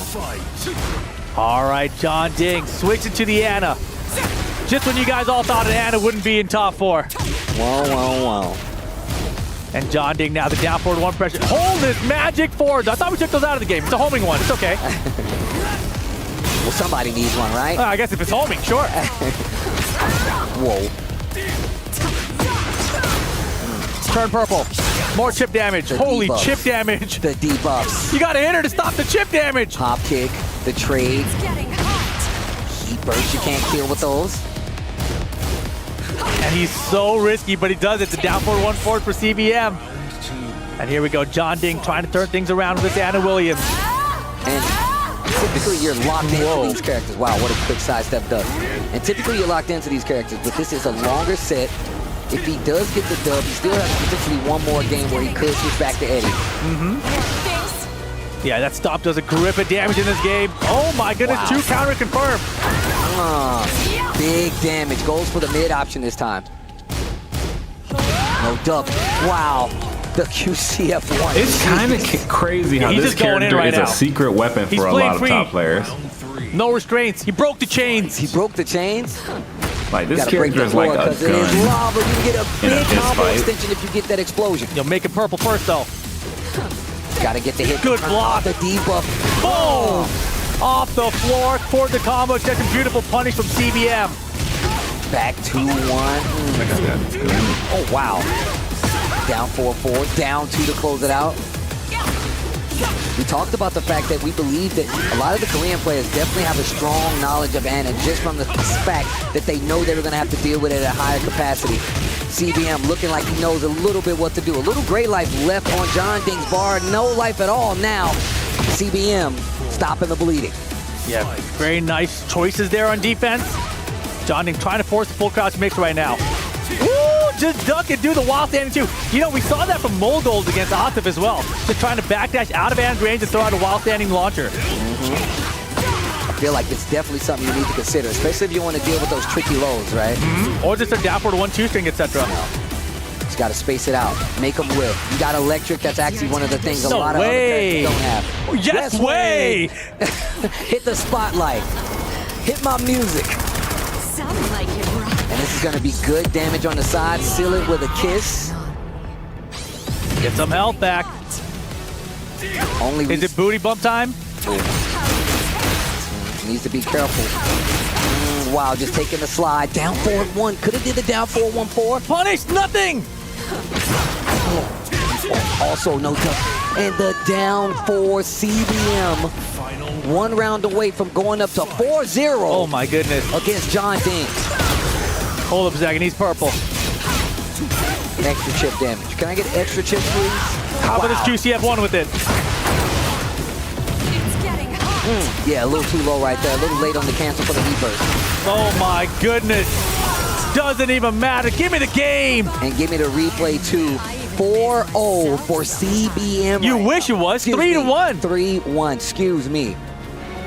You look in the Anna future? worked. That's a different multiverse you went to, bro? Jeonding, Anna Williams. She don't lose out here. Unless it's Jeonding. You know, I don't know. I mean, but here we go. Ortiz form. The Anna. Keeping him alive in the set, though. Yeah, Jeonding always has had multiple characters. Well, let's see what happens here. 3-1. Is the Anna going to be enough to bring it all the way back? He's definitely been able. He's definitely been able to have these secondary characters, Jeonding, play at a very high level over the years. Wow, what a duck calls out the QCF1. Yeah, he's really calling out the approach, right? Because a lot of Jeonding's approach has been either down back 4 or QCF1. He hasn't really abused the down forward 1 series. It's a little bit harder versus Jin because he has like down 4-1 and 2-1 is there as well. Hey. Smash. Jeonding. Looking like he's a little unsure, but still has plenty of rounds to play. CBM gets 2 games. This could be the end, and that 3rd place will be his. Jeonding turning on the offense, but what a parry. Wall splat with the 2-4. Beautiful stuff, CBM. Parry off the wall, combo going the other way. We might even make this other wall right here, almost. Look at this offense. And that's exactly what I was talking about, the 2-1. Breaks the glass. Reversal breaks good. 2-4 gets the good block. Lovely Tom cancel. Okay. Has to spin the heat burst on the wall, gonna get a full combo off of it. And now I'm in heat, I get a full combo off of it still. Why not? Getting kind of rude with it, ain't he? How did he block that? Oh my, he's doing strings. In this house, we do strings, Steve. That's my boy. Hop kick. Good call out, CBM. 2-4. Wow, back to 1. No, just back 3-2. Oh, he tried to break the balcony, bounced off. Down back 4. Block. Wow. Yeah, CBM willing to duck against his approach from Jeonding. A lot of lows and highs. There's the down forward 1 series though. Smart stuff. All right. Yo, Jeonding, and look, Vitality waking up in the audience now. Oh yeah, it's not over yet. Opening some line. Get comfortable. Down back 4. Jeonding's movement definitely starting to pick up. Down 4-4, engage. CBM just willing to duck and just call it out with a wild rising 2 has been immaculate. 4-3-1. No resources left, but he's only got about 30% left up there on that bar. No great life recoverable for Jeonding. Trade! No, we didn't confirm anything. Oh my goodness, that's brutal. Just said he's willing to duck in these situations and 1 round away from going 2-3 to CBM. I feel like that was just inexperience with the Ana so far, but here we go. Important round. CBM could either be up 4-1 or Jeonding brings us close to 3-2. Full crowd down forward too low. Watch your toes. Low parry. This Ana is prepared. Another one. Oh my god. It's always low. Oh my god. The mix is so real. A simpler mix. Pulled Ana out of nowhere and did that. That's crazy. We've seen other Anas here go crazy with some of their mix up. Jeonding going a little slower with it and still getting the desired results. This set is getting a lot closer and it's looking a lot more solid for the Ana and Jeonding and Vitality. Yeah, the Ana putting it together right now. Genmaji Temple incoming though. 3-2, CBM's lead. Starting to slip away. Did you say this was a $20,000 match? $20,000 first to 5 right here. Oof. Lots of money on the line. Lots of club money. points on the line. Definitely 200 club points on the line as well. 300 to 500 is the split there. 50,000 for fourth, 70,000 for third right here now. Oh, wow. To the wall. Flip them over. Oh, wow. That was kind of cheap. Down back 4. Omen bazookas. Some characters just fight their hands and legs and stuff, you know? Oh, our lovely Tom. Oh, down 4-1. Jeonding. He's like, come on. Come on. Wow, good call. That's the second time he's done that in this set, by the way. Gotta duck it. It is a high, it is a homing. Oh, slide. Yeah, give me the chip. That's all he's looking for right there. Get some gray health built up. Counter it down back forward. Doesn't go for the engager. Ooh. Wow. Whoa, quick sidestep to the left side. Walk to the left. He's got heat, but let's see if he uses it. There it is. High enough to get the full combo. Double down 4. More down 4. More down 4. Oh, there it is. Now the mix. Down back 4. Spins the heat, cancels it. Jeonding turn go low again out of the full crouch. Tornado? He's got why? Down back. What? Oh, it already hit the tornado. Oh, he wanted the low so bad. He just stuck himself in chaos. Judgment said, please hit me low or throw. It didn't do either. Oh, wow, had to hit. Oh my God, the blue stuff on that one. You're going to the wall for sure. And I got a little heat. Okay, finishes the string. Not going to be able to get better Oki on the wall. A little good down jab. Chip. Wow. The Desperado. Oh, the armor. Okay, wait a minute, Jeonding. Are we tied up here? Is Jeonding going to tie us up 3-3 with this Ana Williams? For third place, by the way.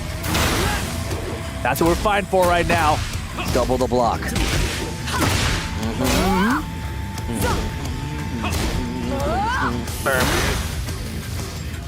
Dancing. Nice block. Bad punish. Good block from CBM right now, calling out these lows. 2-4. Looking for a reaction so that heat burst can hit. Side step. 3-1 heat dash. The combo can make a big difference here. Electric 1, not going to be able to get the kill, but you're in trouble, Jeonding. What are you going to do? The down forward 4, and now CBM is stealing the momentum back, riding side by side in the race to 5. Jeonding either going to tie us up, or CBM going to take the lead back. Okay, punish. Down forward 1-4. That's exactly what I was talking about playing that up close game. Down forward 1-4, 2-1. Yeah, Jeonding falling behind here just a little bit. CBM has that heat available. Can't get hit by heat smash right now. Keep in mind, if Jeonding loses this round, he will not be able to switch. Excuse me, he won't be able to switch. He can switch. It's one more game. Oh boy, and that is going to be the game. CBM 4-2 now. Extends his lead just a bit further, and now Jeonding has to decide. Do we stick it out with this Ana here? Do we go back to the Eddie, or is there another character? And this is what I meant. He sticks to the Ana, and now he's locked in. Now he's locked in. No more changes moving forward. It's got to be 3 games straight for this Ana Williams. CBM just needs to win 1 to get that 3rd place. For a good time. All right. Round 1. Fight. Had the 2 counter. Ooh, and look, he's getting a lot more confidence ducking. 4-4, 3-1. First time we've seen him do it in this set versus Jeonding. Savage sword. About 35. Great. Yeah, CBM is playing fantastic. Wall splat. Back 3. Oh my gosh. That was clean. You know, he had the side step left there, the 2-4 for the wall splat to his right side. That was perfect. Wow. Full slaps down 4-2. And it's all lows, right? There's never. I think he did the mid-mix once. And this is exactly what I was talking about, but this is also why CBM doesn't have a problem ducking just to call it out and getting a wild standing 2. That was the mid that time. Okay. Pretty far away, still has to hold the heat burst. What a block. He's blocking everything right now. Oh my goodness. Doesn't have a problem ducking to get the launch. Still has heat. Heat dash, even more damage. Rage art. Okay. I don't think this kills, Steve. What do you think? I'm literally just thinking. I don't think it kills either. Harada, he cares. He definitely cares. Once again, going for that Chaos Judgment stance, and he just dashes up delayed down 4-1. And now it is set point for CBM. Counter it to forward 4. He's going to the wall for sure. Oh wow, drops the combo though. Keeps the positioning though. Counter hit 2, engage. Oh my gosh, late on the punish. Chance for Jeonding. Hits him with a missile. Get up. Oh, wait a second. Signs of life from Jeonding. Good block from CBM, though the wall saved him. Great launch here. I thought it saved him. Never mind. Get up. Oh, duck. CBM. He's got heat. And rage. Be able to close it out. Wait a second. Combo. That's fantastic for Jeonding. Can he make something happen? Not going to get an LLRK. CBM secures a 3rd place finish for DN Freaks. And shout outs to Jeonding. Valiant effort, but just could not stop CBM in that gen, even with the switch to Ana. DN Freaks actually gets this 3rd place. Shout outs to CBM. Obviously an amazing showing. I've been love seeing him throughout the years, especially when it comes to Tekken 8. He's been adjusting. He even has another character that he can play with. We didn't see it here, but he came out of the gate swinging versus Jeonding. Jeonding sticking with the Eddie at first, and it just seems like this was all going to go his way. But they were going back and forth. I mean, it looked close in terms of the rounds, but the games were definitely in favor of CBM, right? Look at those lips flapping there. 3 games straight for CBM against this Eddie Gordo. And, you know, typically when I see them play, it's not that one-sided, right? Yeah. And Jeonding obviously was just coming off his loss he just had before that against Lowhigh, so he probably had a lot on his mind. Switches up to this Ana Williams, which was starting to look good, right? He was making good decisions, but you could tell there was some character inexperience, which is why he hasn't been using this character in this tournament overall, right? But here it is, all the cards on the table. He's like, all right, it's time to try it out, or I'm over, right? And it was close. Made it 3-2, was getting to that point where he almost got to tie it up. And that was really going to be the turning point, I felt like. Because then you might have pushed CBM to consider switching to Clive himself. Is that something you want to do, though, in a matchup like this, especially considering we already know that he's been fighting these Clives, they have experience versus each other, and it does come down to that character matchup or the player matchup, and they are no stranger to each other. The Jin is looking so solid. The fact that he does have this roster of characters, even though it is too, is very good. You make him learn how to fight that character, Clive, but you also have the Jin there as well. Yeah, so fantastic stuff to CBM, securing third place. Jeonding going out at fourth. But let's send it on back to the stage. Our third place is confirmed. It's CBM! And what a fight you had to get here. Now look, top 3 finish is pretty darn impressive. $70K at the end of it, 500 points. Hey, you're loving that. 500 points for club championship for Freaks. How you feeling at this moment? It's so weird to say that. I didn't care about the money. I just want to win.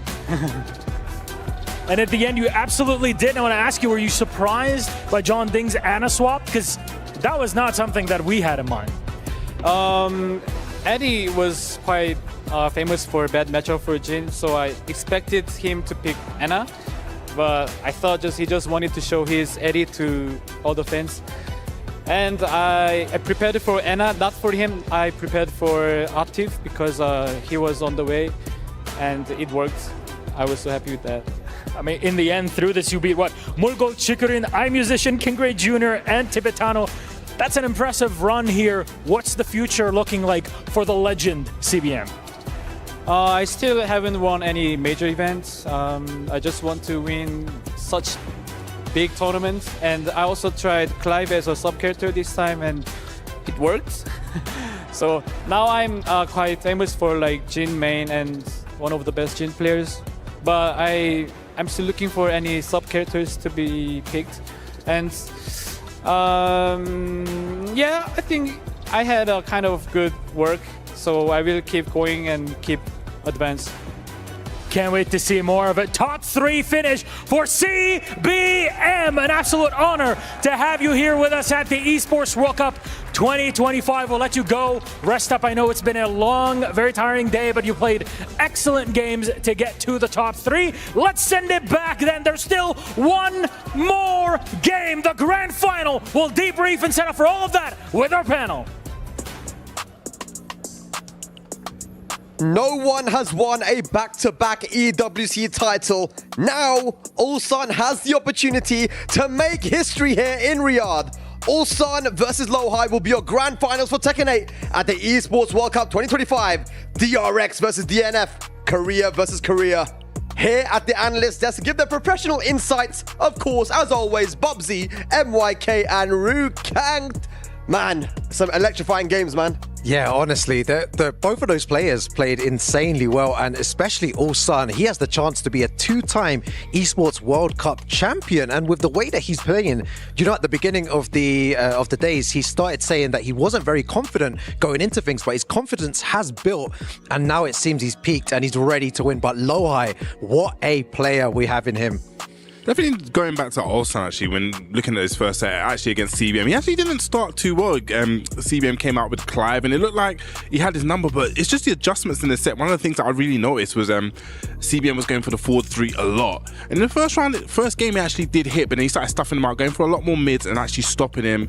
And it just seemed to kind of start to run away from there. Yeah, no, absolutely. CBM, first game, he took it, but then Ulsan, he did mention that like he feels like he needs to play from behind, you know, back against the corner. That survival instinct kicked in, and then he just turned it up from there. Yeah, I mean, the punishment was quite weak from CBM. I feel like his movement all weekend has been amazing, right? But it's just like he wasn't able to get the punishment, you know, like the 1-2s where he could have got a launcher, you know, the amount of lows that were being used by Ulsan against Clive there in that situation, forcing CBM to go for this very risky forward 3, which is -14, of course. I mean, MYK, do you think that was something that played into CBM's head a little bit, those lows hitting him so often? No, definitely. The forward 3 is a great low crush move, but like you said, -14, and it's also like slower than a hop kick at 20 frame startup, so it's like not the best thing. It could crush some jabs and mids, but sometimes you might just need a hop kick or like better call outs like with like a low parry or a low block and punishing properly. All right, well, moving on to the next match, it was Jeonding versus Lohai. I think that was a big one there, right? Because Jeonding, of course, had the support of Team Vitality there right behind him, but Lohai was looking so good, man. One thing I've noticed from him is that consistency, man, and that no fear type of playing, and I feel like his timing was so good. Yeah, we saw I think the thing about that match was literally the counter hits. We saw counter hit back ones. We saw counter hit round start 3+4s. I think it ended even with the cannonball straight counter hit. He just found the timing throughout the set. And at the beginning as well, this was one of the matches where I was thinking, Jeonding may take it. I watched him play at STL before. Jeonding took it convincingly. But one of the things I did notice is at the beginning of the match, he started disrespecting a lot with power crushes, making Jeonding, hold the brakes a bit. Yeah, and then of course, Jeonding versus CBM, our third place match there. Rukang, I mean, he started off with the Eddie, and as CBM said, I wasn't really expecting him to go for the Eddie there because it's a pretty good matchup, 4-4-3, -14, blah, blah, blah, but he went for the Eddie, 3-0 switches to Anna, and then it became a bit close. You think it was a mistake to go for the Eddie? Do you know what? He did say in the interview as well that he wanted to do it for the fans. He knew that they wanted to see his Eddie, so, very well played to him for doing that. But Anna, he started to gain a lot more success with the character, the 50-50s. It was just a bit too late there, but well played to CBM, who played so good. But as you said, weekend. right? I mean, everyone was preparing for Anna, so that had been the reason why maybe he stuck with the Eddie. That's like everyone's been preparing in Korea for Anna. I think that was a big statement because there's like, look, we're gonna run into Atif, so I think everyone was, like we said from before, the Koreans came really, really prepared for the Pakistanis. Yeah, absolutely. But CBM ending up at third place, and that's 2 years in a row now he's made that top 8 there. And, it's not been easy for him to qualify. It's always been stressful for him, and to see him be able to rise up to the occasion here has been fantastic. And I think the biggest story is Korea, MYK. Korea dominance, man. The practice has been paying off, and that really goes to show you how coming together and putting aside your differences and training together really pushes your training and your skill level higher. Should the NA and EU push our differences and train together? Is that what we need to do? Man, if online was better, like in general, if we were able to connect from like NA and EU and have like 5-bar matches, for sure, maybe it would happen, man. Who knows? Maybe one day, guys. Maybe one day. Not now, though. But yeah, look, I think you make a really good point, man. These guys did come together. They mentioned it last year as well, right, Rukang? That they had a training camp for like 2 or 3 weeks where even some of the Japanese players came down. Yeah, it's so important, I guess, to play as a community and come together. If you really want to improve in this game, you need to have strong playing partners, and they had that in abundance. Okay, then let's get to our grand finals. It's going to be Ulsan versus Lohai. Again, when Ulsan first started traveling internationally, it was with CBM, it was with Lohai. He's like the little brother of the group, man, and now these guys are going to be facing off for $250,000 first place. Big money there, man. What do we make of this matchup? I mean, the thing is, I feel like Lohai hasn't really been super challenged in this tournament, right? He gets to play his super clean Tekken all the way through, and nobody really made him play down and dirty. But I feel like Ulsan is going to bring that out of him, especially with the speed that Ulsan consistently plays at. I mean, the matchup history between these two really goes in Ulsan's favor. So, yeah, I expect Lohai needs to bring something different here. So I'm going to agree with you. Yeah, I think Ulsan, he's been here before, and I feel like he can definitely do it again.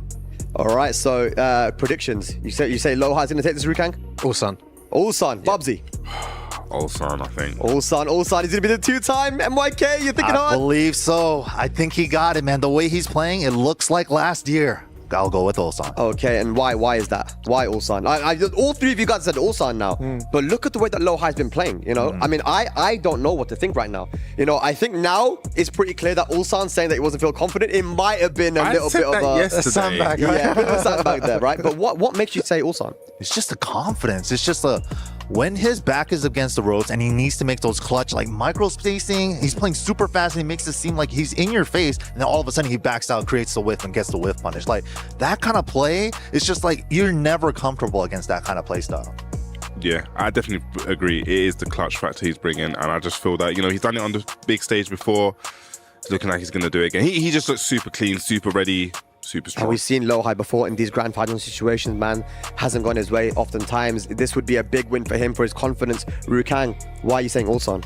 Ulsan, the way that he's been playing throughout the tournament, I feel like he's reached his peak now and he's ready to win the tournament. That single jab, and as well, we spoke about this before, not many players are blocking his lows. He's timing his lows so well, especially that down back 3+4 and the down 2 as well. So I want to see how Lohai deals with this. I mean, I agree with you guys. I think that the jab timing and everything has been really good for Ulsan. But do you really want to be using jab when you have moves such as Court Sucker back 1, Court Sucker forward 1+2? We saw that with the Jeonding and Lohai matchup, right? Jeonding was also utilizing his jabs really well, but those two moves in particular with Brian can be a big problem.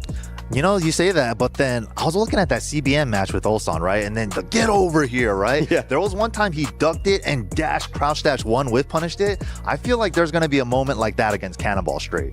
Okay, all right. Interesting. Well, I wonder what you guys at home think as well. Who's going to take it? Will Ulsan be the 2-time EWC 2025 champion here? And of course, he won last year as well. But ladies and lads, it is the moment that you've all been waiting for. I think you want us to stop yapping now. Over the last 4 days, we've seen electric games, stress, heartbreak, and pure bliss. And now only 2 remain. Ladies and lads, one last time. The Tekken 8 Grand Finals here for the Esports World Cup 2025. Rukang, are you ready? I'm ready, bro. Bobsy, are you ready? I was born ready. I'm ready. Let's get it. Grand Finals. All right. Well, ladies and lads, I hope you guys at home are ready. We're going to be sending it to the stage one last time for our Tekken 8 Grand Finals at the Esports World Cup 2025. It's going to be Korea versus Korea. It's going to be DNF versus DRX. It's going to be Ulsan versus Lohai. The stakes are high and the pressure is huge. 저는 항상 대회를 참가했을 때 마음가짐이 항상 제가 우승한다라는 마음가짐이기 때문에 Yo, Kudans brings it back! EWC 챔피언은 사실 아무나 되는 게 아니죠. 이 많은 선수 중에 사실 누가 될지 그것도 Continue pressure, but also just get that knee engager as well. And Atif is so good at utilizing it. मैं तो खुद चाहता हूँ कि कोई भी opponent हो मैं उससे खेलूँ और वो जितना भी बड़ा प्लेयर हो मैं उससे जीतने की कोशिश करूँ. Look at this pressure here. 지금 이 게임에서 모든 선수가 다 위험하고 게임이 좀 위험하다고 저는 생각을 하기 때문에 우승하면 글쎄요. 이때까지의 그 고생이 모두 보상받는 느낌이 아닐까요? If I win this tournament, it's gonna be the first and the biggest tournament I won.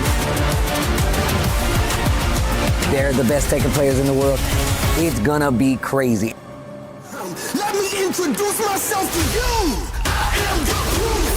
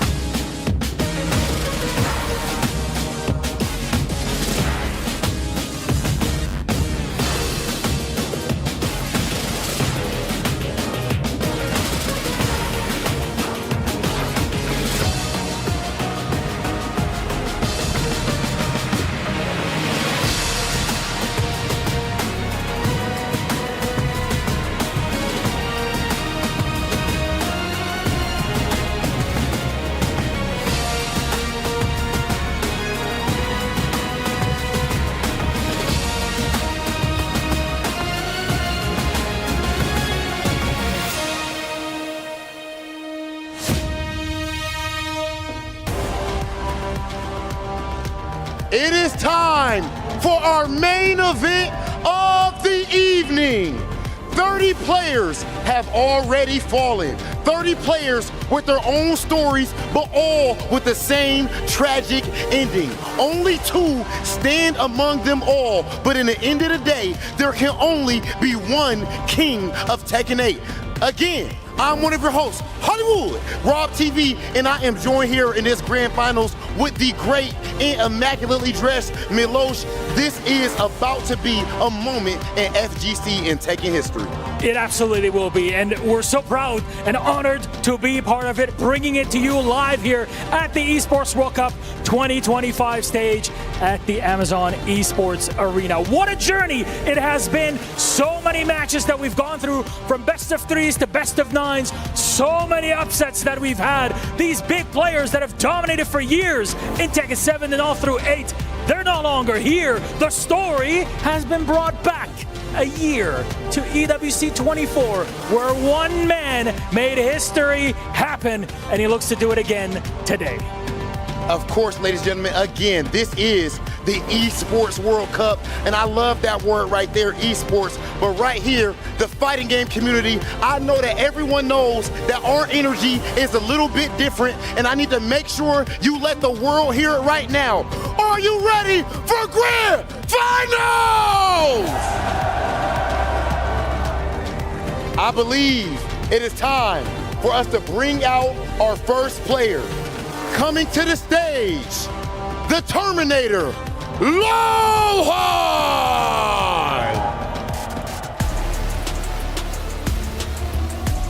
This man has been on an absolutely unbelievable tear throughout this entire event.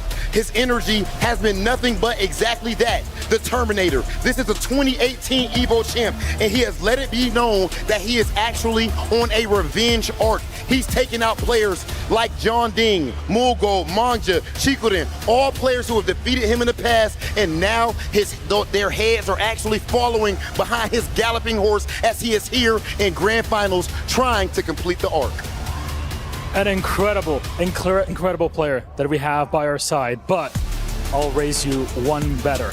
Please, Riyadh, join me in welcoming your defending Esports World Cup champion, the Dragunov Master, representing DN Freaks, Ulsan!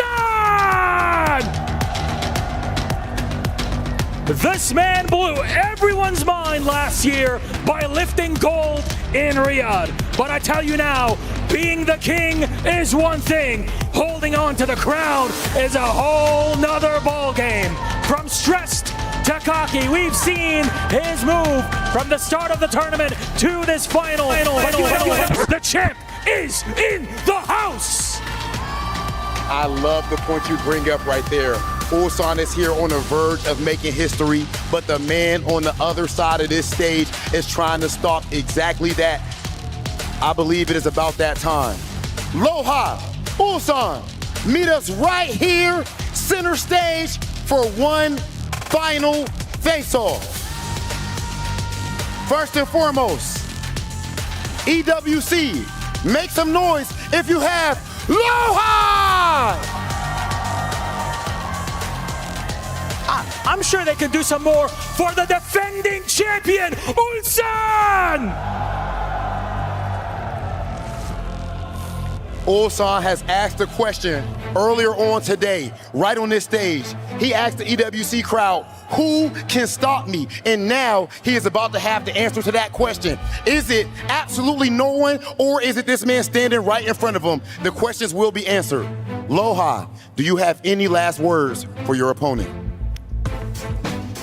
Let's enjoy grand final together. Very nice, very calm, very collected. You've been cocky throughout this whole time. A challenger appears before you. Any final words, Ulsan? My home ground and have a fun. Yeah. It's his home ground here. He's won it before. Gentlemen, please shake hands. Okay, you can go ahead to your setup, Lohan. It all comes down to this. This tournament has been absolutely 10 out of 10, the best of the best. This is the perfect representation for Tekken 8, but in the end of the day, there can only be one champion. Ladies and gentlemen, are you ready for grand finals? know what? I think we do just a tiny bit better. Riyadh, are you ready for our final? The people have spoken. Our players are set in their seats. We are excited beyond belief, and we're all ready to go. Let's send it to our commentators to kick off the EWC 25 Grand Final.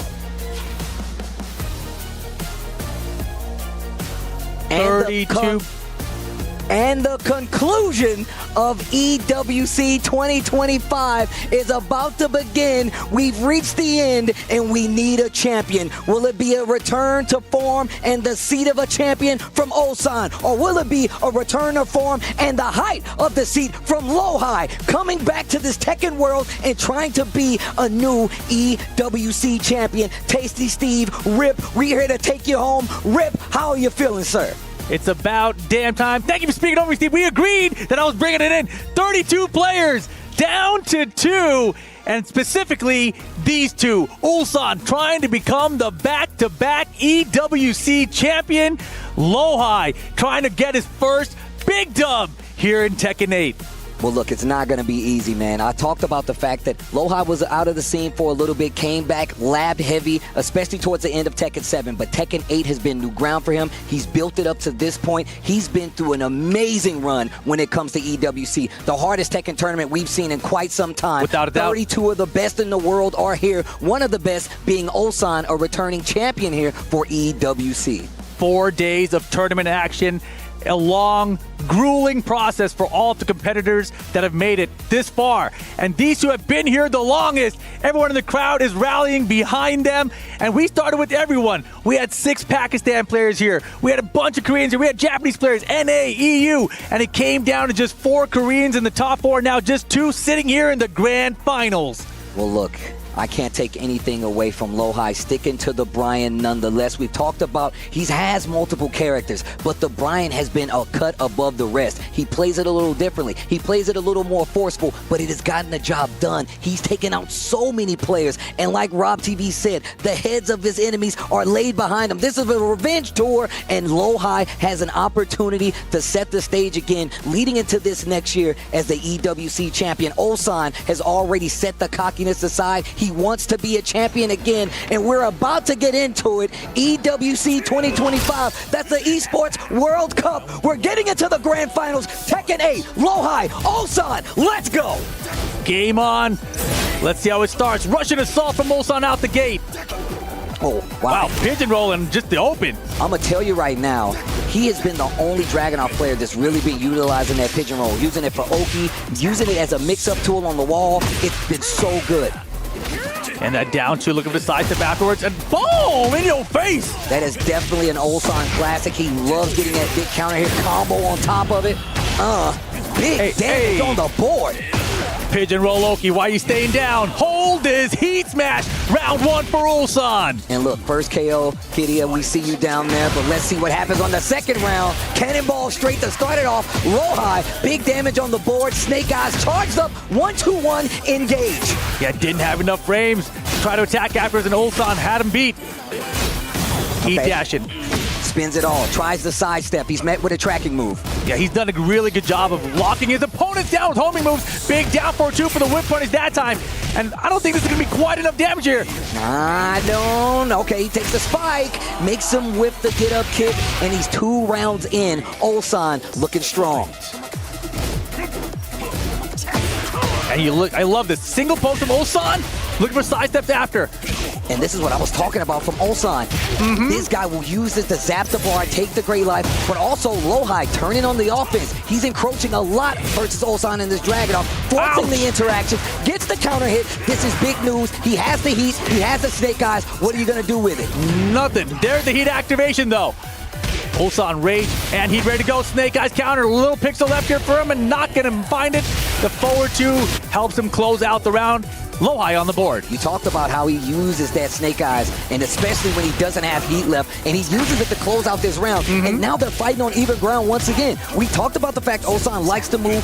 Dragunov not the best with it, but he's using that pigeon roll, using his personal movement to try to make something happen versus Lowhigh. Yeah, and he's been using these down forward 1s, these down 2s. That's like the bread and butter the bread and butter building blocks of his offense. Okay, back 1+2. And look at how he's using his pigeon roll. He's really taking advantage of it. Lowhigh's turn with the heat first. 1-2-1 answer from Ulsan. Oh, nice crouch dash right there after the Wild Rising 1. Look at this, and it's actually evasive for him. And now he spent all his resources. Rage on the side of Lowhigh, and we know he will cash out. So if you swing, you better be careful because he's looking for it. Small punish. Man, and Ulsan so compact with 10 seconds now. Gotta be careful with your back to the wall here. Pigeon rolls out of the wall. Oh, the wild standing 4 after the sidestep. Game 1 goes to Ulsan, and he is looking like he's primed to take this grand finals once again. But it's 5 games. It's 5 games you need to be the champion, and you know Lowhigh is already counting. Well, you know, in grand finals of Esports World Cup for Tekken 8, Ulsan's never lost the game. He doesn't know what that feels like. Oh my gosh. Hey, Final Fantasy stage, haven't seen this one yet today. Let's get it. Game number 2 of the grand finals. Ulsan dragging off Lowhigh with Brian. Starting off with the string. I love his willingness to go for these low pokes to kind of break up the pace and make Ulsan do something. Hey. Counter hit the trade. He's still going to get the combo with the down back 2. That is a counter. Take him to the wall. Fantastic trade situation for Lowhigh, and that's 1-2-1 engage. How has he found so many counter 1-2-1s already? It's all about trying to push into that space. He knows you're going to try to dash up to make something happen. Primes it with the 1-2-1. I mean, if you still got heat, it's always a good option. Okay. Oh boy. Heat burst cancel. He does it so many times. I think this is the 3rd time we've seen him do it today, if not more. Big damage on the table. Man, Ulsan with a round count lead. This is looking really hard already for Lowhigh. Counter and grab. 1+2, no break. The bar fight. Knock him down. And another one. I'm telling you, bro, you try to run in on me 1-2-1. Did you see the movement? Look, I said, look, Dragunov doesn't have the movement that Ulsan likes. Well, he's making it happen. Hey! Back 4, mock breaker, engage. Spins it. Step down forward to Requiem. I don't think so. And this should be it. The wall is right there. Lowhigh down 2 rounds in the 2nd game. Ulsan is playing like a man possessed in these grand finals. How does he do it? And you see the big exhale, controlling the breathing. Lowhigh taking his time. But once again, this is long set format. He's got games to play, but you obviously don't want to fall behind when there's so much on the line. You don't want to fall behind, and specifically, don't want to fall behind against Ulsan. Forward 3, counter it for Lowhigh. Don't forget, we got that floor explosion that can really do big damage. Add a lot to it. Take it away from Ulsan. Oh, dodge and upper from Lowhigh, but he drops the combo. Wasn't prepared, but Ulsan was. How can you not be prepared for a dodge and upper? Both of them in heat, spending a lot of it. Lowhigh has an opportunity to steal this round. 1-2-1. There's the heat dash. The low, back 1. Pigeon roll to get out of there. Oh my goodness, another jet upper. Will he drop another combo? There you go. Important to close that round out. 2 rounds to 1 now, game 2. Bigger part. 3rd hit. Bigger part of this stage right here. Gets the big combo starter.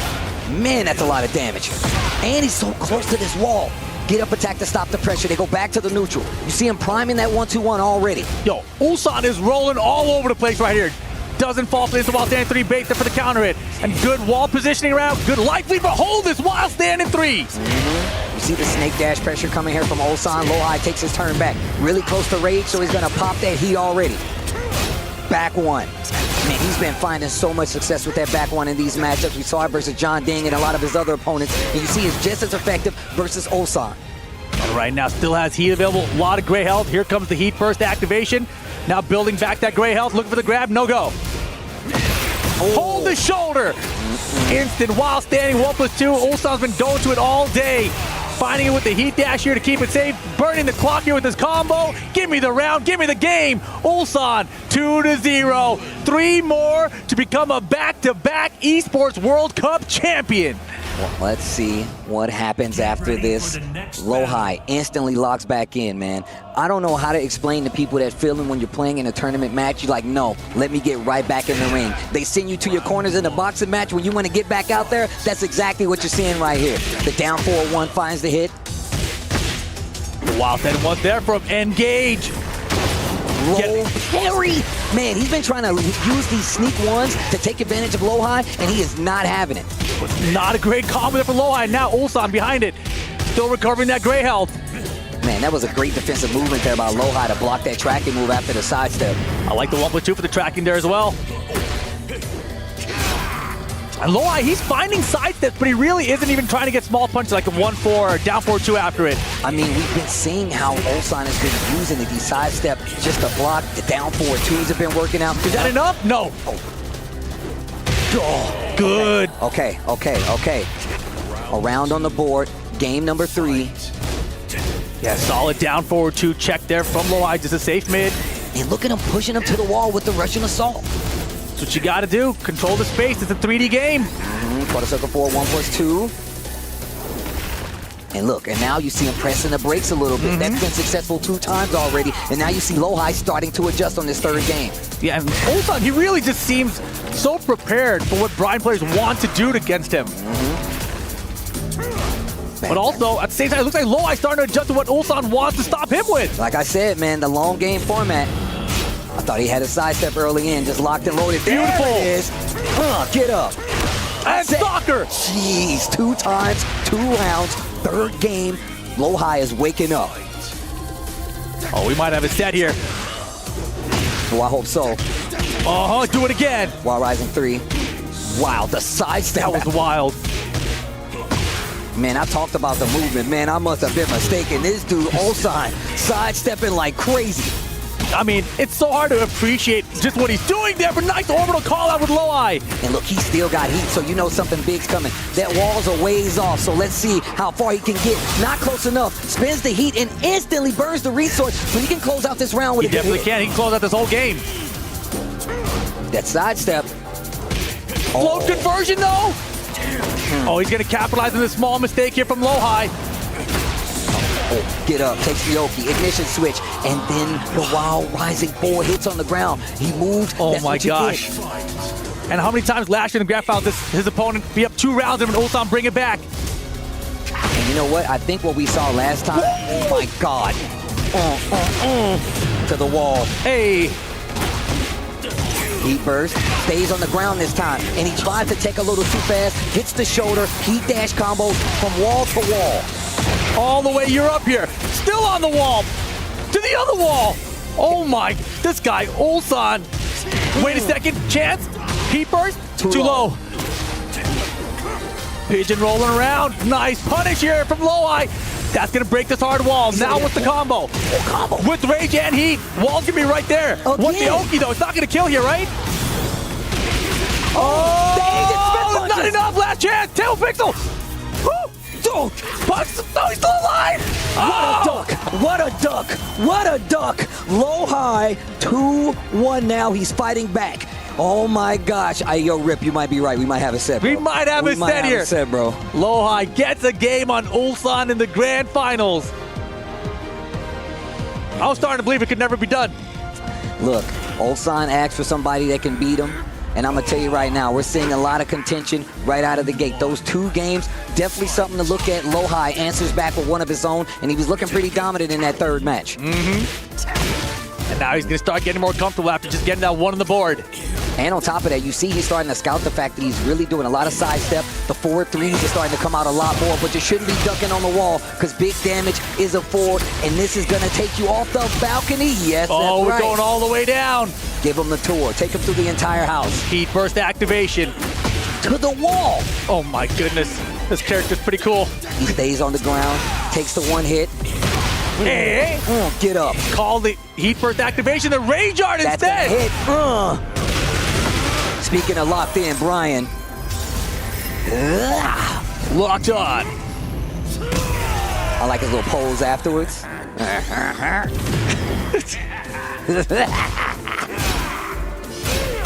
Spends the heat immediately, still got snake eyes. Oh my goodness. 15 seconds on the clock. Oh, Requiem works out this time. Okay. Lohai starting to put it together. Starting to shift. It's starting to shift.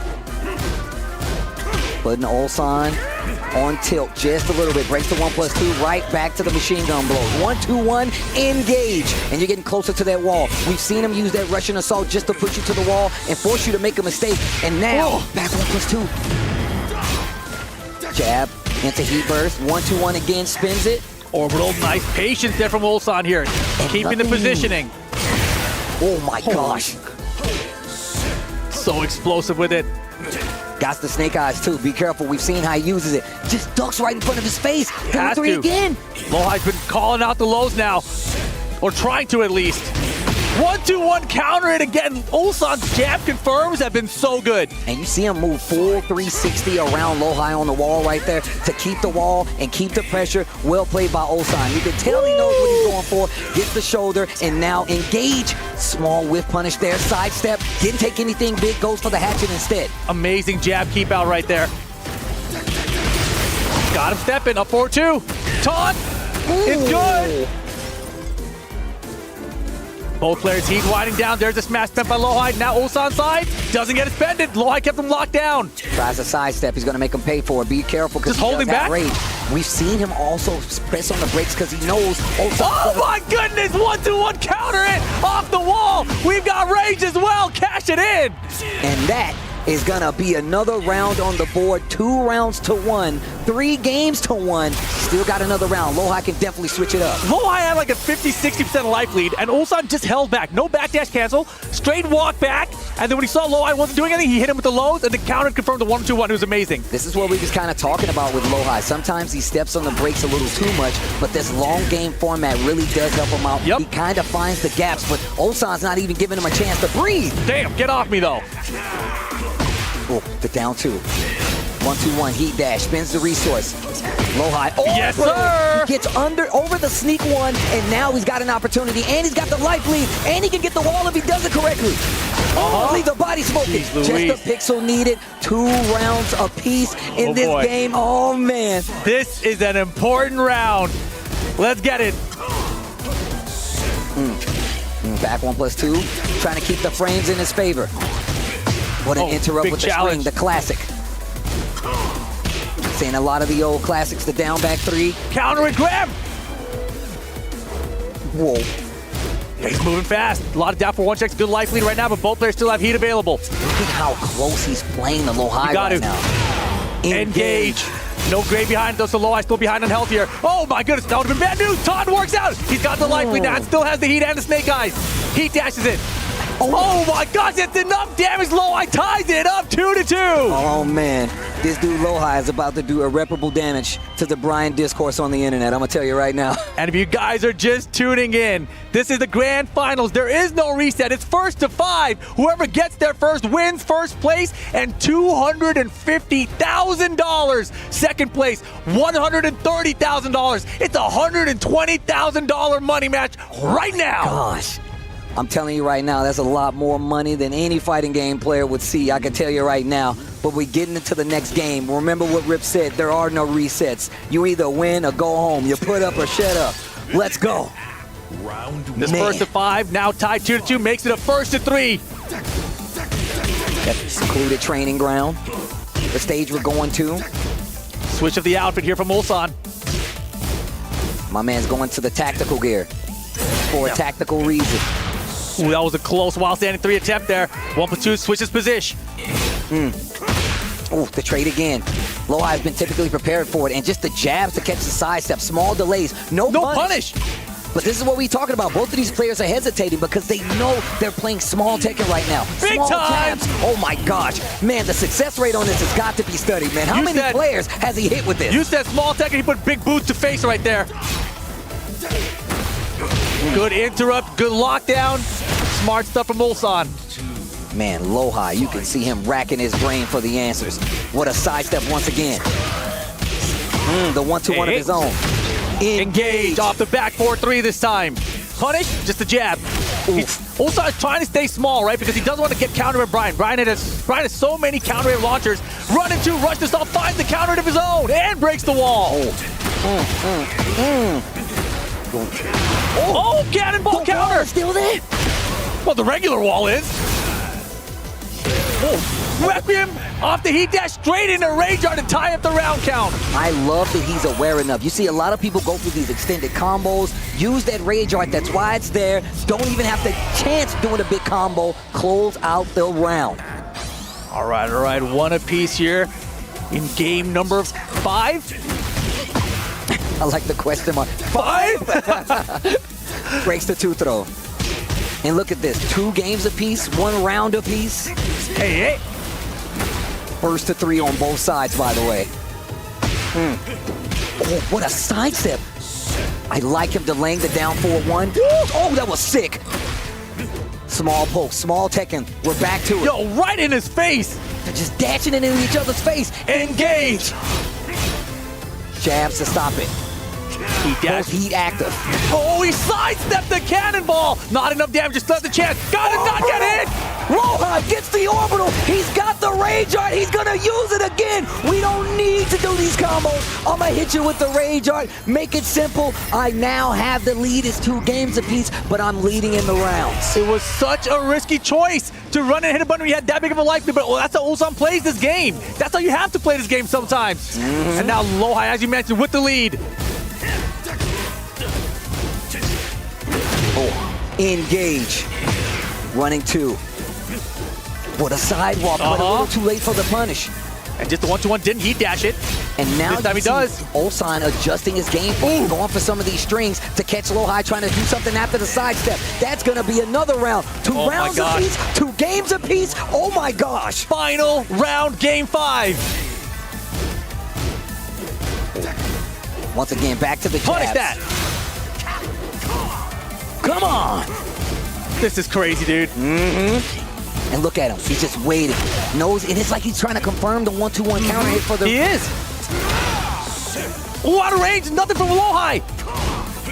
Oh, big spin. That was a big gamble right there. I mean, he's behind right now. He needs to find something big. Still has heat available. Here's the pop. Orbital! Oh my God! It saved his life so many times. Like he's stranded in the ocean and somebody. And now the wall, though. Back to wall against Brian. Deadly place to be in with heat, especially. Look out here. Heat smash spent. Now what? He's got rage. Snake Eyes spent. Okay. Last chance here for Ulsan. He activates his heat. That actually helped him out. Well, we see if he can do something. Spent the heat smash immediately. Gets a little bit of health back. 10 seconds on the clock. The low. Oh boy! 1-2-0. Jesus! Oh! Cannonball straight! He got the lead! He finishes! Oh my God! Oh my goodness! Ulsan hangs on and gets the lead to go up 3-2. And holy scramble situation! Oh my gosh! 1-2-1. Bro, did you see Chanel's face? My man looked like he was terrified. Man!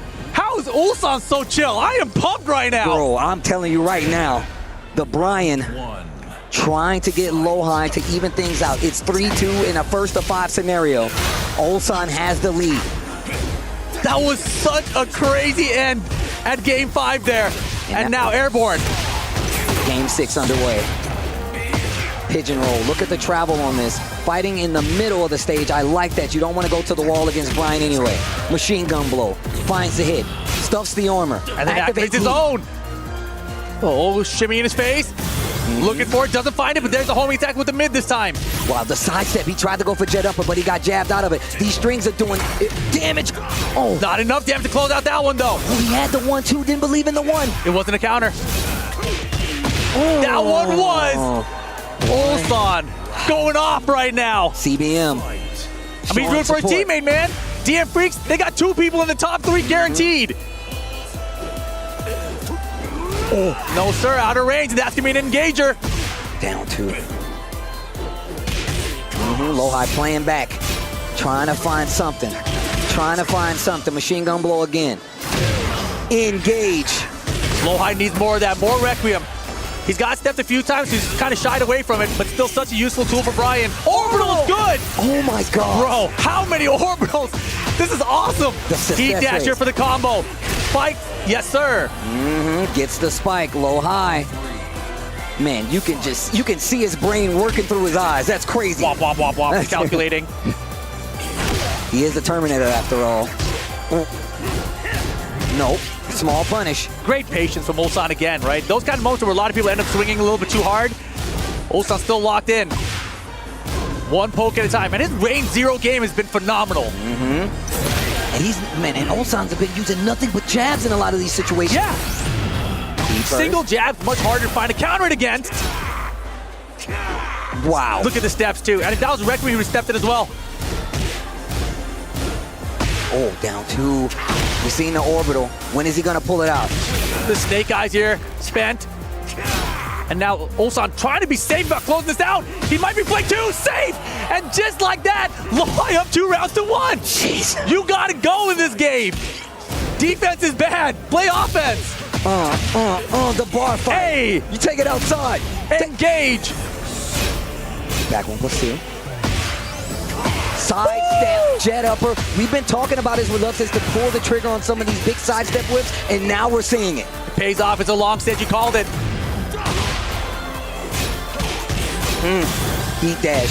Oh. Wow, tried to go for the wolf tail, not gonna work. He's still not afraid of the orbital. He's got hit by so many. Ulsan's so brave right now, looking to go up 4 games here to 2. Final round, game 6. Yeah, that mock kick there at the tail end. Ulsan gets a read on it. 1-2-1. He actually evades it just a little bit, and it gives him an opportunity. And Lohai now brave as well, dashing in his face, going up for the hatchet at range 0. Okay, heat burst hits. Sneak. No break on the 1+2. The success rate on these throws is picking up. Counter it throws, harder to break. Sidestep, didn't get it. 1-2-1 heat dash. Look out, yeah, he challenges and he knew he would. And just like that, Ulsan up 4 games to 2. 1 game away. Yo, he's like, I see you. 1 game away from becoming a back-to-back Esports World Cup champ. And we're going to select character. What are you about No to way. do? Is Lohai going to actually switch? No, he's not. He's locking back into that Brian. Okay. But man, he's got to win 3 games straight. It's possible. He can do it. But Ulsan just needs to get 1. And guess where we're going, Steve? This could be his final fantasy. We're headed there for the potential final game of the tournament. Phoenix Gate, here we come. The icons in the background. 1 more game, Ulsan, to be a repeat champion here for Tekken 8. 1-2-1 engager. You saw on Miles' phone. 1-2-1. Ignition switch. Looking for orbital. Great little punishes here too. And back to the wall already. Standing 4. Blocking the back 4s. Putting the pressure on here. And he's doing back 4-3s. Now the back 4-2s are coming out. 1-2-1 engager. Nearly a perfect. Ulsan 2 rounds away. Oh man, this dude, Ulsan, is just starting to take the big lead here. 2 games to 4. Ulsan with the lead. Throw breaks good. Ooh, good punish. Love that. Lohai, he's still playing. He's not giving up just yet. Get it out of here. Terry, here we go. The wall is right there. I'm sure he knows. Yeah, had to activate the heat burst a little bit early, but that's fine. Ulsan's gonna win this. Steel gets amazing damage cash out. 3-4. That's the smash. And gets the engagement for the boom. Joshua. Fighting in my house. We do strings in my house. Oh, wow. Big damage Are we coming going wall to wall at this stage? Almost. Almost. Pigeon roll Loki. Get hit while standing 3 counter hits for Lohai. He does not have any resources, not even rage. Can he close out? No wall. No dice. Down 4-2, not going to work. No duck. Spins the heat. Just ducking, nice block. Lohai still locked in right now. Very risky to duck at the wall, but he did it there. Oh my God. The fact that he ducked right there is crazy. 1-2-1 counter hit for Lohai. Oh, but 1-2-1 counter for Ulsan. Oh, the armor. Oh, they are swinging right now. This is aggression. Oh, that's going to hit. 1-2. With those sidestep lefts, they're starting to look like something. And you know Ulsan's keeping track of it. Gets the big heat dash after the shoulder, and now he's going to get a full combo conversion. And the floor has an opportunity to make this combo go even further. Hey, step on it. Oki, step on it again. Oh my gosh, locking him down. Lohai, how are you going to get this gray health back? How are you going to make this comeback? Oh. And he poke will do it here for Ulsan to send to a potential final round. That'll go there. Down to round point, tournament point, championship point, EWC point. Here we go. Ulsan, is he going to be a repeat champion? Will Lohai put up some resistance? Lohai's trying. He's got the step, but nothing off the step. Down forward 2 from Ulsan. 360 around him. This is the 3rd dimension we're talking about. It's a 3D fighting game. Oh, he's rolling with him too. He's a pigeon. Big block. Fisherman. Combo from Lohai here. He still has heat to extend this combo further if he chooses to. Okay, and he's got the wall. Hard spike. Oh, just too close. The slower get up kick actually gave him an opportunity to take a turn back. Jabbed out of the air, the 1-2-1. He still got heat. Ignition switch doesn't hit ground anymore. It's a big change from season 1. What are you gonna do, Lohai? He's in the lead right now. Just gotta hang on to this somehow, but can't get hit by a heat. Why would you risk it? Why would you risk it? I don't think he's dead. He's not dead here, but Ulsan all caught him in time. 10 seconds. Ulsan could become the champ again. Hatchet. He got the E-Smash! Ulsan is your back-to-back Esports World Cup champion for Tekken 8! And that's what you like to see. He said he wanted somebody to beat him. It turns out it was nobody, but man, did Lohai put up a fight. And the fight's gonna go to Ulsan, your two-time, not one-time, EWC champion. And man, what a run from all the players here. But you know everybody was looking at Ulsan. Once again, he did not show up to a lot of these events. These last few tournaments, he's been absent, but he definitely showed up for this one. It was such a long road, but there it is, putting his totem into the trophy to once again be the Esports World Cup champion. My man's got two of them in his house now, and it's because he's the champ. Real quick, hold it up like you're supposed to. My man said he came to be champ. You see the confetti? Man, that might as well be money because he's going to be rolling in it. Ulsan running it back again. Two-time, count it, two-time EWC champion. Absolutely amazing play throughout this entire event. Against all odds, Ulsan does it again. Look, man, he cannot be denied, and what a run for it to be, and what a run it has been, man. I would just want to say shout outs to all the commentators, Mark, man, the boy MYK, Spag, Bubsy, Wu Kang, of course, Majin Obama, and my homie, my brother from another mother. It will always be Rip. It's always a pleasure, Brody.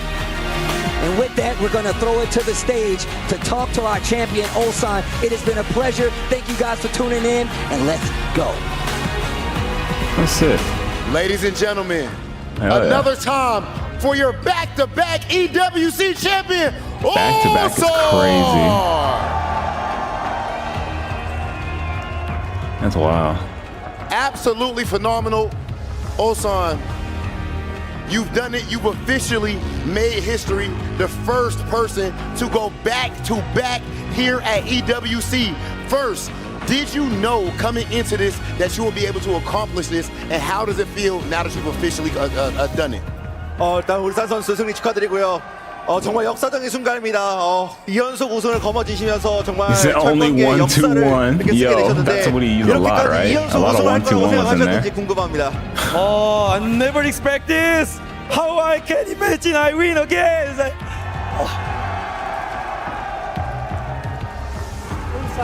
I had the pleasure and the honor of being there last year when you won EWC 24. For you now, back-to-back champion, what's the difference between winning last year and winning again in 2025? 작년에 우승하셨을 때랑 또 올해 우승하셨을 때랑 어떻게 기분이 다른지 정말 궁금하거든요. 작년에도 우승하셨지 경험하셨지만 이번 우승은 또 남다르실 것 같은데 어떻게 다른지 궁금합니다.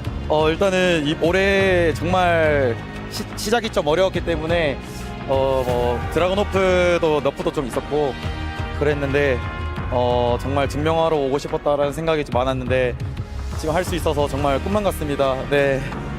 I mean, this year I had a rough start. I mean, there's a Dragon of Nerf and I had a lot of difficulties. But that being said, I wanted to prove myself here in this stage, and I have done it. It's like a dream right here. And prove yourself is exactly what you did, to say the absolute least. The last thing I want to ask is, can you please give a message to all of your fans here and all of your supporters at home? Thank you who support me for everywhere. My team, my friends, my partner friends, and especially the King of Saudi Arabia for making this amazing, the biggest tournament in the world. Thank you. And I need to say, okay, last year I said my dopamine is, I forgot, but I'm still hungry. I just make legend myself, yeah. Officially a legend. You know what? Let's back off. I need to see you raise that trophy one more time. Ladies and gentlemen, your back-to-back champion, Arslan!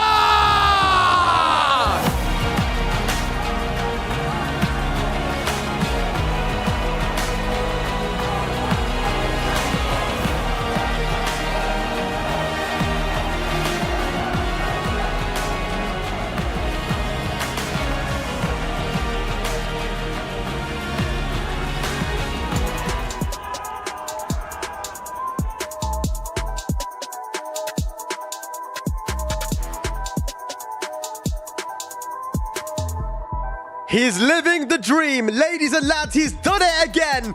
Ulsan is your two-time Esports World Cup champion. History has been made. The highest earning Tekken player of all time. He proved his ability in the short form game, being a game down multiple times, and then with the first to five, but Ulsan has done it back to back. One last time, I'm joined by Bubsy, MYK, and Rukang to break it all down. Lads, you said it was going to be Ulsan, and boy, you were right. Oh my God, congratulations to Ulsan for winning the Esports World Cup 2025. What an incredible game we just witnessed. I'm getting emotional here as well. It's incredible to see, and he was crying himself there, man. You see how much it means to him, right? The scenes, man. Yeah, it's really, it's heart-wrenching, man. I felt the emotion there, everyone chanting his name. I'm still really, really speechless. I did not expect that. Ulsan, 축하해요. Wow, congratulations to Ulsan. Absolutely banger of a set, man.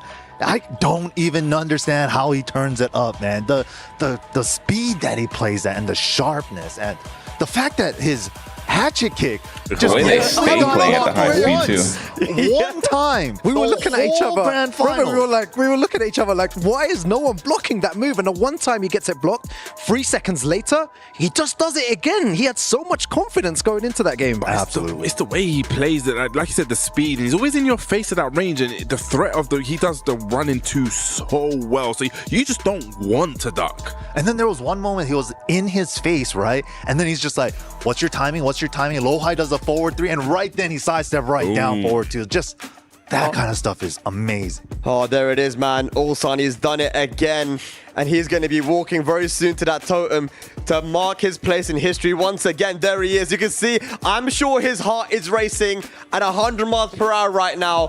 Ulsan just seems to turn it up every single time when it comes to these massive occasions, when it comes to being in Saudi Arabia for the Esports World Cup. Ulsan, he's done it again. And let's not forget, man, when it was Gamer Zaid back a couple years ago, man, he got second place there as well, played very phenomenally.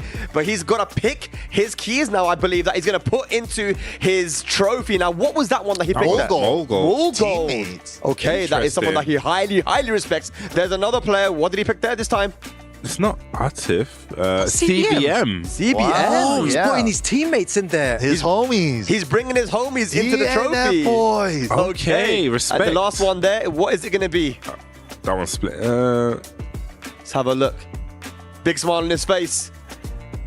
Mo! Let's go. DNF boys, God. oh, you love to see it, man. Normally people would want to bring the keys of the people that they really wanted to beat, some of their rivals, but what Ulsan is doing here is he is bringing his teammates with him to his trophy. That is absolutely beautiful scenes there from Ulsan. His first international tournament back in 2018, man, when he traveled with Lohai, and then how many years later, playing against him in the grand finals there on the biggest of stages and taking it, like you said, NYK, in the most phenomenal way.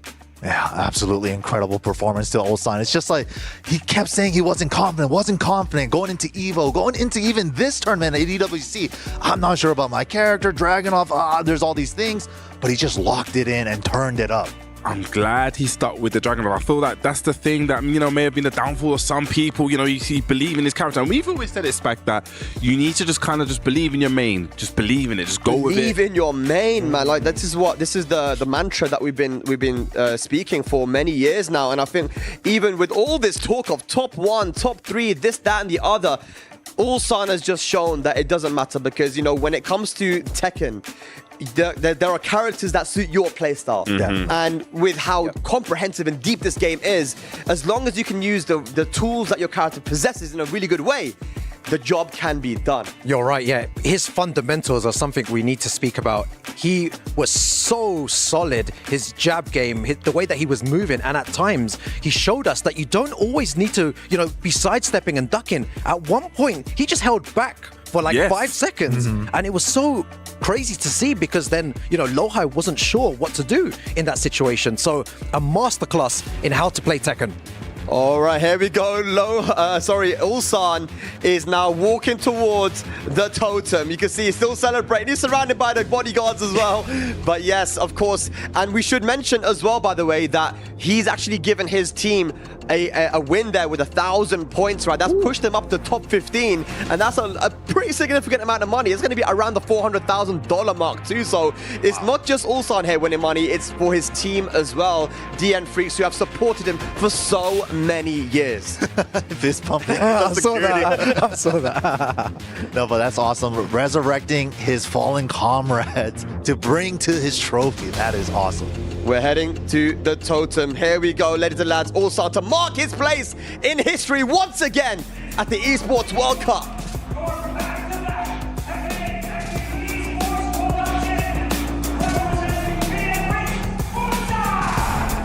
And there he is, meeting his Royal Highness. And of course, he's been given his key now. He's going to be moving up to that totem to mark his place in history once again. You can see he's still breathing heavy. He can't quite believe it. He's living the dream. There he is, he walks up. And you know, this area, we were there, Rukang, right? Yeah. It's heavily guarded, right? But here, there he is. He's earned his spot there. And he's going to elevate now and put that key into its position and mark his place in history. Ulsan, DN Freaks from South Korea.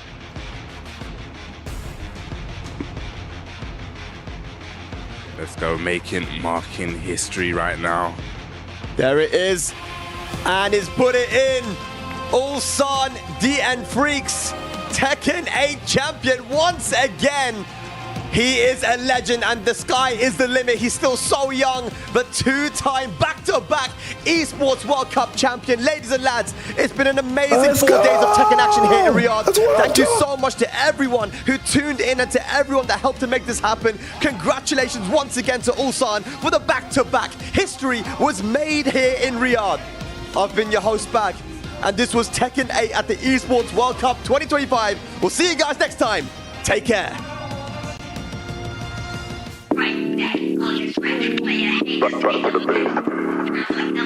Well, there it is, folks. That was EWC.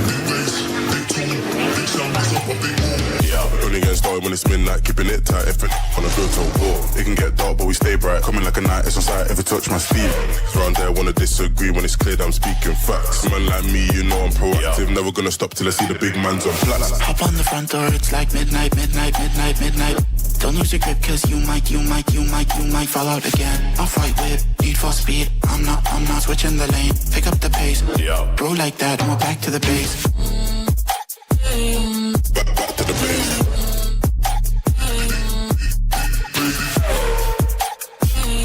Back to the base. How I can never act. Been trying to stack up racks on racks. Boys in the back wearing all black, staying on track. Better show you come and that's on me. Out here getting this beer. If you work for the devil, better retreat. Coming to icy. Anyway, appreciate you guys for hanging out and sticking around. We'll be live again in some time, and we'll have some Tekken for you later tonight. So check us out then. My name is Nozeni. If you like Tekken, if you like violence and like some cool gaming, you found the right channel. I'll see you guys later. Holler! Don't lose your grip, cause you might fall out again. Off right whip, need for speed. I'm not switching the lane. Pick up the pace. Bro like that, and we're back to the base. Back to the base.